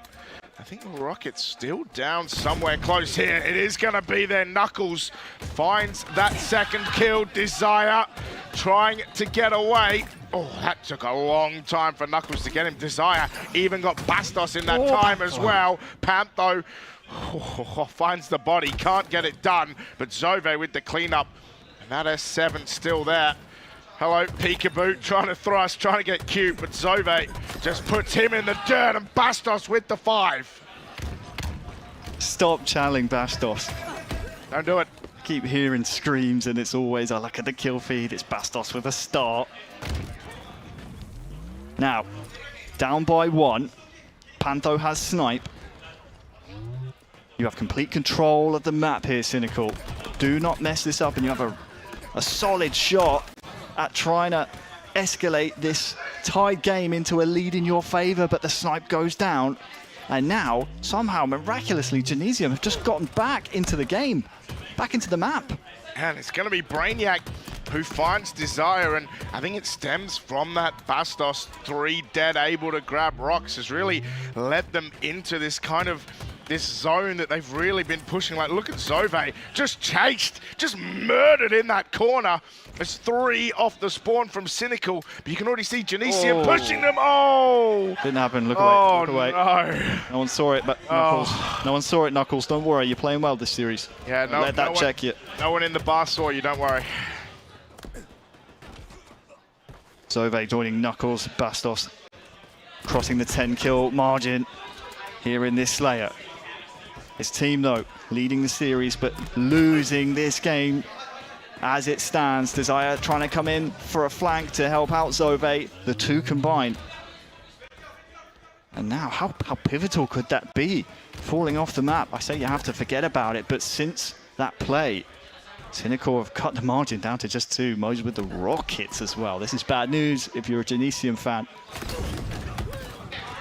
Beautiful shot from Mose. You talk about the self-destruction. There was a Slayer earlier that went 50-50 in a tie because of a self-destruction so close to the end. Zove is taken down by Bastos. Mose trying to push in there as well. Brainiac just pinging the elbows really hardcore, showing his teammates where they are. Bastos still trying to chow this. It is going to be Pantho. Can he find a kill? Looks like he finds a double, but Genesium 3 ahead. Make it 2 as we've entered the 40s. Yeah, 15 seconds till the new S7 snipe is up. I wonder if Genesium might just try and up the pace here. You cannot allow this to slow down because that's the win condition for Cynical. Slow it down, get the S7 sniper, chip at this 3-kill lead for Genesium, and here comes that speed up I was talking about. Yeah, Kali and Brainiac finding 2 kills. Kali with another. Desire briefly last left alive, but look who it is. It's Bastos with a snipe. Knuckles and Desire trade, but this is great for Genesium. You want trades. You only have 2 kills to go. Zove lucky to still have a brain intact. But Pantho and Desire coming in. Can Pantho find a kill? He'll get a trade. 49-47. Yeah, speed this up again, Genesium. Speed this up. You know that sniper has just been surrendered to Cynical. You can't let him work with it. You can't let him find it. Here they come to push. Push coming in. Mose finds Kali. 49-49. Who's going to find this kill? Who can find kill number 50? And it's Bastos who finds Mose in a 50-49 on main stage. That's what we want on Championship Sunday. We got a game on our hands here, folks. Wow, I knew the push was coming. Not because I'm so experienced, so intelligent, because I heard Bastos scream. I just knew. We were on the POV of a Genesium player trying to turn around thinking, yeah, you know what, I'm going to back up. Bastos was screaming, no, let's go, come on. The team fight ensues, and they win the game. Of course it is a headshot to finish. He's going to finish on 17. Knuckles on 16, Zove on 16 again, topping the kills for Cynical. Couple of wingmans in there as well, a lot of damage being shared out. 5.6k damage in a Slayer is absolutely disgusting. He wants this. 2k more than any of his teammates. He wants this, all right. Oh yeah. Individually, probably the most impressive player I've seen rise through the ranks in Halo Infinite in recent times, and he's helped with that 5.6k damage win the Slayer 50-49. And we move on now to one of the more technical game types within this series rotation, Recharge King of the Hill. So between the two of them, they've played 2 Slayers, and it's been a 2-kill and a 1-kill Slayer. Like, they cannot be separated. So good. And you talked about King of the Hill Recharge. We talked about it a little before, about how important it is for this game mode that these teams not only get on the hill, but have those strats and find ways not to just rush it, right? Yeah, obviously starting the game out, winning the first hill is so important. I always dreaded playing Mo's teams on this game mode. Somehow his team always wins the tower fight. And you win tower, you have complete confidence that your hill player can dodge the nades coming from that tower. So I'll be interested to see if perhaps there is a similar story to be told on this version of Cynical. Having just lost that game 2 in a heartbreaking fashion, it was swinging back and forth like a pendulum. You now have to reset yourself. This is a different flavor, a different timing, a different pace of game to Origin Slayer. It's Recharge King, and it's one you can't switch your brain off on, James. One wrong step and you could cost your whole team an entire hill on the next wave. Yeah, we saw that earlier, so I would imagine like that 4-0 in that winners final, it was, you know, they didn't take their foot off the gas at all. And you know, the scary thing about that Slayer as well, if you're Genesium, is you won, but you were 48-43 up. You let it become 49-49, and if you'd lost that as well to go 2-0 down, who knows what might have happened. But thankfully, we don't have to worry about that. I'm sure the phones in the crowd are going to go away as we lock into map number 3. They're just trying to get the drops, James. That's what it is. Yeah, that's fair. That's fair. Camo off the rip. Brainiac. Who else would it be trying to be here? It is going to be the push in from Cali. The plasmas go down. Zove brains Brainiac, but Pantho with a double. Bastos last left alive, and Zove going to go invis, going to find a grapple, and maybe even going for a shock. And oh, there's not a more terrifying start than shock camo, especially when it's Zove finding perfects. I thought Bastos getting that trade over at Gold Stairs might have enabled his teammates off the spawn to play a bit quicker, but that brain and that shock headshot from this man, supplemented by the camouflage, has led to this. Bastos has gone down again, so honestly you're thinking about maybe one break, and if you fail that, you really put yourself in a tough position in transition. So looks like they're going to go for this. Yeah, it will be the Knuckles push somehow. Finds one, but the Zove reversal double kill. It's 4 dead for Genesium off the push. Zove 4-1, Mo's 4-1 as well. Brainiac somehow finds Mo's while one shot. It will be cleaned up, but look at this first hill. Cynical almost done. Just need 1, maybe 2 ticks. Cali last alive. Yeah, retreat to blue here. Retreat to blue. You give this hill, you get blue spawns. That's your reward. It's kind of mitigating the losses, if you will, but has this pressure, early pressure from Cynical, forced spawns elsewhere, I wonder. That's what this game type is all about. Control the right spawns. Knuckles last alive. Cynical again on the team push. Near flawless. Yeah, Knuckles, last one left alive. Feel like game 1 again when it was 3 dead, but again, you talk about Genesium would, you know, retreat from that hill, get better spawns. Cynical say, buggy of better spawns, we're just going to roll in, kill you all, take control of this hill, and it's going to be Bastos. I think thankfully for him and thankfully for Genesium, who finds Zove, because I tell you what, if he'd gone down there, it was starting to look scary already. A quarter of this hill gone in favor of Cynical, and you know, if you're Genesium, you've been a bit rocked off the start again. 3 dead. Cali, huge live. It needs to live here, Cali. We're on Cali's POV. Don't be distracted by that face cam of Pantho. It is Cali. He is finally taken down. But that milk in blue took enough eyes off the camo and allowed Bastos to rock through and grab that. So we have a camo in play here. Who knows?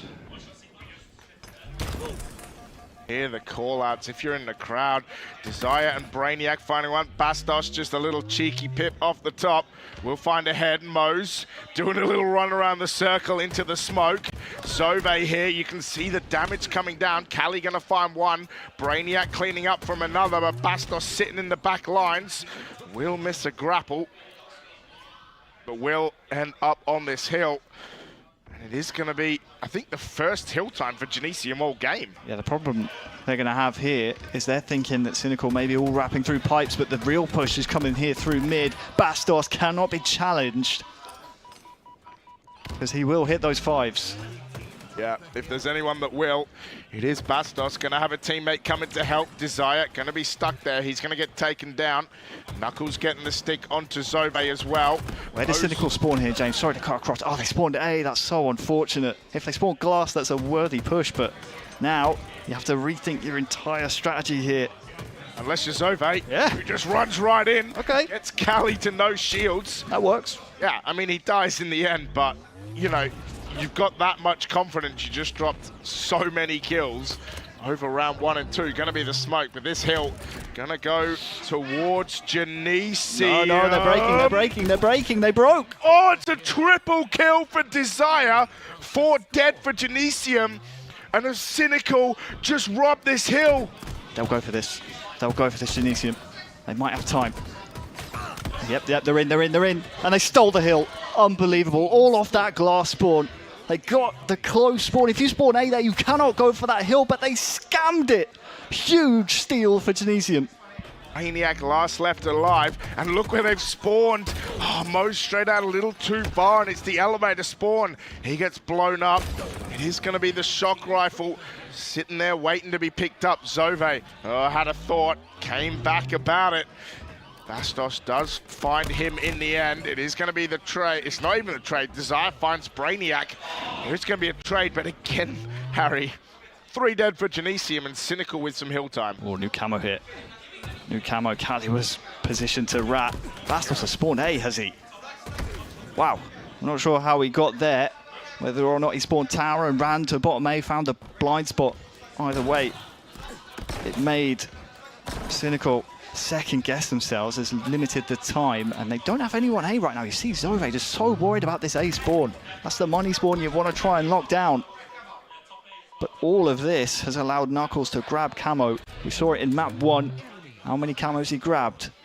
And the next hill after this transitions to blue, so either you're going for this or you go for new spawns. Seems like caught in 2 minds right now, Genesium. No, they're going to try and break. Yeah, it will be Zove somehow finding some camo. I just started randomly shooting. Zove is going to go down. Pantho needs to be cleared out here, and will by Brainiac. And again, another hill, Harry, that's just so close to the end, but camo with the push! What a stick that was, and that's one way to get rid of your camo player. Now you got to push in off of it. I don't think Genesium can try and steal this hill back like they did on the other one. There's a trade coming through, but surely Cynical are closer. Yep, they are. Nice try from Genesium. They made that hairy for a second.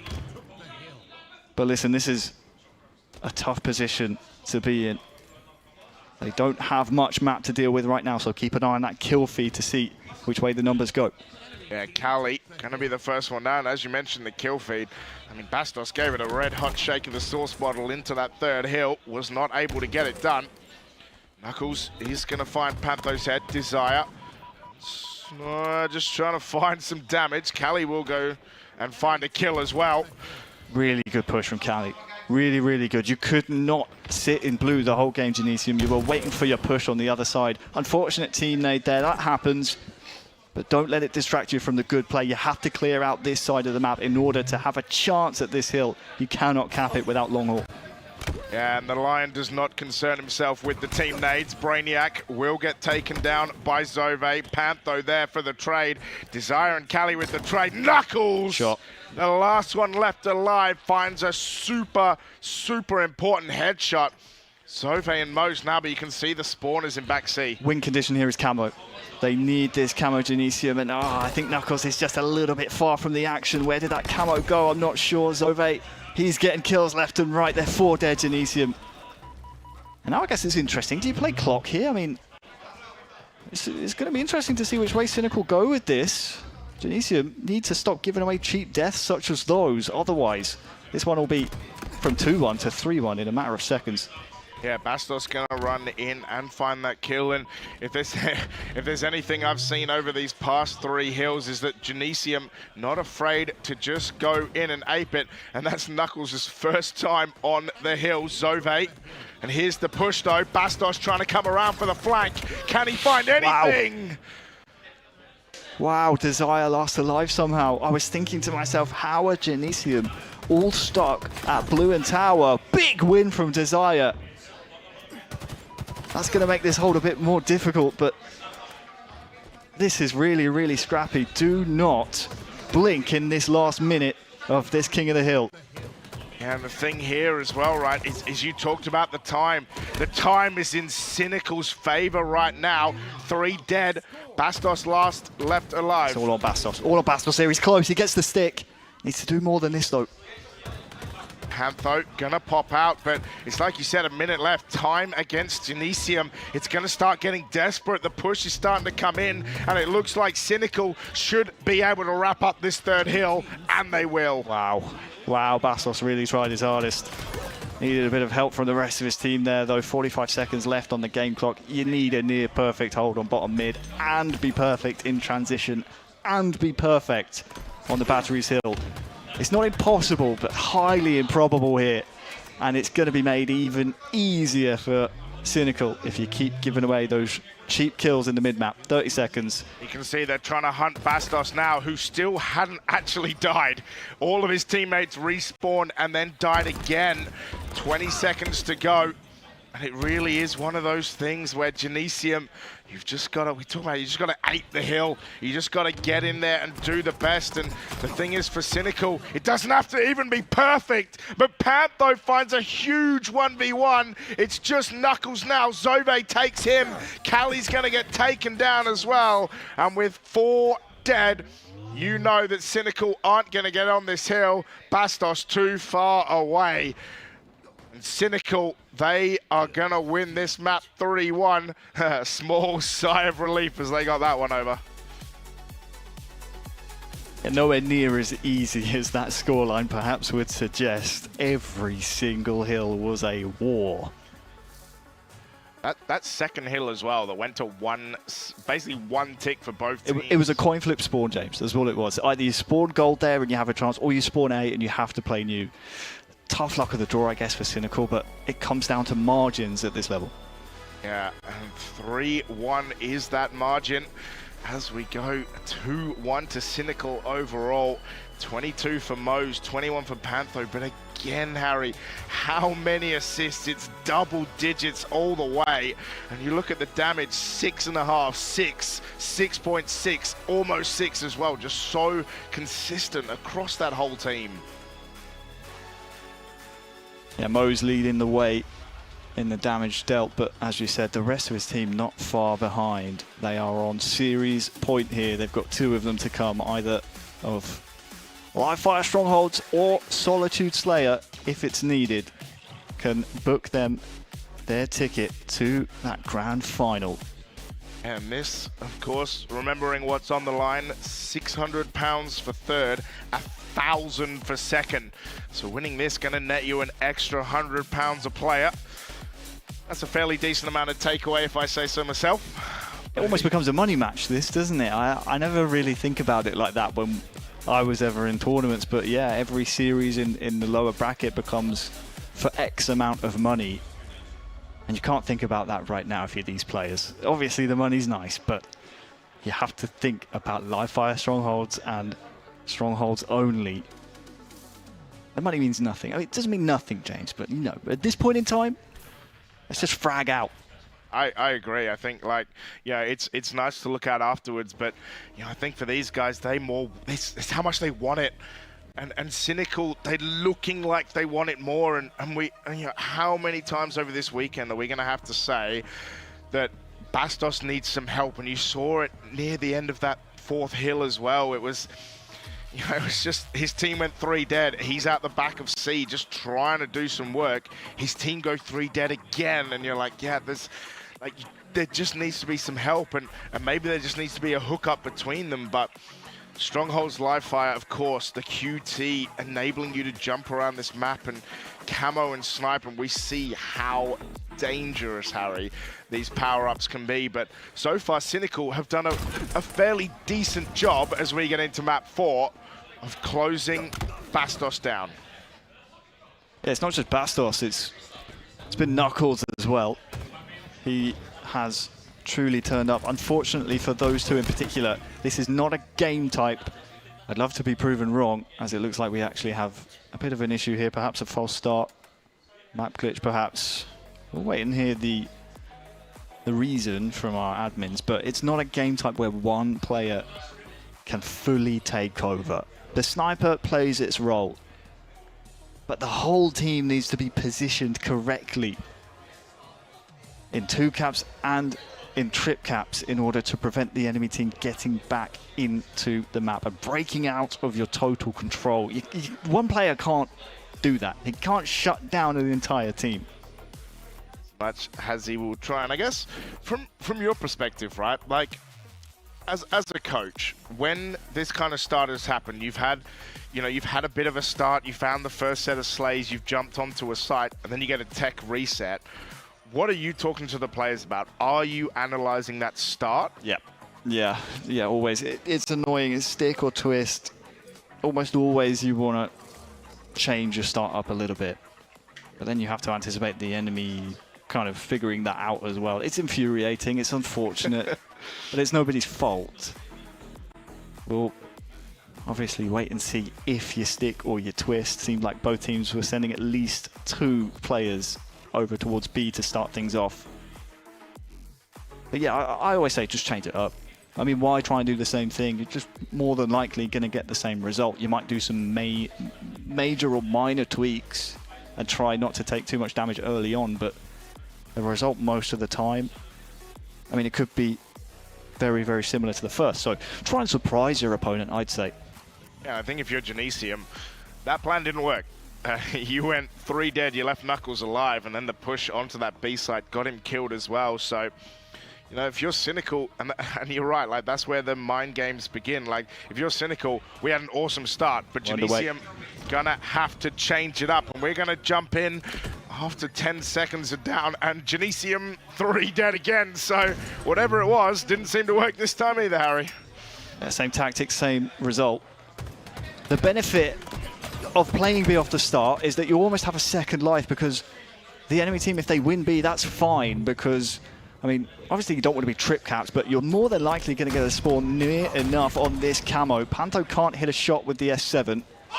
And now, as camo is available, this trip cap's actually been put in place since the start of the game.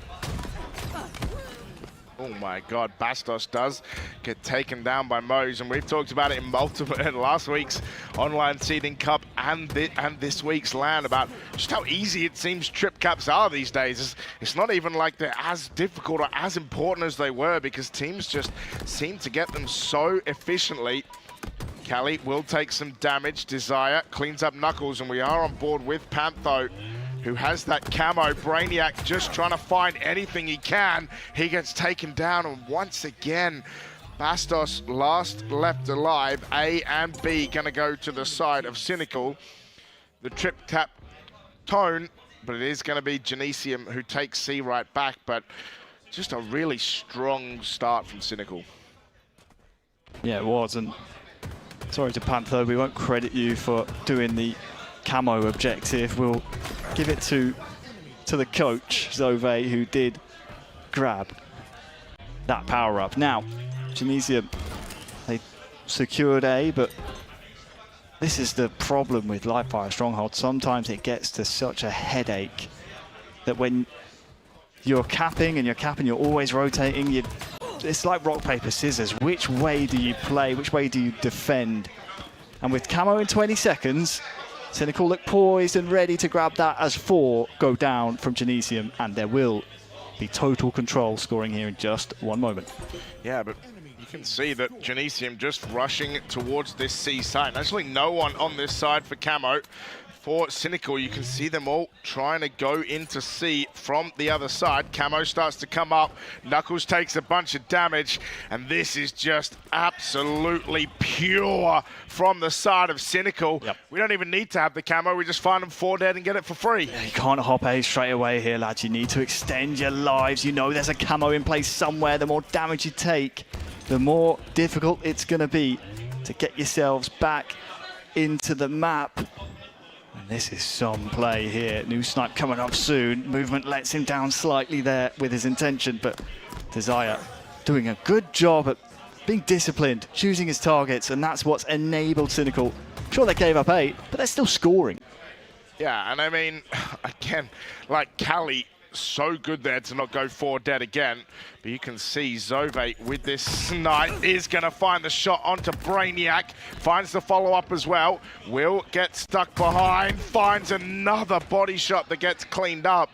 And B started to get taken, but it is just going to be reset. And Cynical, 3 dead for Genesium. Brainiac last left alive. But if you look at the kills, you know, we talk about not doing maths on stream, but 28 to 18, 29, 30 to 18. There's a very, very large lead there for Cynical.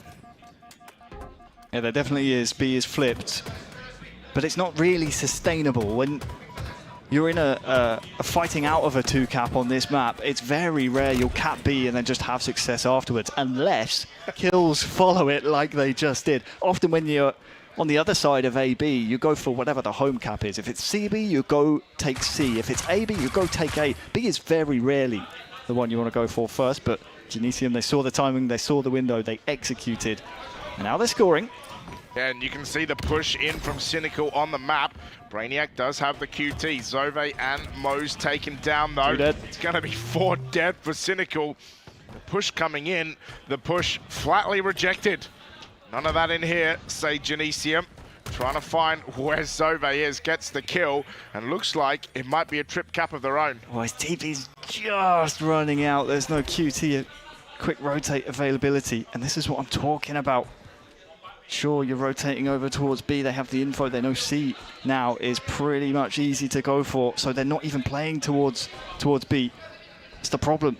If you play towards B and you go to defend it, the enemy team could just see you going there, especially when you're last alive, and it's so easy to read. Good job by Cynical playing around, but they do not win the team fight. They go 4 down for just a moment. Yeah, it looks like it might be that man Knuckles again with a camo, and it is. The man's just a camo magnet. We'll be finding Desire. Oh, actually, might have betrayed him. He found a shot that was already on a dead person, gets traded. Oh, that's fine, James. We're so happy with that trade with Genesium. We're so happy. We get the reset out of that camo. We kill and get the important trade over by the nest box. I know it seems not the flashiest play with camo, but it's enough to extend the scoreline in Genesium's favor. And then speaking of in their favor, Desire trying to be on this B. It will be reset. And 4 dead. 4 dead for Cynical. 4 dead again. Called it right there. But again, Genesium just scoring. Like, they found a 4 dead. They found another 4 dead. And in the end, you know, you thought they would have had some time. But it's now Cynical who find a score. Genesium a couple dead, make it 3, and they know exactly where Knuckles is. But do they know that he has a full sniper? And like you said, it's straight to B. Just pray and one of those bullets would connect. It's a nightmare situation for Genesium, except they spawned at C and were able to grab it relatively unharmed. So they have the lead, but for how long? They need to live, and Cynical, they sense blood. And they will push for that home cap that I was talking about. You always want to take whatever the enemy has. If it's A or C, if they've got it, you want it. And here's that total control. Bastos, the scoreboard is going to come towards sidekick. You can see him getting shot in the back by his own teammates. They will take A to stop that trip cap. No shields. Will escape back up the rat tunnels, chittering away. Desire is in the nest. Trying to find, at least spotting out where Bastos is, as Mose comes in with the push. Can he find more than one? He can't even find one. Yeah, the pressure there, though, from Mose. I mean, the territory he's taken has prevented Bastos, who's so effective at running forward, to join this B fight. A new camo has just spawned on the map, just as Genesium go 3 down. But the last alive is, I mean, who else? Yeah. I mean, I wish there was a camo stat about how many times camo gets picked up and popped into the chest. I don't think we need it. It's all of them. Yeah, it's just every single one. It's going to be Knuckles. Cali with the snipe as well. Finds the headshot onto Desire. Mo's there too. He takes down Knuckles. 3 dead for both sides. But it's going to be Cali that finds it with the sniper. 170 to 203 and rising. Big time to step up here. Cali, 2 bullets to work with. You convert those to 2 kills, your team is laughing. There is that A flank coming in from Cynical, wants to run down Zove, but the Dutchman survives and thrives and will have 1 bullet of S7 to work with if he can live these nades. He is going to jump off. B and C in the hands of Genesium. Could be a lead change coming here, James. Yeah, 192 and climbing. That's going to help. It's not going to help. Knuckles with the 5. Yeah, you have 1 bullet in the sniper, but you got to live. And Bastos won't end up living. Most credited, but all my days will fall off the Oh, Knuckles! Knuckles, huge win. That'll be a trip cap, will it? It will. Cynical need to be perfect off their respawn here to extend this game. Yeah, it's going to be jumping on C straight away. Already see Cali taken down. It is going to be Desire who loses his life. Desire with a perfect, though. It's 3v2, but look at the time. Last break. Cynical, 12 seconds. They have to push this in. It's going to be an S7. They've got to get on this B. Ooh. They've got to hit some shots. Knuckles last left alive, and Cynical, at least, going to have a little bit of time, but Knuckles has snuck under, and it's going to be a contested B site. So awkward for Zove. Don't think he know he escaped. And Genesium, they're putting all the eggs in the B basket here. Need pressure elsewhere on the map, though. Where is that going to come from? It needs to be making Cynical look at 2 different strongholds at once. They're all going for B. They have to win this now. They definitely do. Pantho with a huge reset as well. Finds Knuckles. And the back smack comes in. It's 4 dead for Genesium. And this is so huge. They grab a massive QT as well. Pushing They're trip. gonna reset B. They're pushing A. Genesium pushing C. But this is fine for Cynical. They have only 25 seconds. Oh, shot. And a massive kill as well. Yeah, 4v2. Last 2, Cali and Bastos. You cannot die. You cannot take damage here. And Pantho takes down one of those remaining 2 lead chains in the very late game. Coming here soon. And you can see the QT huge effect. And 3, 2, 1, and Cynical not yet. Now. There it is. Oh, they made us sweat. But shown the door, a second team in a row falling to Cynical as they will advance to your winners final, grand final, sorry, to play Magin. But oh my God, what a finish to that game. It's a hell of a game, hell of a tournament, Genesium. Listen, I've been there when you winners final and you lose, and then you lose the losers final. Oh, it's heartbreaking. You'll lament what if. It sucks, it's tough, but give yourself credit. That was way, way closer than that series scoreline will represent at the top of the screen. Here's the final stats and what was such an epic, epic game 4. Great reads from both sides, but it is just the polish of Cynical and some clutch shots by Desire that will end this series.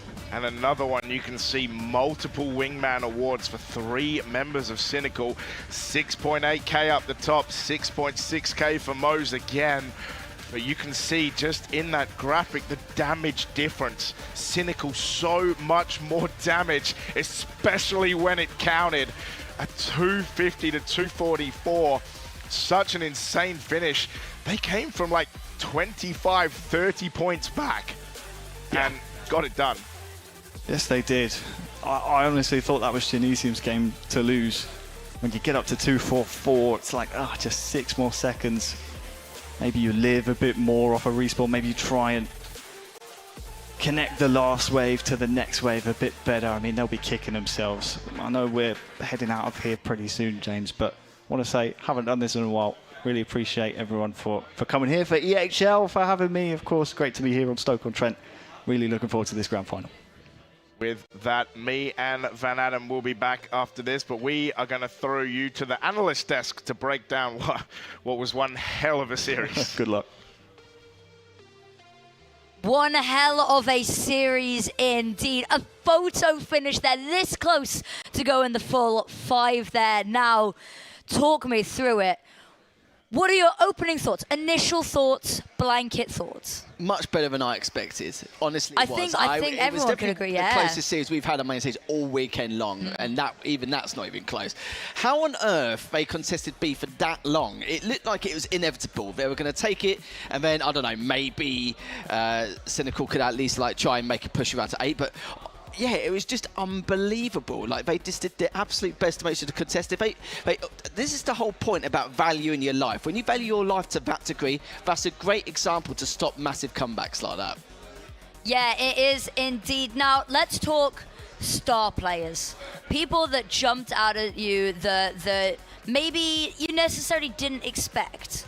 or was it kind of just run of the mill in your opinion? I wouldn't just say not expect. It was like kind of half expected, half not. It depends how he plays in that series. But Zove was very good that entire series. Like, even the first game was just in its pinnacle. For example, going plus 13 was 70 seconds ball time, but I can't put it past Desire. Desire, I'm not going to lie to him, he had one bad game, and that was game number 2. But he did make up for it in the later stages of game number 2. But in that first game, the kid had like plus 9 in 2 minutes ball time. That's like absolutely ridiculous in itself. But what kept annoying me with that Streets ball game is the amount of camos they were giving away in round 2. It was just again and again. It was kind of like half-assed. I'll contest it, I might not. If they take it, oh, it don't matter, I'll just let them have it. It was just mind-boggling to me. So in the grand finals, power up prep, it needs to be an absolute priority, because it's time and time again I'm seeing that camo get taken. They get a huge advantage and lose it just due to some plays with the camos. It's an absolute nightmare. The Origin TF was just absolutely crazy in itself. The fact that Genesium was like, what, 6, 7 kills up at one stage along like the 48 mark. And the fact that Cynical almost did 2 perfect collapses and brought that back was just insane. I've never seen, again, that it was just impatience after impatience. It was just too much like rush, chaos. They weren't thinking straight. They were just trying to get that 1 kill. And it was just a great example of how another team could make that potential comeback. But luckily, one geezer on the side of Genesium just actually put a halt to that, because that would have been a straight 3-0 without a shadow of a doubt. If you'd lost like that with a 7-kill lead on TS, then yeah, you should. That is pretty much asking for trouble. And as we can go back to it as well, you can see earlier with Richard Koff, it very back and forth, but the problem is the trade potential wasn't there for Genesium. Yeah, sure, there is some kind of forking and methodical process going on, but it was too slow. There were like dying in single file, a lot of these little bits. And finally, I'm not going to go too much analytically in terms of that last game, because that was an absolute banger. That was ridiculous. How they contested B for that long towards the end. Again, it's like I said earlier, that is a great example of valuing your life down to a T to keep yourself in that matchup. Now, I've got to ask, you said that, you know, the fact that it went a third is almighty as it is. Say just at the end there, because it got close. There was a second where we thought, you know, on the precipice, if it had gone that 5th, what were your predictions going to be in a hypothetical universe where it does go the full distance? People who know me know I always say TS is a coin flip, and it's very, very difficult. But with any French roster, they thrive off the momentum. We say most teams do, but it's been known in the European scene that most French rosters just thrive off it, and then they'll just get way too carried away. But the problem is, we've seen Genesium struggle against the likes of Margin once before, and I kind of feel like they'll put the foot off the gas, because they'll be like, you know, just relieved that they even made it this far. But that's why I wanted Cynical to win, because I know they've got the methodical process in their heads, knowing that they can make a little bit of a go of it. Yeah, sure, people are going to make assumptions anyway. I've already made a bit of an assumption as well. But in terms of predictions, I think people may feel like Cynical have a better chance in terms of their overall fundamentals, in terms of actually being able to make, you know, at least a close affair against Margin.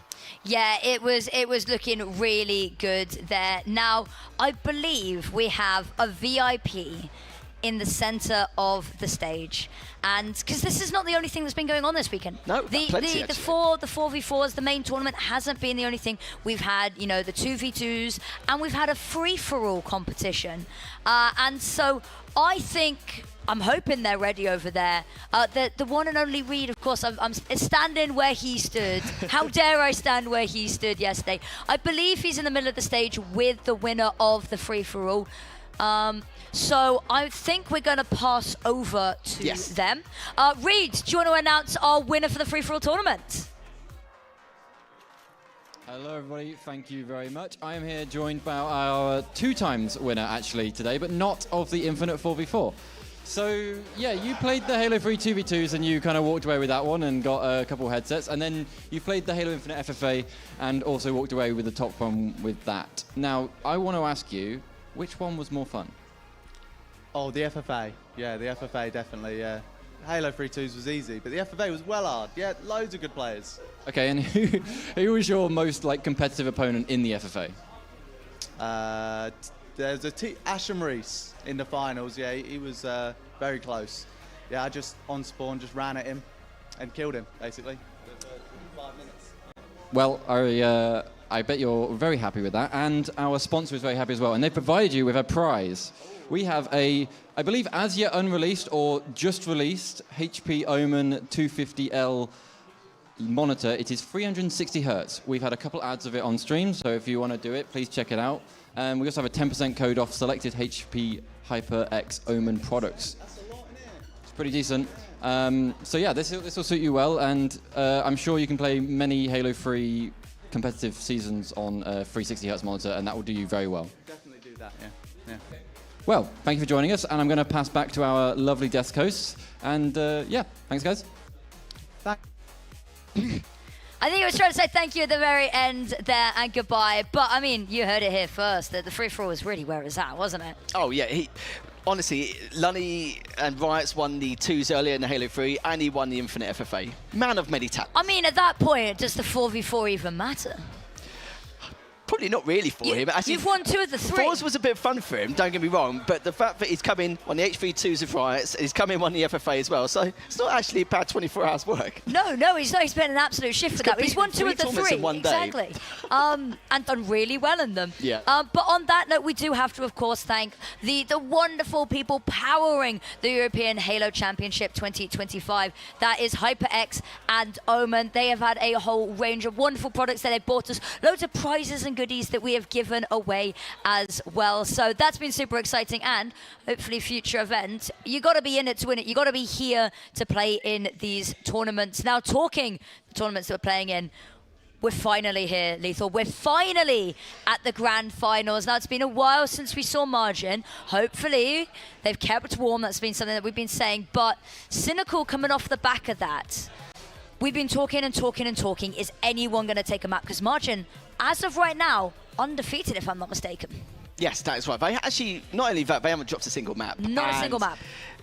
Are they likely to? This is the That's issue. the question of the hour. I haven't seen any signals yet. And now that they're also tied from that previous series, because that was very long drawn out. I know it was only 3-1, but it all went to the wire every single time. Like, 50-49 and the Hill as well. That last Strongholds game, they would have took it out of anyone. So don't get me wrong, it's like I said before, Cynical, in my opinion, have the best opportunity in order to make that effort and to keep it as competitive as possible. And I hope they do, honestly, because we want to see, a ridiculous grand finals. I'd love to see it, but my thoughts, it's like a bit unsure. I'm sure like a lot of people are going to agree. It'll be an insult if I said, oh yeah, they could take them down and do it to a reset. But I hope they do. Like, an upset is definitely required.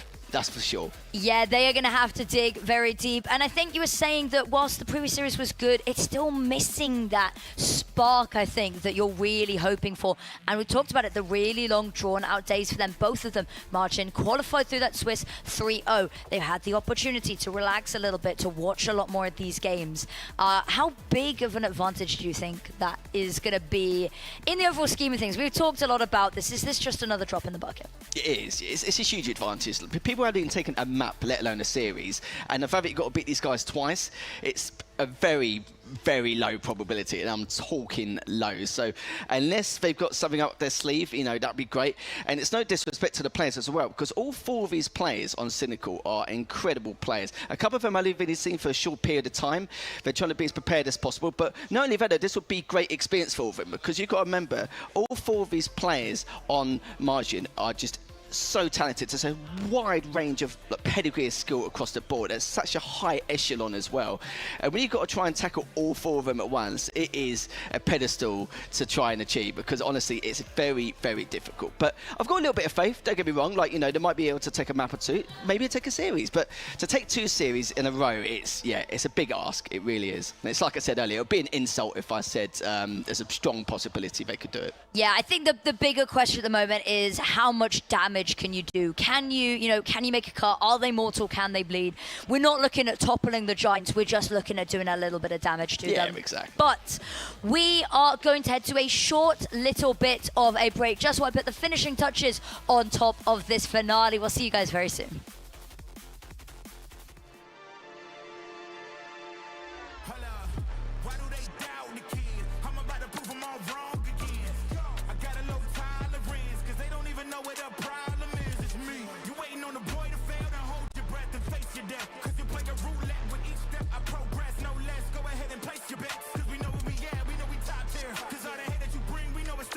I'm taking off like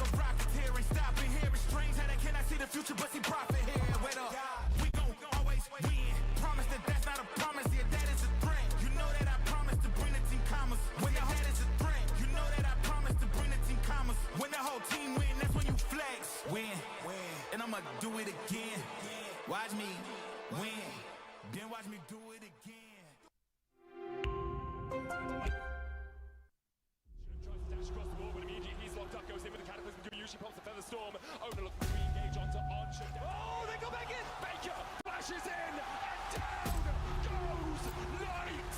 Once again, when you need someone, when you need anyone to stand up, Sanjay, he stands above it all, and he looks hungrily at that world's trophy. Unbelievable once more. How does he keep doing it? Break down my walls, but I won't rise again. 'Cause I stand tall in my environment. How could I ever close my eyes as they silence since they try to take me down with their violence?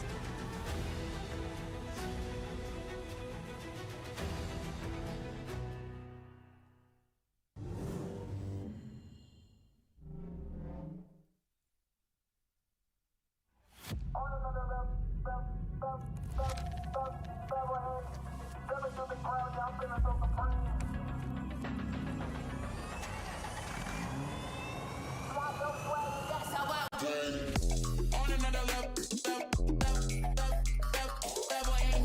stepping through the crowd, yeah, I'm feeling so supreme. Feeling so no one above me. Stepping through the crowd, yeah, I'm feeling so supreme.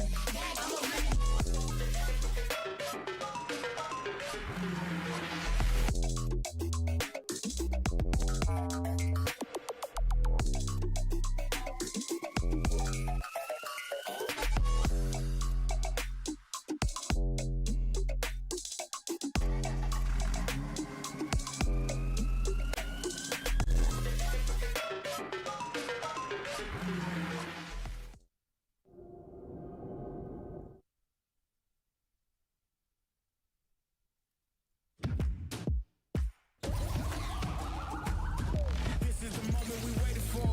Everything you want is right here. We gon' give them what they got. We know we running it now. Watch the game change. Watch the game change. Watch the game change. Watch the game change. Yeah. Watch the game change. Watch the game change.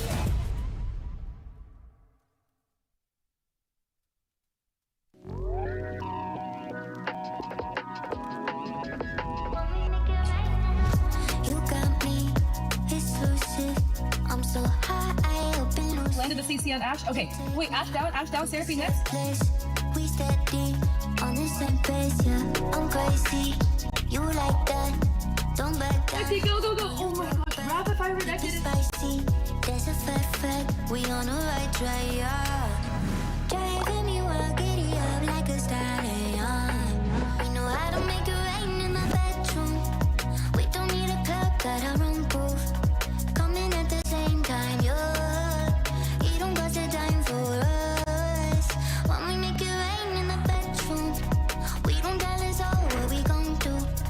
Dirty little secrets, yeah. Feeling like somebody else, chasing shadows, not really feeling myself.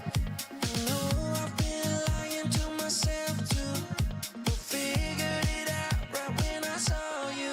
You show me places I can get away from chaos and pain. Yeah, you're my medication. I don't need a doctor, need a vacation. Anywhere with you.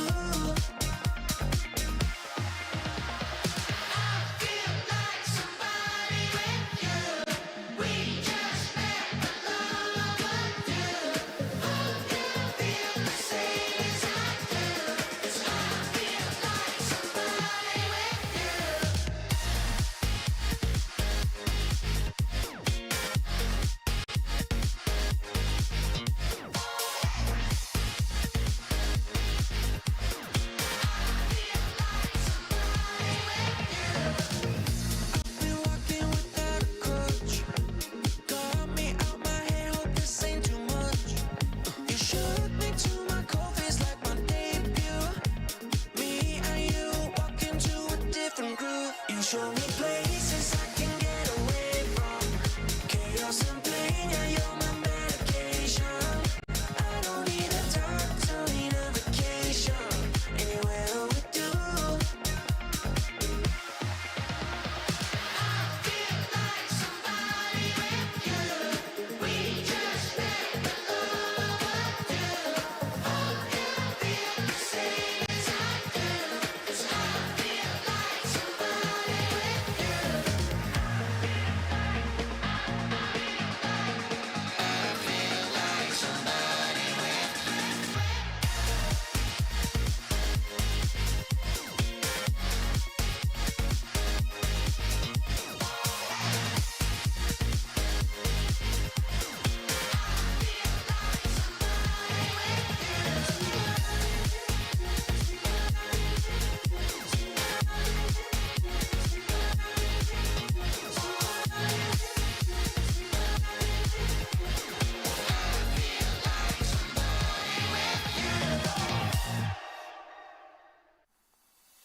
Tell me when you love.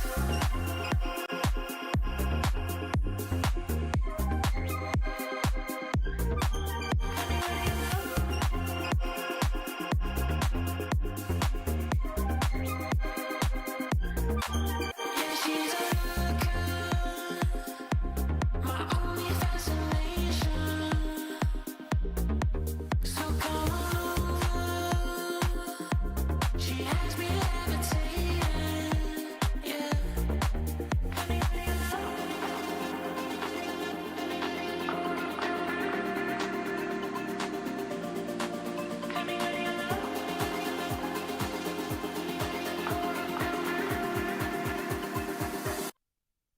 Tell me when you love. Could it be me? Be your fantasy. Tell me when you love. Could it be me? Be your fantasy.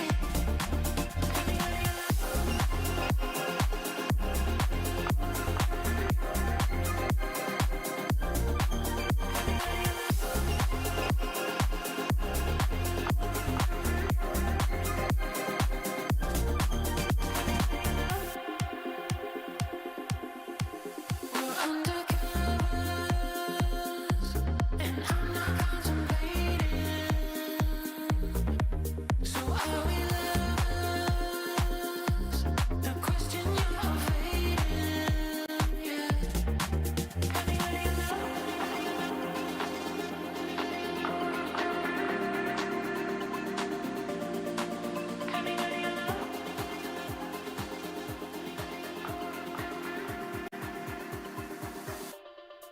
Tell me when you love. Could it be me? Be your fantasy. Ladies and gentlemen, it is finally time. Grand final here on Championship Sunday. The European Halo Championship 2025, powered by HyperX and Omen. We are ready to get this underway. My name is Captain James Force.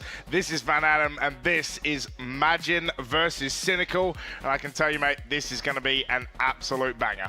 I know, we've been here all weekend. It's been long. The players have put in the hours, but we are finally here. And, you know, we've been looking at the stats, been crunching the numbers and stuff. We're going to get to that in a little bit, but I can feel the energy in the room here. We got some big money for the winning team here. I believe it's 2,000 for the winning team. Correct. And then second place will be playing for 1,000. So plenty of dollar on the line here. Both teams wanting to obviously get the higher amount. Yeah, that would be true. That's what I would want as well. Of course, we're going to start with my personal favorite, a CTF Aqua. It is going to be a Slayer on Streets, an Oddball on Live Fire, a King of the Hill on Ladders, and a Solitude Slayer to finish. Look, if I was a betting man, and you know, and based on all the other things I've seen on this this weekend, imagine yet to drop a map, they will really want to keep that going. Yeah. They'll want to keep their record indeed. And we were, like I said, we were crunching the numbers earlier, James, and looking at the top KD for the tournament.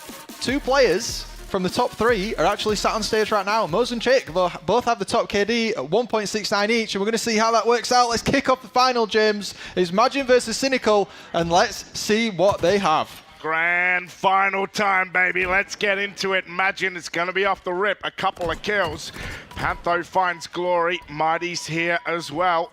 And you got to be honest, Imagine have not played too much this weekend, in fairness. Rocked up, rolled opponents, come back another time. Pantho is going to find Chick, but it is going to be Mighty's that picks up that camo. Camo plays a slightly different role here in CTF. In Bomb, you usually use it to be super aggressive and get into the base and plant the bomb. In CTF, you're going to use it to set up some nice flanks to get some spawn locks. And look at this. Zove is trying to hide in the fridge there. Mighty's walked straight past to try and block any respawns. Desire is not going to spawn in that base now, and they can now move the flag safely through util. Yeah, it is going to be Mighty. She's just going to sit here and wait. Nades starting to come down. 2 dead for the side of Cynical. Is going to allow Mighty's, I was going to say to run that flag, but a teammate is going to run it for him. It's going to be Glory. Can he find a way to get this flag in? The thrust to use, but shut down. Just meters from the finish.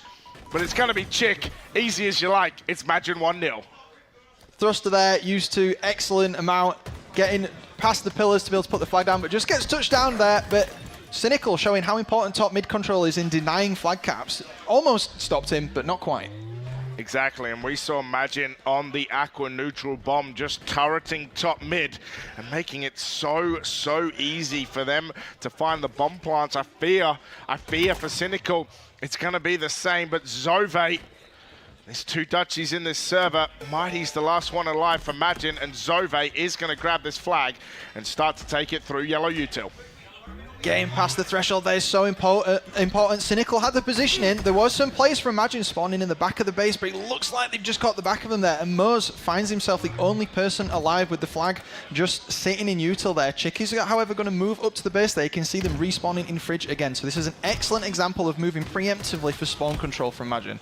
Well, I hope you can't see them because you'd have walls, but we'll see. Zove does find Mighty's, but a really big return, and you called it. You could see the nades as well, the trade between SLG and Moz to shut that flag run down. But imagine, you know, you think you have a chance. You think you start to get in there. Zove gonna find the 5, and Pantho with 1, unable to pop the camo though.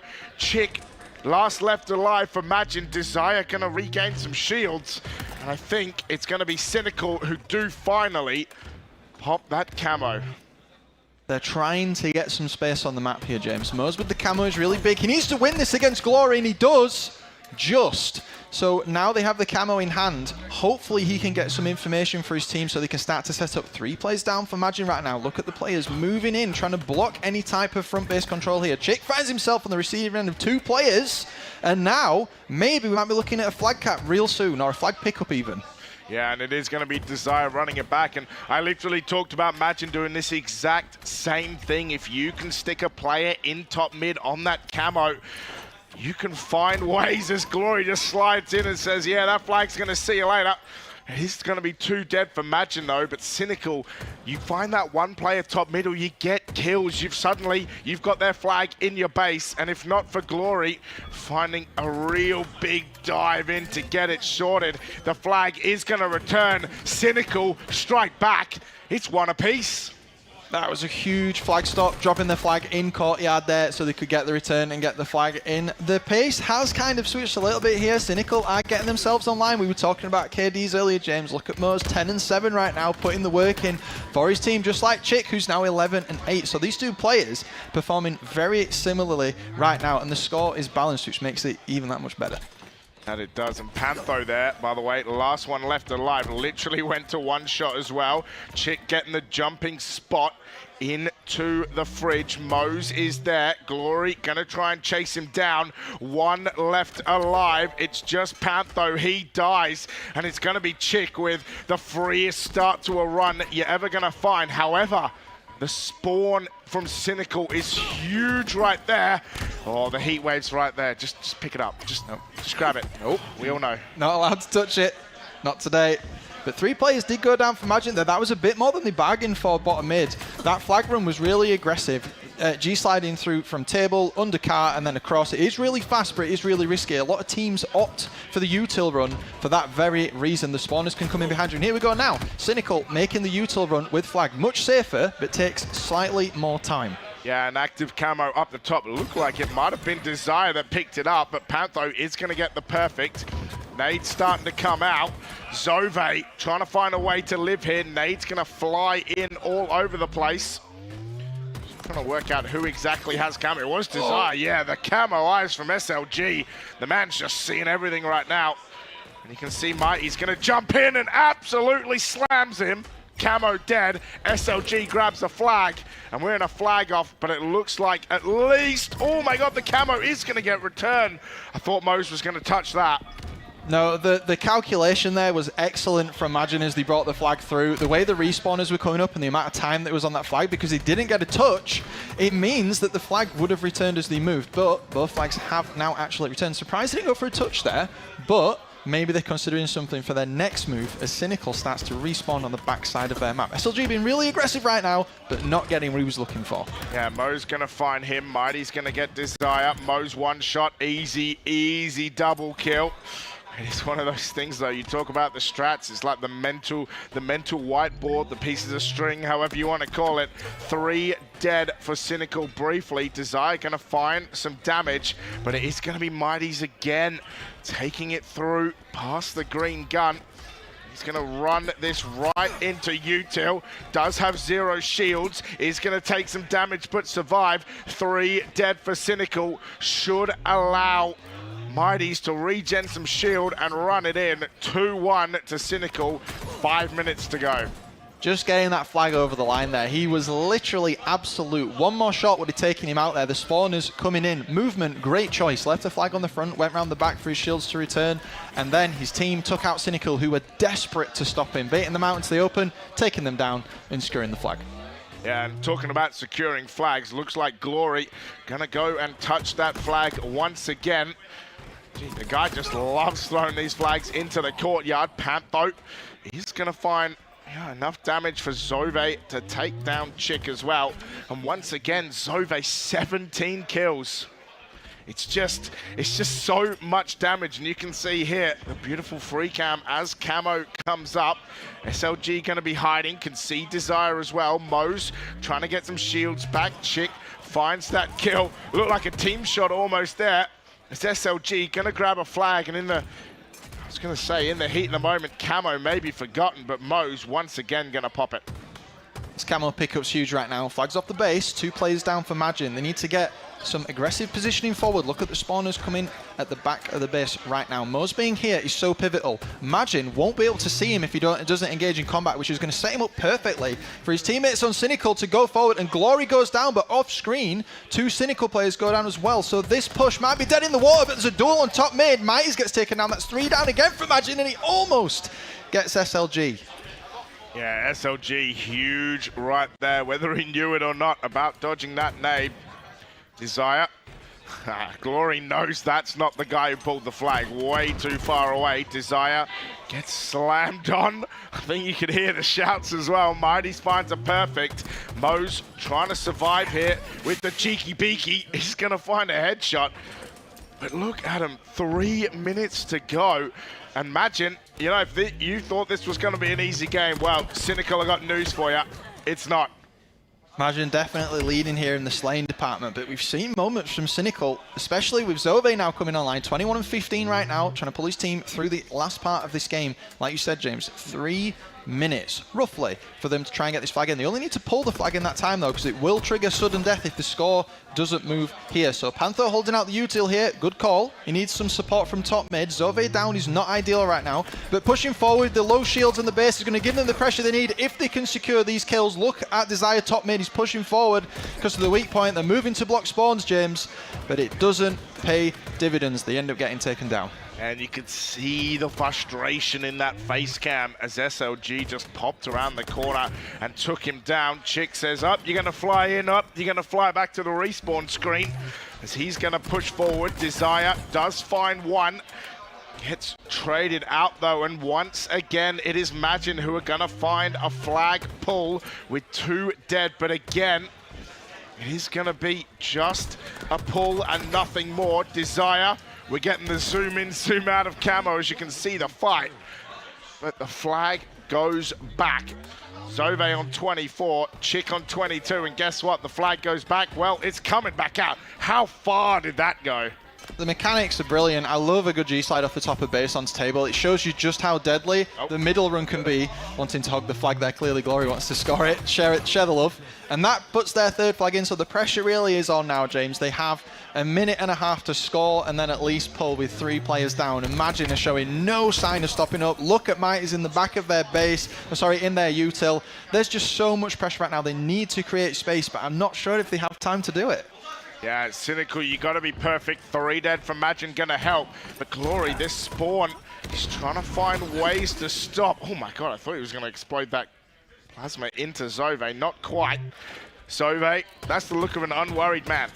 That is the look of a guy who says a minute left, it's fine. We're going to push in. You can see Majin all together. A beautiful double kill. Mate, I wouldn't be worried if I did that too. Finds one more assist, and Chick, this could be a massive flank. Will start to shoot Mose in the back. The thrust away. And with 43 seconds to go, Majin just have to hold here. Chick's awareness there was fantastic. He waited for the flag to get to him. They had no idea where he was. And then he's jumped out just as the flag came past him, got the drop on them, and then 4 players down for Cynical. And just like that, James, the run is over. The clock is now seriously ticking to the point where they don't have time. Yeah, and look at the scoreboard, like, especially as it's 3 dead, and SLG almost makes it 4. The cleanup from Mighty's, another flag gonna be run. They probably don't even have time to make it. It's not going to matter. 5 seconds to go as Zove goes down. 1-0. They're still trying to cap it anyway. But imagine, it might not have been a 5-0, but a 3-1. It was super close. And then, of course, they just put the foot down.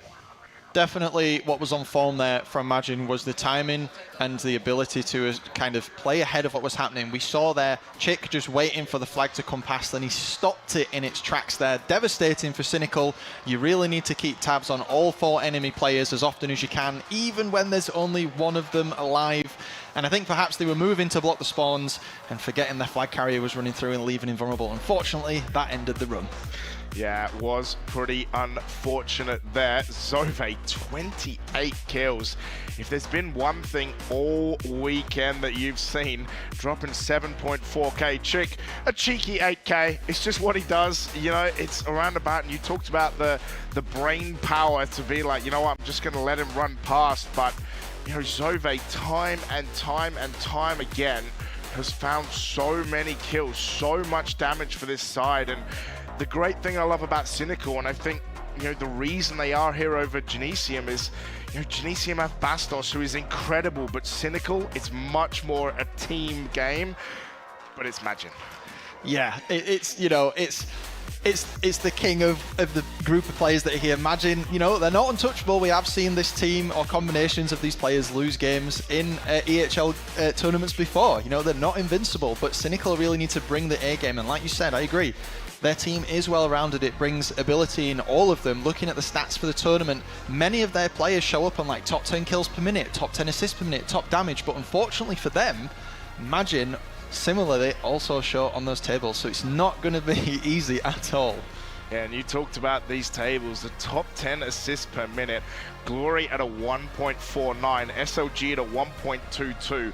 Glory is an assist and a half a minute. That is so much damage, and SLG chipping in as well. You're getting 2.5 assists a minute out of these guys, and that amount of damage, it's just so oppressive. Like, there's so little you can do against it.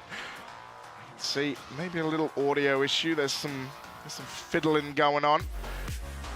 Oscar, head admin there, just making sure everything's working. Keeping us safe. Keeping us safe, making sure we can get into a Street Slayer. The crowd in the arena. That is a very bright jersey. I think I recognize that. Blast from the past. Blast from the past as we wait to get into this Street Slayer. We're going to do the old close-in zoom down of the lineup here. And I love the setup we have here, being able to go through all the face cams. Just makes it a little more personal. When we're online, don't get this. And just being able to, you know, have the atmosphere, have the arena, which looks fantastic on stream, as well as having the players there. It just creates that extra bit of atmosphere and that extra bit of drama that makes these finals that much better to watch. Yeah, that it does. And it just, you know, it feels like, you know, exactly like when you're watching the HCS, right? And you're going through all these play cams, you're seeing kind of the expressions, the fist bumps starting to come out as well. So feels like we're ready to get into this as we're going to go into this Street Slayer. Mate, I think the thing that we talked about earlier, the thing I was talking about with Harry is, how do you stop this team? 2 players, top 4 in the world. 2 of these players, former FFA champs, right? Yeah. It's different. It's going to be hard to stop these guys. Well, speaking of Harry, we were bashing the teams earlier about red gun control, so Cynical, get the stopwatch out. You need to be on it with red gun. You cannot let Majin get it. That's going to be a pain point, but also Camo as well. So, game 2, Slayer, fast, furious, relentless on streets, James. Let's see what they have. Is it going to be 1-1 or is it going to be 2-1? Yeah, we talked a lot about camo in that previous series on that Streets Oddball for Cynical. Something I chatted to the guys about during the break is how important it is that you cannot let the enemy get camo after camo after camo, especially when it's Magent. I do believe a camo picked up by Chick. That's a worrying sign, Adam, if the first one you lose off the rip. And Glory's putting his stats to good use here. He's almost top damage for the tournament, and he definitely is top assist. Man has been part of 4 kills out of the 6 for his team already, with only 55 seconds of the game gone. So the stats are true, James. That lives up exactly to what we got. But the flank from Chick coming through here, they're caught completely unaware. The red gun on the side. They need to be aware of where the players are. We were talking about this earlier. Yeah, massive from Cynical as well. And just maybe, we talked about the big brain, maybe a little too big brain, a little too miscalculated right there with Cynical, just too many members. The TIE Fighter gun, the loudest thing in existence. As Glory is gonna find, that's it, another assist as Chick finds the double kill. 11-7, SLG finding the trade with Mose. Spawns coming in for Cynical around the arcade side here. You need to be careful holding this. Running to PD is good to get flanked, but you need to be careful about your teammates too. You don't respawns coming in there. An unexpected fight. Desire escapes from the clutches of one of the players of Imagine, but off screen, 3 people go down. 2 for 1 with Mose. That's 3 for 1. James, if you can get this might start that rotation on streets that people love to have. Get them spawning in tram, get round, and you can really put the game into the gear that you want. Yeah, SLG gonna find that kill onto Pantho. Zove getting one back. Chick just caught out in a nightmare. And Cynical, Pantho and Desire gonna buddy up and try to chase down this lone member of Magent. And we talked about it kind of off screen. It's so hard for Cynical to get a look in, but if there's gonna be a game type, if there's gonna be a way to get back into this series, it has to be this. Pantho giving Glory the wiggles after he backsmacks him. Chick will find 2 as well, and guess what? It's that man again with the camo. Ooh. Thankfully for Cynical, he goes down straight away, but still 2 camos, 2 Chicks, 2 Magins. You gotta do better than that. Yeah, Chick coming across with the flank there, taking out Panther, who's waiting patiently on Laundry for that camo to spawn, but just didn't really, the timing there. Chick got it perfectly, managed to get the camo, get the kill, almost get out, but not quite. So Imagine definitely on the upper hand there with the power-ups. That really needs to be something that we keep an eye on. That might be the difference between these 2 scores of only 2 at halfway through this Slayer. Yeah, super good for Cynical to be keeping it this close, right? Don't forget, in that Slayer in the losers final, we're 48-43 down, brought it back to a 49-49, then Bastos just went on the insane shout chow and got that 50, got the 50th. Yeah, red gun, you talked about the control. Well, that's easy as you like. You grab it, you get a headshot, and for Glory, it's just so easy. Gonna be Plasma one way, a kill the other. The red gun is coming through, and Mighties finds a double. And you talk about red, it's so easy when you have it, isn't it? It's incredibly oppressive, and Imagine did a really good job to funnel those 2 players from Cynical into Tires there. The way the pinch came through, even though it wasn't needed because Glory just had all the firepower he needed, they just played them like a fiddle there, took them to the cleaners, 2 kills for them, and that's extended their lead now to a small but respectable 4 points. Yeah, and it is going to be one of those the dry cleaners have called. It's ready for pickup. Zove. Speaking about picking up, Mose picks up a hell of a kill. Chick going to find Zove with the headshot. And once again, Zove, top of this kill board for Cynical. Man has played an absolute masterclass. Mo's going to have to drop back, but look at the push from Magin sliding in, and it's not really worked that well. 2 apiece, and Glory briefly, last one left alive, but he is deep behind enemy lines and finds a massive trade. Yeah, trade was definitely the best they could have hoped for there. Panther spawning in a subway coming up, and now he's trying to spot his teammates on A. We've got the shootout now. Magin spawning in arcade. Chick trying to get some vision around the B tires area. That's all important to prevent those flanks. But here, Cynical might be able to get a push through camo. Mighty's just pushed through though. That camo's coming up real soon, James. They need bodies on the ground, and Cynical are now spawn cycling, but they might get their Spartans up just before Magin does. Oh look, it's Chick. It's camo. Who'd have it's thought? Like a broken record. Who'd have thunk it? It's a 3rd one. It's like a trip cap of camos. But yeah, it's just, I mean, huge though. Again, Cynical able to really disrupt it. And yeah, you're losing these camos, but at least you're denying Magin. And you know, it feels like that's what they have to do to keep themselves in the game. But 45-38, it was so close for so long. And look at this push in here. Desire, the ping's out. Zobe, it's so easy for Glory. Finds a double kill. And Cynical 3 dead. And Magin looking to clean this up. ASAP Rocky. As this last push comes in here, James, I want to draw attention to the scoreboard. I maybe should say this after, but Cynical actually have more assists than Magin does, which means that they're losing their pivotal fights. Yeah, you got to win your pivs. 48-41. Can Cynical bring this back is the question. It would take one hell of an effort and one hell of a way to do it, and it is that man Chick finding the double kill at the end, 50-41. And yeah, I mean, it's just one of those things that you feel like you're getting there, and then suddenly you lose by 9 kills. It's just the way they're able to come through. You know, the Magin players, we've talked about Glory, Mighties, and others on their team. Just individually as players, they're so strong. They can make those confidence calls to take the push. We saw Glory take the 2v1 at Tires with the Stalker Rifle and the Plasma Grenades, just funneling 2 players from Cynical back to the respawn screen there. But here, the scoreboard, Cynical players doing everything they can with the damage. Zove, look, 4.5k damage, the highest in the lobby, almost. Yeah, that man has been absolutely on fire this weekend, just crushing it so hard. And like I said, it's kind of like a Bastos and that Genesium, but you mentioned it, so many assists for this team, but imagine, man, just unstoppable Glory Chick with back-to-back-to-back camos. And while Cynical were able to shut down pretty easily the other two, the first one dealing so much damage, but we are going to move on to a live fire oddball. Magin on championship point right now. Yeah, the back's against the wall here for Cynical. If they're going to get anywhere near winning, it's got to be the old reverse sweep, and then they take us into a reset, and then we see where the drama goes from there. Live fire oddball, bit of a long game, potentially. C becomes much more important. You've got to hold the ball, you've got to play the ball, but the sniper as well, taking that mid part of the map. We said that multiple times today. Players waiting to hop into that game, just having a little bit of a breather, having a bit of a think. Heat packs in hand. Yep, getting the heat packs waving, just making sure. Talking some strats as well, and this is what I talked to Harry about, right? Like, if there's a tech pools, or if you're just kind of waiting and waiting for, you know, server resets, and maybe there's an issue on one of these stations, but you know, you're talking your strat, you're working out, you kind of, you've watched these guys at least kind of play you. These guys are such professionals that they know their own plan. They know what works for them.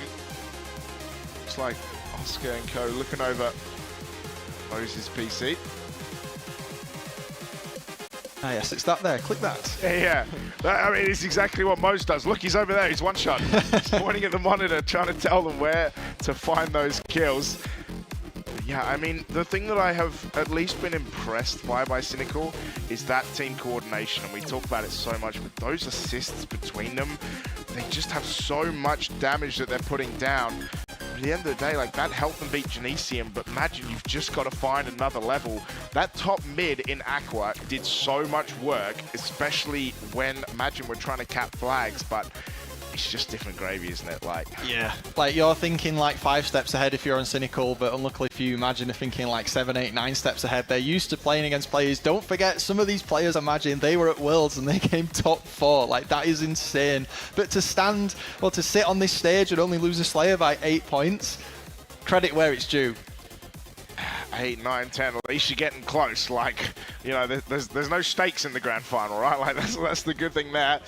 Live Fire Oddball, third and potentially final map of this weekend. It's a bit sad, actually. All right.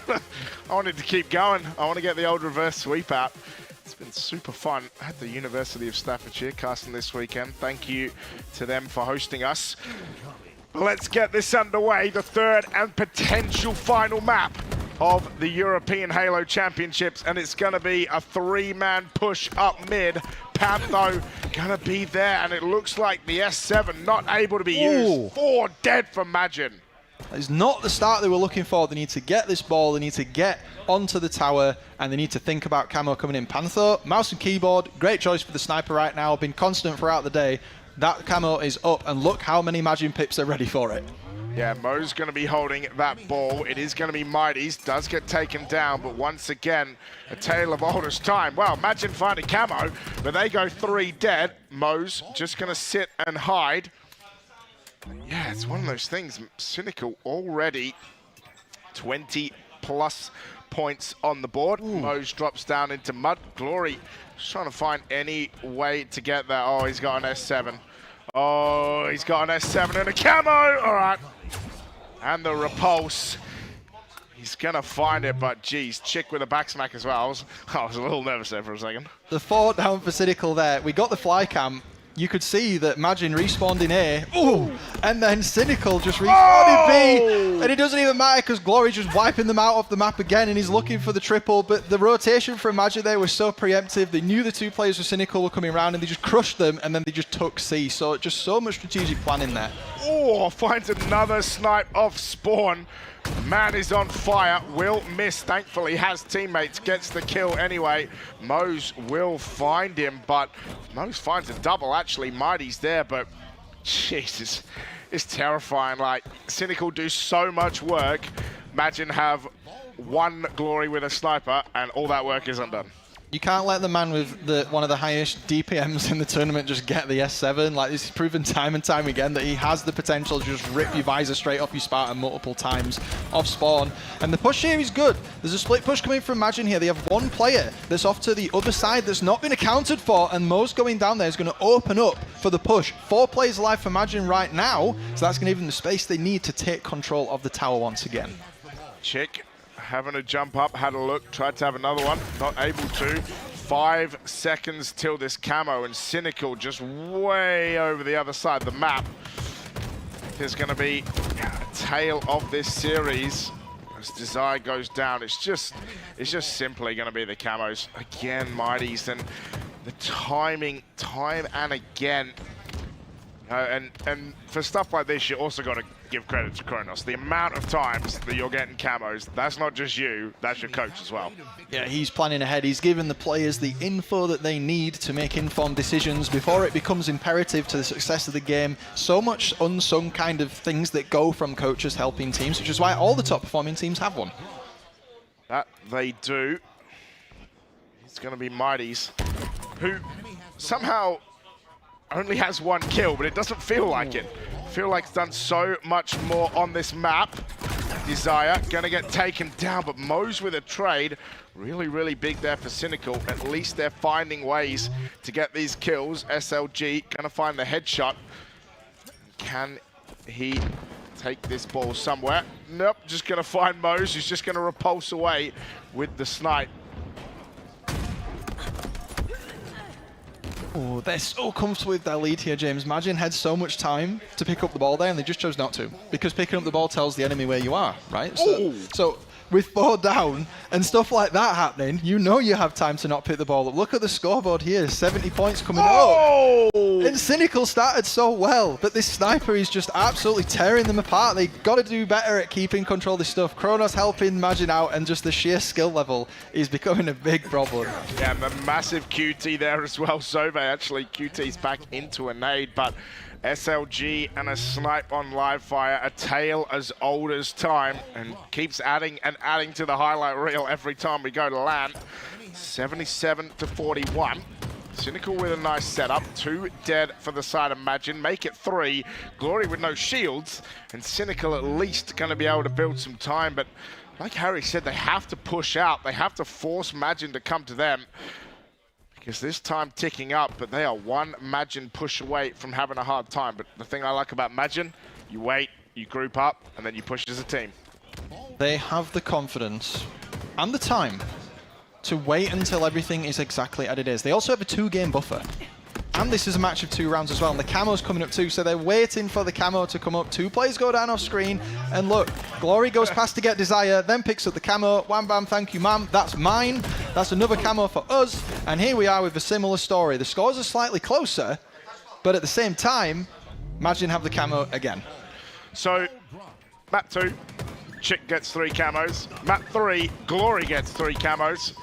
I wonder if this is pre-planned, like this is your camo map, this is your camo map. Cynical 4 dead, and with 80 seconds on the clock, it's gonna be very, very difficult. As you can see, Pantho just oppressed in back B. He's gonna get taken down. Desire getting smashed about as well. And 94 and ticking, and it looks like round 1 will be going to the side of Magin. Mate, 1 round away from wrapping this Sunday up. Power-ups need to be kept on top of here. I know Imagine have such good positioning and timing, but Cynical, they need to prioritize that and try and get away with it. Team fight first. Obviously, there's much more going on than that, but in simplest terms, get the resources and then get the objective here. They know that, but they're dealing here with some very high-skill players. And the 3-for-3 trade comes across. 2 players on the map with a 1v1. Sniper doesn't go as planned, but then they trade out as well. Yeah, snipe shot not able to get it done. Pantho trying to find some nades into the sandbags. SLG just takes him down anyway, and I'm scared at him. The 360, oh, and the no-scope as well. You try to sneak up on me, you're not gonna make it, is what SLG says. The nade from Glory, and it's just such a terrifying start. Thankfully, it's Mighty's this time. Maybe it's Mighty's round for camo all 3 times. Yeah, they just flip a coin before the round starts, right? Rock, paper, scissors down the line. Yeah, then Cynical here. They're trying to push from the 2 sides here. Mid control is so important. They can't really get up there. Look at Mighty's pushing through there to stop anything from sandbags. Mose knows this. He's respawned. He's waiting for his teammates to come up. Panther also waiting. But look, passing through here. Zove cutting through the lines, trying to do what he can for his team while that clock ticks up, and he does. Takes that SLG. That is an important kill for them. Yeah, reload as well. Gonna find 2 bullets. We talk about so often leaving a generous 1. He's going to find a body shot into Mighty's. And the fade away slide through no scope. Thank you very much. But it's still going to end up with Magin finding that ball. Desire with a double. Glory just one. Just one man by himself. And speaking of one, Cynical managed to cross the 1-point border in this second round, so there's a chance here. We're closing in. They just need to keep the rotation going. They have to keep the space on the map. Top mid control, not exactly where they want it to be. Zove and SLG trade with each other there. They need to push out a little bit here. Desire needs to think about spawns for his team. He needs to lay low and not die. Mighty's finds him though, but he manages to take him out. That is a huge kill for him. Almost getting a bit of damage on that second player, so positioning and waiting here super important for keeping engagements going and getting your teammates to spawn correctly. Oh, and Mose with a huge win on SLG as well. Will be traded. Pantho finds one, but again, Mighty's there for the trade. Camo going to be up. Glory going to pick up his 4th camo out of 5. And Magin's 8th camo in a row. 51 points away, Glory. Well, okay, if you're going to come back into the camo sight line, you are just going to get brained. Zove has managed to sneak past, though. Oddball will return. Sidekick there. Pantho, he gets taken down as well. And Glory just actually hunting for kills right now. Just not impressed with trying to find, ways to get out. And Cynical, they're just going to straight play it. Correct idea, playing the ball in that scenario, less people on the map, wastes a bit of time there. S7 in Glory's hands again, 23-8 this man right now, and he's got the sniper again, James. This is terrifying. Pantho needs to stop him. Killing spree for Glory, 24-8 now. The tempo here, this is back against the wall kind of stuff. They can play Slayer or they can hold the ball. Doesn't even matter. They can do both so easily, and this live fire oddball has just turned into a compilation of sniper kills, because they have been fast, furious, and deadly. A body shot there as well. Snipe, thankfully for Cynical, gonna run out of bullets, but Desire last left alive, just getting chowed by 3 people. And I have to say, it looks like the writing is on the wall at this point. 67 and climbing, a perfect coming through from SLG. And I'm not sure how much longer the Cynical are able to take this, because Magin are just blowing them out the water. It's been a valiant effort it's been clear that Majin have been excellent at keeping angles isolated during fights, but also taking the pressure to Cynical despite all 4 of them going down right now. Caster's curse or what, as I praise them. But they have been so good at isolating fights against themselves, but also being able to isolate other players on Cynical, and that's what's been the X factor so far. They're just so proficient at stopping Cynical from adding bodies to fights. Yeah, and Mose is going to hold on to that ball, will play it in the end. Desire, the push comes in to try and counter the counter push, but Majin say that's fine, our first push is going to count. Chick gonna grab this ball. Zove finding a way, and it's 7 seconds to go.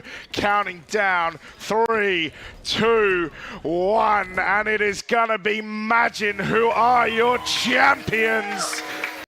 The European Halo Championship 2025 champs did not drop a single map in this whole tournament, and you'd have to say very, very well-deserved champs. The fist bumps coming out, but geez, it was impressive from start to finish. Yeah, you've got to give respect where it's due there. Majin doing exactly what everyone, because they thought they would do, but Cynical, you know, roadblock there. Definitely had moments of greatness where they were showing they had the ability to cap flags, counter pushers, wipe their entire squad, and get points on oddball. Yeah, and as you can see, just a huge kill differential there. 28 for Glory, 26 for Chick as well, but all those assists, double digits all the way across. Glory with a 21.3 KDA. Not too shabby at the end of a Champ Sunday. Chick 6.7, Glory 6.6, but you know, the damage on the side of Cynical, not too shabby either, but it's just the way it plays. You're just getting absolutely destroyed left, right, and center. But let's look at the positives here. Majin do go away with first place with the $2,000, but Cynical, you know, they have to be proud. They also leave the venue with £1,000 as well. So no empty pockets, definitely not what they wanted. They wanted first, but at the same time, you know, great run through. They only dropped 1 map, I believe, until this series. I think it was, and I might need to check that. I was looking at the stats, might be a series or so. But they had a really good run. Yeah, Cynical, yeah, I did think they lost, I believe, to Majin earlier, yeah, in that kind of winner's semi. So just a rinse and repeat, a 2-0 and a 3-0 now, and yeah, it's tough to stop when Majin get rolling from the start of Swiss Saturday to the end of Championship Sunday. They will be your winners, and wow, what a fantastic final, and really they showed why they're the best team. Yeah, I just keep singing their praises, really. The stats that we had available showed the story. We've seen these players before, but again, I can't really understate how much credit should go to Cynical for just how they were. You know, they were playing against a really high caliber set of players and still had the moments where they showed, you know what, no, you're not allowed to do that. I'm going to show you that actually my name is on the board and I am a force to be reckoned with. That it is. And guys, thank you so much for hanging with us, the casters. We're going to send you, after a weekend of yapping, to the analysts so they can break down what was a really, really impressive series from Majin. We're going to send you over to the desk. Thank you very much, you guys, and what a finale there. We knew it was coming, but my God, it was majestic nonetheless. Go on, break it down, give it to us straight. What did we just see there? I would say definitely an improvement from Cynical compared to what we saw before. I wouldn't say it was a complete whitewash in that, so to speak, but compared to the other one, I'd say it's like 20% better than what we saw. It was just a pure, you know, an incredible display of skill across the board from Majin. I think we expected nothing less. If we did, it would have been a little bit of a shock to the system. Yeah. As we could have said. But no, every single one of these players are individually gifted. They've got a lot of natural talent across the board. And once you practice that much to a high degree, this is exactly what you get. Clean sweeps all around, no maps dropped the entire tournament. Very rare occurrence. We probably only had it about, well, before it was like we haven't had one for like God knows how many years, but now we've had one like I think 3 or 4 times now over the course. So it just shows like it is a pure statement indeed. And there's still just a mixed bag of the top 2 rosters, but you can see even with that kind of combination how much of a threat they could be to every other team in Europe. But I will say commiserations to Cynical. They have put on a stellar performance all weekend long. Every single one of them deserved to be here today in that grand finals. And yeah, it's a blip slips here and there, but honestly, they all played really well, especially players like Zove and Pantho as well. They've been doing really well. Desire was inconsistent, but he had some great games as well here and there on top of that. And Mo's just KD, just overall performance has done very, very well. So the only difference between the two wasn't anything in terms of like a strategic influence. It was more tempo and pacing. And because these four here on Margin have been playing at the very highest level in North America for the last few years now, that's natural to them how they perform. For some of these other players, it's not natural to them yet, but at some stage it will be in the future. Indeed, but I think that is enough from us for now. We have our winners on the stage, so can we get a huge round of applause for our winners, Margin?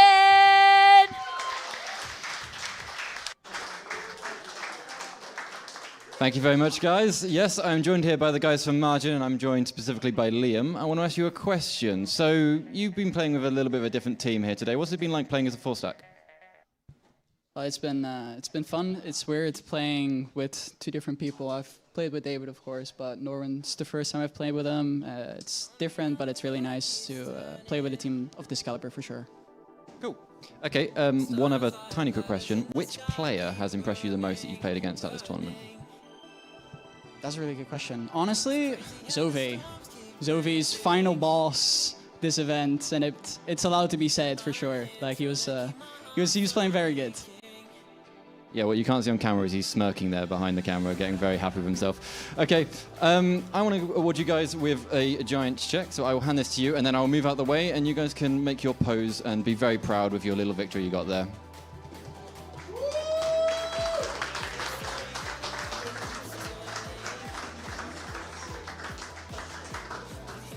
And with that, I will go back to the desk. Thank you very much. Thank you very much, and what a team, what a check as well. I remember when they brought it in on the Friday, it's taller than I am. That's a fun fact. Oh, really? That's not a high bar, it's about a 5'2" bar.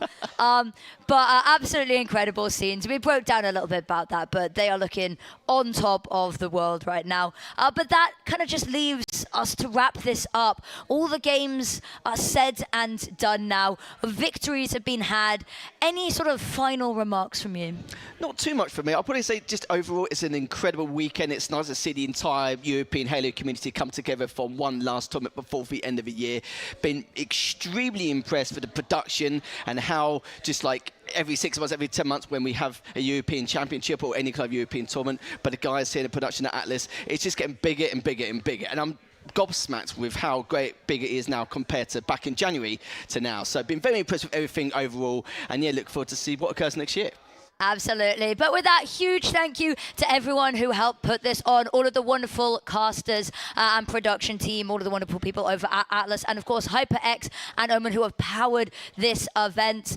Huge shout out to them, because without them sponsoring this event, this wouldn't have been possible, at least not to this scale, and it has been absolutely incredible seeing the sport. Thank you to everyone who has shown up and watched in person. You guys have been incredible. To everyone who's been watching at home, thank you so much. But that is going to be us wrapping up the European Halo Championships 2025. Thank you all so much and have a wonderful evening.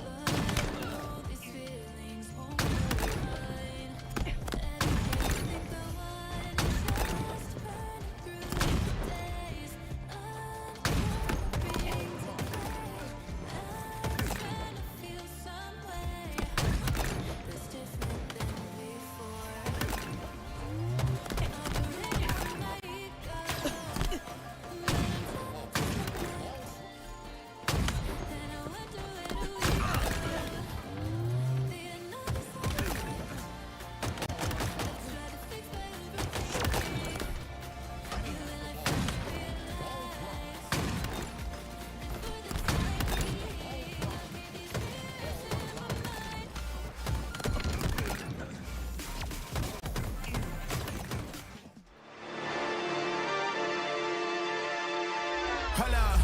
Why do they doubt the kid? I'm about to prove them all wrong again. I got a low tolerance, cause they don't even know what the problem is. It's me. You waiting on the boy to fail, then hold your breath and face your death. Cause you play a roulette with each step I progress, no less. Go ahead and place your bets. Cause we know where we at, we know we top tier. Cause all the hate that you bring, we know it stops here. I'm taking off like a rocket here and stopping here. It's strange how they cannot see the future, but see profit here. Wait up, we gon' always win. Promise that that's not a promise, yeah, that is a threat. You know that I promise to bring the team commas. When the head is a threat, you know that I promise to bring the team commas. When the whole team win, that's when you flex. Win, and I'ma do it again. Watch me win, then watch me do it again. Dash across the wall, but immediately he's locked up, goes in with the catapult, and Gumayushi pulls the feather storm.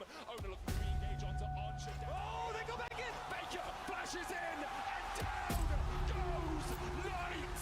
Once again, when you need someone, when you need anyone to stand up, Sanjin, he stands above it all, and he looks hungrily at that world's trophy. Unbelievable once more. How does he keep doing it? Break down my walls, but I won't rise again. Cause I stand tall in my environment. How could I ever close my eyes and stay silent since they try to take me down with their violence?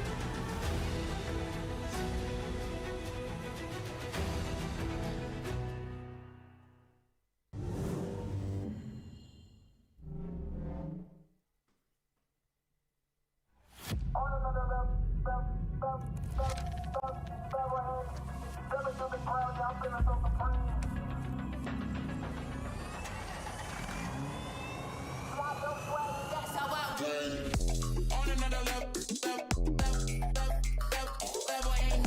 stepping through the crowd, yeah, I'm feeling so supreme. Feeling so no one above me. Stepping through the crowd, yeah, I'm feeling so supreme.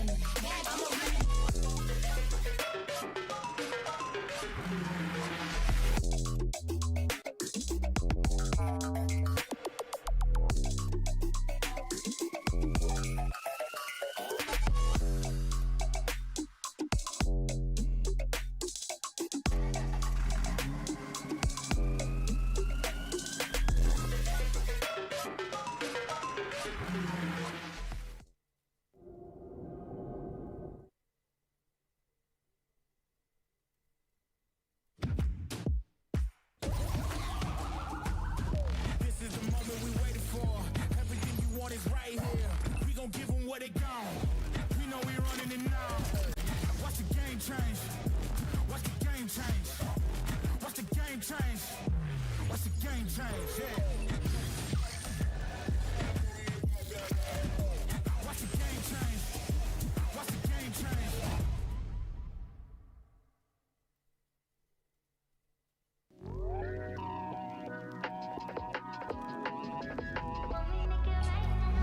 You got me exclusive. I'm so high, I open loose. Landed the CC on Ash. Okay, wait, Ash down, Seraphine next. Place, we steady on the same pace, yeah. I'm crazy. You like that? Don't back down. I see, go. Oh my gosh, rapid fire rejected. Spicy. There's a fact. We on the right track, yeah. Driving me wild, giddy up like a stallion. We know how to make it rain in my bedroom. We don't need a club, got our own booth. Coming at the same time, yeah. You don't got the time for us. When we make it rain in the bedroom, we don't tell us all what we gon' do. Dirty little secrets, yeah.